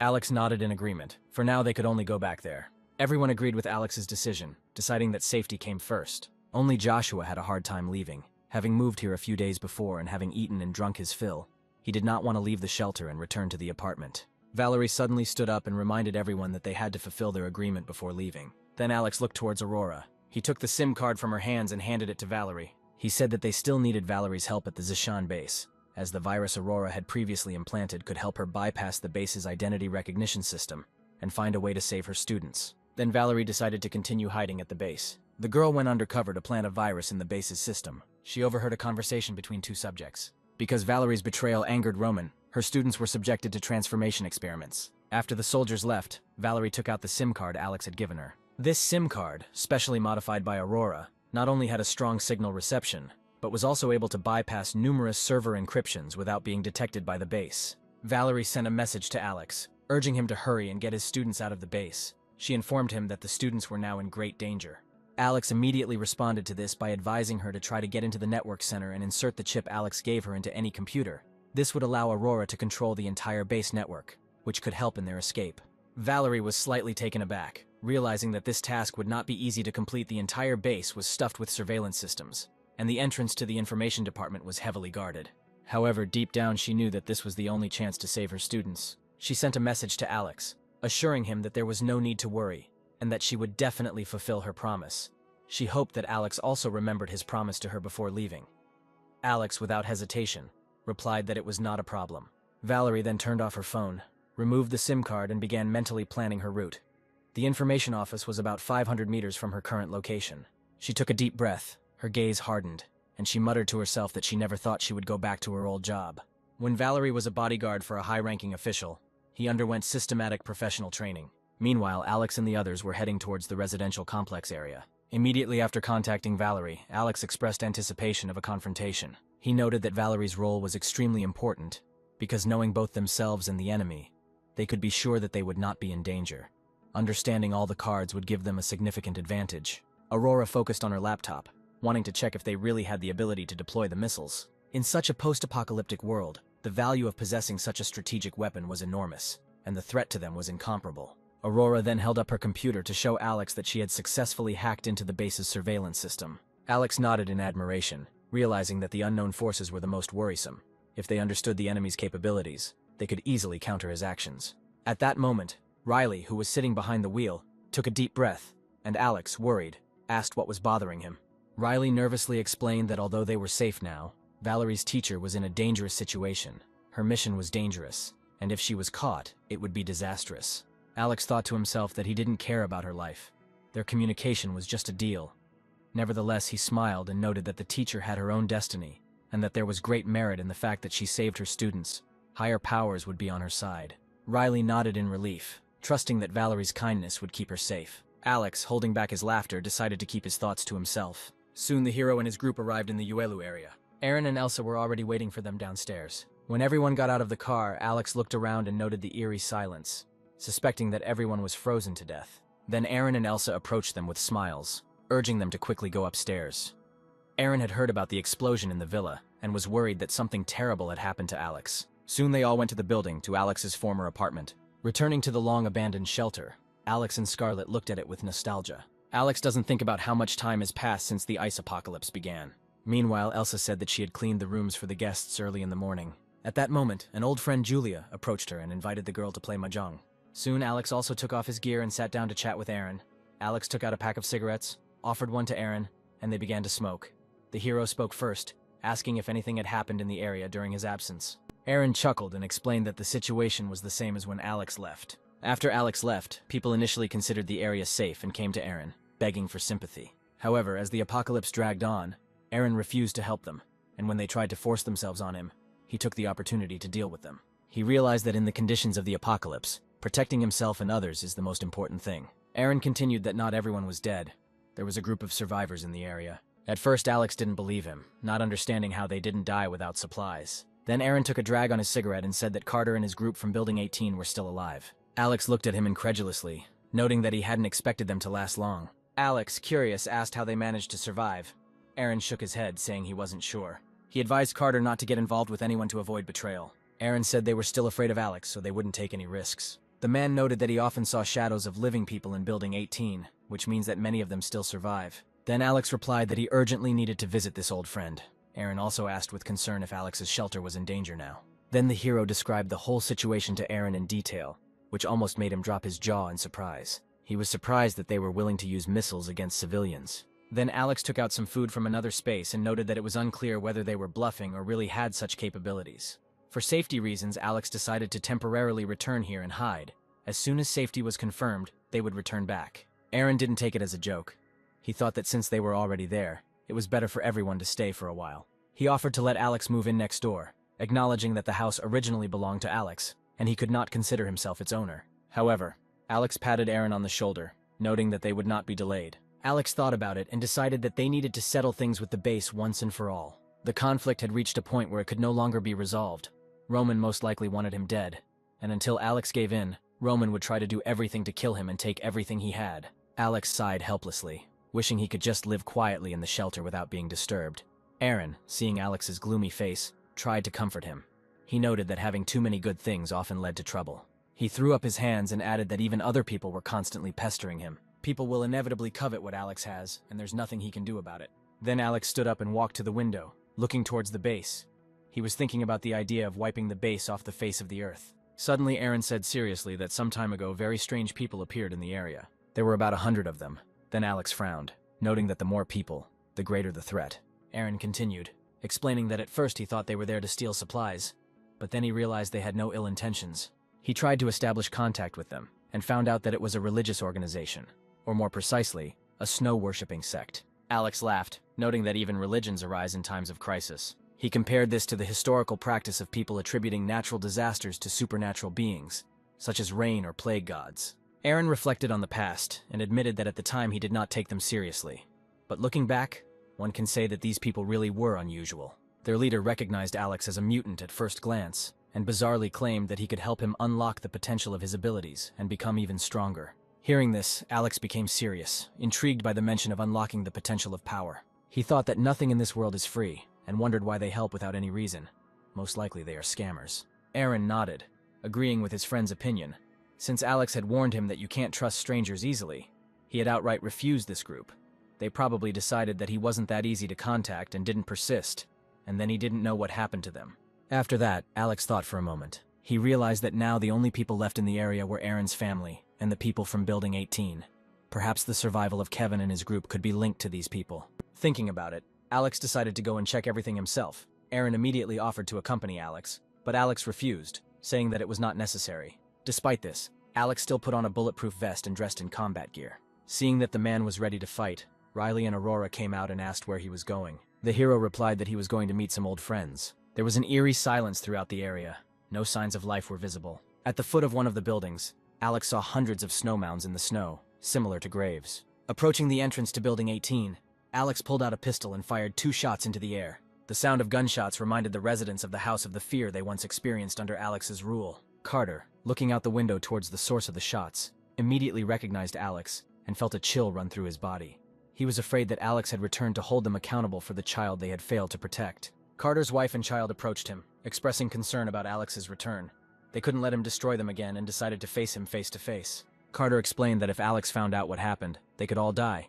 He took a deep breath and decided to go downstairs and talk to Alex. He warned his wife to stay and protect their son if anything happened to him. Soon Carter came down the stairs and soon found himself at the window in the corridor. Seeing the emaciated man in front of him, Alex expressed surprise that Carter had managed to survive so far. He noted that it seemed like there were even more people in the building. Alex asked Carter how he managed to survive. Carter swallowed hard and replied that it was all thanks to the seeds Alex left them.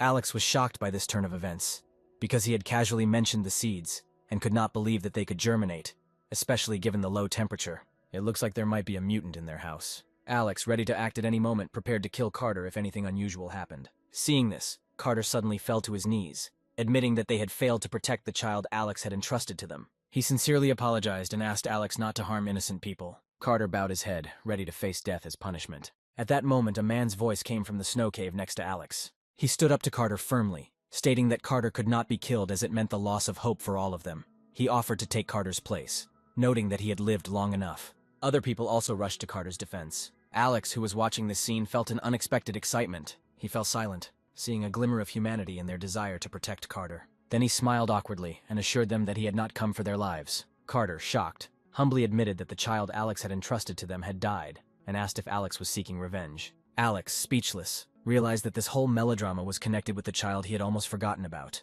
He considered the child a burden, and would have gotten rid of him himself if he had not been afraid that he would be haunted by a feeling of guilt. Their fear and anxiety stemmed from the belief that the child was important to him. Alex came to the conclusion that death could not be reversed and admitted that they had done their best. He assured them that he would not hold a grudge against them. Hearing this, Carter sighed in relief.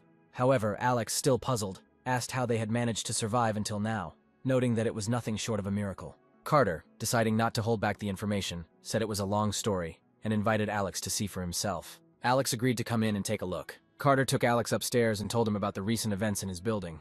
He said that they had been trying different growing methods using the seeds Alex had given them. Despite all their efforts, the results were disastrous, and they even considered sending a detachment to search for food. Just when they were in complete despair, a group claiming to be from the Snow Worship sect appeared nearby. A glint flashed in Alex's eyes. It seemed like these weirdos were involved in the matter. Carter admitted that their leader promised to give them unusual abilities to help them survive. Having no other choice, they decided to agree, since the only alternative was death. However, he expected that all that was required of them was faith in the snow god. Nothing more was required. Alex was skeptical and never believed in the concept of free help. He could not help but ask Carter about his special ability. Carter pointed to his forehead and explained that he had planted a seed there that had caused his entire body to feel like it had been thrown into an icy cellar. After some time, he became unbearably hot and soon lost consciousness. When he woke up, he discovered that a strange power had appeared in his body. Carter rolled up his sleeves, revealing arms covered in protrusions like seed sprouts. Carter explained that these were all food seeds, his ability being to grow plants from his own flesh. After the plants absorbed his flesh and blood, they not only gained vitality, but also grew faster. Alex looked at Carter and said that despite this, the nutrients obtained from one person cannot provide for the food needs of all people. Carter weakly replied that this was indeed a big problem. But fortunately, they had a professor who was a leading expert in agronomy. Carter then brought Alex into the room and cryptically warned him to mentally prepare himself as the scene inside could be frightening. Alex laughed, saying that he had seen a lot since the apocalypse and was not easily alarmed. Carter smiled awkwardly and opened the door. Despite his preparation, Alex was still shocked by the sight that opened up. The room was filled with piles of corpses, on which plants were growing vigorously. Carter went on to explain that these corpses were collected from around the area to provide nutrients for the plants. It was a reluctant choice. The hero smirked, noting that although the bodies would no longer be of use, this way they would be put to maximum use. Alex curiously asked if they had made snow-covered graves outside. Carter nodded sheepishly, admitting that they had piled the bodies up for storage. Then the hero carefully examined the lush crops. Furry also sniffed them with curiosity, but it seemed did not find any differences from ordinary crops. Carter mentioned that they have 3 more of these growing rooms. Alex became worried when he noticed that since the crop was growing from the nutrients contained in Carter's body, if this continued, Carter would eventually die. Carter then mockingly remarked that he would rather do something to ensure that his wife and son could survive. Alex admired Carter's actions, finding them admirable but a little crazy. However, he quickly cast aside his sympathy and looked sternly at Carter, wanting to be sure of his abilities. Despite having seen many modified mutants with powers inferior to natural mutants, Carter's method of gaining his powers intrigued Alex. The hero understood that his ability was very useful, although weak. He wanted to understand what methods the Snow Worship sect used to awaken abilities in ordinary people, and how these abilities could be developed. Carter didn't refuse, and under Alex's watchful gaze, rolled up the sleeve of his hand filled with seeds. He clenched his fist and began to apply force. Alex noticed a white light appear on Carter's forehead. A moment later, the veins in his arm bulged and a seed burst through the skin, growing into a wheat sprout about a dozen centimeters tall. And as the seed grew, Carter's complexion grew paler. Alex quickly stopped him, showing that he already understood enough how it worked. Alex was speechless, noting that this ability was simply using one's own flesh and blood to water plants. If abilities could be rated, this would be the worst. Worse than even artificially created mutants. Carter quickly rose to his feet and called the professor to quickly transplant the wheat sprout. Meanwhile, Alex began to think. The artificially stimulated abilities of the Snow Worship sect were completely different from naturally awakened mutants. Although it was unclear what side effects this entailed, it was certainly causing great harm to the body. Fortunately, this ability was not of an aggressive nature. If she had posed a threat to Alex, they could have killed Carter on the spot. Soon Alex turned to leave. After he left, Carter was glad that everything went well. The man knew that their lives depended on Alex. Meanwhile, Alex suddenly thought that if the Sishan base learned of his location and used missiles to bombard the area, everyone would be in danger. Since the hideout in the villa was exposed, Alex needed to urgently find new housing. This hideout would be too easy for an organization like Sishan to hack. Alex thought about the current situation with Valerie. If she successfully implanted the chip into the base's information department, he would be able to understand every step of their plan. This would allow them to move into active operations. Meanwhile, work was underway at the base to replenish the soldiers lost during the campaign against Alex, and the young people kidnapped from Shu Village were closely monitored by armed soldiers, leaving them no opportunity to resist.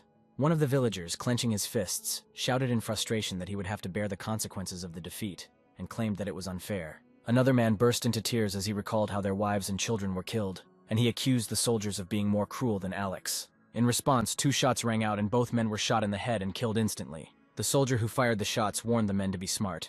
He explained that this is what happens to those who don't obey the base. The base had sent soldiers to deal with the enemies, and now that there were many casualties, they needed to replenish their forces. The soldier advised them to meekly agree to the experiment, since they still had a chance to survive. Perhaps they would even be able to successfully awaken their abilities and live a prosperous life at the base. The alternative was to die now or agree to the experiment. Meanwhile, Valerie, hiding nearby, watched this scene and thought that most of these people would die and their bodies would be processed into protein substitutes. When she remembered this, she began to feel sick again. Then she suddenly realized a serious problem. All the main sections of the base seemed to be on the 2nd level, guarded by soldiers. Due to the limited underground space, the departments were mostly interconnected, however. Security on the 2nd level seemed to be less than secure. The main danger was believed to be on the 4th level, and therefore the main defensive forces were concentrated there. Apart from Roman's personal security, the rest of the floor was mostly guarded by patrols. Since everyone was busy with experiments now, even more guards were distracted, which gave Valerie the perfect opportunity to sneak into the information department. As she walked, Valerie observed her surroundings, realizing that this time she absolutely had to succeed. Valerie quietly approached the entrance to the information department and was about to open the door when suddenly someone's hand touched her shoulder from behind. At that moment, the girl realized with horror that she was caught. She realized that she had no choice but to attack first, and so she clenched her fist, preparing to attack. She turned around with a start and saw her student Ian. She was ready to strike, but when she saw Ian, she realized that the soldier was one of her students. Then she asked if he had become one of the members of the special squad. Ian admitted with a bitter smile that he was the only successful experimenter out of all the students taken on. He slowly unbuttoned his shirt, revealing a dark red scar on his chest, similar to the scar from the grafting of a strange plant. Valerie, worried, grabbed Ian by the shoulder and asked about the other students. Ian confirmed that all the kidnapped students were dead. Although Valerie had expected this outcome, she was still deeply saddened. The girl realized that it was not safe to stay here and pulled Ian to a secluded place. They found a corner to avoid observation, and Ian began to pour out his frustrations to her. He spoke of the inhumane testing methods at the base, with subjects tortured in every possible way, including electric shocks, dousing with water, and cutting with knives. If these methods did not work, it meant that the person had no abilities, and then mutant cells were introduced into his body. Ian said that if they could withstand the rejection reaction, they could gain power. However, this will come at the cost of irreversible damage to the body. The strength acquired as a result of postnatal modification was obtained at the expense of one's own life. Valerie moved closer to him to hug him, and then looked into his eyes, genuinely asking if there was a way for him to leave here, if he would cooperate. Ian stood up abruptly and clenched his fists, saying that he didn't want to stay there another minute. He'd rather blow up this horrible place. Then the girl said that she'd need the guy's help. Valerie, who was following Ian, headed towards the entrance to the information department. Ian quickly found a reason to send the 2 guards stationed at the entrance. He reported that the lower levels were currently experiencing a major labor shortage. When the way was clear, he used his personality to help Valerie open the door to the information department. For someone with Valerie's abilities, walking through the door and inserting a tiny chip into a computer was a simple matter.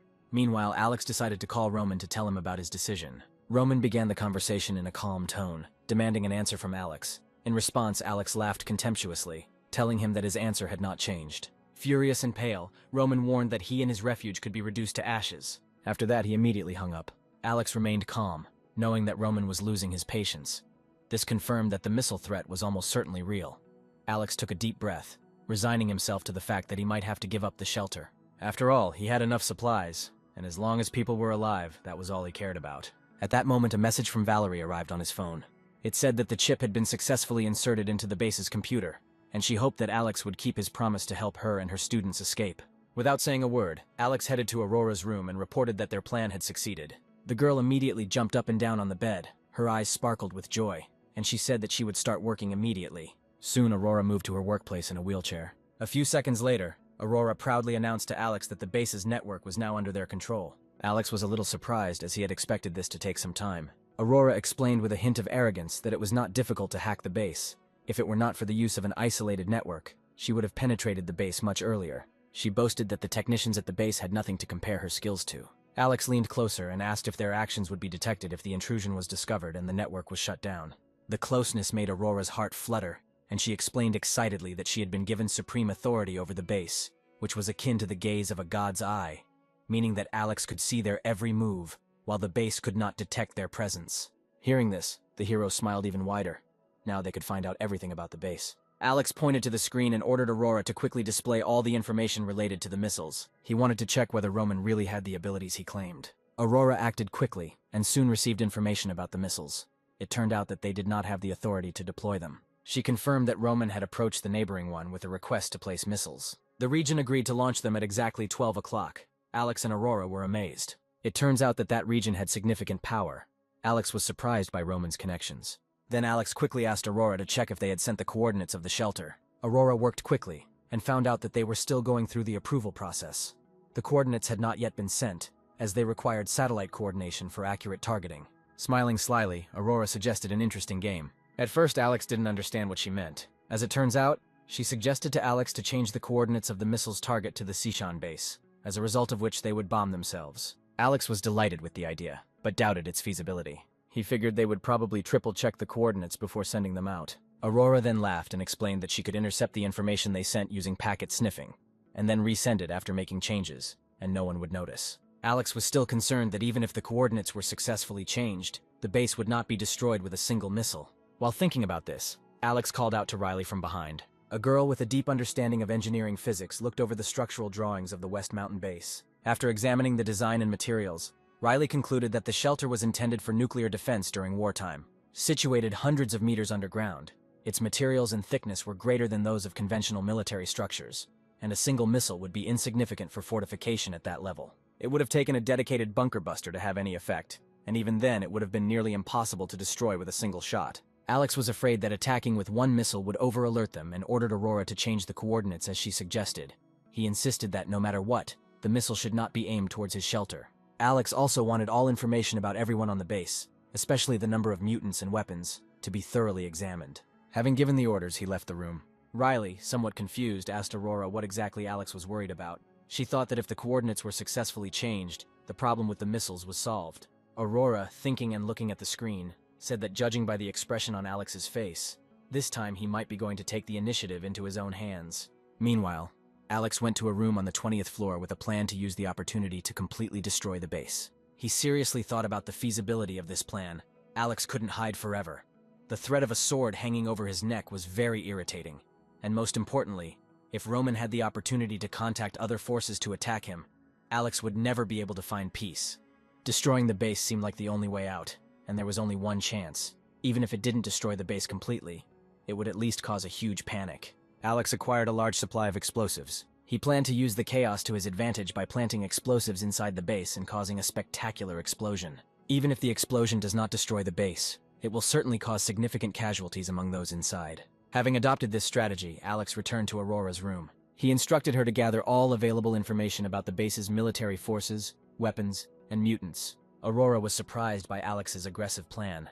He calmly explained that first they needed to gather all the information to assess the real strength of the base. If the gap in forces was insignificant and the chances of success were high, they should think about attacking. Alex believed that it was better to strike first than to wait for them to be attacked. However, if their forces were too great, the plan could be revised. Aurora laughed, recognizing in him the Alex she knew.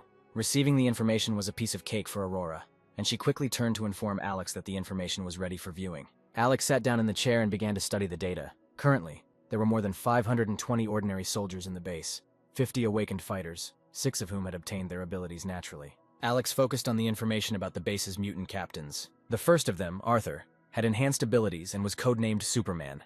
He had 10 times the fighting power of a normal human, and his speed and strength reached 5-star level. Alex took a deep breath, acknowledging Arthur's impressive abilities. As a melee mutant, Arthur had an impressive build and skills that could be taken on if Alex kept his distance. The second mutant, Edward, had fire-type abilities and was codenamed Fireman. He could produce high-temperature flames from his body. The third mutant, Shelley, had a control-type ability codenamed Ice Block, where she could create solid ice crystals for combat. The fourth mutant, Sky, had the powers of a beastman codenamed Toxic Beast. He could transform into a giant monster with immense strength and a corrosive fluid in his body. The fifth mutant, Tyler, also possessed the powers of a man-beast codenamed Ice Monkey. He could transform into a giant frost ape, greatly increasing his physical strength and resistance to cold. The sixth mutant, Chloe, had psychic powers codenamed Witch. She had the ability of deep hypnosis, allowing her to hypnotize others through brainwaves or even cause brain death. Her ability to optimize through eye contact. Alex encountered this classification of mutant abilities for the first time, which at this stage seemed quite general and allowed abilities to be classified only by their manifestations. His cosmic abilities did not fit into any of these categories. Alex thought about his own powers, and noted that while Joshua had excellent close combat abilities, and his cosmic abilities provided a nearly invincible defense, Aurora's information made it clear that they were not entirely invulnerable. Alex looked over the information several times, memorizing each person's ability type so as not to be caught off guard in any encounter. The most pressing question was how to quietly enter the base, plant explosives, and ensure a safe exit. Riley then suggested discussing the plan with everyone instead of thinking about it alone. If they are going to take action, it is better to involve everyone and gather ideas that might be useful. Alex agreed and soon gathered everyone in one room.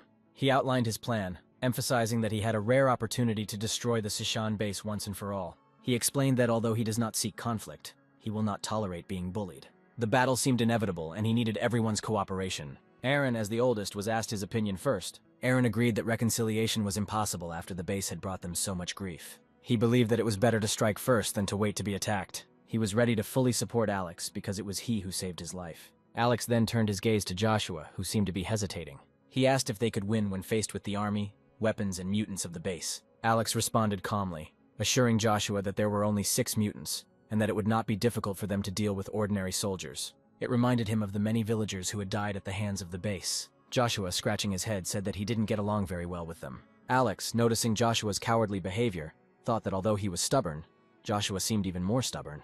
Before Alex could say anything else, Joshua was quick to express his support, saying that if Alex decided to fight, he would support him until the end. Joshua added that he had no reason to live in this apocalypse if Alex's plan failed and he died at the base. Alex felt more confident after hearing the words of encouragement, and said that in that case, they needed to start implementing the plan. The 3 of them formed a single team, ready for action. However, Joshua still voiced his concerns, suggesting that the operation be carefully planned. Alex laughed, making it clear that he wasn't going to die anytime soon, and that it was time to discuss strategy. Aaron noted that he had undergone professional military training and could provide specific recommendations. Alex then turned to Aurora, asking her to tell him about the situation at the base using the information she had gathered. Then Aurora led the men to the computer. Meanwhile, Alex took out his phone to contact Valerie. Since Valerie's role was vital to the success of the plan, Alex sent her a message instructing her to hide with her students in a safe place until midnight.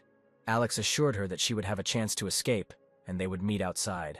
Valerie responded immediately, agreeing to hide, but asking to be kept informed of the plan so that they could coordinate their actions both from the inside and outside. Alex sensed her excitement and reported that they had successfully taken control of the base's network, so communication security would not be an issue. She will find out the specific plan in due time, but for now she needs to take care of herself and her students.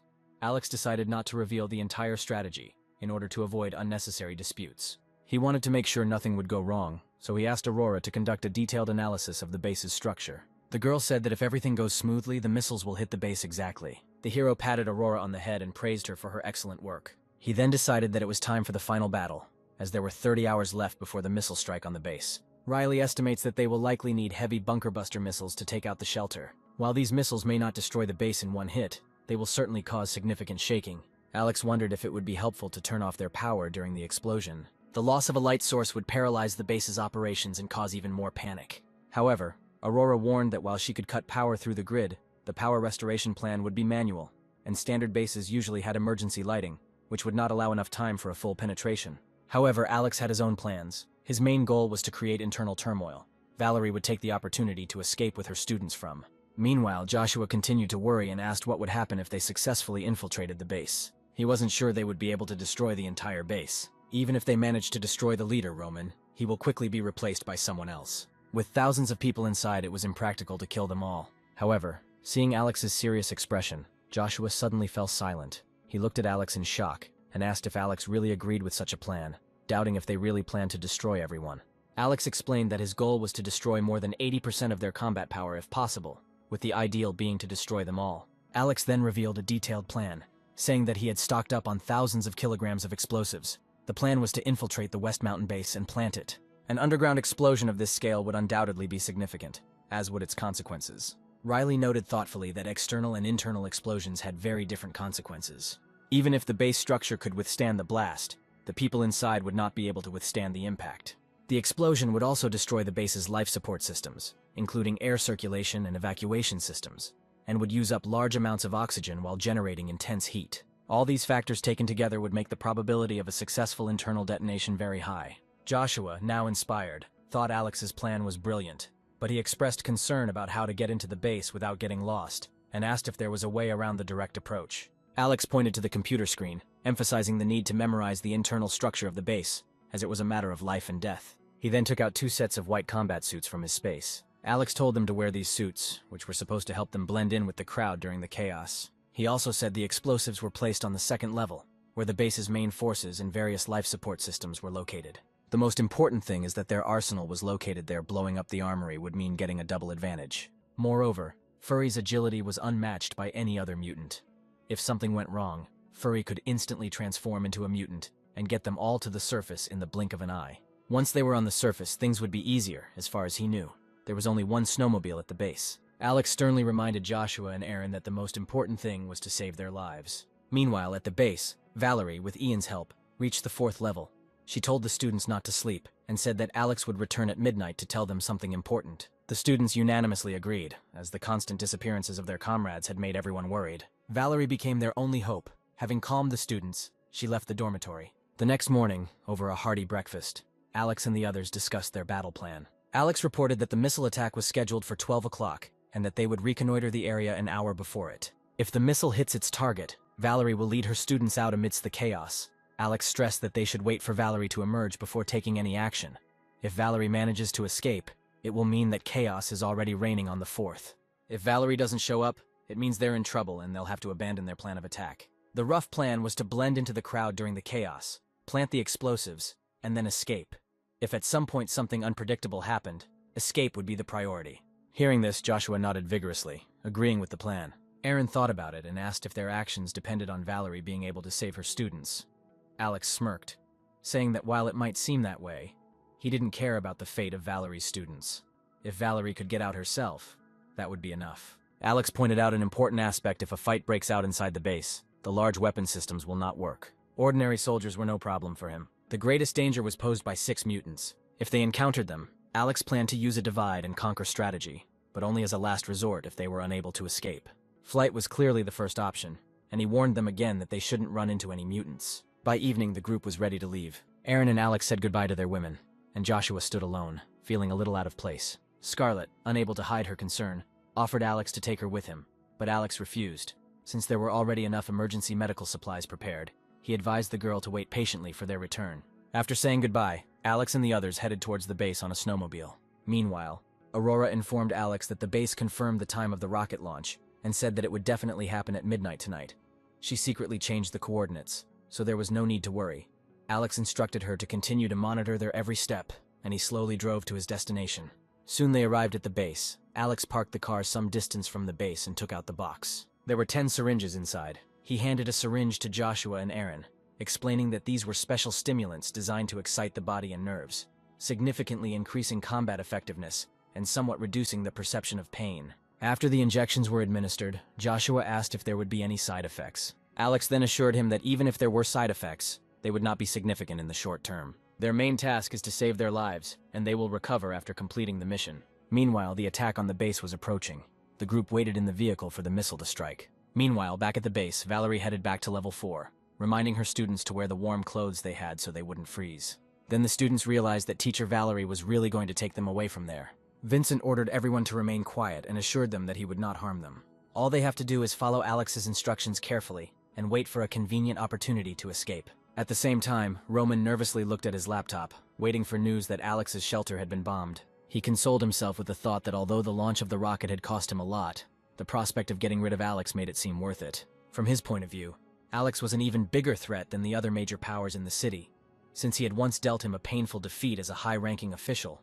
Roman could not accept the fact that he was being humiliated by a man he considered trash. Then he called the team leader Arthur to him. He informed him that he had already dealt with the person with whom Arthur had been unable to cope, reminding him. Arthur was surprised to learn that Roman had a way to deal with Alex. He noted to himself that Roman had risen to his current position largely due to the power of his family in terms of combat readiness.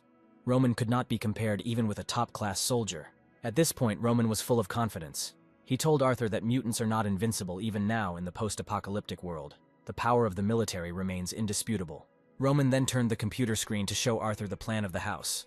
Roman mentioned that the head of the neighboring region owed him a big favor, so he contacted him to get a ground-penetrating missile. Hearing this, Arthur was delighted and decided that they would finally be able to avenge their fallen comrades. Then Roman called Arthur to stand behind him and announced that they would see Alex fly into pieces. Arthur was naturally delighted, because many of his brothers had died at the hands of Alex, and now he would finally be finished. However, he noted that using such a powerful rocket just for Alex seemed a bit wasteful. In response to this, Roman said that in the past his powers were almost the same as Alex's, but now they controlled weapons. Suddenly an idea occurred to him. He suggested that if they could secure the commander's support, the city would become theirs. It was almost midnight, time was passing, but Aurora still did not look up from the screen, afraid of missing some important information. Meanwhile, in the headquarters command center, a man in military uniform pressed the launch button.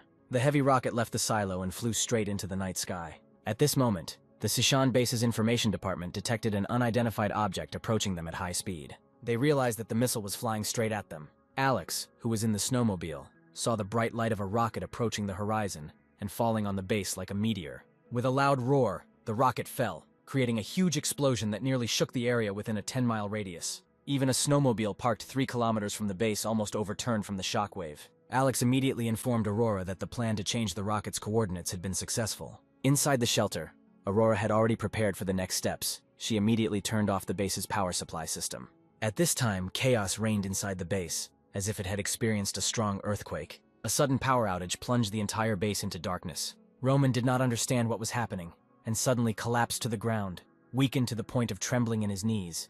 He was perplexed as to what was happening, and how this could have happened. That's when the information department called. Roman was puzzled, wondering who dared to attack them with missiles. He wondered if Alex had betrayed him. However, the man quickly pulled himself together, realizing that his priority was to quickly restore order at the base and ensure his own safety. He immediately ordered Arthur to call in the special forces for his protection, to make sure that those on the 4th floor did not cause any problems, and to send troops to strictly guard her. Roman knew that the Western Mountain base was built securely and could not be penetrated by just a few missiles. As long as they could stabilize the situation, the advantage would be theirs. Meanwhile, the strong shaking caused the soldiers guarding the base to panic. They hastily tried to contact the command center using their communication devices, but Aurora had shut off the underground power supply, leaving them unable to contact anyone. At that moment, Alex flew into the building at high speed, instantly knocking down 4 people. Before the guards had time to react, Alex and his 2 companions had already exited the car with weapons in their hands. In just half an hour, all the guards at the entrance were destroyed. Then Alex looked at the entrance of the base. He was not going to stop, but now everything depended on Valerie. At this point, the students on the 4th level also screamed from the sudden shaking.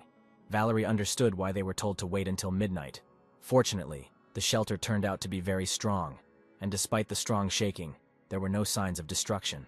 Valerie then ordered the students to follow her quickly, as every second counted. If the base manages to restore the power supply system, they will not have a single chance of salvation. The hall on level 4 was in chaos. The soldiers were momentarily confused, took up their weapons, and ordered everyone to quickly return to their rooms. However, in the pitch darkness, they did not dare to shoot thoughtlessly, especially since they had not yet received an order from above. Watching the chaotic scene outside, Valerie secretly rejoiced that they finally had a chance to escape. Valerie had already memorized the entire escape route, so she didn't run aimlessly like the others. Taking advantage of the opportunity, she led the students out of the 4th escape pod. Several shots were heard from inside, but fortunately they managed to escape in time. Despite all the shooting, they couldn't stop. Valerie also knew that the base's military was formidable. Once the power is restored, it will not be difficult for them to suppress such large-scale unrest. As they passed the stairs, they suddenly encountered 2 soldiers guarding the area with weapons. Seeing the situation getting worse, the soldiers were about to raise their weapons to stop them. Valerie didn't hesitate. She activated her ability, swung her sword, and rushed forward. The 2 soldiers didn't even have time to understand what was happening before they were quickly beheaded. Valerie knew that the appearance of these soldiers meant that the higher-ups of the base had begun to restore order. If they don't leave now, new soldiers will definitely appear. The students ran up the stairs. Soon a bright light appeared ahead, and the students rejoiced, almost reaching the exit. At that moment, Valerie extended her hand to shield the students. An ominous figure appeared ahead, and the familiar click of high heels was heard. The stranger coldly addressed Valerie as a traitor. When they looked up, they realized that there was a squad of armed special forces standing in front of them, with Grace standing in front of them. The girl noted that their leader Roman was truly wise when he guessed that some would try to hide in this chaos. She ordered the soldiers next to her to fall into line, stating that the Zishan base was not a place where one could come and go as one pleased. The only outcome for those who tried to escape would be to become food for the lower classes. Grace accused Valerie of not appreciating the good life she had been given, and risking it for the sake of worthless test subjects. Upon hearing this, the students turned pale, and some began to feel sick at the hint that they were using people as food. At that moment, Valerie extended her hand, urging Grace to consider that they still had a chance to talk. Grace, however, coldly replied that there was nothing more to discuss. A traitor is a traitor and cannot be forgiven. Just as Grace gestured for the men to fire, one of her soldiers was shot in the head and killed. He fell, shot by Alex, who appeared behind them with a silenced sniper rifle. Grace's face instantly turned pale, and she loudly ordered her soldiers to return fire. In the blink of an eye, the entire narrow passage was under fire. Valerie forced the students to press against the walls as she rushed forward with her long sword, knowing that Alex and his team had arrived to help. With such support, Valerie's self-confidence grew. The base's soldiers were attacked from both sides by powerful mutants. After Alex opened the spatial gate, all their shots became meaningless.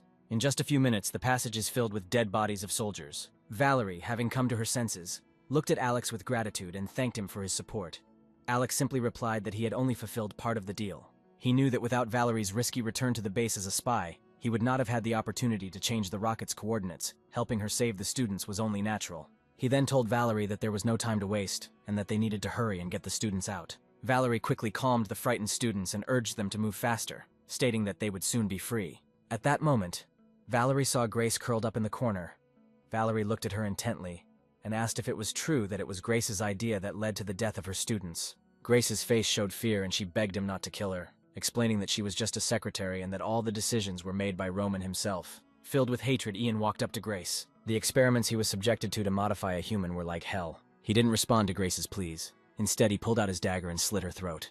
He said that people like her did not deserve pity. Valerie then sincerely thanked Alex for keeping his word and helping save the students. Then Alex informed her that the guards at the entrance had been dealt with and there was no time to waste, and he instructed her to quickly lead the students out. Alex then took out 2 backpacks from another room, which contained energy bars to restore their strength and some fuel to keep them warm, and told them to hide in the area southeast of their current location, assuring them that he would come meet them later. He then said that Valerie could not leave with the students yet, as they still had unfinished business. Hearing this, the students became frightened and began to beg Valerie not to leave them. Then Alex smiled and said that the base's warriors were too busy to pursue them now. But if the students go with them, they will definitely be chased. Valerie knew that from the moment she decided to join Alex, there was no escape route. She asked what they should do next. Alex replied that they just needed to blow up the entire base to solve the problem once and for all. Valerie felt the rejection, knowing that there were thousands of lives inside.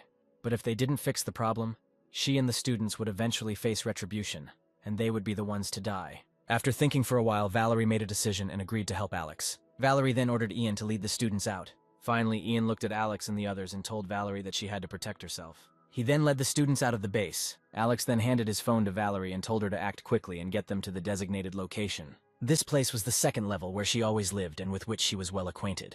All four put on their helmets and ran towards the designated place. Alex and his team quickly reached a location that was ideal for planting explosives.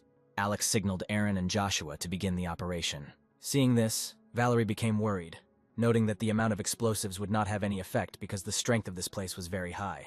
Alex calmly replied that it was explosives specially made by Riley. After that, he activated the spatial gate, and the next second, piles of explosives appeared in the corners. Valerie's eyes widened in shock. Alex chuckled and noted that he had always been frugal and never wasted a single grain of rice, and now they would try their own medicine. Having prepared everything necessary, Alex gave the signal for a quick evacuation. On the way out, Alex attached explosives to every door they passed. As they reached the corner, Valerie suddenly stopped. She suggested using this opportunity to directly eliminate Roman. She believed that without their leader, the base would certainly plunge into chaos. Alex also stopped and explained that even if they killed Roman, someone would quickly take his place. He noted that the problem was not with Roman, but with the database system itself. Valerie couldn't object, because she also believed that Alex had noticed everything correctly. Alex continued, saying that the only solution now was to destroy the entire base. During the conversation, their unusual behavior attracted the attention of the Special Forces. They were all dressed in Special Forces uniforms, especially Valerie. In the conditions of insufficient lighting and chaos, no one would notice anything unusual. However, one of the Special Forces soldiers noticed their strange behavior, especially the cat next to Alex. The base had never heard of anyone keeping a pet. The soldier raised his pistol, shouted that something was wrong with these people, and ordered them to be seized. Alex had no choice but to immediately activate his ability. He fired quickly, and the man didn't even have time to react before his head was instantly pierced through. Seeing that their comrade had fallen, the Special Forces raised their machine guns and began firing at Alex and his team. By this time, Alex had already opened the spatial gate. Valerie was amazed that after tracking him for a whole month, the base's warriors were unable to destroy his shelter. Soon a man appeared in the crowd and shouted that it was a spatial ability, and that the man was Alex. Everyone stopped shooting and retreated, dispersing. At this point, Alex smiled and muttered that it was already late. Then he shouted sharply the signal for a counterattack. Suddenly, all the bullets fired at them rushed back like a hurricane, hitting almost everyone. While Alex and his team retreated, grenades flew out of the spatial gate. Dozens of grenades thrown by Alex caused a huge explosion. The heroes understood that they could not stay there for long. If the base's power was restored and they were surrounded, it would be very difficult, as the dimensional gates could not protect from multiple angles at once. Just then, Alex noticed that the light above his head began to flicker, indicating that the base's electrical system was about to be restored. Then he ordered his partners to run to the exit immediately. At this point, news of Alex's infiltration and Valerie's betrayal reached Roman, and enraged, Roman immediately gave the order, declaring that Alex must be destroyed.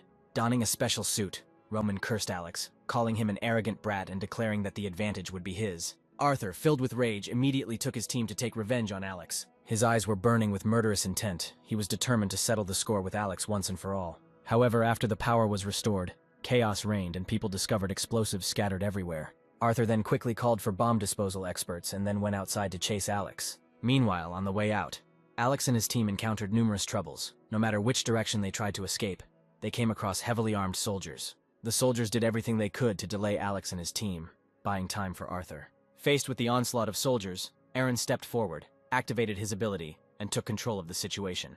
His muscles bulged with astonishing speed, instantly tearing through his tough battlesuit and turning him into a muscular giant. The next second, he rushed into the crowd, and the bullets no longer caused him any significant harm. Aaron, like a bulldozer, cleared obstacles in his path, sending flying all the soldiers who tried to block his way. Alex didn't expect Aaron to use his body to deflect the bullets, so the man chuckled and assured Alex not to worry as it was nothing to him.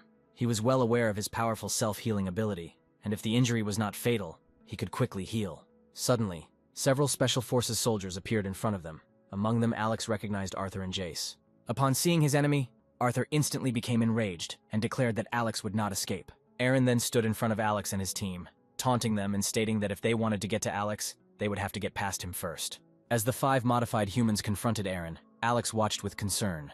Suddenly, at the moment of impact, Aaron swung his hand sharply, sending all 5 flying. With one movement, he slammed them into the wall. Seeing this, Alex laughed, noting that these modified mutants were simply delusional in thinking that they could fight a natural mutant. Aaron looked puzzled. He was a little disappointed, because ever since he gained his powerful strength, he had not had a single chance to engage in a serious fight with anyone. Alex said that in any case, they better not take unnecessary risks. As they retreated, a voice was heard from ahead. A tall figure was approaching them, carrying something resembling a barrel on his back. Alex immediately recognized the man as a mutant named Edward, who was listed in the files under the codename Fireman. Alex quickly opened the spatial gate, and then Edward spread his arms, and suddenly a huge fireball rushed towards Alex. Although the dimension gate completely absorbed the fireball, Edward's attack did not stop. Alex realized that he was being detained because the activation of the dimensional gate prevented him from moving. The temperature of the fireball released by Edward could instantly reach 1,000 degrees Celsius. If Alex had closed the gate, everyone would have been engulfed in flames. But if it had remained open, the Special Forces soldiers would have been able to catch up with them. Caught between a rock and a hard place, Alex called out to Joshua, asking him to sort out the situation. After Alex's words, the spatial gate suddenly erupted with a huge amount of icicles, which the man was barely able to dodge. Edward stepped back in disdain, calling it a trivial trick. He pulled out a canister from behind his back and began to pour its contents onto the ground. It was a fuel he had specially developed that when ignited became as powerful as explosives. He filled the entire corridor with a black, oily substance, stepped back a few steps and snapped his fingers. Instantly, a wave of heat burst out from under the ground, engulfing the entire corridor in flames. Edward stood in the middle of the flames, unharmed, and even the hem of his clothes was untouched by the flames. Confidently stating that their team leader would arrive soon, he said that they would not be able to hold out for long. Luckily, Alex had already prepared a large amount of ice when the ice was released. The collision of ice and fire filled the entire corridor with steam. Edward was momentarily stunned to realize that they actually had a mutant who could manipulate ice and snow. Taking advantage of the moment, Joshua held off Edward while Alex and his team quickly retreated through the steam. Suddenly, a terrible gust of wind sounded ahead. Aaron did not have time to see what was happening, as a giant fist fell on him. Instinctively, he crossed his arms to block the blow, causing a loud explosion that sent Aaron flying back several meters. He barely managed to stay on his knees when he saw this. Alex was amazed that Aaron, known for his physical strength, was in such a state from one blow. At that moment, Arthur appeared in Alex's field of vision and invited them to begin the performance. Then the hero went to Aaron, worried and asking if everything was okay with him. He covered it with a shield so that nothing could hurt him. Aaron was sweating all over. But thanks to the stimulator, he didn't feel much pain.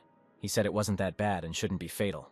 Arthur, standing about 10 meters away from Alex, examined his spatial abilities. Having learned a painful lesson from the previous one, he knew it was better not to approach too hastily and risk falling into Alex's trap. He decided to wait it out, knowing that they had nowhere to run. Meanwhile, Joshua hurried to Aaron and asked if he was okay. Aaron, sweating, said he was fine but felt like he'd been hit by a train. Then Alex took out a stimulant from his space and without thinking injected it directly into Aaron's hand. Throwing aside concerns about side effects, it was extremely important for Aaron to quickly restore his fighting strength. At this point, Furry approached, visibly outraged by the situation. His fur stood on end and he growled threateningly. Valerie also took a fighting stance, ready to fight, but Alex stopped them, advising them not to rush, since at the moment the opponents could not reach them. However, Arthur continued to move forward. After their last meeting, he learned that Alex's spatial space was not capable of attacking on its own. As the standoff continued, Arthur began to taunt Alex, implying that without the protection of his sanctuary, he could only surrender. However, the hero said that it was too late to give up. He had hoped to get it over with quickly, but things had reached such an unexpected stage that it seemed his plan had been too idealistic. At that moment, a woman in a cloak appeared behind Arthur and quietly called Alex by name. At that moment, it seemed to him that an invisible force was pulling him into the abyss. It was Chloe, whose ability was to hypnotize through eye contact. However, the next second, Chloe closed her eyes, crying out in pain. She screamed about the incredible pain in her eyes. Alexei grinned and showed that his space could reflect psi waves. Taking advantage of the momentary clouding of reason, everyone, at Alex's command, quickly climbed onto Furry's body. Then they quickly ran towards the exit of the corridor. Joshua barely managed to grab the animal's tail. Then Alex opened the dimensional gate and threw the grenades out of space. Arthur and his team were just beginning to come to their senses when they were instantly engulfed in a sea of flames. The corridor echoed with continuous explosions. Joshua worriedly asked Alex if the explosives they had planted had dissipated, fearing that all their efforts would have been in vain. Alex replied that there was no way she could have been disarmed in such a short time. He assured Joshua that once they got out, they would blow it up. While Furry ran towards the base exit, Arthur and his team took cover behind the walls during the explosions. Suddenly, Arthur crashed through the wall and shouted to his team to hurry up and give chase. At that moment, another mutant, Sky, stepped forward. The next moment, he turned into a 2-meter-tall humanoid creature. He grabbed Chloe with one hand and Edward with the other. After this, he set off in a furious pursuit of Arthur. Seeing that they were about to be overtaken, Joshua quickly ordered Alex to throw more grenades to delay them. However, Alex stated that he is not one to take advantage of other people's vulnerabilities. He noted that if they like to stalk, then let them stalk. Joshua and Aaron were speechless, finding Alex's statement unconvincing. However, they knew that Alex was always willing to use any means to achieve his goals, and that he must have his own reasons for not rushing to use his spatial abilities. A few seconds later, Furry jumped out of the opening and they found themselves on the ground. Arthur and his team also rushed to the door. He understood perfectly well that under his supervision no one would be able to escape, especially in the vast, snowy terrain. He noticed that Alex's space was only invulnerable in one direction. If he avoided that side and attacked from all other directions, he would not be able to escape. At this point, Joshua realized the gravity of the situation. Without the narrow corridors of the base, Alex's spatial defense could not block Arthur's fast attacks. He asked Alex what they should do next. A cold smirk appeared on Arthur's lips and his eyes filled with a thirst for revenge. He said mockingly that without the protection of their shelter, they had nowhere to run. In response to this, the hero only grinned. Then Alex took the remote control out of his pocket and pressed it hard. Seeing this, Arthur panicked and asked what Alex had in his hand. Just 2 seconds later, a dull sound came from behind and the ground shook violently. Before they had time to come to their senses, a wave of heat rose from behind, and then fire burst out from the entrance to the corridor. Arthur's entire group was suddenly blown away by an explosion. Joshua's eyes gleamed as he watched the destruction. The base was destroyed, and they all smiled in relief. Arthur clenched his fists and growled in anger, cursing Alex for what he had done. In response, Alex mimicked him, noting that he should really be thanking Arthur, reminding Arthur of the large bundle of TNT he left behind when he attacked the hideout, and saying that Alex had returned it all to him. Alex even added a little more as a return gift, noting that Arthur's explosives had proven quite effective. He provocatively stated that if it were not for Arthur's generous gift, they would not have been able to make such powerful explosives themselves, especially in the snowy desert, where it was impossible to collect materials. Arthur turned and looked at the destroyed base, feeling a chill in his heart. The base he relied on had been destroyed by their own explosives. The man felt an urge to go back and save people, but after such an explosion it was unlikely that there were any survivors. Arthur's eyes were almost bloodshot with rage, and he swore that Alex would pay for this in blood. At this point, Alex suddenly extended his hand and said that they needed to think this through carefully. He noted that they had 4 mutants on their side. He hinted that even if Arthur was stronger, it would end in mutual destruction, and even if they couldn't kill Arthur, they were confident that they could destroy all the other members of his team. Alex emphasized that Arthur attacked them first and it was self-defense on their part. Then Arthur coldly replied to Alex that there was no point in talking about nonsense. He stated that either Alex or he would die that day. Hearing this, Alex suddenly laughed darkly and asked if he was Arthur's only target. Arthur said they needed to stop chatting.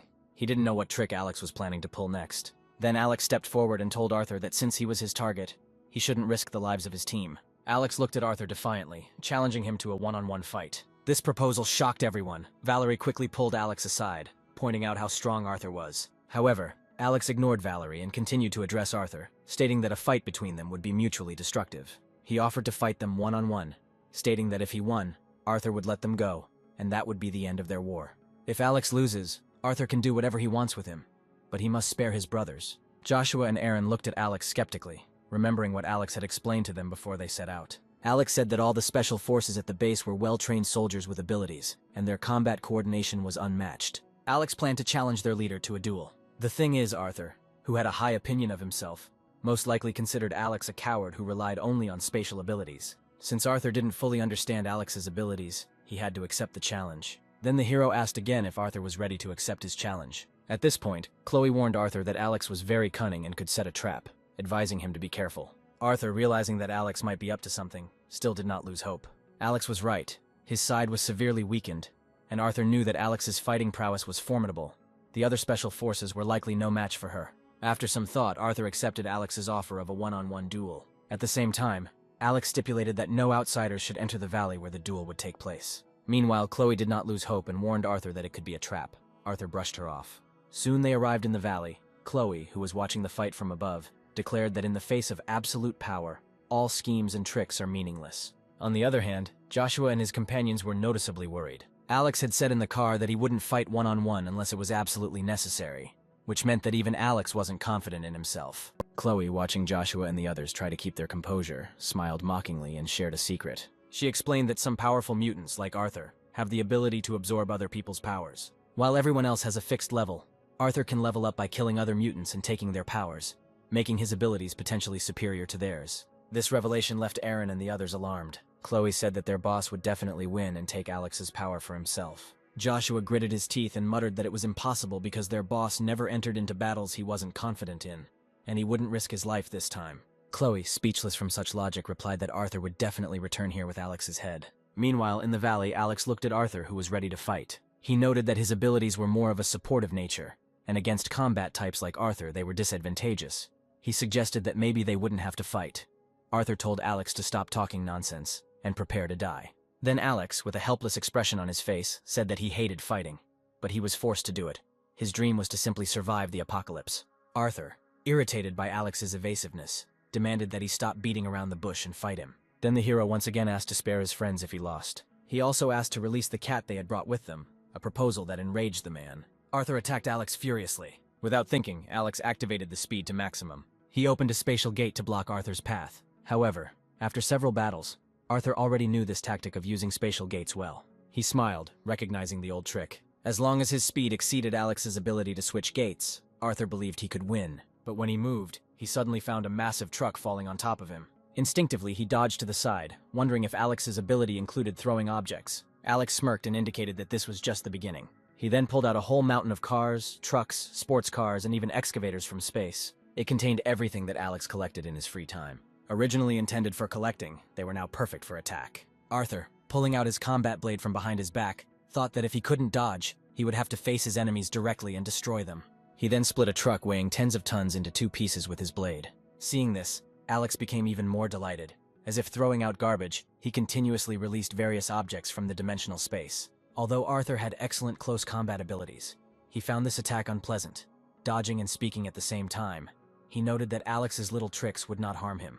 When Alex laughingly retreated, he replied that if that was the case, then Arthur should not shy away. As Arthur desperately dodged and fought his way through the debris, he realized that he would not be able to get to Alex. Since the gate area was quite large, it was not easy for Arthur to get around it, and he could not use firearms at that moment. If he could get within 3 meters of Alex, he was confident that he could kill him instantly. However, Alex's objects became more and more varied.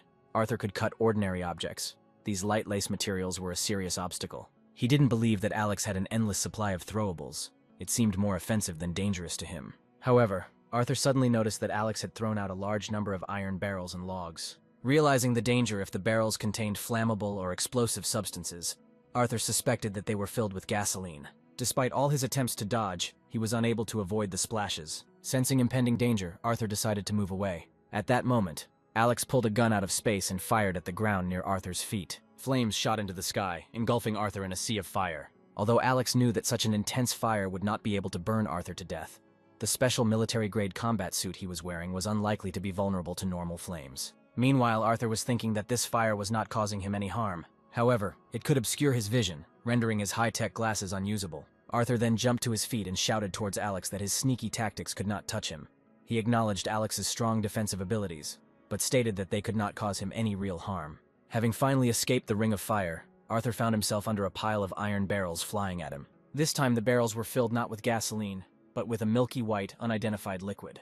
When the barrels fell to the ground and burst, Arthur, despite his agility, was unable to avoid being caught in the sticky white substance. Realizing it was durable latex paint, Arthur growled in anger. He yelled at Alex, condemning his stupid antics instead of a real fight. Then he suddenly saw something flying towards him. The man instinctively covered himself with his hands from another portion of paint. Enraged beyond measure, he tore off his clothes and vowed to finish off Alex. Arthur decided that if he could hold out until Alex ran out of items, he could split Alex's head in two with one blow. However, at the moment when he made out Alex's faint silhouette, hundreds of iron barrels rolled out in front of him. All the barrels were open, and the cold wind spread the gas that was inside them. When Arthur inhaled the dust, his eyes filled with intense fear and his face turned red. He quickly covered his mouth and nose. Alex, noticing this, calmly stated that everyone has a weakness, and no one can be perfect. He noted that even their invincible Captain Arthur has a weakness, an allergy to seafood. The hero added that the powder was made from more than 100 ground types of seafood, and Alex assured him that at least one of them would cause an allergic reaction. Now the entire valley was filled with seafood powder. Arthur held his breath, unable to believe what was happening. He couldn't understand how Alex had discovered his weakness. Realizing that things couldn't go on like this, Arthur gathered all his strength and rushed towards Alex, ready for a desperate fight. Seeing this, Alex activated quadruple speed and started running, teasing him as he went. Even though Arthur tried to break through the endless stream of objects and grab Alex, his caution was obvious. He kept a safe distance from Arthur. Just 2 minutes later, Arthur's face changed color. Clutching his throat, he collapsed to the ground in agony. Seeing him lying motionless in the snow, Alex examined him from afar. Then he moved away to a distance of several tens of meters. After that, he took out a barbecue grill from the space. He slowly began to cook sausages to replenish his energy reserves. After about 15 minutes, Arthur, who seemed completely defeated, suddenly stood up, roaring in rage, declaring that he would fight him to the end. Arthur furiously attacked Alex, and then the hero began to run, noticing that Arthur's actions were explosive. Arthur, who as a super soldier always carried anti-allergy medication with him, hoped to fake his death in order to lower Alex's guard and take the opportunity for a surprise attack. But he did not expect Alex's caution. Anti-allergy medications relieved the symptoms only temporarily, and with the valley still filled with sea powder, Arthur's condition rapidly worsened. His physical condition deteriorated, and his consciousness began to cloud. Arthur could not imagine that his unrivaled close combat skills would give way to such low tactics. Finally, Arthur collapsed, unable to rise again. Seeing Arthur trying to repeat the trick, Alex kept his distance, warmed himself by the fire, and continued to eat and recuperate. Half an hour passed and Alex regained his strength. Looking at Arthur lying motionless on the ground, Alex muttered to himself, wondering if Arthur could really be dead. Thinking about this, Alex took out his gun and shot Arthur straight in the head, making sure that he was really dead. After that, he asked him if he was alive. Alex felt a surge of delight, hardly believing that he had defeated the base's top fighter. Alex then pulled a massive truck out of space and slammed it down on Arthur. Arthur's frozen body was instantly cut in half. Alex finally breathed a sigh of relief, convinced that Arthur was finally dead. Seeing this, Alex pulled out a sword from space. After that, with a quick movement, he decapitated Arthur. Only in this way did Alex finally feel completely calm. Satisfied that Arthur was definitely dead, Alex crouched down to examine his head. Suddenly, he felt a strong gust pull his right hand towards Arthur's skull. A powerful force surged from his palm into his body, exciting him like an electric current. The sensations were incredibly refreshing. He quickly absorbed all of Arthur's power.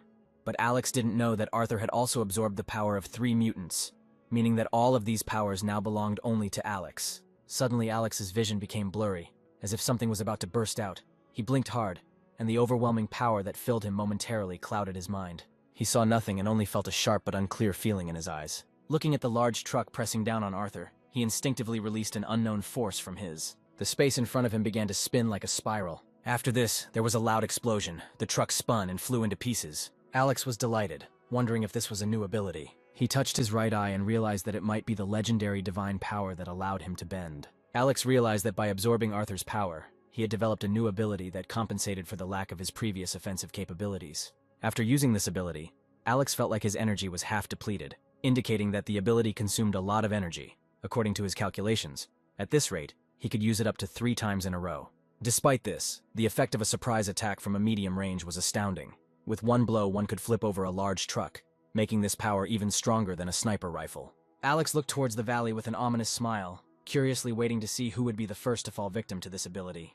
Meanwhile, outside the valley, after waiting for almost 2 hours, everyone began to worry. According to Chloe and the others, killing Alex should have been easy, so the battle lasting so long was unexpected. At this point, Joshua and Aaron exchanged glances and slowly smiles appeared on their faces. This delaying tactic suited Alex's fighting style very well. The more time passed, the more it showed that Alex's strategy was working. At that moment, Aaron and Joshua's headphones crackled, and hearing Alex's voice, they felt great joy. While holding Arthur's head, Alex used his radio to warn Joshua and Aaron to watch their expressions and not attract attention, telling them to wait for his signal before destroying all remaining forces. Hearing Alex's voice, Aaron and Joshua couldn't help but feel happy. Their boss had indeed won. Having suppressed their excitement, they calmly prepared for the attack. Alex did not return the same way, but silently approached the enemy from behind.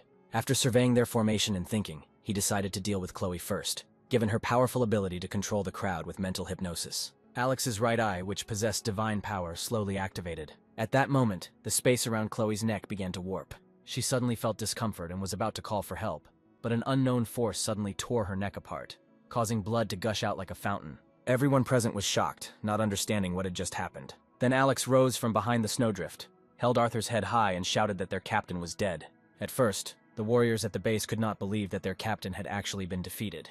Then Alex commanded the attack, ordering to destroy them all. Joshua had long been ready to strike. Valerie took the brunt of the attack, with Aaron and Furry quickly following behind, rapidly attacking their opponents. Alex ordered them to spare no one. At this time, the team, left without a leader, was at a loss. Their strongest captain was killed by Alex, This led to a decline in morale and a sharp decrease in combat power. Meanwhile, Alex's men quickly and thoroughly dealt with all remaining forces. At that moment, the hero ran up to them, planning to first absorb the abilities from the corpses. However, this time he did not feel any improvement. After thinking about it, Alex understood the reason. It must be because the level of these mutants was too low, much lower than Arthur's. Alex then called Joshua and Aaron, but after trying to absorb the power, they both shook their heads. They did not have the ability to absorb other people's abilities. At that moment, Furry suddenly came closer and sniffed Edward's body. Then, in one fell swoop, he bit off his head, swallowing it whole. Alex, confused, asked Furry if he could absorb their powers, to which Furry nodded slightly. In that case, Alex decided to leave these people for her as a snack. Immediately after that, Alex approached the entrance to the Zishan base.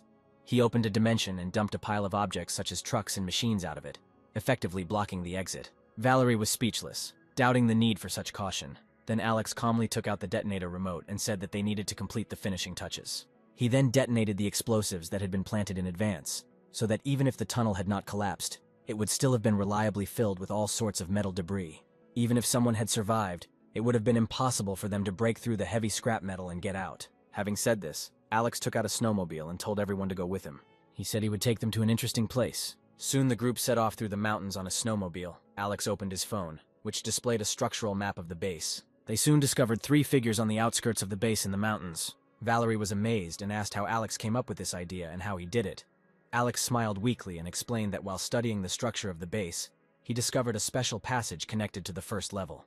Thinking that her students were mostly killed by Roman, a thick, murderous intent gradually flared up in Valerie's eyes. She shouted at Roman to stop. However, Roman never expected that Alex would discover their location so quickly. A recent massive explosion almost destroyed the entire base. Roman immediately ran out of the evacuation passage, not even having time to take care of his wife and children. He refused to believe that, having barely escaped, he was still destined to meet Alex. Seeing Alex getting out of the car and approaching, Roman turned pale. The 2 loyal guards, not yet realizing the situation, raised their weapons, intending to fight Alex to the death. Realizing that the situation was beyond saving, Roman quickly raised his hands and began to beg, explaining that by killing him, he would upset the balance in the city, and as a result, Alex would be in even greater danger. Hearing this, Alex thought for a moment. He had not thought about this question. But then he stated that Roman, as a desperate fugitive, had no right to discuss the terms. As he spoke, his partners had already surrounded the 3 of them. At that moment, Valerie clutched her sword tightly.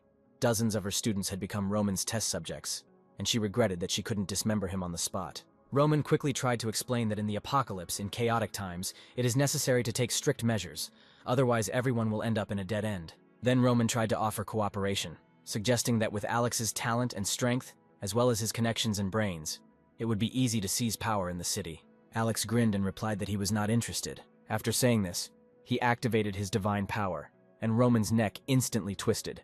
The next second, his head was torn off his neck. The 2 guards, instantly petrified with fear, fell to their knees in despair and began to cry. Alex coldly stated that a man like Roman could not dominate the city. Then 2 of Roman's loyal subordinates took out their grenades, intending to die along with Alex, at which point, still fueled by adrenaline, Alex quickly pulled out his pistol and shot both of them in the knees, causing them to fall helplessly to the ground.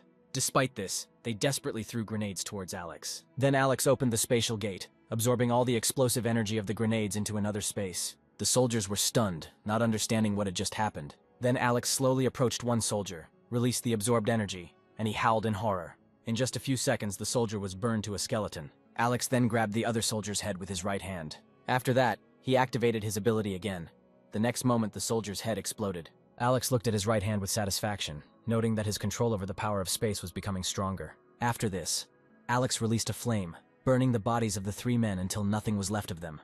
Valerie, who was watching Alex's actions, was speechless, doubting the need for such large-scale measures, because the base had already been destroyed by Alex. Alex explained that Valerie did not understand the significance of Roman's status in the city.